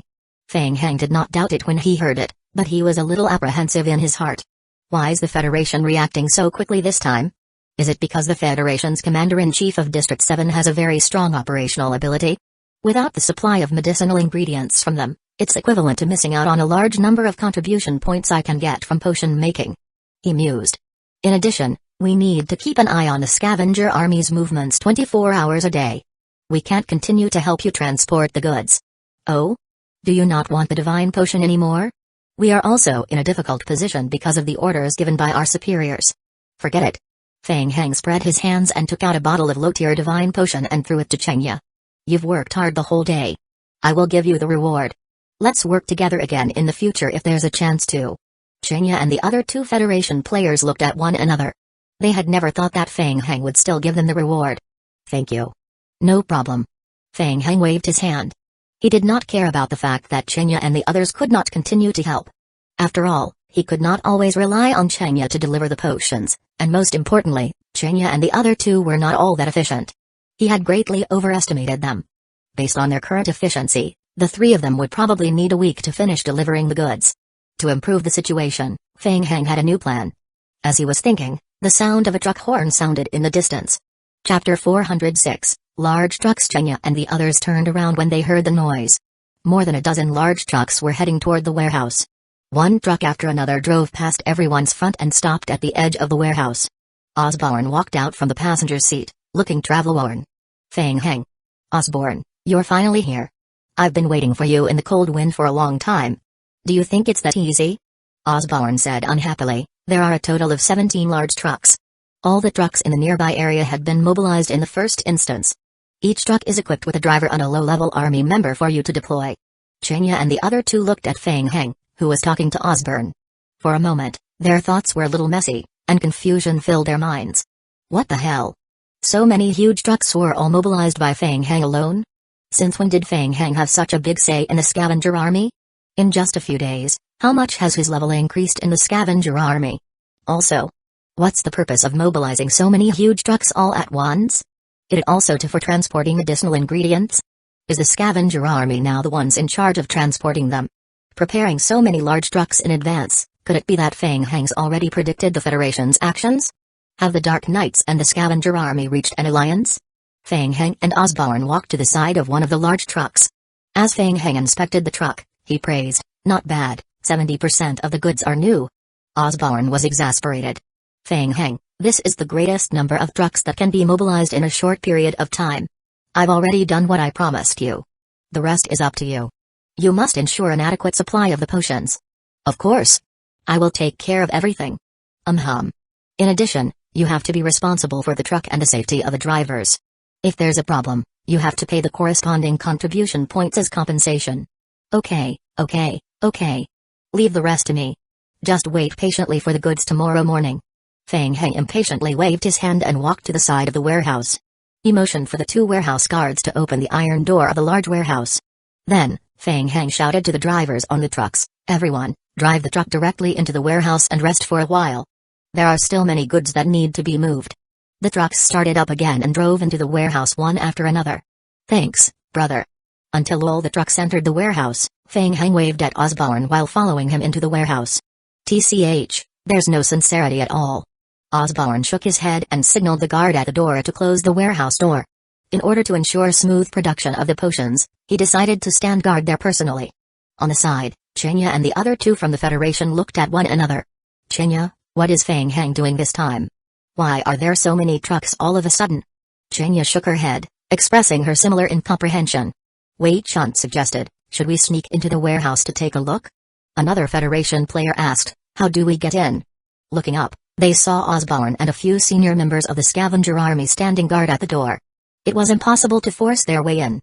Chinya looked at the tightly shut warehouse door and shook her head.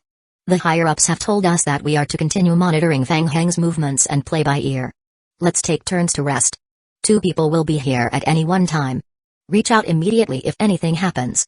The interior of the warehouse was extremely empty. It was enough for 17 large trucks to stop temporarily. Driving the large trucks into the warehouse and seeing the scene in the warehouse, the scavenger army's drivers could not help but feel a little scared. 40 tall tyrant forms with a strong sense of oppression stood in 2 rows on both sides of the passage, forming 2 human walls. The entire warehouse was filled with sizzling sounds. Scarlet liquors could be seen in plain sight on the ground, the ceiling, and the surrounding walls. Meanwhile, on the right side of the warehouse, there was a large zombie team. For a moment, the drivers thought that they had came to the area in Meteorite Company specially designated for zombie team cultivation and not the scavenger army's warehouse. After parking the 17 trucks in the designated area, the scavenger army members got off the trucks one by one. Even though they had drunk the low-tier divine potion, they still felt stiff being stared at by so many zombies. Thank you for your hard work. We will have an operation tonight. During this period of time, go and rest. I will handle the transportation work. Fang Heng stood in front of everyone with a smile. Please don't wander about during this period of time. Just rest in the warehouse lounge area at the back. While he spoke, the zombie team dispersed into 2 rows and opened up a small path. The scavenger army members looked at one another. No matter how they looked at it, they felt that it was a threat. Choosing to follow Fang Heng's instructions, they passed through the dense zombie team and went to the lounge at the back of the warehouse to rest. After everyone entered the lounge, Fang Heng slowly walked to the trailer behind one of the trucks and lowered his head to check it. It's almost done.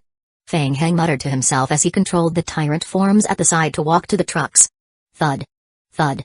The tyrants each strode to the trailer behind each truck and lay down flatly. Thereafter, the vine zombies brought some firewood and covered the tyrants with it. Then, they laid a layer of wooden planks on top of the firewood and stacked the boxes that they had prepared earlier on the topmost layer. In the end, the liquors also ran to the large trucks and slipped into the gap between the boxes and the bottom of the truck. Looking at the fully equipped large trucks, Fang Heng murmured, "This should be enough." The door to the warehouse opened again when the sun set. Fang Heng poked his head out of the front passenger seat and greeted Osborne. "I will go outside to load some goods. You know what I mean. Do you need help?" "It's okay. I can do it alone." Osborne curled his lips and nodded. "Hurry back. Keep safe." One truck after another drove out of the warehouse.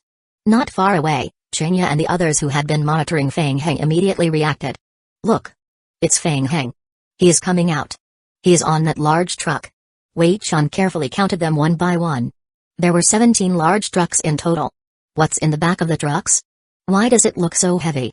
Chinya also frowned. She also noticed that there were big boxes in the back of the trucks. Strange, wasn't Fang Heng supposed to transport the ingredients temporarily stored in the Dark Knight's camp to the scavenger army? Looking at him now, is he preparing to send the ingredients back? Chinya was very confused. She had a strong premonition that Fang Heng must be planning something again. "Do you want to follow him and take a look?" "Let it be. Inform the higher-ups immediately." Chapter 407, Ambush on the main road leading to the Dark Knight's camp. The guild leader of Leftway Gaming Guild, Tianzhen, had gathered with hundreds of elite players from various game companies. They had been waiting for more than half an hour. Nauzai was a little anxious from waiting. He could not help but ask, "Why hasn't anyone come yet? Is the news reliable?" No one answered him, and the atmosphere was a little awkward. Ahem. After a long while, the vice-guild leader of Holy Paladin Gaming Guild coughed lightly. "Can you explain the situation in detail? It will also help us mentally prepare better." The ambush was an emergency operation that Tianzhen had organized at the last minute.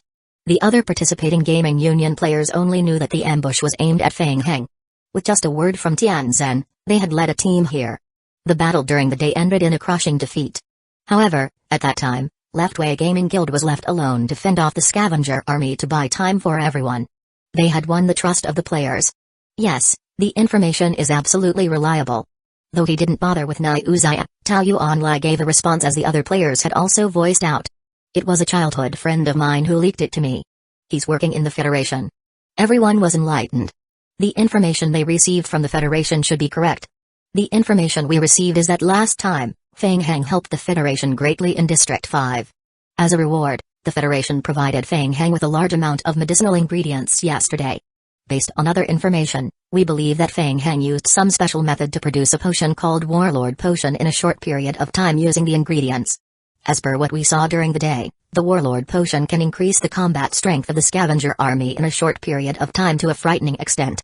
Tianzhen continued to explain calmly. Currently, a large portion of the ingredients used to produce the Warlord Potion has not been sent back to the scavenger army. There's a high chance that Fang Hang will personally bring people over to transport the ingredients. Leftway Gaming Guild had suffered heavy losses. He urgently needed a victory to boost their morale. If we are lucky, we can directly get rid of Fang Hang. Even if we are unlucky and let him escape, we can take this opportunity to cut off the scavenger army's supply of medicinal ingredients and prepare for the next battle. I see. The players present were all elites of District 7. After Tianzin's brief explanation, they all understood. Attention! Over there. Looking in the direction that Tao Yuanlai was pointing at, the players saw a light appear on the road in the distance. It was the headlights of a vehicle. They're coming. A player raised his binoculars and looked into the distance. He whispered, there are more than 10 trucks in total. Confirmed to be from the scavenger army. The trucks slowly drove on the small road, heading in the direction where the guild players was lying in ambush. Target confirmed. Target confirmed. The truck is heavily loaded. Estimated to contain a large amount of ingredients being transported. Why would there be a lot of ingredients? What about the number of enemies? Don't panic. Tianzhen said in a deep voice, listen to my command. Demolition team, get ready. They watched as the trucks drove past them one by one on the main road. Tianzhen shouted, do it. Boom. Boom, boom. As soon as he said that, the ground beneath his feet shook. The bombs that were buried in the middle of the road had been detonated. A few trucks that were in the middle of the explosion were surrounded by a ball of fire, causing a secondary explosion. The drivers in the trucks coming from behind hurriedly stepped on the brakes but could not dodge in time. The overloaded trucks could not stop at all, so they crashed into each other, resulting in a series of collisions. For a moment, the player's vision was blocked by the thick black fog created by the explosion in front of them.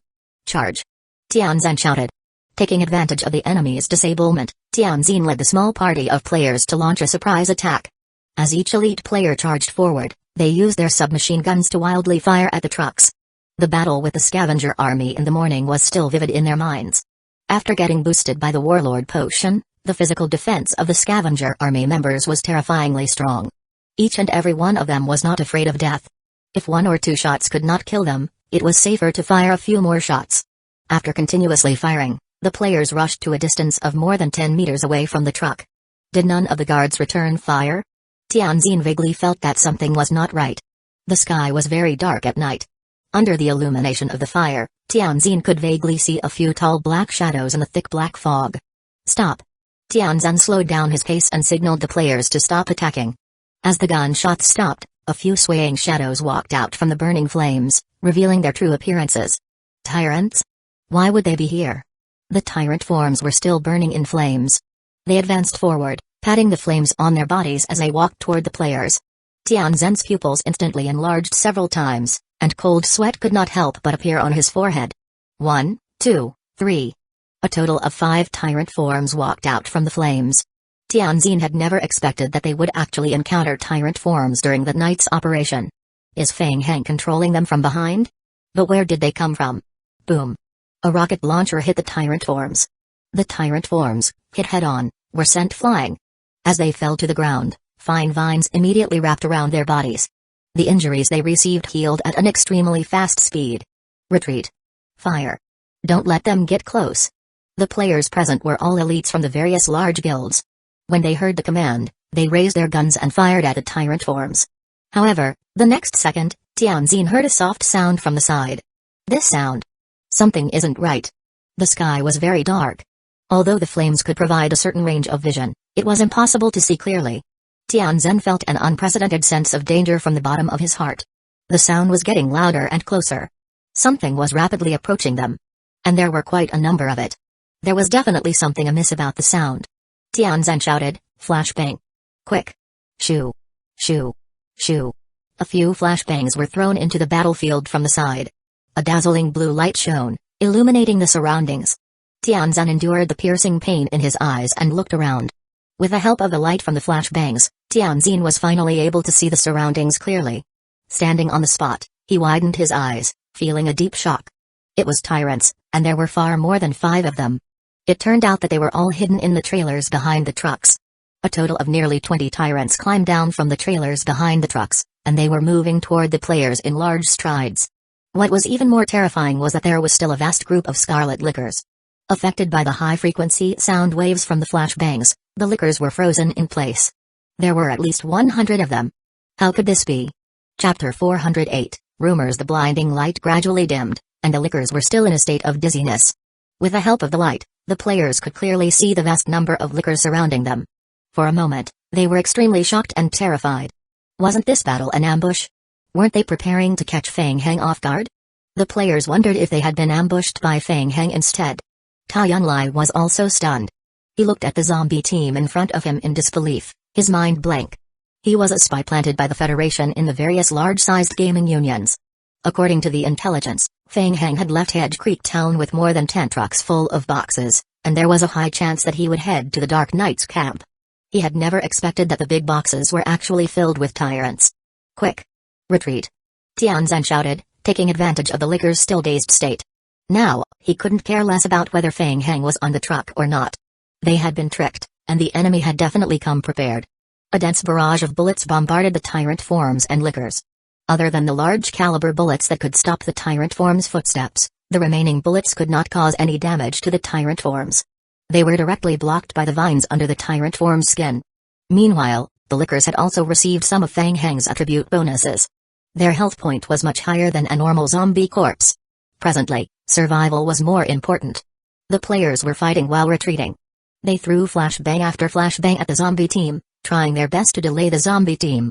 As most of the players were elites from the various gaming unions, the situation was relatively not chaotic. Ding! The trucks you rented have been damaged. Your reputation points in the scavenger army have been reduced. A portion of your scavenger army contribution points will be deducted. Ding! Your reputation points in the scavenger army have slightly reduced. Not far away, Fang Heng walked out of the passenger seat. With the help of the Vampire Bloodline's night vision ability, he swept his gaze across the battlefield and soon saw a familiar face among the retreating players. It was Dragon Country Guild's Nai Uzai. Fang Heng's face darkened slightly. How despicable to launch a sneak attack. He did not feel any heartache about losing his reputation points and contribution points. It was just that the ambush had caused him to lose nearly 1/3 of his trucks. That way, the speed of transporting the medicinal ingredients would be forced to decrease by quite a bit. They will have to pay the price. Fang Heng was extremely displeased. With a wave of his hand, he controlled the lickers to pounce forward. Screech! Screech! Screech! After being stunned, the scarlet lickers quickly surrounded the players from all directions. The effect of the flashbangs on the lickers was becoming more and more limited. We can't delay any longer. When Niuzai saw that the space for retreat was becoming smaller and smaller, he couldn't help but shout, "Everyone, spread out and run as far as you can." After saying that, without waiting for the others to respond, Niuzai led his party members to escape from the side. The rest of the players cursed silently in their hearts. They were filled with disdain for Niuzai being the first one to rush for escape. However, they also knew clearly that what Niuzai said was presently the best method at the moment. They did not have any heavy weapons that could kill the tyrant forms. If the situation dragged on, only death would await them.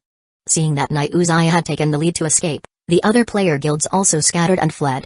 They quickly disappeared into the night. Did he run away? Fang Heng gritted his teeth. He felt inwardly dissatisfied. He could not spread his control across too many groups of lickers, so he simply split them into 2 groups. One group chased after Niuzai's player team while the other looked for an opportunity to kill. Ding! Your zombie clone licker has received fatal damage. Ding! Your zombie clone licker has used a skill to dodge the enemy's attack. Ding! Your zombie clone licker has killed a player. Ding! Your zombie clone licker has died. A series of game hints refreshed before him. Without being able to directly see the situation, Fang Heng was unable to fully control the lickers, so he could only give them a simple command to chase after the targets. The lickers that chased after the targets were quickly killed one by one. Realizing that the death rate of the lickers was increasing, Fang Heng understood that the players were using tactics to defeat them one by one. Fang Heng had no choice but to recall all of them. More than 10 minutes later, the zombie team had completely regrouped. After one battle, only about 1/3 of the players had been eliminated. Looking at the scavenger army NPCs that were cleaning up the mess, Fang Heng muttered softly, "There seems to be a problem." Niuzai had planted explosive packs in the middle of the road in advance. It was clearly a planned ambush, and he knew that Fang Heng's travel route. Who could it be that leaked my location? Fang Heng mused. Few people in the game knew that he collected ingredients from the Dark Knights. Chenya? Fang Heng slowly withdrew his gaze from the darkness. Fortunately, the scavenger army members did not suffer much damage in the earlier wave of battle. The low-level members of the army who were injured in the explosion drank a few mouthfuls of the warlord potion and immediately more or less recovered. After reorganizing the team, the scavenger army members began to move the boxes loaded on the trailer behind the truck out one by one. The boxes were all loaded with cart components. Soon, the construction of a cart was completed. More than 30 tyrant forms pulled a large cart along the path to the mountainside while being escorted by the lickers. Fang Heng's original plan was to bring the tyrant forms to the mountainside to carry the goods, but who would have thought that they would be attacked on the way? They could only consider themselves unlucky. Outside the Dark Knight's camp, Aile silently looked at the group of tyrant forms that were pulling the cart and wore a strange expression on his face. So the research on zombies in District 8 has already reached this stage, huh, Fang Heng? It's not that advanced. We're still spending a lot of money on research, Fang Heng humbly said. All right. While the elite Dark Knights loaded the ingredients back onto the cart, Aile took the opportunity to pull Fang Heng aside and ask in a low voice, Fang Heng, do you know Hueco? Who's that? I've never heard of her. That's strange. What's wrong? Hueco is a senior member of the Dark Knights. She's been asking around about you. She thinks that the recent movements of the scavenger army are related to you. Fang Heng frowned slightly. Hueco's probably a player. Other than Hueco, many people in the Dark Knights think that there is something amiss about you. Now, even the higher-ups of the Dark Knights have some doubts about you. Ding. Affected by special player factors. Your reputation points in the Dark Knights have decreased. Ding. Affected by special player factors. Your friendship with the Dark Knights has declined. Fang Heng's heart sank again. He immediately realized that something was wrong, and it was very wrong. Chapter 409, Dilemma. Seeing the slight change in Fang Heng's expression, Aile said in a low voice, Fang Heng, by any chance, did you accidentally offend someone? Fang Heng nodded, thinking that he had offended quite a number of people.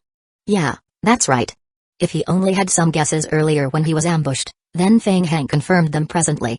Be it at the beginning when his supply of medicinal ingredients was cut, the moment his transportation team at the foot of the mountain was attacked, or his declined friendship with the Dark Knights, there was only one suspect that came to mind. It's the Federation. They're also secretly intervening. Fang Heng originally thought that his relationship with the Federation was quite good. In addition, the Federation had always announced to the public that they welcomed all the major gaming unions to participate in friendly competition, so Fang Heng did not think that the Federation was doing something behind the scenes. Old Black was right about the Federation often resorting to underhanded tricks. They're really shameless. A flurry of thoughts filled Fang Heng's mind. Regardless, with the main storyline being so attractive, it would be a wonder if the Federation was willing to back off so easily. Having been tricked, Fang Heng instead felt his fighting spirit surge. However, since the Federation had clearly made a move against him, he had to get rid of Chenya and the two other spies. What are you thinking about, brother? Aile patted Fang Heng's shoulder. Don't be afraid. I am on your side. If there's any news, I will immediately tell you. Thanks. Fang Heng continued to focus on the main storyline. With the cart and tyrant forms, it was much easier to move the medicinal ingredients. The tyrants repeatedly went to and fro the mountainside to move the boxes containing the medicinal ingredients back to the foot of the mountain.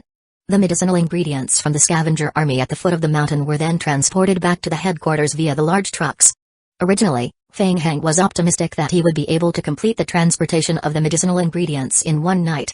Unfortunately, he had lost 5 large trucks in the previous ambush, so the transportation efficiency was greatly reduced.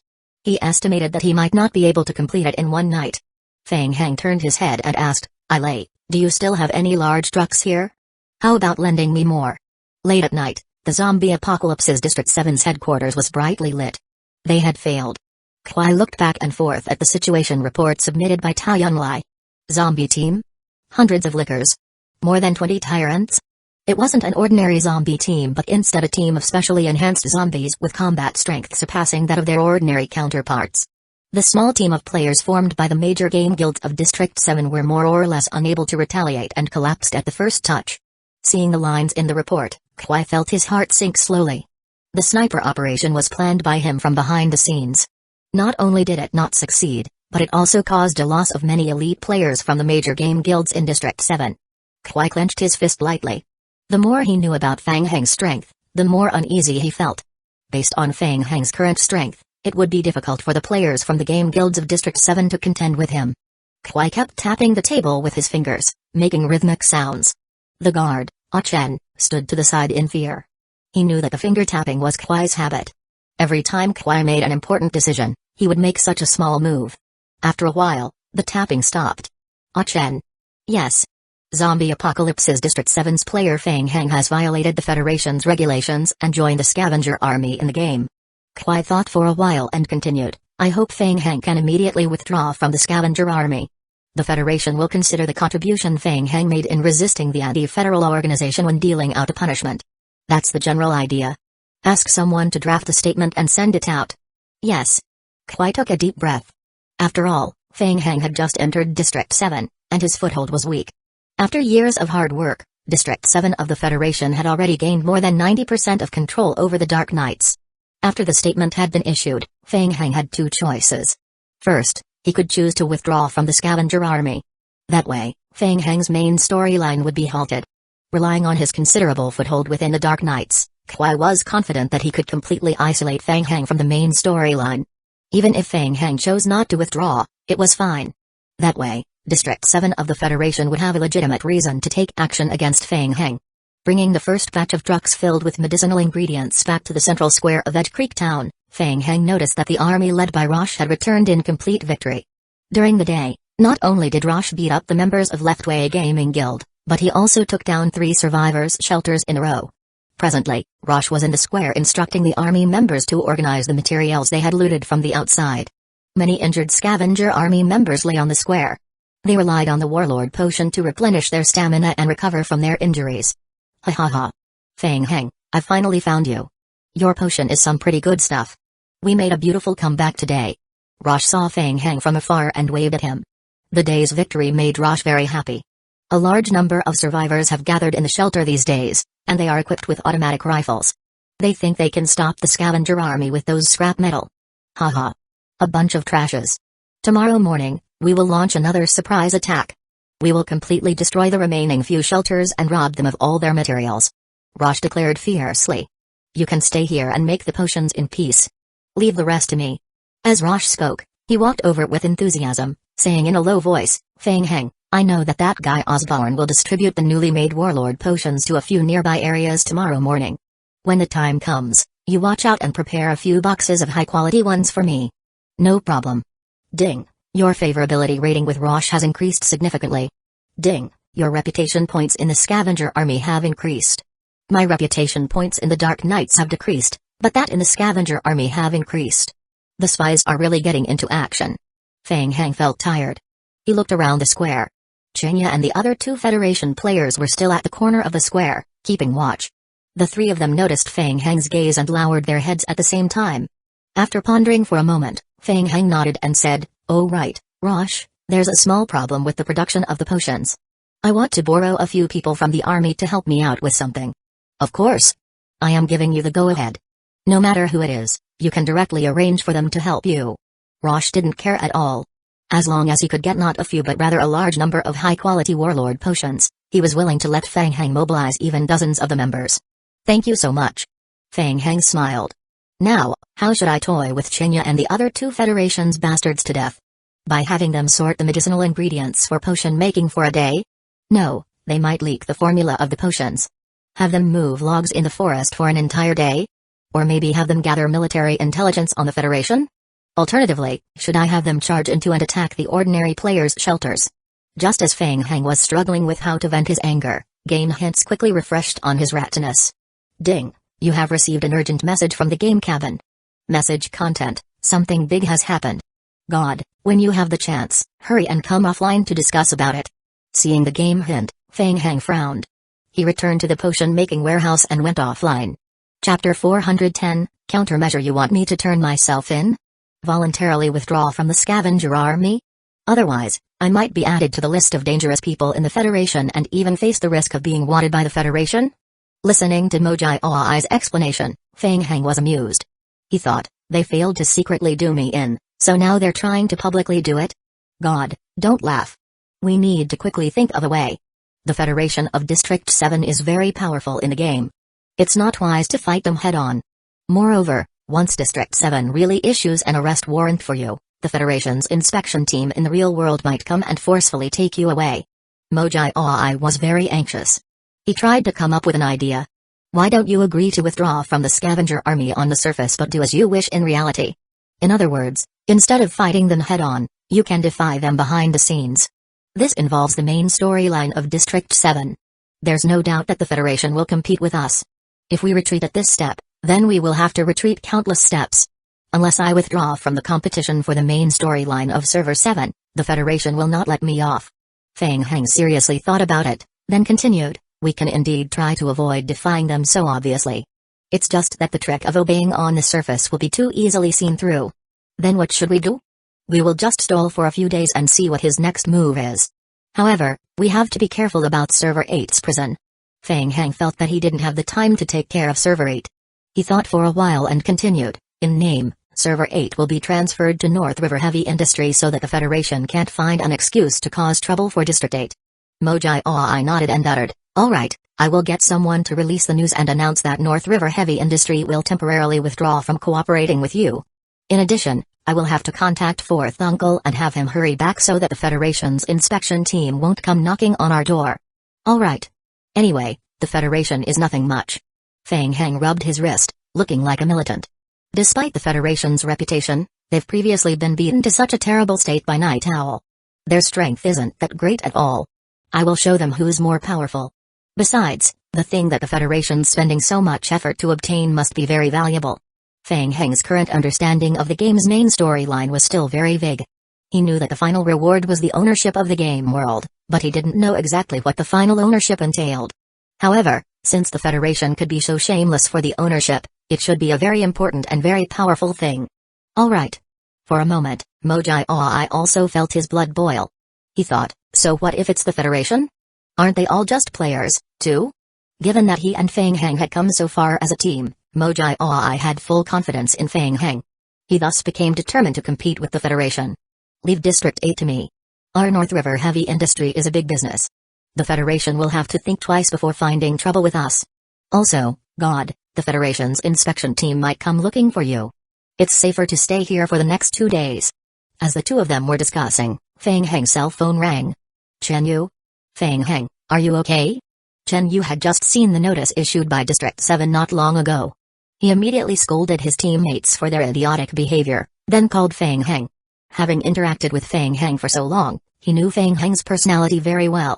With such a threatening announcement, it would be a miracle if Feng Heng bowed his head and obediently withdrew from the scavenger army. Even if he withdrew under pressure on the surface, he would definitely play all kinds of underhanded tricks behind the scenes.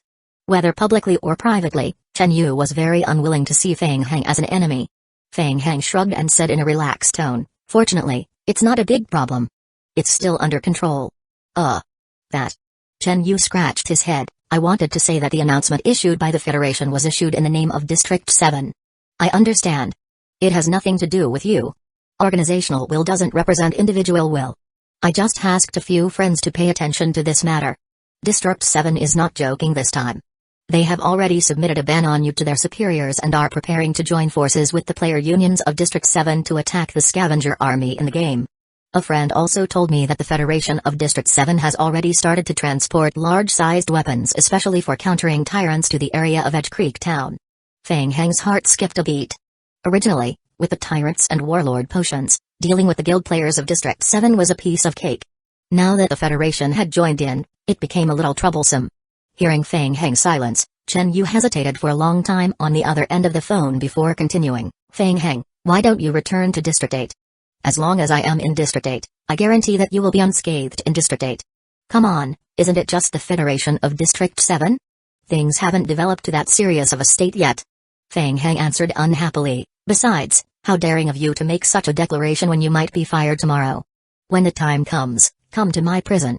As long as I, Feng Heng, am in the prison, I guarantee that you will be fine. Chen Yu was speechless for a moment. But he also felt relieved. He felt that since Feng Heng could still joke at such a time, he was likely doing okay. Makes sense. He's always been unfazed, he thought. Alright, thanks for the information. I still have something to do. Let's talk again next time. After hanging up the phone, Fang Heng looked at Mojai Aoi who was at the side. Mojai Aoi looked at Fang Heng with eager eyes. How's the situation? Not good. The Federation of District 7 is already preparing to cooperate with the major player guilds of District 7 to deal with the scavenger army. The Federation's ultimate goal is probably to halt my main storyline. Mojai Aoi revealed a distressed expression. Then what should we do? Do you have a plan? Fang Heng lowered his head and pondered. The enemy's strength had increased again. In order to balance things out, he had to think of a way to enhance his own combat strength. As for the zombie clones, the research institute didn't have the time to upgrade them. Presently, the institute was fully focusing on researching the first-generation meteorite. As for the warlord potion, he could possibly try finding a way to improve the potion's effects and in turn, increase the overall strength of the scavenger army. Fang Heng's eyes lit up at that thought. The commander of the scavenger army, Cook Barn, who had researched and produced the warlord potion, was also a senior researcher at Meteorite Company. It was very difficult to improve the potion's effects through scientific research, not to mention in a short period of time. Therefore, Fang Heng had to consider methods that were relatively unscientific. Occult. Potionology.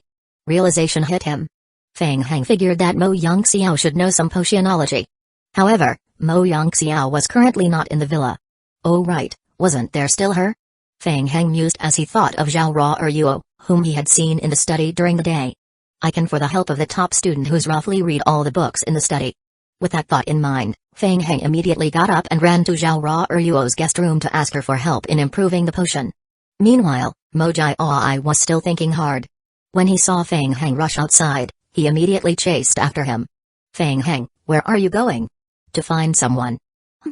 Going outside in the middle of the night? Isn't that a little dangerous? You might be on the wanted list now and pursued by the Inspection Bureau. Be careful. Chapter 411, The Me-Human Tribe, eh? Is she not in the room? Who are you looking for? Zhao Ra or Yuo, the top student. Butler's son had been woken up by the noise in the corridor and had come out to check the situation in his pajamas. Looking at Fang Heng and Mojai Aoi suspiciously, he wondered, what are the two of them doing in front of a girl's guest room in the middle of the night? Mr. Jai Aoi, Mr. Fang Heng, it's already so late. What's so important that you're both here? Uttered Butler's son. Mojai Aoi took 2 steps back to show his innocence. Ahem. Fang Heng's face turned red. The day and night were reversed in the game, so he had forgotten that it was already late at night. It didn't seem appropriate for two of them to block the entrance of a girl's room at such an hour. I am here to look for Zhao Ra or Yuo. I want to discuss some issues related to occult with her. Please excuse me. As researcher academics, we got excited halfway through research and came here without a second thought. Fang Heng explained awkwardly, we just forgot to take the hour into consideration. Butler's son had a suspicious look on his face, showing that he didn't quite believe Fang Heng's words. He mused, you? A research academic? How could you possibly focus on studying when you keep entering and exiting the study every few hours? Mojai Aoi quickly skipped over the matter and went forward to ask, Butler's son, where's Ra or Yuo? Is she not in her room? Butler's son was also a little puzzled. He walked forward, looked at the dark room, then answered as realization hit him, oh right, she asked me after dinner where the warehouse where the ores are stored is. She might still be in the warehouse now. I will bring you two there to take a look. Butler's son was also a little worried about Zhao Ra or Yuo's safety, so he followed Fang Heng and Zhao Ra or Yuo to the warehouse. In the backyard, the warehouse door was closed tightly. Creak. Pushing open the warehouse door, the three of them stood at the door at the same time. Fang Heng raised his eyebrows and narrowed his eyes slightly. He turned his head to look at Mojai Aoi and cast a questioning gaze at him. Not noticing Fang Heng's gaze at all, Mojai Aoi had a shock-filled face. In the center of the warehouse was Zhao Ra or Yuo, her toes less than 10 centimeters above the ground. She was suspended in the air. A large amount of blue crystal raw ores was revolving around Zhao Ra or Yuo's body rapidly. Being able to use active skills outside the game was the most obvious characteristic of Tier 3 materialization. Mojai Aoi was shocked. He turned his head and asked Fang Heng in a low voice, what's going on? Fang Heng was speechless. You're asking me? Mojai Aoi opened his mouth without saying a word. He had a deep impression of Zhao Ra or Yuo, the girl who was very afraid of strangers. Since she was young, she often stayed in Mo Yongxiao's study. Every time Mojai Aoi saw Zhao Ra or Yuo, she would lower her head and walk past him quickly. After she grew up, the situation slightly improved. It was the first time Mojai Aoi realized that Zhao Ra or Yuo was actually so capable. Thud. Zhao Ruo landed on the ground and opened her eyes, noticing the comers. You guys. Why are you here? Eh? You want to improve the potion? In the living room, Zhao Ruo looked confused after listening to Feng Heng's explanation of his wish to improve the potion. Feng Heng, improving the potion is a very difficult thing because the transformation method of potionology is not quite consistent. To improve the medicinal effect, alchemists would carry out a special purification of the medicinal ingredients. But from the perspective of potionology, most would. Listening to the top student explain the potionology's area of focus, Feng Heng suddenly felt drowsy. At least Feng Heng still had some foundation in potionology. Mojai was confused, and his eyelids were twitching. In less than 2 minutes, Mojai directly fell asleep on the couch beside him. Ding, you have had a discussion with Zhao Ruo about potionology, alchemy, and occult. As a result, you've gained some knowledge. You have gained 33 basic potionology skill experience points and 55 basic occult skill experience points. What's going on? Both my basic potionology skill experience points and basic occult skill experience points have increased. The sudden game hint had woken Feng Heng up. It was rare to see a game hint outside of the game. For a moment, Feng Heng couldn't take his eyes off Zhao Ruo. It was all too weird. He had communicated with Mo Yangxiao about occult before. Why hadn't there been such a hint before? Why hadn't he received any skill experience points before? Feng Heng? Is there something on my face? Zhao Ruo noticed Feng Heng's gaze, and her face flushed slightly. She couldn't help but lower her head. Feng Heng was shocked and asked, "It's a game hint. Didn't you receive it?" Ah. Zhao Ruo was surprised for a moment, and then her expression dimmed. Without raising her head, she muttered softly, "I am sorry, Feng Heng, I haven't been honest with you.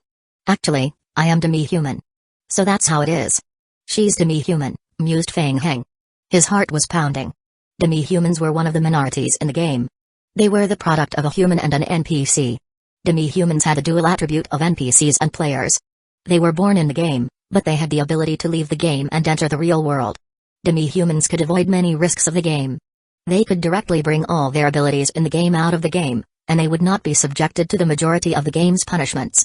But similarly, they did not have part of the special abilities that players had. The most common examples were demi-humans who did not have a game backpack, could not accept missions, could not view personal information, and could not receive game hints. The Federation had strict control over the demi-humans. Under the Federation's deliberate exaggeration, the demi-humans were regarded as monsters that were extremely dangerous existences in the game. In a more advanced world, there was a group of anti-Federation forces made up of demi-humans. They had once brought great trouble to the Federation. There's no need to be sorry. I am just a little surprised, responded Feng Heng. Zhao Ruo timidly raised her head and looked at Feng Heng. Then, Feng Heng, aren't you afraid of me? Afraid? Are you very scary? Zhao Ruo became even more uneasy. And no. Then, all's good. What's there to be afraid of? Feng Heng was simple-minded. He walked over, casually picked up a book on the table, and quickly put it into his game backpack. Look, you now know my secret, while I know yours. With this, we can be considered good friends, right? Yes. Zhao Ruo felt relieved. A smile reappeared on her face as she nodded in response. Right, I heard that demi-humans can't use the game cabin. How do you enter and exit the game? That. Zhao Ruo hesitated. Is it a secret? Then it's okay. Forget that I asked. It's not a secret, but Feng Heng, don't tell anyone. Zhao Ruo reached out her hand and turned the back of her hand toward Feng Heng. We demi-humans enter and exit the game through this mark. As Zhao Ruo spoke, a faint red mark appeared on the back of her fair hand. Chapter 412, Mark Teleportation. Feng Heng's pupils constricted when he saw the mark on the back of Zhao Ruo's hand. He thought, it's a mark similar to mine. Don't move yet, Feng Heng said as he aligned the back of his hand with Zhao Ruo's. The mark on the back of his hand emitted a weak white light. Eh? Zhao Ruo covered her mouth in surprise and carefully looked at Mojai, who was lying asleep on the couch. She lowered her voice and said, Feng Heng, why do you have a mark too? Could it be that you are also? Zhao Ruo looked at Feng Heng with a burning gaze. From the moment she first saw Feng Heng, Zhao Ruo had felt a strange sense of closeness to him. It would explain the feeling if Feng Heng was also a demi-human. No, I don't think so. Feng Heng searched the memory of the body he was in and confirmed that he was not a demi-human. But Zhao Ruo hesitated. She carefully leaned over and carefully compared the marks on their hands. Though they were not the same, a large part of the patterns was extremely similar. But this part of the mark is very similar to us demi-humans.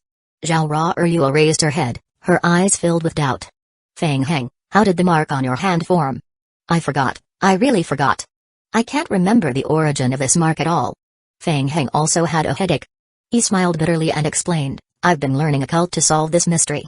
Yes, I believe in you, Feng Heng. Feng Heng scratched his hair in distress. It was getting more and more confusing. Taking a deep breath, Feng Heng decided not to think about the marks for the time being. Right, what were we talking about just now? Oh, we were talking about the special way demi-humans enter the game. We usually enter the game world with the strength of the mark. As Zhao Ra Eryuo spoke, she raised her arm and extended her palm forward. In an instant, a magic array appeared under Zhao Ra Eryuo's feet. The teleportation process needs to last for 30 seconds. During this period, any disturbance will result in failure of teleportation into the game, Zhao Ra Eryuo explained and lowered her arm. The magic array that was rotating slowly under her feet also disappeared. Through mark teleportation. Feng Heng muttered to himself. Wait. Right. When I activated the Tier 1 of the occult ritual, the game hint stated that I can enter and exit the game directly through the mark. Theoretically, I have the same ability. But how do I use it? As Feng Heng had those thoughts, a line of small words immediately appeared on his retina. Skill, Occult Ritual, Binding Soul Seal. Tier 1. Skill Description 1. After mastering this skill, you can synchronize your basic attribute ability and enter into the game world. Current synchronization rate, 100%. Skill Description 2. You can directly enter the game through the Ritual Seal. Special Ability 1 Awaken through the Soul Seal. Outside the game, you will receive an additional 10% increase in all attributes. Special Ability 2 Awaken through the Soul Seal. Vampire Apocalypse. You will not be affected by the distortion of the game world of Vampire Apocalypse. In Vampire Apocalypse, you will receive an additional 10% increase in all attributes. Special Ability 3 Awaken through the Soul Seal. Zombie Apocalypse. You will not be affected by the distortion of the game world of Zombie Apocalypse. In Zombie Apocalypse, you will receive an additional 10% increase in all attributes. Feng Heng, you have the seal, so you should be able to teleport into the game world, right? Try it. You just need to focus and imagine a door in front of you. Try to open that door. Zhao Ra Eryuo looked at Feng Heng and encouraged him, good luck. Hearing that, Feng Heng tried to imitate Zhao Ra Eryuo. He slowly raised his hand and closed his eyes. Imagine a door. He mused. An ancient bronze door appeared in front of Feng Heng. The bronze door was engraved with strange patterns, which resembled a palm. A zombie's palm? Feng Heng was confused. He tried to follow Zhao Ra Eryuo's instructions and opened the door with his mind. Swoosh! A black formation instantly appeared under Feng Heng's feet. As the formation appeared, Zhao Ra Eryuo's pupils suddenly constricted. A powerful force emerged from the magic array, and she couldn't help but take half a step back. Screech, screech, screech. Countless greenish-brown palms of rotting corpses shot out from the magic array, crazily moving upward and almost instantly wrapping Feng Heng. In Zhao Ra Eryuo's view, Feng Heng was currently wrapped up by countless twisted rotten arms, forming a human cocoon. Bang! In the next second, the cocoon shattered in front of her eyes, disappearing together with Feng Heng. Zhao Ra Eryuo stood on the spot, recalling the scene she had just seen, her face filled with shock and confusion. It was a total of 0.5 seconds. Feng Heng had used the seal to enter the game world in just 0.5 seconds. That was too abnormal. Opening his eyes again, Feng Heng found himself in the King of God space. Ding! Player has entered the game through the occult ritual for the first time. Ding! Occult mark has an upper limit of 10 King of God space energy points. 1 energy point will be replenished every 5 hours. 1 King of God space energy points is consumed every time you enter the game. Ding! Player can now choose to return to the game world, other mode, or the exchange store. Have I entered the game world? Feng Heng looked down at himself and tried to clench his fists. Compared to the normal way of entering the game through the game cabin, there seemed to be no difference. While Feng Heng had that thought, a line of small words appeared before his eyes. Ding! Player, do you wish to quit the game? Quit. He returned to the real world once again. Appearing on the spot, Feng Heng tried to move his body. It was pretty good. It was much more convenient than using the game cabin to log in and out of the game, especially in special situations where players outside the game cabin could not establish contact through the special hint function of the game cabin. Feng Heng suddenly realized that such a kind of teleportation was also a pretty good life-saving skill. If there was a sudden danger in the real world in the future, he could just hide in the game and tide over it. Meanwhile, still in a daze, Zhao Ra Eryuo stared blankly at Feng Heng. What are you thinking about? Feng Heng waved his hand in front of Zhao Ra Eryuo's eyes. And nothing. Zhao Ra Eryuo came back to her senses. Entering the game through a mark seems to be a special ability that only demi-humans have. Don't bother thinking about it anymore. Maybe my ancestors were part of the demi-human bloodline. Feng Heng shrugged, not pursuing the matter further. Let's return to the matter of improving the potion. Okay. Zhao Ra Eryuo nodded and got up to take a stack of white paper from the table beside her. I am not sure if I can help. We can study the improvement of the potion together. As Zhao Ra Eryuo spoke, she took out a piece of paper and spread it on the table. Chapter 413, Perfecting the Formula. Then let's start with the composition of medicinal ingredients. In potionology, the decomposition analysis of medicinal ingredients is done in a special way. Do you remember the formula for the Warlord potion? Yeah, I remember. I will write it. Feng Heng listed the names of dozens of medicinal ingredients. Ding, your intelligence points have reached over 15 points. You are able to use potionology for the decomposition analysis of potions. Ding, Zhao Ra Eryuo has imparted teachings of potionology to you. Your skill of basic potionology has gained 347 experience points and increased to level 4. 2.5 hours later, Zhao Ra Eryuo finished all the decomposition analysis and recomposition. It's done. Zhao Ra Eryuo wiped the sweat on the tip of her nose. Feng Heng, take a look. Feng Heng leaned over and took out the list. Ding, you and Zhao Ra Eryuo have completed the modification cum recomposition of the Warlord potion. You have come up with the new potion formula, incomplete. You can name the formula. Modified Warlord potion. Ding, you have completed the preliminary structure of the modified Warlord potion. You have gained 788 experience points in potionology. Ding, your potionology level has upgraded to level 5. Awesome. Zhao Ra Eryuo, you've been a great help. Feng Heng was in a great mood after completing the modified potion. Zhao Ra Eryuo's face flushed red. No, not really. I still need to make some minor adjustments to the composition of the ingredients. The specific formula is not considered complete yet. It's already very impressive. I will just go back to the game to test and perfect the formula. You've been a great help to me. I am in a hurry today. I will bring you some delicious food next time. Okay. Keep your word, Feng Heng. Feng Heng hurriedly got up, bade farewell, and quickly left the living room. Phew. Seeing Feng Heng leave the room in a hurry, Zhao Ra Eryuo wiped the sweat on her forehead. Doing decomposition analysis and recomposition on a medicinal formula had consumed a lot of her energy. However, Zhao Ra Eryuo still felt very happy that she could help her good friend whom she had just met. Thud, thud. Mr. Sun knocked on the door and walked into the room. He glanced at Mojai Oi, who was still sleeping soundly on the couch. Ra Eryuo, you must be very tired. Your body is not suitable for staying up so late. There's no need to tire yourself so badly. Zhao Ra Eryuo smiled. It's all right, Mr. Sunday. Feng Heng is my good friend. I am very happy to be able to help him. Mr. Sun sighed in his heart. He wanted to say something but stopped. All right. It's late. Go and rest. Ding, player has failed to produce a potion sample. Some of the ingredients have been damaged and cannot be used anymore. Ding, player has failed to complete the formula. Shit. I failed again. In the warehouse in-game, Feng Heng cursed in a rather displeased manner.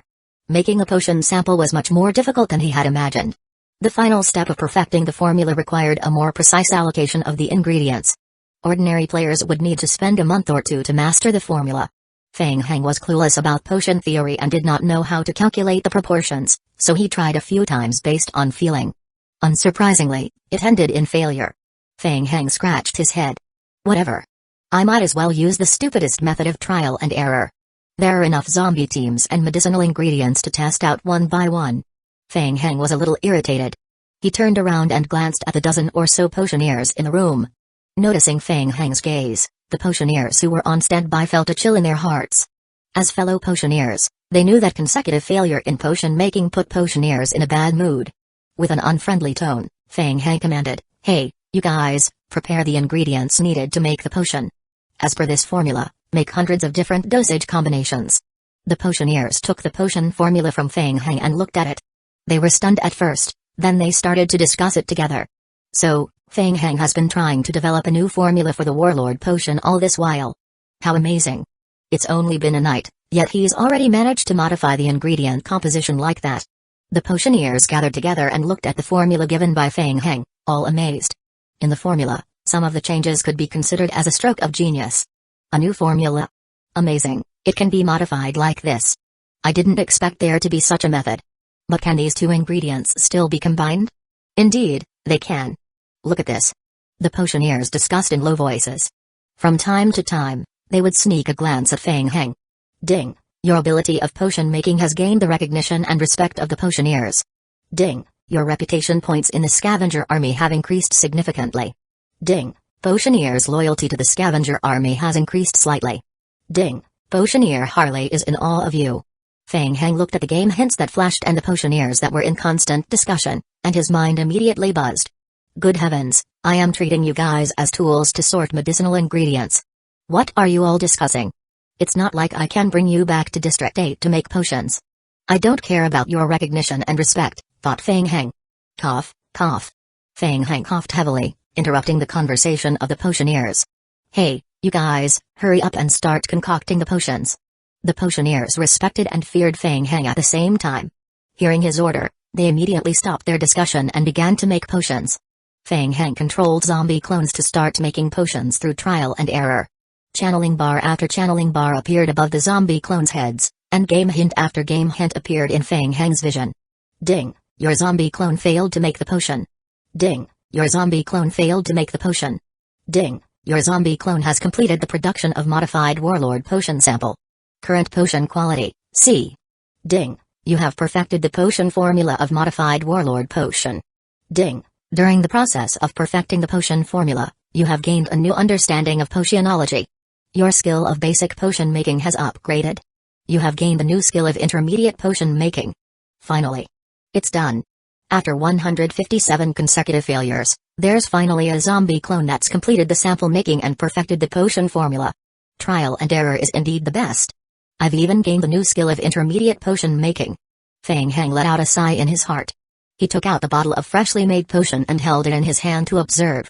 Item, modified warlord potion. Quality, C. Description, after being concocted with a special method, the warlord potion's stimulation effects has increased. After a user consumes it, in a short period of time, their various attributes, as well as effects such as health point recovery, vitality recovery, rapid energy recovery, and regeneration of severed limbs, will greatly increase, only effective for players or NPCs who have taken the divine potion. Creator, Feng Heng. Success. Let's look at the skill. Feng Heng's eyes sparkled with excitement. He opened and observed the skill panel. Skill, intermediate potion making. Description, intelligence +1. You can make potions according to the formula. The success rate of potion making will be increased. There is a chance to make a potion with a higher effect. The probability is related to the skill level. Description, this skill can be upgraded to level 30 and cannot exceed the player's current level. After the skill is maxed out, you can't try to upgrade the skill. Chapter 414, Improved Effects compared to Basic Potion Making. The upper limit of intermediate potion making was level 30. There was also an additional 1 intelligence point bonus and the possibility of making potions with high-level effects. Not bad. Feng Heng was satisfied. He put away the potion and looked around the warehouse. Next, he could set up the production line. There were still 3 hours until daybreak, and he would produce a mass amount of potions. Feng Heng shifted his gaze to the potioneers in the corner who had gathered together and were clicking their tongues in admiration. Everyone, please help. The dozen or so potioneers immediately stopped their conversation. Seeing Feng Heng's burning gaze, they immediately recalled the previous experience of staying up all night to sort medicinal ingredients, their legs turning weak. Feng Heng smiled. I will have to trouble all of you to sort the medicinal ingredients. First was the distribution of the ingredients. Feng Heng would have the zombie team help him move boxes of the ingredients to the potioneers. Then, the potioneers would sort the ingredients into sets. After that, the zombie team would move the sorted ingredients and pack them according to the potion grade. It was the perfect arrangement he thought of. Ding, your zombie clone has completed the production of the modified warlord potion. Current quality, D. Ding, you have gained 4 intermediate potion making skill experience points. Ding, your zombie clone has completed. Game hints kept refreshing. Looking at the preliminarily completed production line, Feng Heng felt a sense of satisfaction. No, wait. There's still room for improvement in the production line. I can make some minor adjustments to speed up the efficiency. Feng Heng rubbed his chin and started to carefully study the production line. Some of the ingredients wouldn't be damaged after failure, so he couldn't waste them. He had to open a new production line where the zombies would send suck ingredients back to be resorted. How should I go about doing it? I know. I just have to change this part. Also, the zombies' movements affect one another, so I will have to rearrange the layout of the production line. No, this doesn't work. I will have to rearrange it, thought Feng Heng. As the production line was set up again and again, the refresh rate of the game log was constantly increasing. Feng Heng drank bottles of coffee, enjoying himself.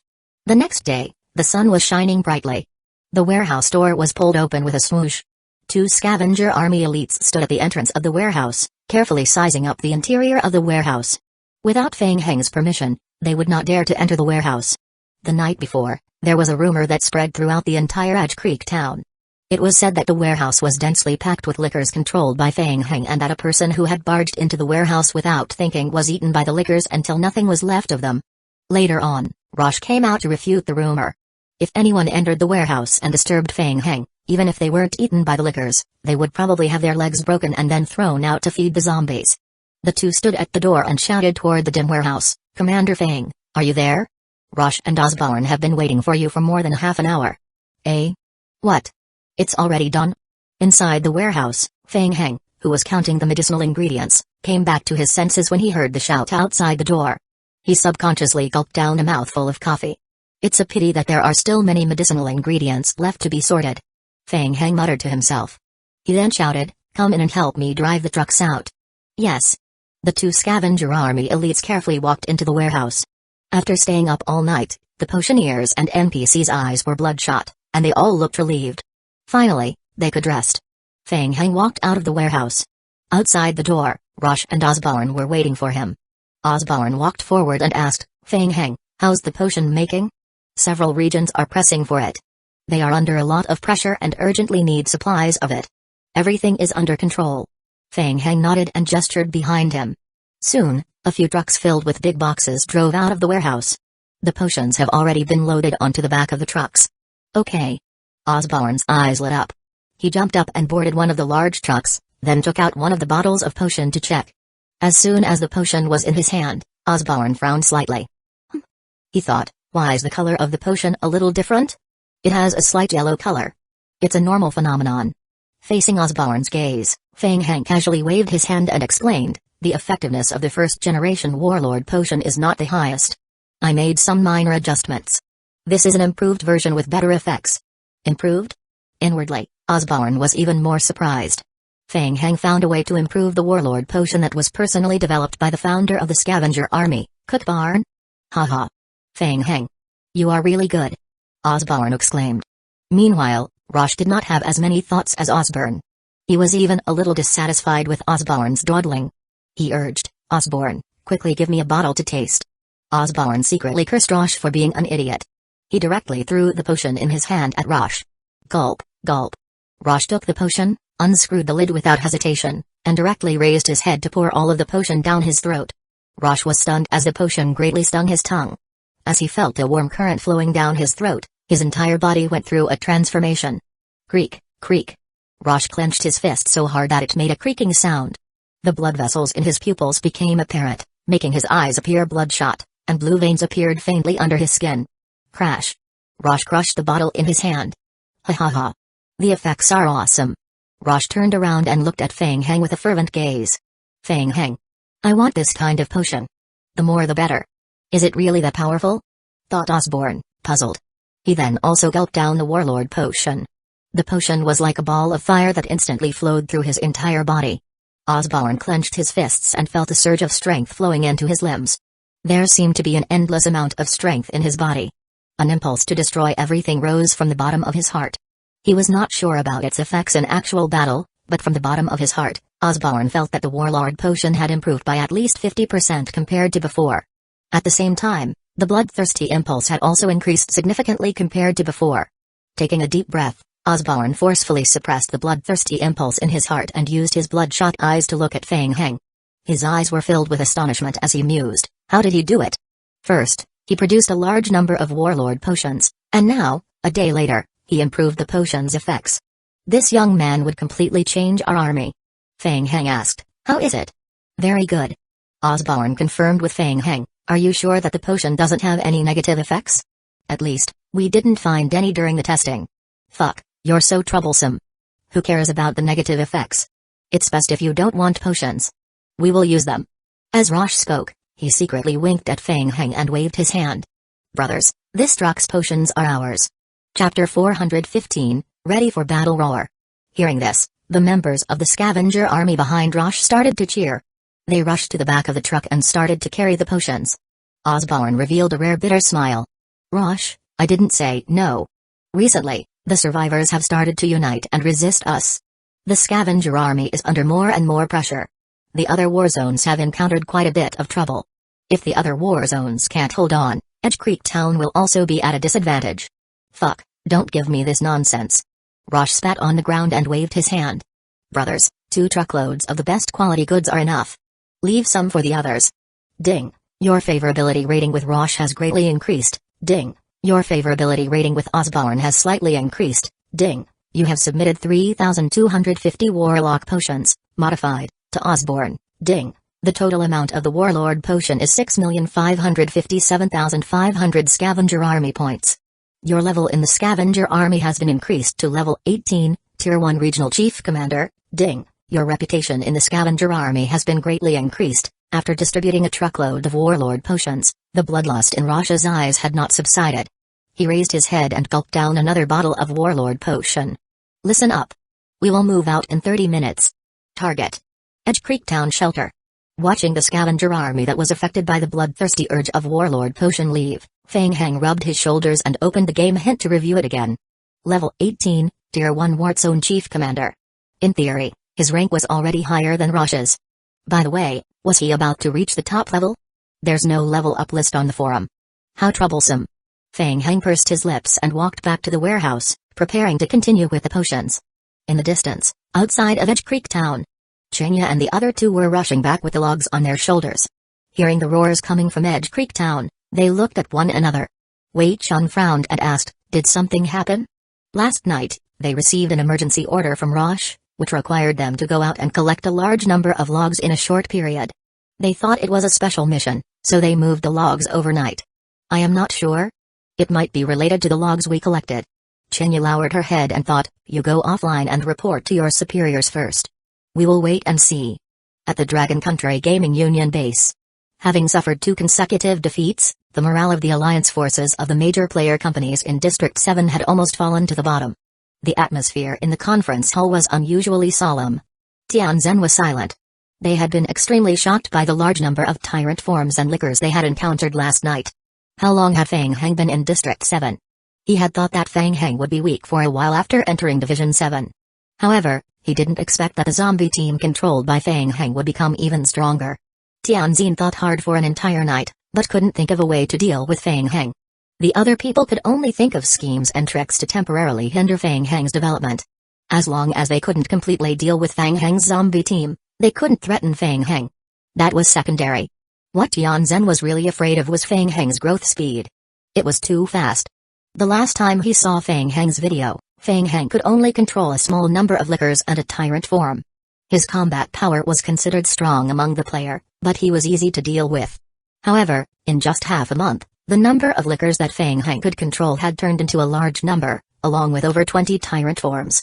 If he was given another half a month, Tianzhen did not dare to think about it. After thinking hard for an entire night, a thought suddenly appeared in his mind. How about surrendering? Once this thought appeared, it lingered in Tianzhen's mind. In the world of adults, benefits came first. Surrendering was shameful, but it was useful. At the very least, he would not suffer a greater loss. Tianzhen raised his head. He noticed that many players in the guild were also exchanging glances with one another. It seemed that everyone had been scared by the battle last night. Just as Tianzhen had guessed, many player guilds had already begun to think about quitting. After 2 defeats, it was a huge loss for the guilds. Commander Tian. Good news. Outside the conference hall, a deputy commander of the game guilds hurriedly pushed open the door, interrupting everyone's thoughts. Everyone's eyes were focused on him. What good news? It's the Federation. The Federation has announced it to the public. To protect the people's safety, the Federation has decided to join forces with the major player guilds in District 7 to deal with the scavenger army. They have also temporarily placed Fang Heng on the list of dangerous players and publicly called for Fang Heng to withdraw from the scavenger army. The player looked excited as he panted and said, if Fang Heng is unwilling to withdraw, the Federation may take coercive measures. Everyone was stunned. The Federation was going to participate in the battle? This way. Alright. This news caused Uchiha, whose heart was half dead, to resurrect on the spot. He stood up abruptly. With the pressure from the Federation, Fang Heng will be in big trouble this time. The hall regained its vitality. Also, the Federation just sent us a message that their support team will arrive at the Edge Creek town area in the afternoon and participate in the battle against the scavenger army. Seeing that the team was on the verge of collapse, the news of the Federation joining the team gave the players a shot in the arm and ignited their fighting spirit once again. With the participation of the Federation, their overall strength would inevitably see a great improvement. Great. With the Federation taking care of the scavenger army together, our chances of winning are even greater. The Federation has high-level heavy weapons, so it shouldn't be much of a problem to deal with the tyrant form controlled by Fang Heng. Not only that, but I've also heard that the Federation has a special injection specifically for dealing with the scavenger army, and it works with a single hit. Really? There's such a thing? The players once again began to discuss fervently, as if with the addition of the Federation, they could turn the tide in one fell swoop. Tianzhen was silent. The Federation had officially joined as well. He had previously fought with the commander of District 7, Kuai, and he knew very well that he was an extremely difficult character to deal with. Kuai must have also sensed the threat from Fang Heng. The players were discussing excitedly when the door to the conference room hall was suddenly pushed open from outside. Commander Tian. They are coming to attack us. Tianzhen's pupils constricted. Coming to attack us? Who are they? Speak clearly. The player adjusted his breathing and said in a deep voice, it's the scavenger army. Rosh has led a team to attack our shelter. They are expected to arrive in 5 minutes. The entire conference room fell silent again. Tianzhen looked around the hall and a surge of anger rose from the bottom of his heart. They actually came knocking on his door? Did they really think they were pushovers? Everyone, follow me. Let's fight. Chapter 416, Ascension in the Suburban Wasteland Area. 2 large trucks drove into the town occupied by the scavenger army. The commander of the military district, Lei Ming, led the members of the scavenger army to welcome them in the town's central square. The eyes of the members of the army were filled with incomparable eagerness. Osborne, you are 3 days behind the scheduled time.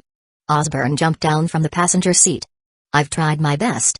The front line is in a dire situation. You know our current situation. The other areas are the same. I know you're in a critical situation. I will send these 2 batches of potions to you immediately. Check.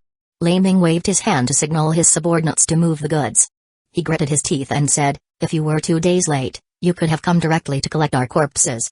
As usual, Osborne had a stern face and said word by word, Lei Ming, I believe that your strength is not limited to this. Also, I have good news for you. This time, I brought you an additional half-truck of potions. Humphrey. Lei Ming snorted lightly. After getting an additional half-truck of warlord potions, the displeasure in his heart eased a little. By the way, what happened to that Fang Heng recently? How did he rise to the rank of regional chief commander so quickly? It was specially approved by Commander Cook Barn. Fang Heng produced a large number of warlord potions in a short period to alleviate the crisis on the front line. In addition, these potions in your hands were all made with Fang Heng's help. A potion maker? Lei Ming pursed his lips and a feeling of dissatisfaction rose from his heart. They fought to the death on the front line, but in the end, they were worse off than a potion maker. How unpleasant. Brother Lei. While they were talking, a team member who was carrying the goods jumped down from the truck and handed a bottle of warlord potion to Lei Ming. Brother Lei, the potion doesn't seem right. Lei Ming took the potion and looked at it in his hand, his face darkening. Osborne. What does this mean? It's a modified version of the warlord potion. Fang Heng, whom you mentioned just now, was the one who made it. Osborne explained expressionlessly, tell your men to hurry up and unload the goods. I still have a few more to run. There was a problem with the transport truck yesterday. I am in a hurry. Damn it. Are you kidding me? Lei Ming stared at Osborne fiercely. Are you trying to trick me with defective goods? Is that why you gave me more than half a box of potions? I don't have the time. Osborne frowned. Do you want it? If you don't unload the goods, we will leave now. Wait. I will try the effect first. Lei Ming stopped Osborne. Just as he was about to test the effect of the potion himself, gunshots sounded outside the town. A member of the scavenger army shouted, Brother Lei. Someone is attacking the base. Osborne and Lei Ming were stunned at the same time. Fuck. You're courting death. Lei Ming's eyes turned red as he shouted, bring the potion with you. Find alongside me. The base was suddenly attacked. Laming didn't care whether the potion provided by Osborne was defective or not. He picked up a bottle of potion, opened the cap and gulped it down. As the potion flowed down his throat, a warm current instantly flowed into his limbs and bones. Laming's pupils constricted. The feeling was completely different from when he drank the Warlord potion in the past. In the past, the potion would give rise to a fighting desire that would gradually increase. In contrast, the new potion made one extremely violent. He felt a violent force entering his body intensely. This. Laming turned around to look at Osborne, his eyes filled with bloodthirsty killing intent. Osborne was expressionless as he looked back calmly. "How is it?" "Ha ha ha. Good. Good," Laming said as he gulped down several bottles of Warlord potions in one go. The veins on his neck bulged and his skin revealed a scarlet blood color. With a machete in one hand, Laming laughed wildly. "Brothers, take the potions and kill these intruders with me." Roar. The members of the scavenger army gulped down the Warlord potions which had been modified by Feng Heng. In an instant, the entire scavenger army fell into an extremely frantic bloodthirsty state. It was as if they were delirious and wild. They roared and joined the battlefield outside. Soon, the Federation players who were attacking the scavenger army base noticed something strange about the enemy. In the early hours of last night, all the Federation shelters in District 7 received the mobilization order from the command center of District 7. Federation Shelter Number 9 was all mobilized. They wanted to wipe out the scavenger army's base in the suburban wasteland area in one fell swoop. They wanted to fight a beautiful victory and show their faces in front of their leaders. But they did not expect that the scavenger army today was completely different from the sickly look they had in the past. The soldiers of the scavenger army were all extremely excited. Their physical defensibility had directly improved by a level compared to 2 days ago. Ordinary bullets could hardly stop their footsteps. In less than 10 minutes, the frontline positions set up by the Federation had been broken through by the scavenger army. What was going on? How did their combat strength suddenly improve so quickly? Seeing that the situation was not good, the federal commander immediately gave the order to retreat. "The situation is not right. Retreat first." "Ha ha ha. Trying to escape. Did you obtain my consent?" Laming was extremely excited, his eyes flashing with bloodthirsty killing intent. "Ah. Speak up. Did I agree to your escape? All of you, chase them. Kill them all." In the city, Osborne looked at the battlefield in front of him from afar. Hearing the roars coming from his ears, Osborne could not help but feel a little aghast. What did that Feng Heng do to the Warlord potion? Judging from the situation on the battlefield, the Warlord potion had increased its effect by 40 to 60% from its original base. The same situation was happening everywhere in the vicinity of Edge Creek Town. The players from the Dragon Country Guild base were under great pressure from Rosh's attack. The automatic cannons set up in the shelter kept shooting out tongues of fire. Even so, they still managed to withstand the attack of the scavenger army with great difficulty. Compared to yesterday, the scavenger army's combat strength had increased significantly. What was going on with this game? How could the difficulty level increase again and again in just 2 days? Was this all Feng Heng's doing? Uchiha was extremely shocked. He had even seen a high-level scavenger army elite fall to the ground after being hit by the range of the rocket launcher. A large part of the right side of his body, including his arm, had been blown off. On the side, someone gave the scavenger army elite a mouthful of potion. The latter stood up and continued to join the battle. Crazy.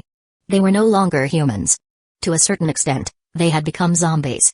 The madness of the scavenger army made the players feel a sense of fear from the bottom of their hearts. Behind the defensive fortifications, Tianzin led the player team to face the enemy. On the surface, Tianzin looked extremely calm and gave orders in an organized manner. In reality, he was extremely nervous and uptight. His spirit had long been stretched to the limit.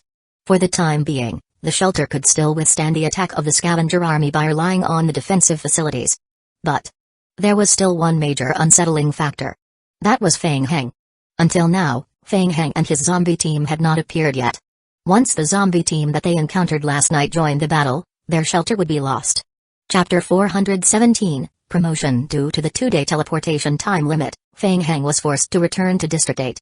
The Research Institute in District 8 was 100% operational and all the researchers were extremely busy. Feng Heng originally wanted to ask Caillou Yaokang about the research and development of the first-generation meteorite, but he didn't manage to find him. After asking around, he found out that there was a breakthrough in the research of the first-generation meteorite. Caillou Yaokang was invited to the Dark Knights to host a seminar on the first-generation meteorite. He felt a sense of helplessness and decided to wait until the repair of the teleportation device was completed. In the meantime, Feng Heng would return to District 7 first. He planned to ask about the first-generation meteorite the next time he came back. After a period of delay, it was already 3 o'clock in the afternoon when he returned to District 7. The moment Feng Heng opened his eyes, a dense number of game hints rapidly refreshed in the lower right corner of his retina. It took a full minute to complete the entire process. Ding! During the time you were offline, your zombie team has completed making 2,315 Warlord potions, modified. You have gained 5,876 experience points in potion making. Your skill, Intermediate Potion Making, has been upgraded to level 18. You have reached the current upper limit. Please upgrade your character level promptly. Ding! The Warlord potion you are researching has been approved by the Regional Commander of the Scavenger Army, Lei Ming. Your friendship with Lei Ming has increased. Your reputation in the Scavenger Army has increased. Ding! You have received the approval of some members of the Scavenger Army. Ding! Due to the help of your potion, the Scavenger Army has obtained control of the South City area. Your reputation value has increased. Ding! The Warlord potion you researched and produced has been approved by the Regional Commander of the Scavenger Army, Ken King. Your friendship with Ken King has increased.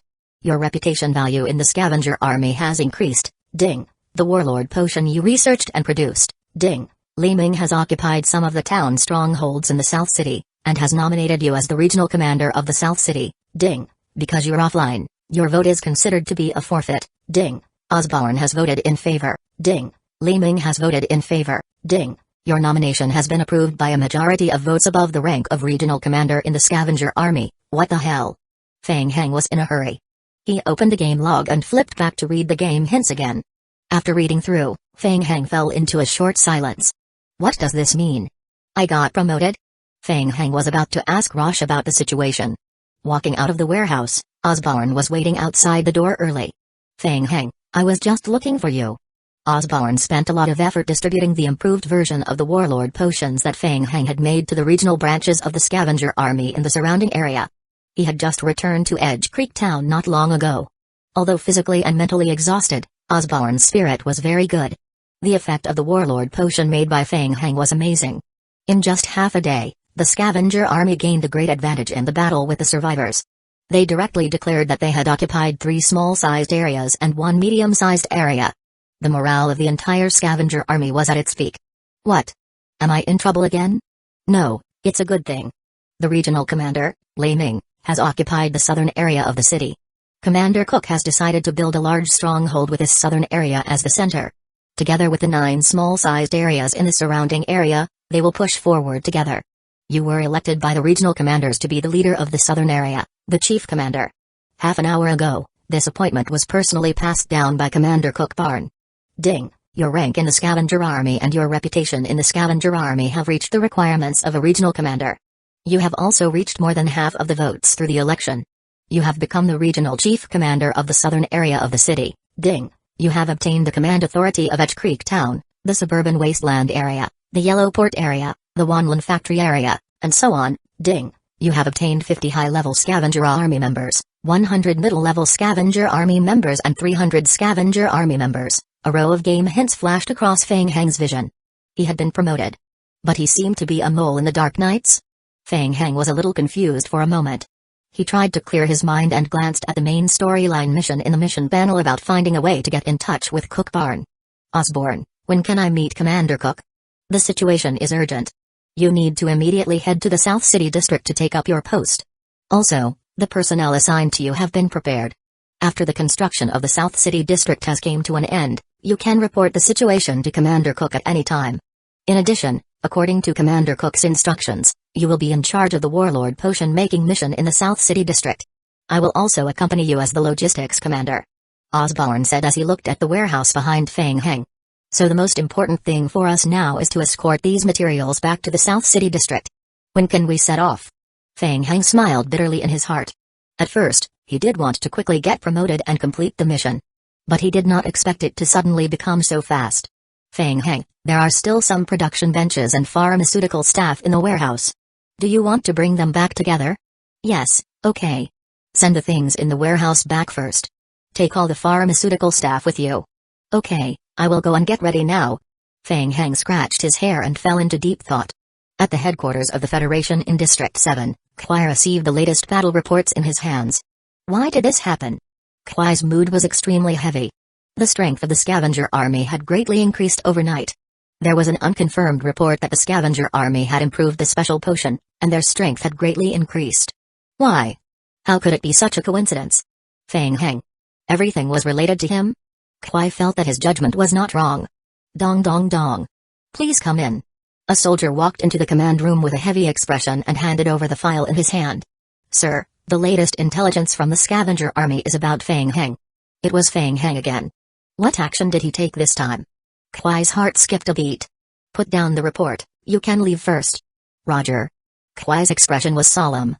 He waited until the soldier closed the door before flipping open the report. After reading the contents of the report clearly, Kuai stood up abruptly. Regional Chief Commander. Feng Heng was promoted to Regional Chief Commander by the Scavenger Army? Kuai had once collected all the information related to the Scavenger Army.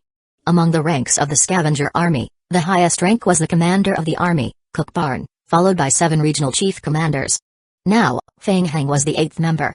Feng Heng could increase his contribution within the Scavenger Army to become Regional Chief Commander in such a short time? To be promoted to the Regional Chief Commander, in addition to the player contribution points needed to be raised to an extremely high level, one also required a lot of prestige and even needed to win the votes of other commanders. Only after going through many trials could one succeed. He actually did it. Kuai took a deep breath. His evaluation of Feng Heng was already extremely high, but he did not expect Feng Heng to once again exceed his expectations. Chapter 418, Ambush. That's right, this could explain it. The large increase in the strength of the Scavenger Army must have been related to Feng Heng, which was why Feng Heng's contribution to the Scavenger Army increased so quickly. Kuai adjusted his mood and sat down again. He took out the map on the table and compared it. The regional commander of the South City District. Feng Heng, you are indeed very powerful, but you made a mistake in this step, which is tantamount to digging your own grave. Kuai sneered in his heart and picked up the phone on the table. Zhao Chen, pass the message to find a way to mobilize the Dark Knights.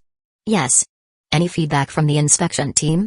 Sir, I heard that the inspection team has sent people to look for Feng Heng and communicate with him. Ding. Your team has completed the gathering in the southern area of the city. Ding. You have obtained 7,273 Scavenger Army contribution points.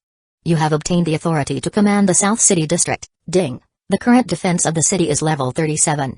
You can use contribution points to exchange for materials, guns, and other items to strengthen the defense of the city. Ding. Player has triggered a mission. Protect the city, clear the southern area of the city, kill, gather materials, recruit soldiers, make potions and other missions. Feng Heng spent a full day's work until the evening before settling down in the small town in the South City District.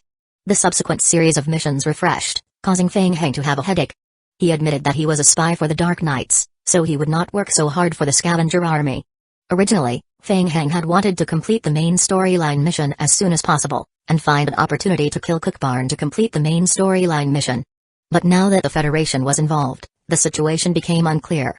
After thinking for a while, Feng Heng decided to wait until tomorrow morning to think of a way to meet with Ilay of the Dark Knights to confirm the details of the next step in killing Cook Barn.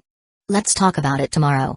Thinking of this, Feng Heng decided to go offline and prepare to have a good rest. After getting out of the game cabin, Feng Heng went to the library in the backyard and prepared to bring the book back to the game world for the zombie clone to read. In the study, Zhao Ruo was reading a book carefully.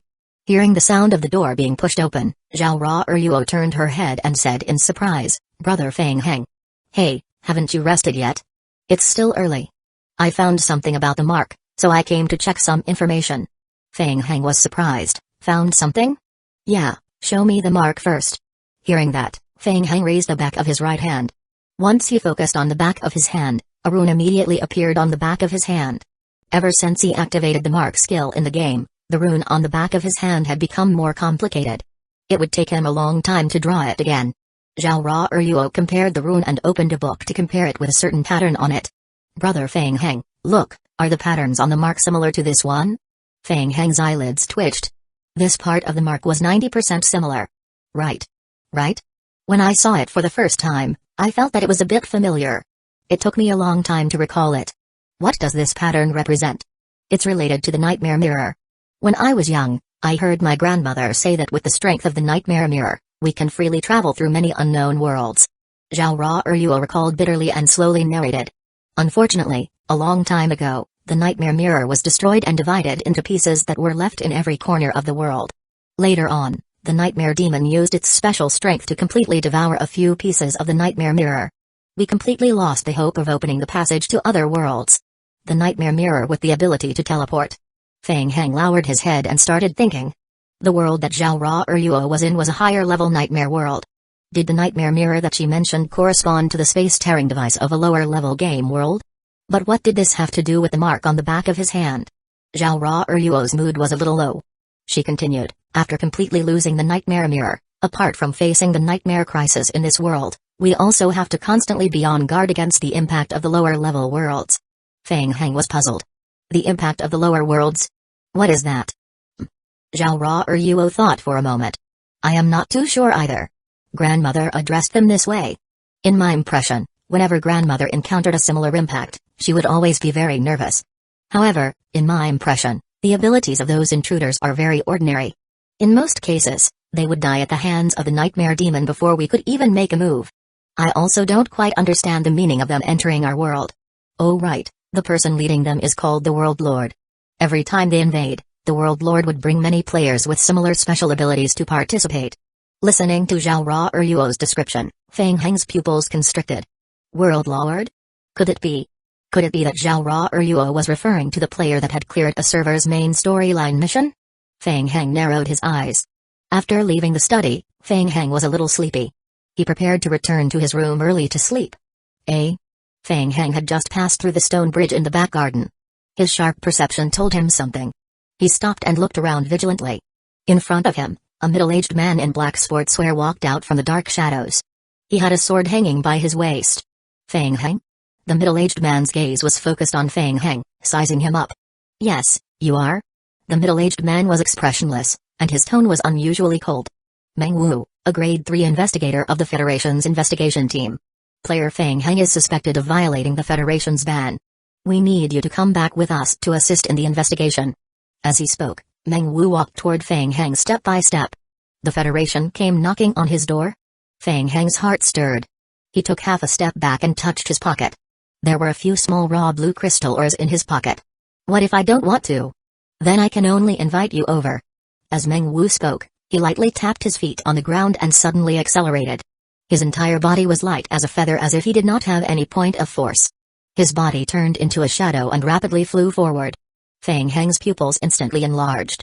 His high level of perception ability allowed him to capture Meng Wu's entire movement. Shoo! Feng Heng suddenly swung his hand forward, and the 2 oars in his hand flew towards Meng Wu in midair. Bang! A white light flashed. The 2 oars were cut into ashes by Meng Wu's sword. Feng Heng was stunned. Weapon? He was playing tricks, right? Feng Heng didn't say much. He clenched his fist and used all his strength to punch forward. His fist created a strong wind in the air. For the first time, a surprised expression flashed in Meng Wu's eyes. He was surprised at the strength of Feng Heng's punch. Swoosh! Feng Heng's eyelids twitched, and he suddenly felt a figure in front of him blur. The punch hit nothing but air. Oh no! It was a special skill. A player with Tier 3 materialization. Chapter 419, Teamwork. Feng Heng did not expect Meng Wu to be able to use skills outside of the game. In the blink of an eye, Meng Wu had already arrived in front of Feng Heng, pressing the hilt of his sword against Feng Heng's throat. Brother Feng Heng! Zhao Ra Yuo cried out in surprise. She had just heard the sounds of fighting outside in the study and came out to take a look. Then, she saw the scene of Meng Wu pressing the hilt of his sword against Feng Heng's throat. Who are you? Let go of him quickly. Zhao Ra Yuo's willowy eyebrows were vertical as she stared at Meng Wu. Under the moonlight, the shadow behind Zhao Ra Yuo started to shake rapidly. Meng Wu glanced at Zhao Ra Yuo and looked at Feng Heng again. I have no intention of expanding the conflict, and I have no intention of hurting anyone. Just follow me back for the investigation. I can't. I still have things to do. It will be very difficult for me to follow you back. As Feng Heng spoke, he slowly raised his hand toward the sky and made a nade gesture. Zhao Ra Yuo understood the meaning of Feng Heng's gesture. In the next moment, Meng Wu's pupils suddenly constricted. A black magic array quickly circled under Feng Heng's feet. The aura that exploded from the magic array caused Meng Wu to take half a step back. What's the situation? Meng Wu sensed an extremely powerful strength from the magic array and did not dare to approach it for a moment. A greenish-white palm that was as rotten as a dead tree extended out from the magic array and rapidly grabbed at Feng Heng's body. In the blink of an eye, Feng Heng was tightly wrapped, as if it wanted to drag Feng Heng into the magic array with it. After tightly wrapping Fang Heng, several greenish-gray palms even grabbed at Meng Wu. Meng Wu was shocked and immediately reacted. Several sword shadows streaked across. Bang! The greenish-gray palms and Fang Heng, who was trapped within, shattered before his eyes. What was going on? Was it an illusion? Meng Wu was shocked once again. Roar! In the next second, the two abyssal monsters that Zhao Ruo controlled transformed into shadows and roared as they charged toward Meng Wu from the left and right. Nightmare demons. Meng Wu looked at the two shadow creatures and whispered. The two abyssal monsters opened their huge mouths and were about to swallow Meng Wu. The sword light flashed. The nightmare demon's body was cut by Meng Wu's sword, and the roaring nightmare demon was cut into two by the sword light. Zhao Ruo formed a seal with both hands and shouted, "Split!"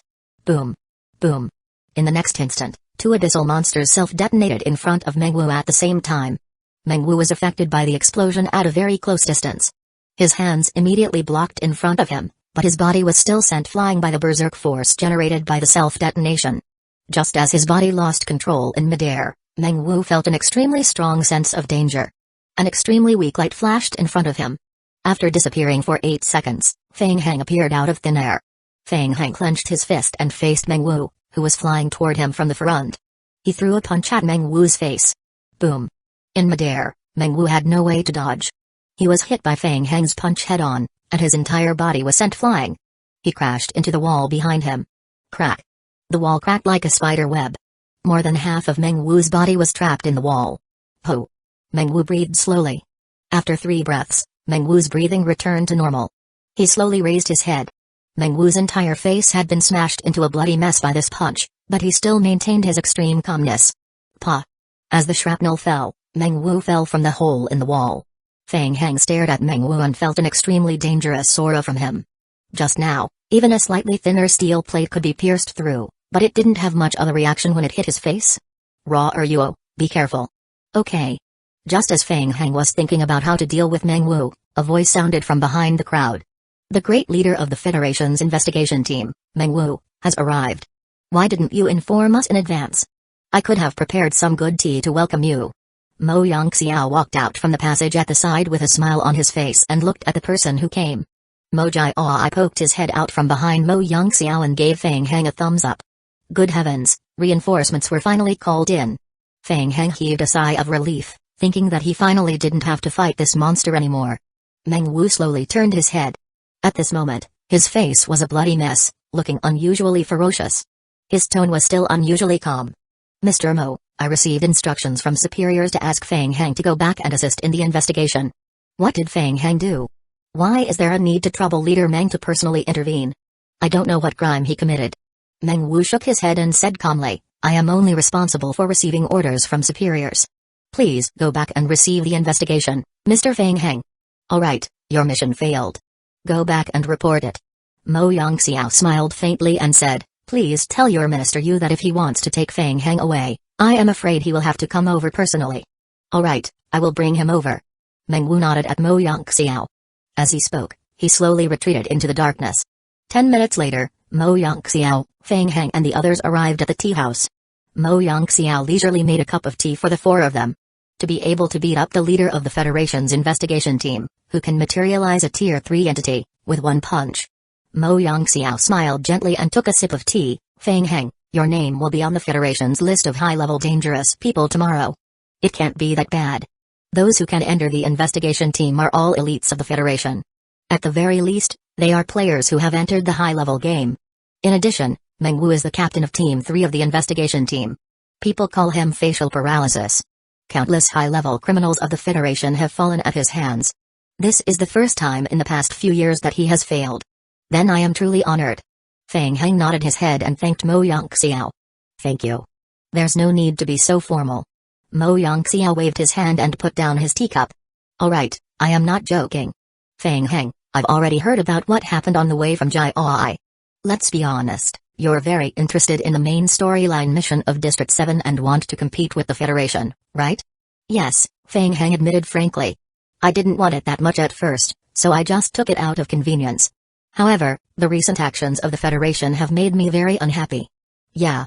Mo Yongxiao listened to Fang Heng's words and felt that it was interesting. Taking the main storyline as well? It should be known that the Federation had spent so much effort to obtain the main storyline. Up until now, they had only obtained about 10 main storyline worlds. Mo Yongxiao pondered for a moment, then nodded and said, I've heard that Kwai of Zombie Apocalypse's District 7 is a very difficult character to deal with. He once spent a year to eliminate all the anti-federal organization's forces in District 7. Therefore, Zombie Apocalypse's District 7 has always been very stable and was firmly controlled by him. I think that the reason why Director Yu of the investigation team acted against you this time was probably because of him. Feng Heng began to feel a sense of danger. Although he had the ability of the mark, he could directly use the mark to hide in the game when he was in danger. However, it was a little displeasing to just hide like this. Mr. Mo, do you have any suggestions? Chapter 420, Countermeasures. If you want my opinion, I think you should give up. Give up? Feng Heng was stunned for a moment. Mojai I shouted directly, no. Fourth uncle. How can we give up just like that? We've spent so much effort. Listen to me first. Mo Yongxiao waved his hand and said seriously, we all know that the main storyline mission of Zombie Apocalypse has a lot to do with the Dark Knights. You've been in District 7 for too short a time. The Federation has already been ahead of you by too much. Under such circumstances, you can imagine how difficult it is to catch up. If I were Kwai, I would use the resources of the Dark Knights to pressure you. He doesn't even need to do it himself to make it difficult for you to move within the Dark Knights. He would completely cut off your follow-up main storyline mission in District 7. Feng Heng's heart skipped a beat. This was also what he had been worried about previously. The Federation was able to affect the Dark Knights to a large extent. Even if he managed to complete the mission chain to assassinate Cook Barn and earn some contribution points, what about the following main storyline mission? It was still difficult for him to interfere. Mojai I didn't think so far ahead at the start. After hearing Mo Yongxiao's words, his heart instantly turned cold as he thought to himself, can you still play like this? This is a dead end. Are the people of the Federation also sly?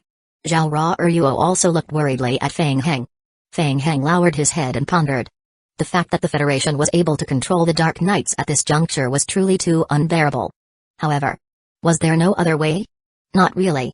Feng Heng narrowed his eyes indiscernibly as he raised his head and said, Mr. Mo, I think I still have a chance. Huh? Mo Yongxiao nodded with a smile. Feel free to say it. Kwai wants to play, so let's play seriously. Feng Heng did not have any intention of joking. He thought for a moment and said seriously, I can choose to slow down the progress of the main storyline mission and help the scavenger army resist the Dark Knights. Then, with the strength of the scavenger army, I can slowly find an opportunity to get rid of those Federation players who have higher contribution points than me in the Dark Knights. Everyone was stunned. Interesting idea, but it's very difficult to do this. Moreover, as far as I know, there's no precedent for this. Other than the Dark Knights, there's no other way to complete the main storyline mission. I will take my time then. I don't mind. I believe there's always another way to complete the main storyline. I can take my time to find it. Feng Heng spread his hands. If the path of the Dark Knights doesn't work, why don't we try to take the path of Cook Barn? Mojai I was stunned and asked, Cook Barn? What does that mean? Seeing the puzzled expressions on everyone's faces, Feng Heng explained, Cook Barn is also related to the first-generation meteorite in the main storyline. Maybe it can trigger the main storyline mission. There hasn't been such a precedent before, but it doesn't mean that it doesn't exist, right? Feng Heng had a vague feeling that the founder of the scavenger army, Cook Barn, should know something. There was a probability that he could dig out clues related to the main storyline mission from him. In his previous world, weren't the games divided into Bad End and Good End? Helping Cook Barn destroy the entire world to complete Bad End might also be considered to have completed the main storyline. Just because there was no precedent didn't mean that it didn't exist. There were always more solutions than difficulties. Even if he failed, he would be able to exhaust the strength of the Federation and vent his anger. At the same time, he would be able to obtain some clues related to the main storyline from Cook Barn. If it didn't work out, he might as well just destroy the Dark Knights. He would just flip the table and stop playing. At that time, no one would be able to take the main storyline mission. Amazing. There's such a move? Why didn't I think of it? After carefully pondering over Feng Heng's words, Mojai I clapped his hands and was instantly pleasantly surprised. He thought to himself that God was indeed a god. There were so many such fancy and flashy operations. Mo Yongxiao smiled and didn't say anything. He felt that it might be a method. However, this method was too idealistic. Ordinary players couldn't join the scavenger army under the Federation's strong pressure, let alone trigger the scavenger army's mission line. Moreover, it was easier said than done to do this. It was equivalent to a villain's mission line courting death, and the vast majority of survival players and the Federation stood on a different side. Even the anti-federal organization was rarely this crazy. Thinking about it carefully, Mo Yongxiao felt that it was very interesting. With an opponent like Fang Heng, the Federation would feel very distressed. He was looking forward to what Fang Heng would become once he entered the high-level game. Fang Heng asked, "Mr. Mo, what do you think of my plan?" "It's a very interesting idea. I think that since you've already decided on your idea, you can be at ease and do it without any worries. I will be staying here for some time. The people of the Federation won't personally come and ask for you." Mo Yongxiao raised his teacup. "I wish you success." "Thank you, Mr. Mo." 2 a.m. in the morning. At the Municipal Inspection Bureau. The chief of the Federation's Inspection Bureau, Cao Bu-chun, hurriedly walked outside the office. He knocked on the door and pushed it open to enter. "Director Yu. You're still here to personally report on your work so late at night? How's the situation with Meng Wu?" Yu Fi closed the file in his hand. He was the one who had ordered Fang Heng to come back for the investigation. He knew that Meng Wu's operation would most likely fail tonight. North River Heavy Industry had been very calm in recent years, but the higher-ups of the Federation were very clear that North River Heavy Industry was not a good character either. This time, Meng Wu was asked to go over just to take a look at the situation and provide a decent explanation to District 7. The Inspection Bureau had a lot of things to do. There was no need to waste manpower and resources for a low-level game world. However, this time, Cao Bu-chun's face was gloomy. "Director Yu, there's a problem. It was just confirmed 10 minutes ago that Meng Wu is dead." "What?" Yu Fi's pupils constricted. In a short moment, several thoughts flashed through his mind. Who did it? Is it North River Heavy Industry? I am not sure. After Leader Meng left North River Heavy Industry, he reported to me about a general work situation. It was too late at that time, so I told him to go back and rest first. Tomorrow, I will get someone to fill in a detailed mission record for him. Cao Bu-chun recalled the situation that night. About 10 minutes ago, the police station received a report that a corpse was found by the roadside. The inspection team has already inspected the scene at the first possible moment. The preliminary conclusion is that it doesn't seem like the Mo family of North River Heavy Industry. From the traces left behind at the scene, it's likely that it was done by a demi-human. Yu Fi frowned when he heard that. Demi-human. The preliminary autopsy found that there were no external injuries on the surface of the body. The organs exploded and died. The scene of death contained a strong sense of provocation and venting anger. Provocation? Yu Fi stood up and picked up his coat. "Come with me to the scene. We will talk as we walk." Chapter 421, Counterattack. After chatting with Mo Yongxiao about the details of the game for most of the night, Fang Heng's chaotic goals became clearer. They talked until dawn before returning to their rooms to sleep. This time, Fang Heng slept soundly. Early the next morning, Fang Heng went online as usual. As soon as he went online, a row of game hints instantly appeared. Ding! During the period when you went offline, the town in the South City district was ambushed by the outside world. Ding! The high-level elite of the scavenger army, Wook, led a team to resist the ambush from the outside world. You have obtained 21,983 scavenger army contribution points. Total consumption of warehouse materials and warlord potion, modified, 425, ding. During the battle, your team killed a member of the Dark Knights. Your friendship with the Dark Knights has been greatly reduced, ding. Your friendship with the Dark Knights has fallen into hatred, ding. Your friendship with Ilay has been greatly reduced, ding. Your mission to kill Cookbarn has been affected. Default failure. Looking at the game hints, Fang Heng's face darkened and he fell silent. He was boiling with rage internally. The mission had failed. All his hard work during this time had gone to waste. The Federation. Despicable. Mo Yongxiao had guessed it right. They had already predicted that the Federation would use the Dark Knights to put pressure on him. All of this was actually within Fang Heng and Mo Yongxiao's expectations. They had discussed for a long time last night and had already thought of ways to prevent the Federation from making any small moves, but the fact that the Federation was using the Dark Knights to tamper with him was simply impossible to prevent. However, Fang Heng still felt angry in his heart. This seemed to be his first time failing a mission. Moreover, it was the main storyline mission. He was clearly about to come into contact with Cookbarn, and he was just a little bit away from completing the mission. Taking a deep breath, Fang Heng tried to calm himself down. I can't calm down. I can't stand it. I am going to join the scavenger army. I will directly start with the scavenger army to search for the main storyline mission. Miscellaneous thoughts ran through Fang Heng's mind and he was feeling extremely unhappy. With a vengeful mentality, he opened his character panel and found one of the cleanup missions. Mission name, Clean up the southern region of the city. Mission description: clean up all players' shelters within the southern region of the city. Mission reward: contribution points, survival points and various materials. Following this, Feng Heng didn't have to worry about robbing the Federation's shelter. I am not going to do the main storyline mission of District 7 anymore. Let's just have fun. Feng Heng thought viciously. He opened the mission details and looked at all the shelters in the entire South City District. The Federation had 2 large-scale shelters near the South City District, 3 central shelters, and more than 10 small-scale shelters and resource-gathering points. Anyway, the main storyline mission of District 8 was still stuck in the research phase, and it would take some time to trigger. Since he had nothing to do, he might as well help the villains fight against the Federation. He would start from the Federation's shelter. He would catch them off guard and earn contribution points. Closing the map, Feng Heng immediately gathered Osborne and his new subordinates in the middle of the square.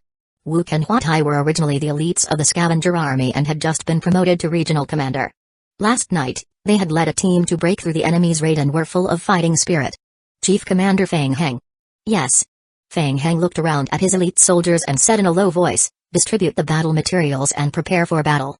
In 30 minutes, all of you will follow me to attack the target shelter number 16. Wu and Huatai looked at each other and saw the excitement flashing in each other's eyes. When they first came here, they were a little worried when they heard that Feng Heng was a potioneer.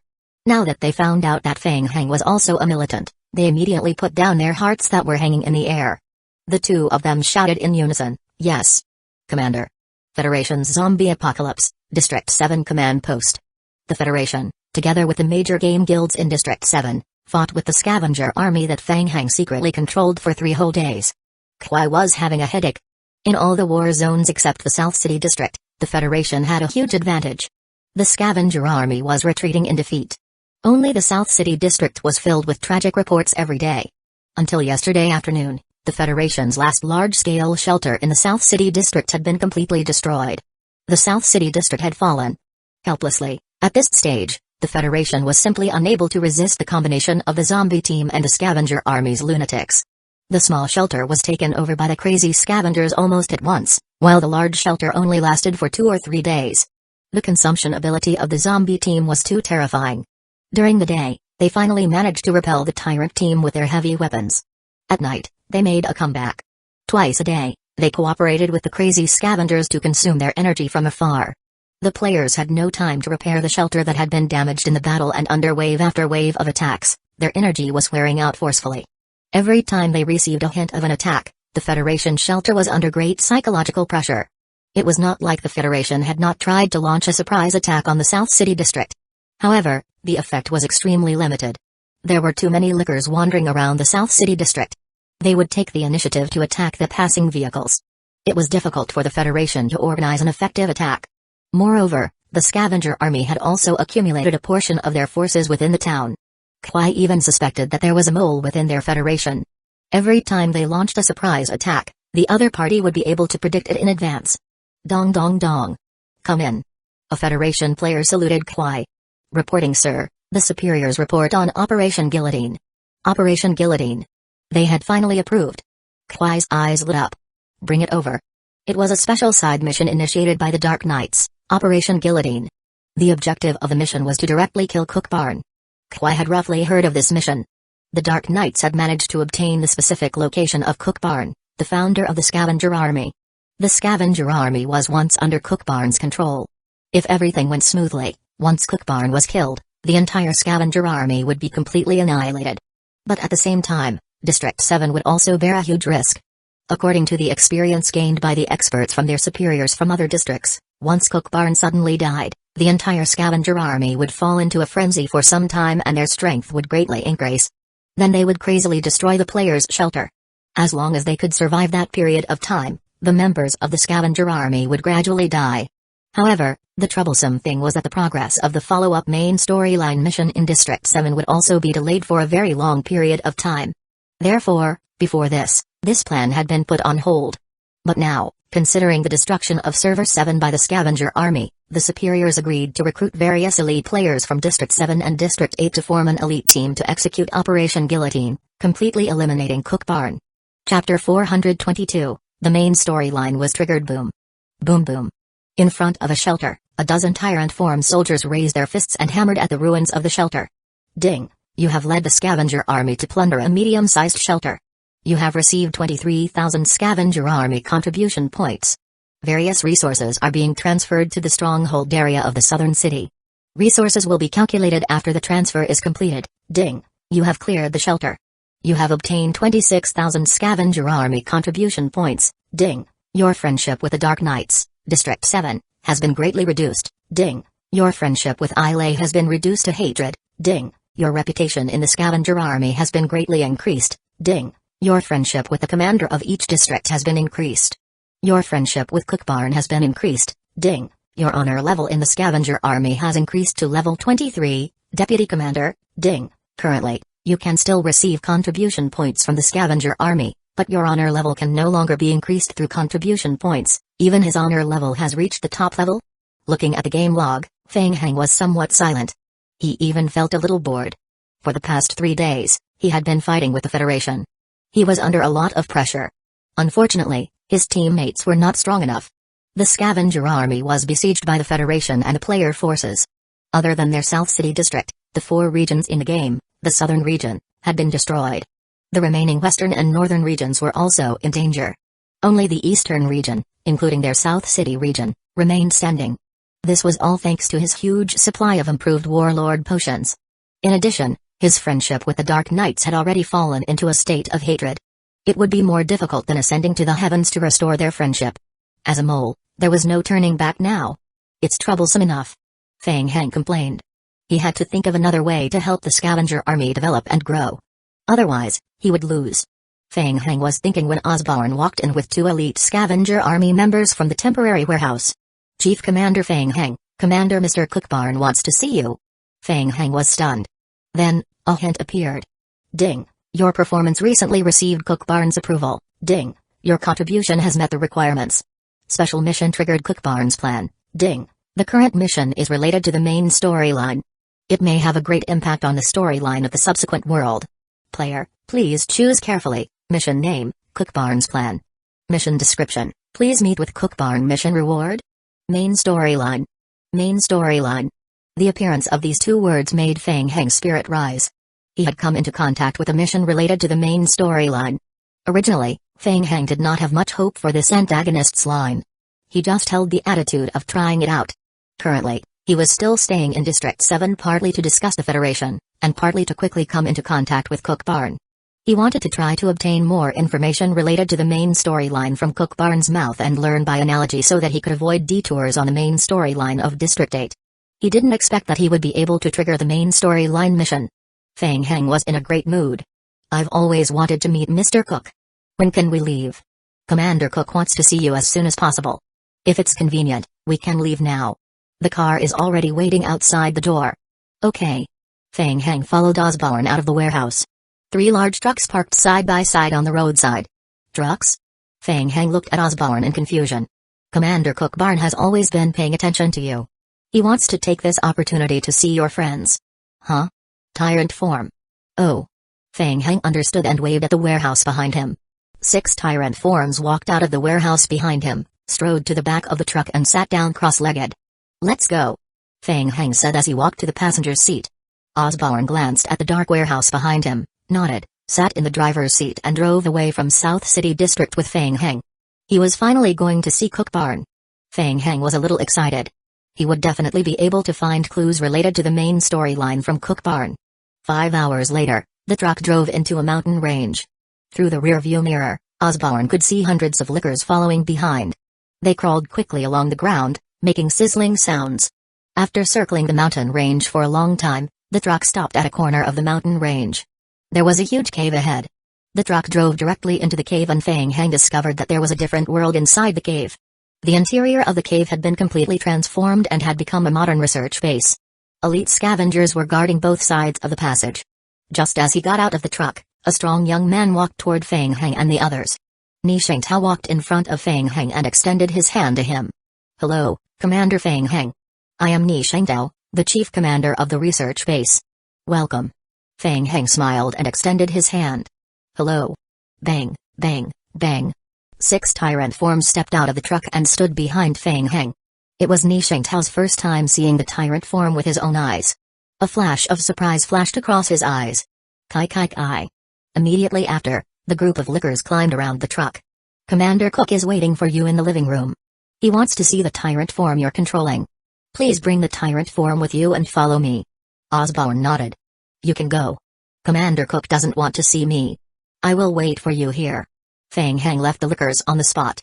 He brought Tyrant along and followed Ni Shengdao into the depths of the research base. After a while, Ni Shengdao brought Feng Heng to the meeting room. This was the first time Feng Heng had seen the mastermind behind the scavenger army. At first glance, Cook Barn looked like an old man who was dying. He was sitting in a wheelchair and he was so thin that he looked like a dried corpse. Feng Heng wondered if he could end Cook Barn's life with a single shot. Who would have thought that the plot would change? Hello, I am Feng Heng. Cook Barn pushed the wheelchair and slowly moved in front of Feng Heng. Tyrant, a very beautiful life form, isn't it? Cook Barn's turbid eyes slowly moved toward Feng Heng. You've never drunk the divine potion. Commander Cook. Feng Heng slightly bowed and pointed at his head. He said, the divine potion will desensitize me here. You know, I am a potioneer. I need to maintain a clear mind. I've heard that you're a very capable potioneer. Chapter 423, The Mysterious Box. Cook Barn did not dwell on this point. He shifted his gaze and pushed his wheelchair forward. You've done well during this period. The Dark Knights and the survivors have joined forces to deal with us. The army has suffered repeated setbacks. The improved potion you developed has helped us a lot. As he spoke, Cook Barn came to a wall in the reception room. He stretched out his palm and pressed it against the wall. I believe that the Dark Knights cannot stop our rise. Click. A hidden secret door was opened. This place used to be one of the secret research institutes of the Meteorite Company. After the disaster came, I brought it with me to transform this place. Behind the hidden door was a long main passage. Cook Barn pushed his wheelchair into the passage. Feng Heng looked at Ni Shengtao and controlled the tyrant form to follow him into the passage. Walking along the long passage, Feng Heng pondered for a moment and tried to ask, Commander Cook, I heard that you used to be a member of the Dark Knights? Yes, that was a long time ago. Why did you leave them? Hee, of course, to pursue a broader future, young man. Feng Heng frowned. You're a potioneer and you've also successfully improved the Warlord potion. I guess you've also studied the Divine Potion, right? Yes. Cook Barn seemed to be testing him. He asked, then what did you find in the Divine Potion? Worms. Worms. Yes, worms. The mechanism of the Divine Potion is the worm's body. As he spoke, he controlled the wheelchair to stop. He turned his head and faced Feng Heng. In an instant, his face gradually became distorted. The skin on his face was slowly squirming. Under his wrinkled skin and muscles, Feng Heng could clearly see the worm's body squirming faintly. Distorted and terrifying. Creak creak creak. The worm's body gradually disappeared from his face. I was once a member of the Dark Knights. During the process of researching the first-generation meteorite, I was infected by this worm. The worm invaded my brain and controlled my body. To prevent the worm's infection from spreading, I chose to self-destruct. I didn't expect to miraculously survive after that explosion. The strange thing is that the worm life in my body has gradually become quiet. I have reached a strange balance with the worm in my body. Sometimes, I can feel its thoughts. Feng Heng frowned and asked, what is it thinking? A twisted smile appeared on Cook Barn's face. It offered me an irresistible deal. Feng Heng looked at Cook Barn suspiciously. He felt that Cook Barn's brain might have been controlled by the worms. You will understand soon enough. Cook Barn turned around and continued pushing the wheelchair forward. Believe me, we will all be witnesses of this new era, Feng Heng. At the end of the passage, a large door opened in front. Behind the door was a ring-shaped hall. In the center of the hall stood a large mechanical facility. More than a dozen researchers in blue clothes were pacing around the laboratory. What is this? An Omega electromagnetic induction device. Through the special electromagnetic wave effect, we can track its whereabouts. Cook Barn did not answer. He continued pushing the wheelchair, facing a large screen on the wall. The big screen showed the map of the zombie apocalypse in District 7. On the map, there were two conspicuous red circles. Long before the zombie apocalypse, the Meteorite Company made 12 special boxes. After dividing them, they hid them in every corner of the world. The boxes were made of special metals. To find them, I built the Omega Electromagnetic Induction Tower, which can search for the location of the secret boxes. The search range of the main electromagnetic induction tower is limited. To expand the search range, we need to set up sub-centers of the signal towers in every corner of the world, establish a connection with the main electromagnetic tower, and expand the search range to find the specific locations of the 12 special boxes. As you can see, currently, We can only find the location of 2 of the signal sources with the help of the main induction tower. Feng Heng was puzzled and asked, "What's in the box?" "It's something that can give us strength." A ferocious smile appeared on Cook Barn's face. He warned, "Strength also means danger. After you find it, hand it over to me. Don't open it without permission, understand?" "Okay." Feng Heng agreed. He frowned and several thoughts flashed through his mind. The box that the meteorite company hid. What was in the box? Why did Cook Barn say that it represented strength? Since it represented strength, why did the meteorite company hide it? Putting aside his doubts, Feng Heng looked up at the red circles marked on the map. "Commander Cook, one of the boxes is near us?" "Yes, I have found one of the boxes. There are 11 left. The nearest box is at that place. Be careful, there is the camp of the Dark Knights there." Ding. Player has completed the mission Cook Barn's plan. Ding. Player has triggered a special main storyline mission Mysterious Box. Mission name, Mysterious Box. Mission description, Cook Barn wishes for you to head to the location of the signal source and look for the mysterious box that was hidden by the meteorite company. Mission description, this mission will have a great negative effect on the main storyline mission. Player, please make a careful choice. Mission reward, main storyline mission contribution points, scavenger army contribution points, special unknown reward. Feng Heng quickly skimmed through the mission hint. Since it was related to the main storyline mission, he had to think of a way to complete it. "Okay, I understand. I will think of a way to get the box as soon as possible." "Very good. Follow me. I have another good thing I want to share with you." As he spoke, he continued to push the wheelchair and brought Feng Heng forward. After leaving the hall, everyone went to the special laboratory in the 6th basement of the Research Institute. "Commander Cook." More than a dozen researchers bowed their heads and greeted him. There were 5 large-scale cultivation pods in the laboratory. Feng Heng narrowed his eyes and walked to one of the cultivation pods to check. High-level creature cultivation pod. Even his shelter in District 8 didn't have such a high-level cultivation pod. If he could bring it back. Feng Heng kept his eyes on a cultivation pod. Each cultivation pod contained a zombie corpse. "Feng Heng, our army has been under a lot of pressure recently. The biggest problem is our manpower. Your arrival has given me some new ideas." "Ideas?" "You already know how the divine potion works, so you should know the flaws of the divine potion."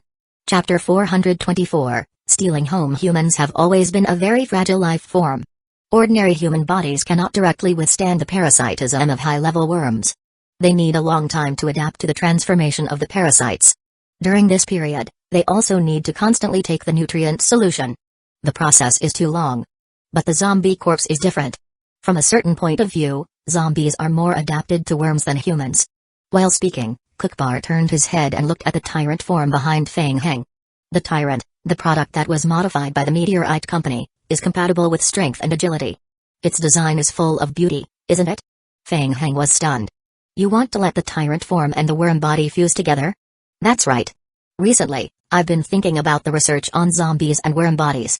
I know that in the past, the meteorite company also had a similar nemesis plan, but they didn't know much about the research on worm bodies. I've improved on the foundation of the nemesis. Cook Barn looked at Feng Heng. How is it? Do you want to try to let the zombie form you control fuse with it? Do you want to let your tyrant form gain more strength? It could transform an evolved tyrant? Feng Heng's eyes lit up and he immediately asked, can it be done? Of course, you've done so much for the army recently. This is the reward that you deserve.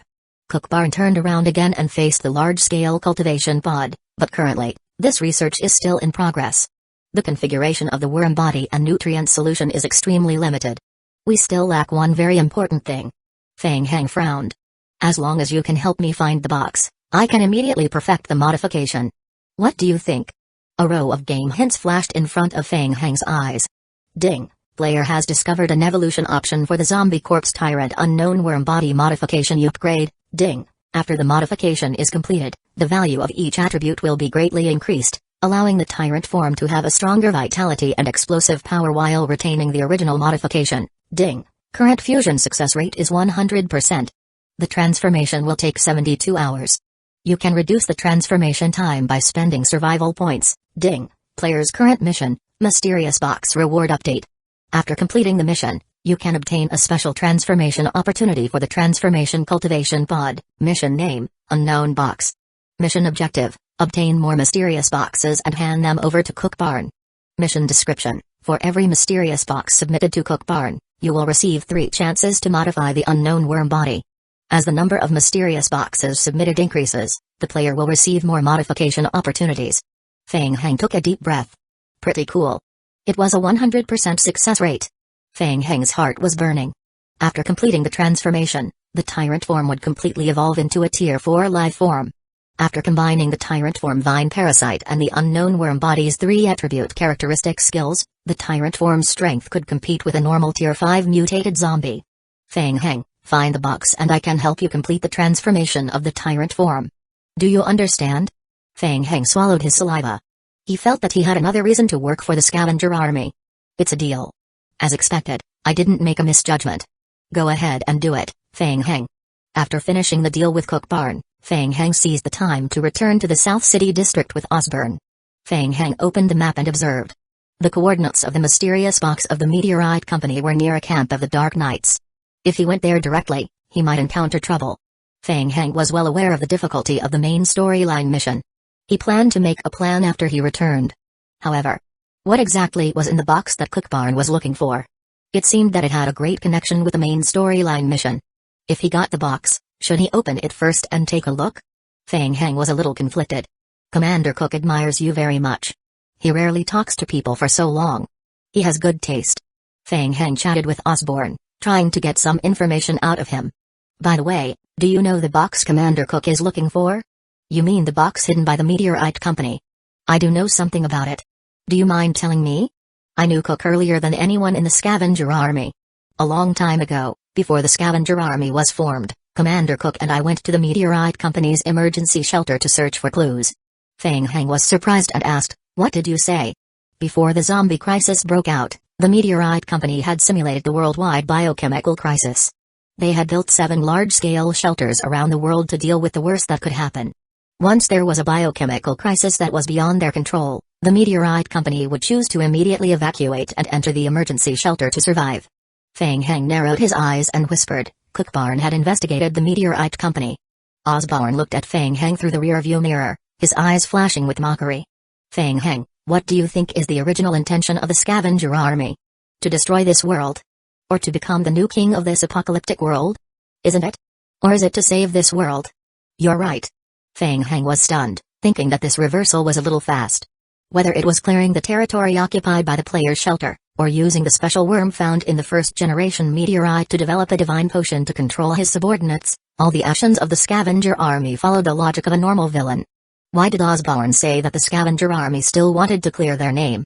Strange, since your goal is the same as the Dark Knights, why don't you cooperate with them? You expect those hypocritical Dark Knights to cooperate with us?